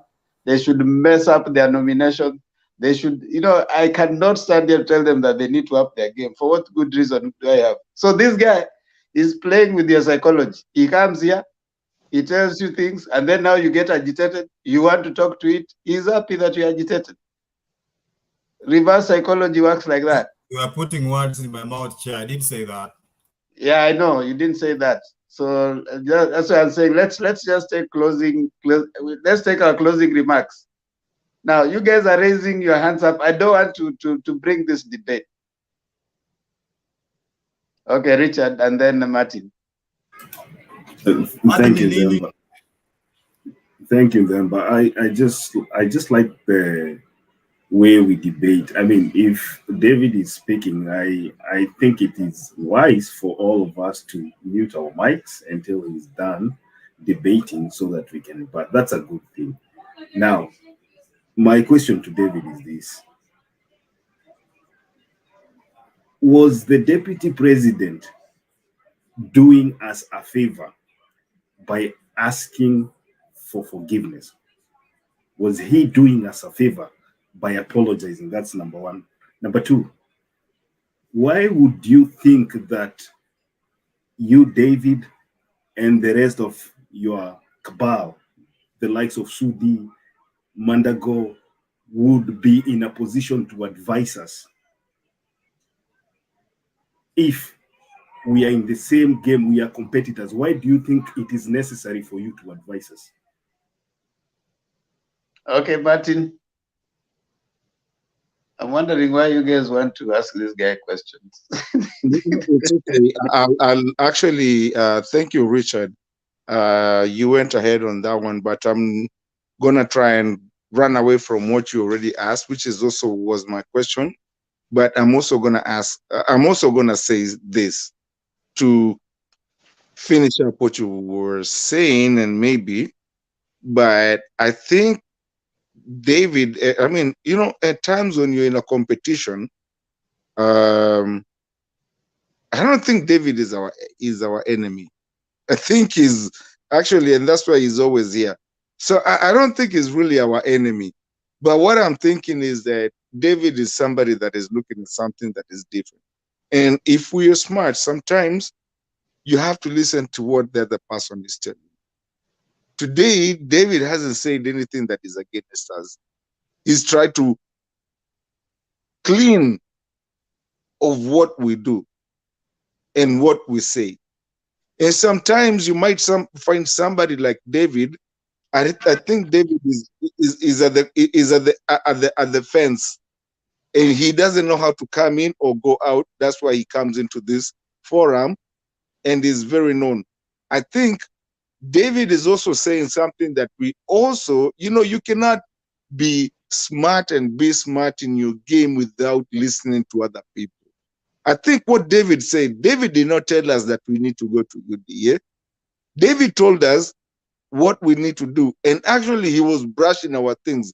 And that's why sometimes even our parents will tell you, go clean up your bedroom. And you're so mad because why should I clean up my bedroom? And then, but then you still have to go clean that bedroom. I think even us, because we're doing this as grown-ups, whatever he said, he didn't tell us to go to UDA. Okay, you agree with him, Tosha. Now, watch David respond, then we start taking our closing remarks. I really don't think personally. Yes, David. Very quickly. Very quickly, I will. It's not a favor to who asked that, Makiadi. Makiadi, for the deputy president to apologize, it's not a favor at all. It's a sign of maturity, leadership, and statesmanship. And for avoidance of more events of similar actions, and again, thirdly, to clear the air that indeed I did not send those people. If he keeps quiet, he will leave everybody in a state of guesswork. Did he not? But he has come out and said, I did not send them. The reason why the deputy president has to apologize is because those people who threw stones have never come out to say we were either sent or not sent. Just like we had an example of Cosmo Choi, who abused Kenyan women, and then he came out by himself and said, I was not sent, I'm a grown-up. But if we could keep quiet, we could demand an apology from the big man. So he doesn't owe you, it was not a favor, but as a duty of a leader, a mature person, and a balanced-minded person, he has to apologize. You live in a place where apology is very important. You mentioned you are in the US. We value apology so much. Two, why should we advise you? We are not trying to advise, but we are drawing parallels and we are saying we are better than you. Why? Because us, we can apologize. In as much as you don't want to take the apology, we have offered an apology. In equal measure, we expect you to offer an apology, which you are not offering. You are so adamant. You are giving so many explanations to justify an occurrence, which you could have said sorry and you move on. So we are not advising you. We are simply poking holes into your tattered game. You are so busy talking about us and forgetting even the security of your presidential candidate. That is shameful. That is disorganization. That's what we are saying. You better up your game. You better look on policies, points, manifesto, rather than personality and character assassination. I think, David, you are. No. You guys, okay, fine. I want us to finish this thing. This guy Alex is just poking you people. Let's have our closing remarks, and we start with Alex. Then we go like this. Okay, you know, my grandfather told me that in a debate, you're either a fool or a wise man. I choose to be a wise man today. So there are things I'm not going to respond. Secondly, David, you are my friend, and no.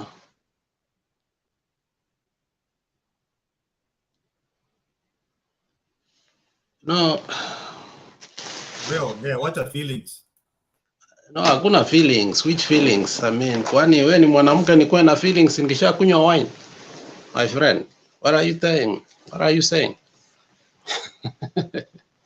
So David, yeah, relax. Wewe ndio nataka kuambia relax, because so as we were saying today, the president knows exactly what happened. He was briefed, and by the time he came to make the statement he made, he was telling us exactly that these people wanted to kill Mr. Raila Amolo Odinga.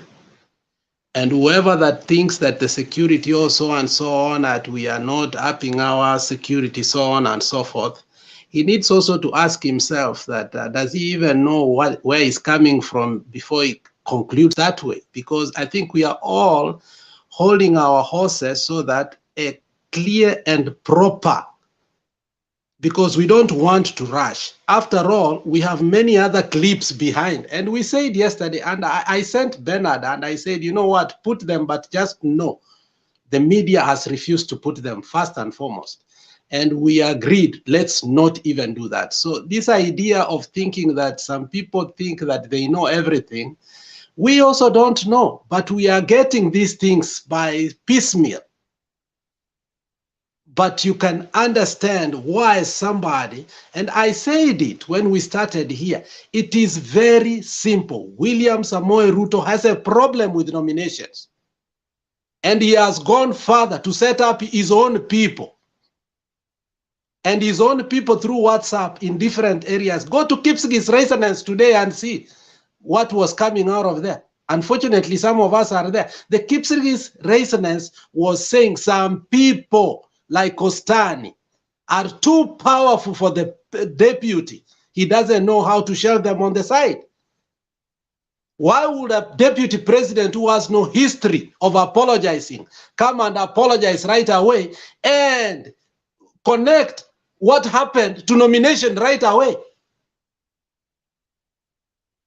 If you are a strong person who wants, you will say, let the investigation be done, and after it's done, we will take the proper direction. But why do you draw the nomination right away and say, if you are caught to be among it, you are not going to get the nomination? Because he has nomination problems.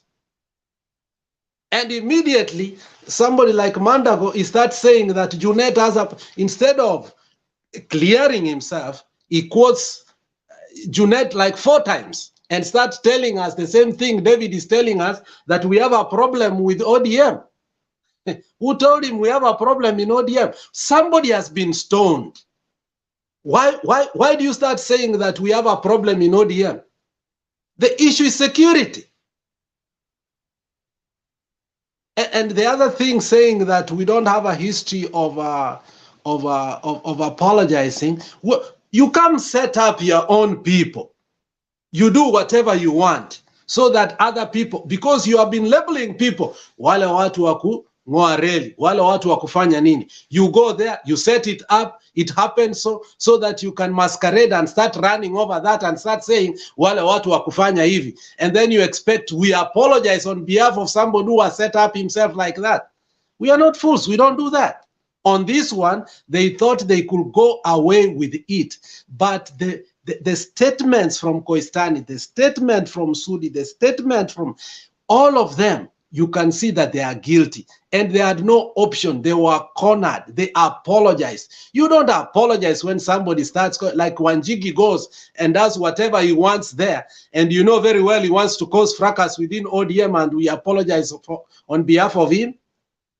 This apology was needed for them because they did this. They wanted to kill somebody.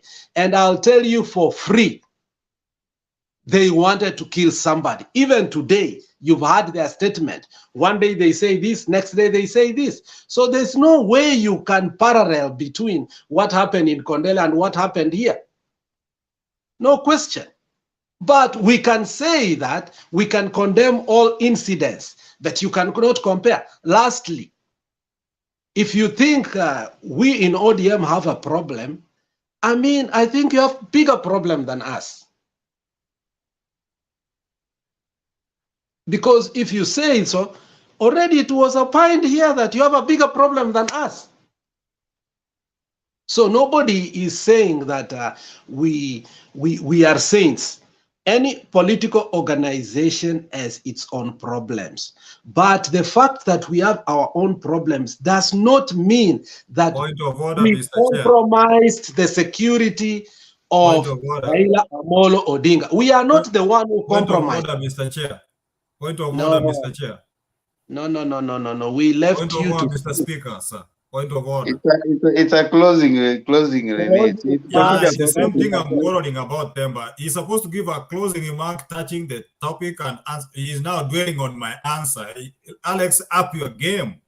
I've not mentioned your name. I mean, you're feeling guilty. You're feeling guilty, Maze. Media doesn't And lie. relax. Somebody is behind you. Somebody has been behind you. We don't know if he gave you problems. So, I mean, relax. Oh, this is my beloved wife. Don't say that. Hey. No, I'm only telling you, relax. Alex, summarize now then. Thank No, you, but Chair. you Thank you for coming interrupted me. to my rescue.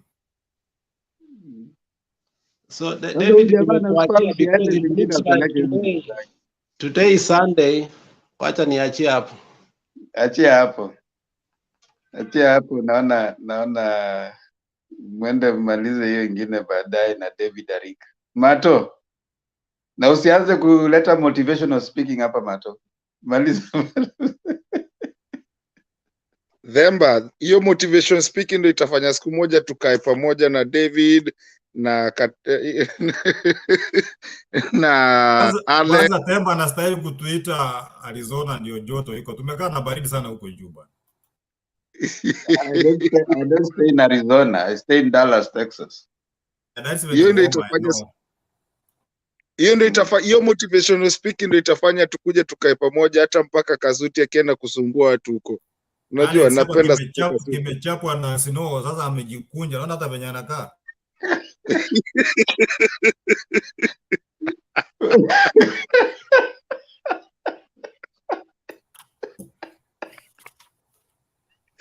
Ajia, hiyo motivational speaking ni ya kutuleta sisi wote pamoja. Mimi my closing remarks leo nikingoja mwenye anaimba. Na by the way, Alex ajituimbia anthem ni sawa. Sijui kama itakuwa David ama ni Alex. Lakini Alex ndio unaona amebleki hapo kwa kiti.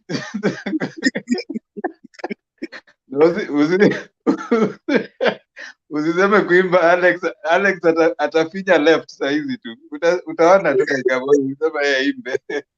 Temba ulikuwa ile siku Roba aliimba.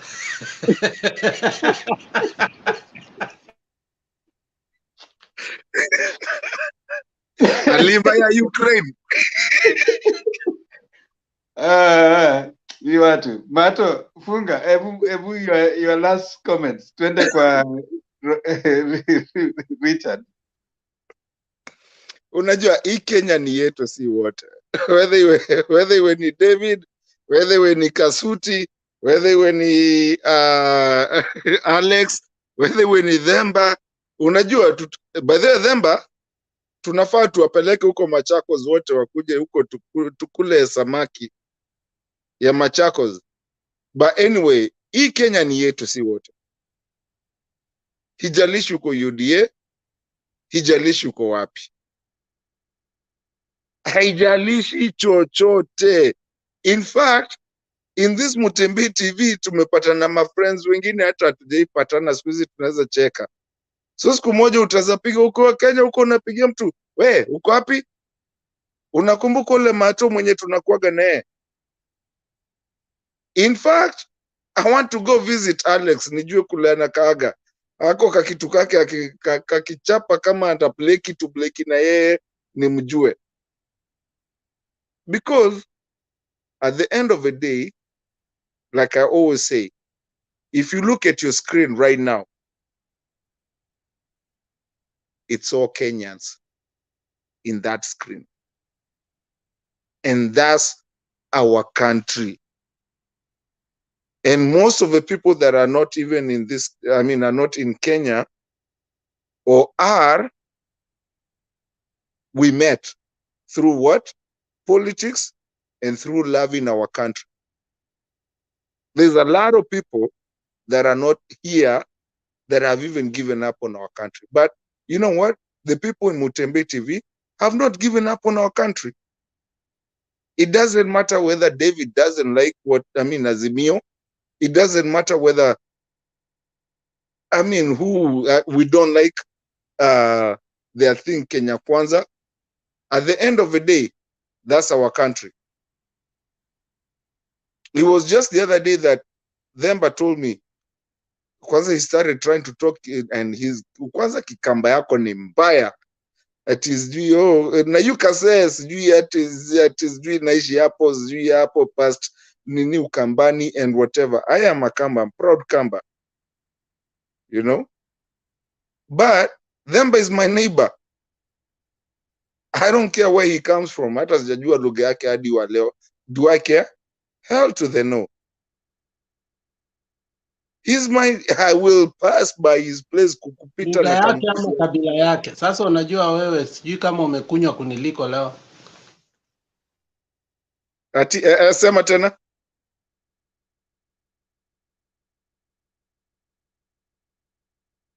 Sijakusikia nani Alex, sijakusikia. Alex anauliza kama leo umekunywa kumuliko. My friend. Hapana Kasuti. Ni pasta unadanganya. Mimi sijaongea juu ya pasta bwana. Mimi nilikuwa nakuambia motivational imekuwa refu bwana. No, nasema by the end of the day tukikuja kumaliza kuna countries kama Ukraine zenye zinapigana, tusipigane. Na I think that's my whole thing. Mimi nawapenda nyi wote, nikikuja hapa kuna watu nakujanga na wachokoza kidogo, wengine wananchokoza. Na hiyo motivational speak, unajua nini? Hiyo motivational speak ndio itatupeleka mahali maisha yetu yaendelee. Unaanza tena? Sianzi. We Themba achana na mimi. Siwache nimalize. Sina naanza tena. Haya sawa, basi pole. Kwaherini, laleni vizuri na Mungu awabariki. Hatujamaliza kaa hapo. Haya, Luanzo Luambo Makiadi, Franco. Mwana Boka. So, na bola pasi na bolingo nate. My moto mabi. Moto mabembe no bibada na bolinga.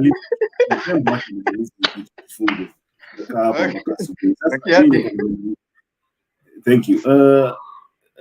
Uhuru si mwenda wazimu, atoke huko from nowhere akuje kusema ya kwamba he was concerned about the security of an individual who is running for president. Our friend David here said that Ruto is a gentleman, that is why he apologized. I want to tell David here that if Ruto is a gentleman, then he should also say that he apologizes for taking land belonging to Mr. Muteshi na akamtupa nje na hakumlipa pesa ya compensation kutoka kwa koti. He should also apologize kwa kunyang'anya watoto shamba Lang'ata na kujenga hoteli. He should also apologize to Kenyans for all the matusi yenye watu wamekuwa wakitukanana in his company, in his presence, wakitukana mama ya president and all the rest. He should also apologize for saying that Kenya lost only 7 billion shillings ya kujengea watu damu Aror na Kimwarere, na mpaka leo hizo damu hazijaisha. My closing statement: violence is not good for any country, and moving forward, the government and the Interior Ministry should do everything possible to make sure that there is no violence in Kenya during this election hearing period and after the elections. Thank you. Asante sana. Batoto ba Congo, najua batoto ba Congo bamekuwa watu ba East Africa community. Sasa Lingala ndio nakuwa muziki ya kuongelewa pale natafuta raso, unajua raso ni pese. Natafuta raso. Selina, uko hapo?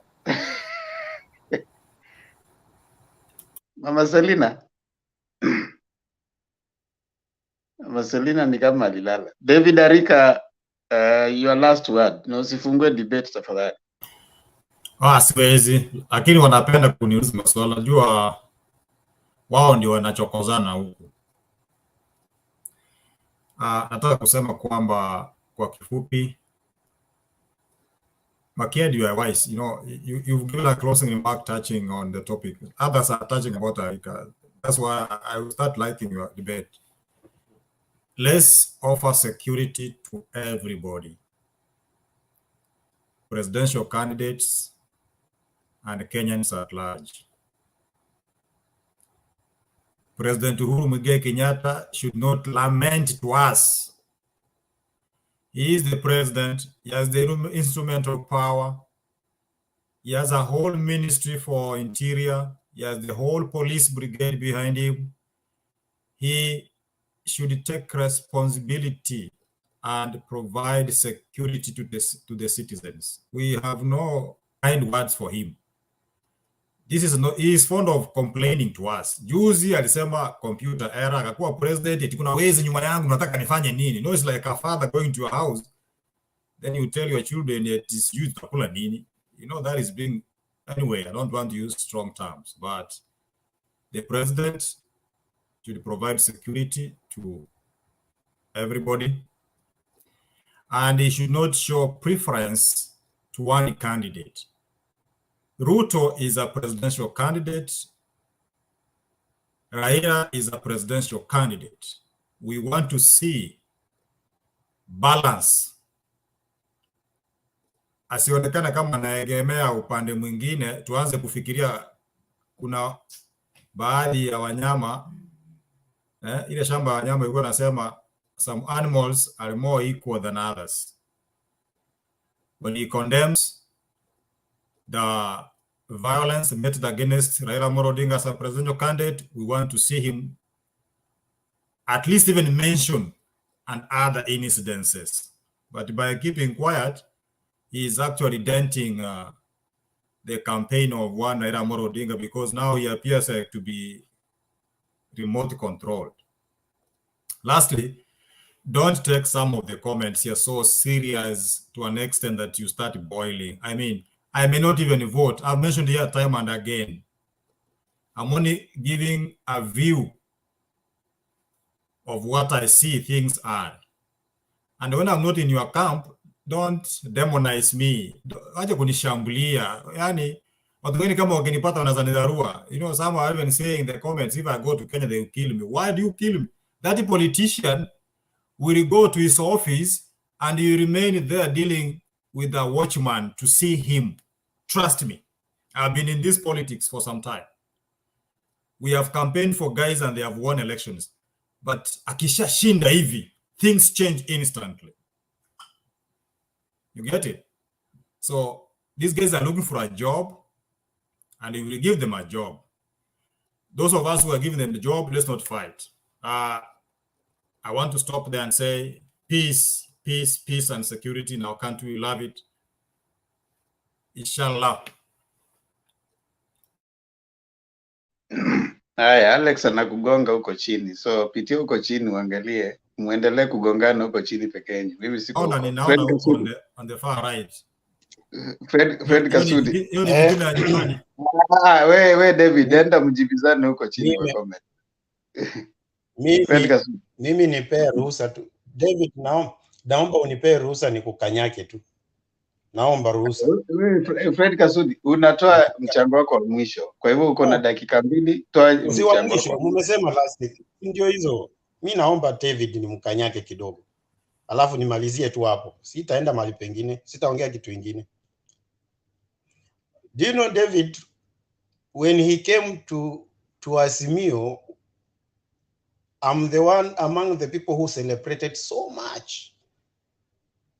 That joy, unaonanga vile unakaribisha mtu unasema ya kwamba as the Bible says that when one person gets saved, the angels in heaven celebrate. Sasa wewe unataka therapy ya kudeal na hiyo emotion ya kupoteza David. Uko na trauma. Ngoja, wacha nimalizane na David bwana. Kumbe little did I know ya kwamba alikuwa amekuja kama spy. Wale walitumwa na Joshua kwenda kuspy Canaan land, and then they came with a false report. This is what David is reporting here. So David, wacha nikuambie tu kweli, we are very well aware kile kinaendelea. Chochote kile kinapangwa kwa siri kitachulikana tu. It's just a matter of time, everything will come to light. Lakini sasa ile adventure ulikuwa umekuja AZIMIO, I think haija kuzalia matunda. So umekonga mwamba. Pole sana. You go back where you belong, because I knew, I was reading on your lips. Hata kama ulikuwa unasema kulikuwa kukaenda, I knew it. You are just a mole that you are just being planted in a cup to learn for us, and then you take information back to the sender. Thank you. You have executed that responsibility well, and I congratulate you. But I think you went out without nothing. So ndio ngoma inaanza kurindimwa. Sasa Waswahili husema ya kwamba usiambe pachao kwa msala upitao. Baba, kupanda mjongoma si ngoma, kushuka ndio ngoma.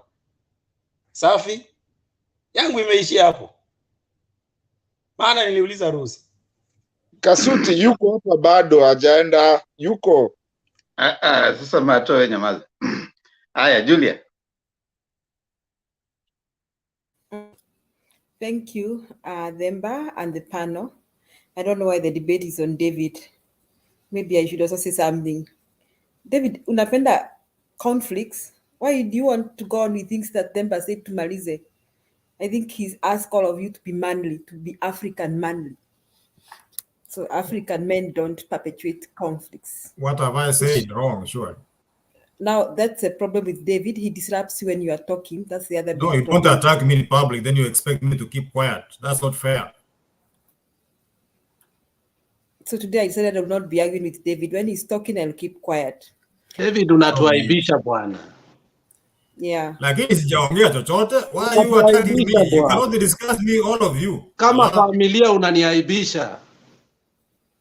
Sawa, nimenyamaza mzee. Thank you. So I was just saying, Themba said that he's asking the men here to be African manly. So they don't perpetuate conflicts, they heal them.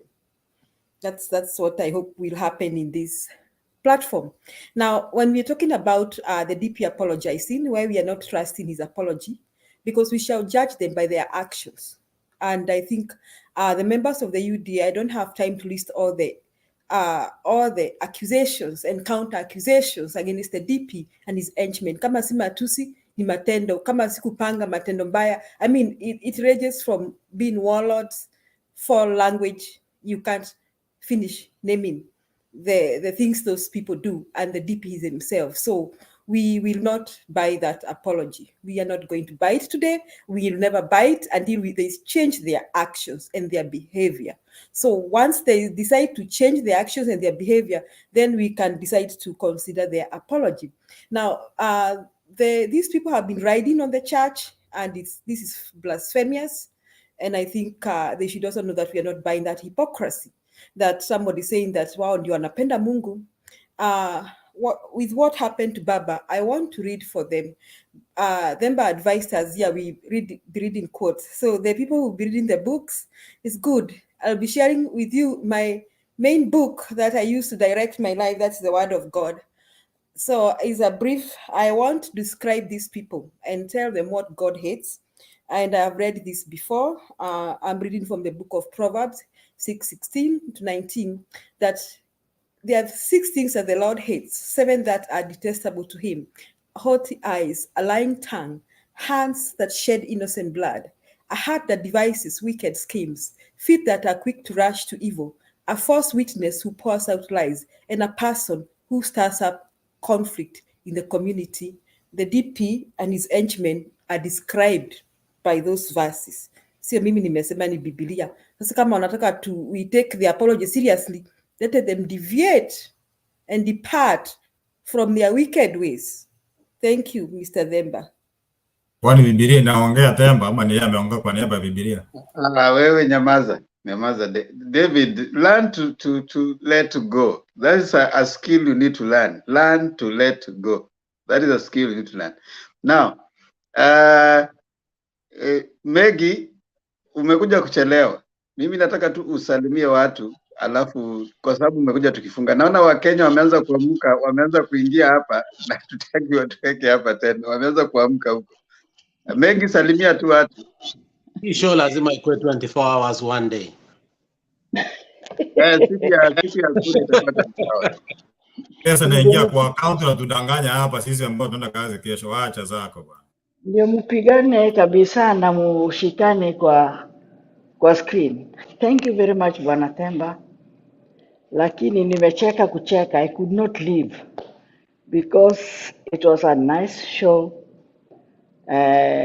Munakasirika, munarudiana kwa rafiki. I think Kenyans are becoming mature and you are becoming lovely. Lavia. I don't know which word to put. Na nimeshukuru sana, at least today umeniona mpaka ukasema huyu amekaa hapa sana. Thank you so much kwa kila mtu, Julia, Themba, Kasuti, David Wayuda, Selena is sleeping, Alex, Mato, Makiadi, and everyone. So it was good. Baba alichapwa na mawe, lakini that was so sad, so bad. Nilisikia nanino anaitwa nani huyu Suti, anaitwa nani huyu mwenye walienda nini akisema Kasuti kama huyu wetu Sudi akisema ati hakuna kitu kama ni mouthpiece. Mimi ni mouthpiece ya nani? Huyo ni mouthpiece ya Ruto bwana. Ama hiyo ni mouthpiece ya Ruto. Yeah. Ati hakuna kitu inaweza kutendeka Kenya kama baba angepigwa na hiyo mawe. Na ajui chenye anaongea, because I don't know, the president said it. He doesn't know what Kenya would have been by this time. Aulize wakati Tomboya alikufa. Mimi nilikuwa mdogo, lakini I could feel it. It was something else. So sasa hii ni baba mwenye amekuwa baba ya watu tangu aanze hii mambo yake ya politics. anashikwa anarudi nje, anashikwa anarudi nje. So amekuwa kwa roho ya watu wengine. It would have been worse. I think Bwana Themba, bado ninakushukuru tu, umeleta a place where so many people are knowing what to do and what not to do. Hata the David, I know ni nini tu anatishatisha nyinyi tu, ako na nyinyi. Hao wote pia sasa itakuwa ni Azimio. Ako na nyinyi, sikudanganyi, because anaona tu vile nikiangalia Huyo moja Magi wacha huyo ni unaongea mfuasi nini? sugu. Hapana, huyu Huyo ni anarudi, mfuasi sugu. huyu amesharudi. Akiangalia tu sura ya Kasuti anasema I can't leave this person. Akiangalia Alex anasema I can't leave. Wacha niingie Azimio. Akiangalia Makiadi, akiangalia Mato, akiangalia Julia, akiangalia Temba vile amekaa sasa pole pole, anasema wacha mimi niingie Azimio. Ashaingia already. By tomorrow utasikia nini ingine. Maneno ingine ambayo si hivyo. So msimrarue sana, mnararua hii kidogo tu. But I love you all. You made me laugh today because muna perekana mbio alafu mnarudi mkae chini. Na hiyo mkienda kutembelea Temba, hata mimi niko hapo. Munialike. Thank you people and may God bless you. Asante sana Maggie. Maggie, at least leo umekuja umekuja nini, siku hizi umetutoroka kwa muda, lakini ni sawa tu, tumekuona. Now ladies and gentlemen, it was nice us having this discussion, and as always we like listening to everybody, and as I said a while earlier, everyone is important in this channel. Nobody is more important than any other. Every opinion matters, and they say that the highest form of diplomacy is ability to entertain a view that you don't agree with.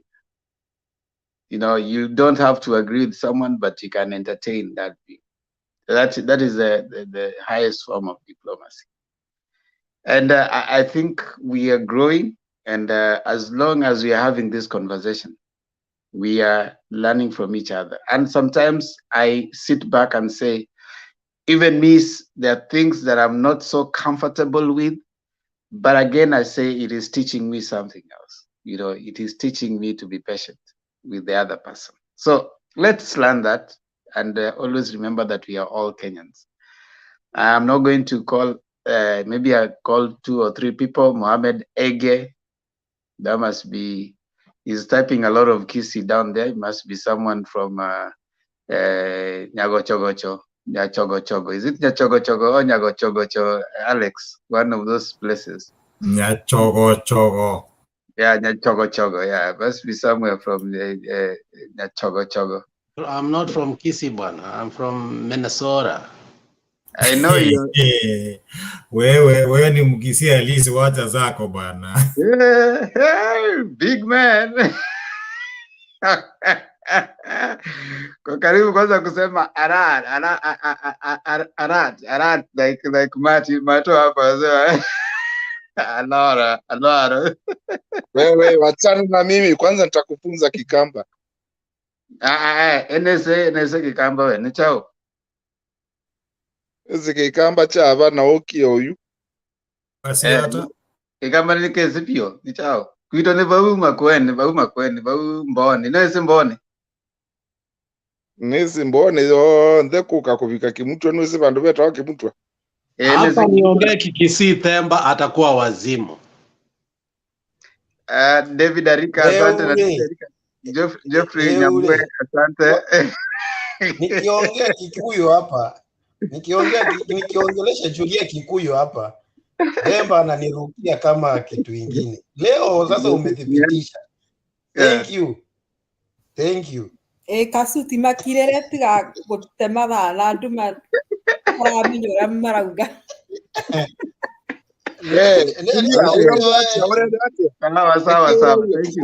Thank you. Now, we appreciate. I mean, this is what makes us a family, and all of us are members of Mutembei family. And it's always good for us to acknowledge and appreciate that with our diversity. Someone gave an interesting story. A tree with a leaf, there's no one leaf that looks like the other, but they all perform the same function. Photosynthesis, they feed the tree with the food. So we might be so diverse, but we all have to know the purpose that brings us together, to bring Kenya together. And that is the real deal right there, because Kenya is our business and our business is Kenya. When you come to the show, it starts at 9:30 Kenyan time, and you find 10 people. Know that the studio is full. Just wait on the background and you'll be brought on and you can participate in the debate. And we bring different debates every single day.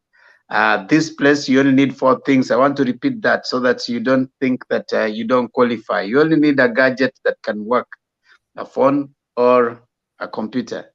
You need connectivity. You need something to share and a willingness to learn. Only those 4. Nothing else that you need to bring here. We need to continue talking, because when we stop talking, we start fighting. We don't want to fight, so let's keep talking. Kama kawaida, lazima niuze channel yangu.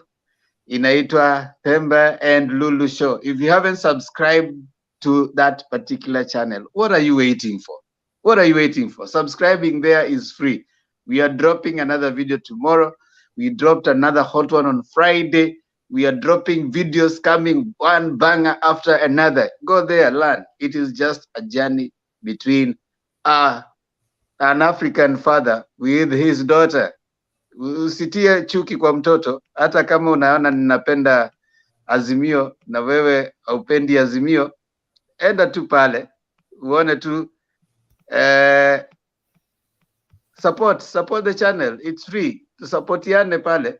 Piga like, piga subscribe. David, nenda pale, subscribe. I don't mind if you subscribe, if you share, you bring as many people to the channel. We'll really appreciate. Themba and Lulu Show on YouTube. Now, Themba, yes, thank sir. you for bringing Lulu yesterday to talk to us and say hi and to show her face. That was good. Yeah. That's my daughter. That's my daughter, you know. That's my daughter. You know what I mean? That's my daughter. Wacha hata mimi sasa ni na watu wa Minnesota. Unataka kujichocha pia. Anataka kujichocha. So Texas. You from Texas. Yeah, Texas. You know what I mean? Unakuja hapo nasikia I stay in Arkansas. Sisi tulikuwa nasema Arkansas.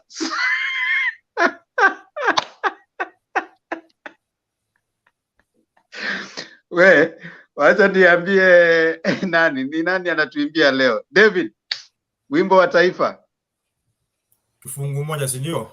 Yeah, the first answer. Haya, tuimbe. Mungu nguvu. Unakariri. Tufanyaje hivyo? Tunakariri. Unakariri. Pay attention and tukariri. Yeah. Si mungeacha nimalize ndio mnikosea. Sasa nyinyi ni walimu gani? Who taught you to be teachers? You don't shout down your pupil. Tukariri. Pole lakini tukariri. Do you think I kariri? Miaka yangu imeenda. Maybe kesho. Sasa hiyo ndio kisungumukuti. Haya, imba basi David. Haya, wacha niimbe. We can do things differently though. Mungu nguvu yetu, ilete baraka kwetu, haki iwe ngao na mlinzi, tukae na undu. Tukae na undu. Amani na undu. Raha tupate na ustawi. Raha tupate na ustawi. Na vile tumepay attention seriously. Mbona unatuangusha? Mwalimu wapi? Nani amekuambia nilikuwa mwalimu? Wewe ulikuwa mwalimu wapi? Haya. Ati? Yaani David, wewe ulikuwa mwalimu wapi? Ngoja. Nani alikuambia nilikuwa mwalimu wa Kiswahili? Mlikuwa mnaimba nini huko? Mwaka gani? Unadhani mimi Alex ni age yako? Wewe heshimu wazee. Acha mchezo bwana. Wewe una nywele ya white wapi? Ona kipara. Haya. Sasa nyinyi hiyo mambo yenu mtaenda kusort kinyumbani. Now, sikiza. Okay. I like the way sometimes, and Mato was a culprit, the way mtu anakuja naongea passionately about Kenya, akiamua sasa imba wimbo wa taifa ambao ni the symbol of national unity. They go flat. I mean, where do we start appreciating Kenya? David, enda jifunze wimbo wa taifa. Julia, can you give us the prayer so that tumalize? Huyo ametuangusha. Huyo ni mwalimu atatupea. Na tuombe. Mungu nguvu yetu, ilete baraka kwetu, haki iwe ngao na mlinzi, na tukae na udugu, amani na uhuru, raha tupate na ustawi. Amen. Asante sana. Shalom. Na kuna watu huko chini baada anasema Themba anatoka Rusinga, Themba sijui anatoka wapi, Themba mimi ni Mkenya. See you guys. Luanzo Luambo Matikiadi Bolingo Nate. Batoto salimia wote. See you guys. Kwanza mimi Makiadi mimi ningesema Muzina ditata. Eri mwana. Eri santo. Muzina ditata zambe. Muzina. Sasa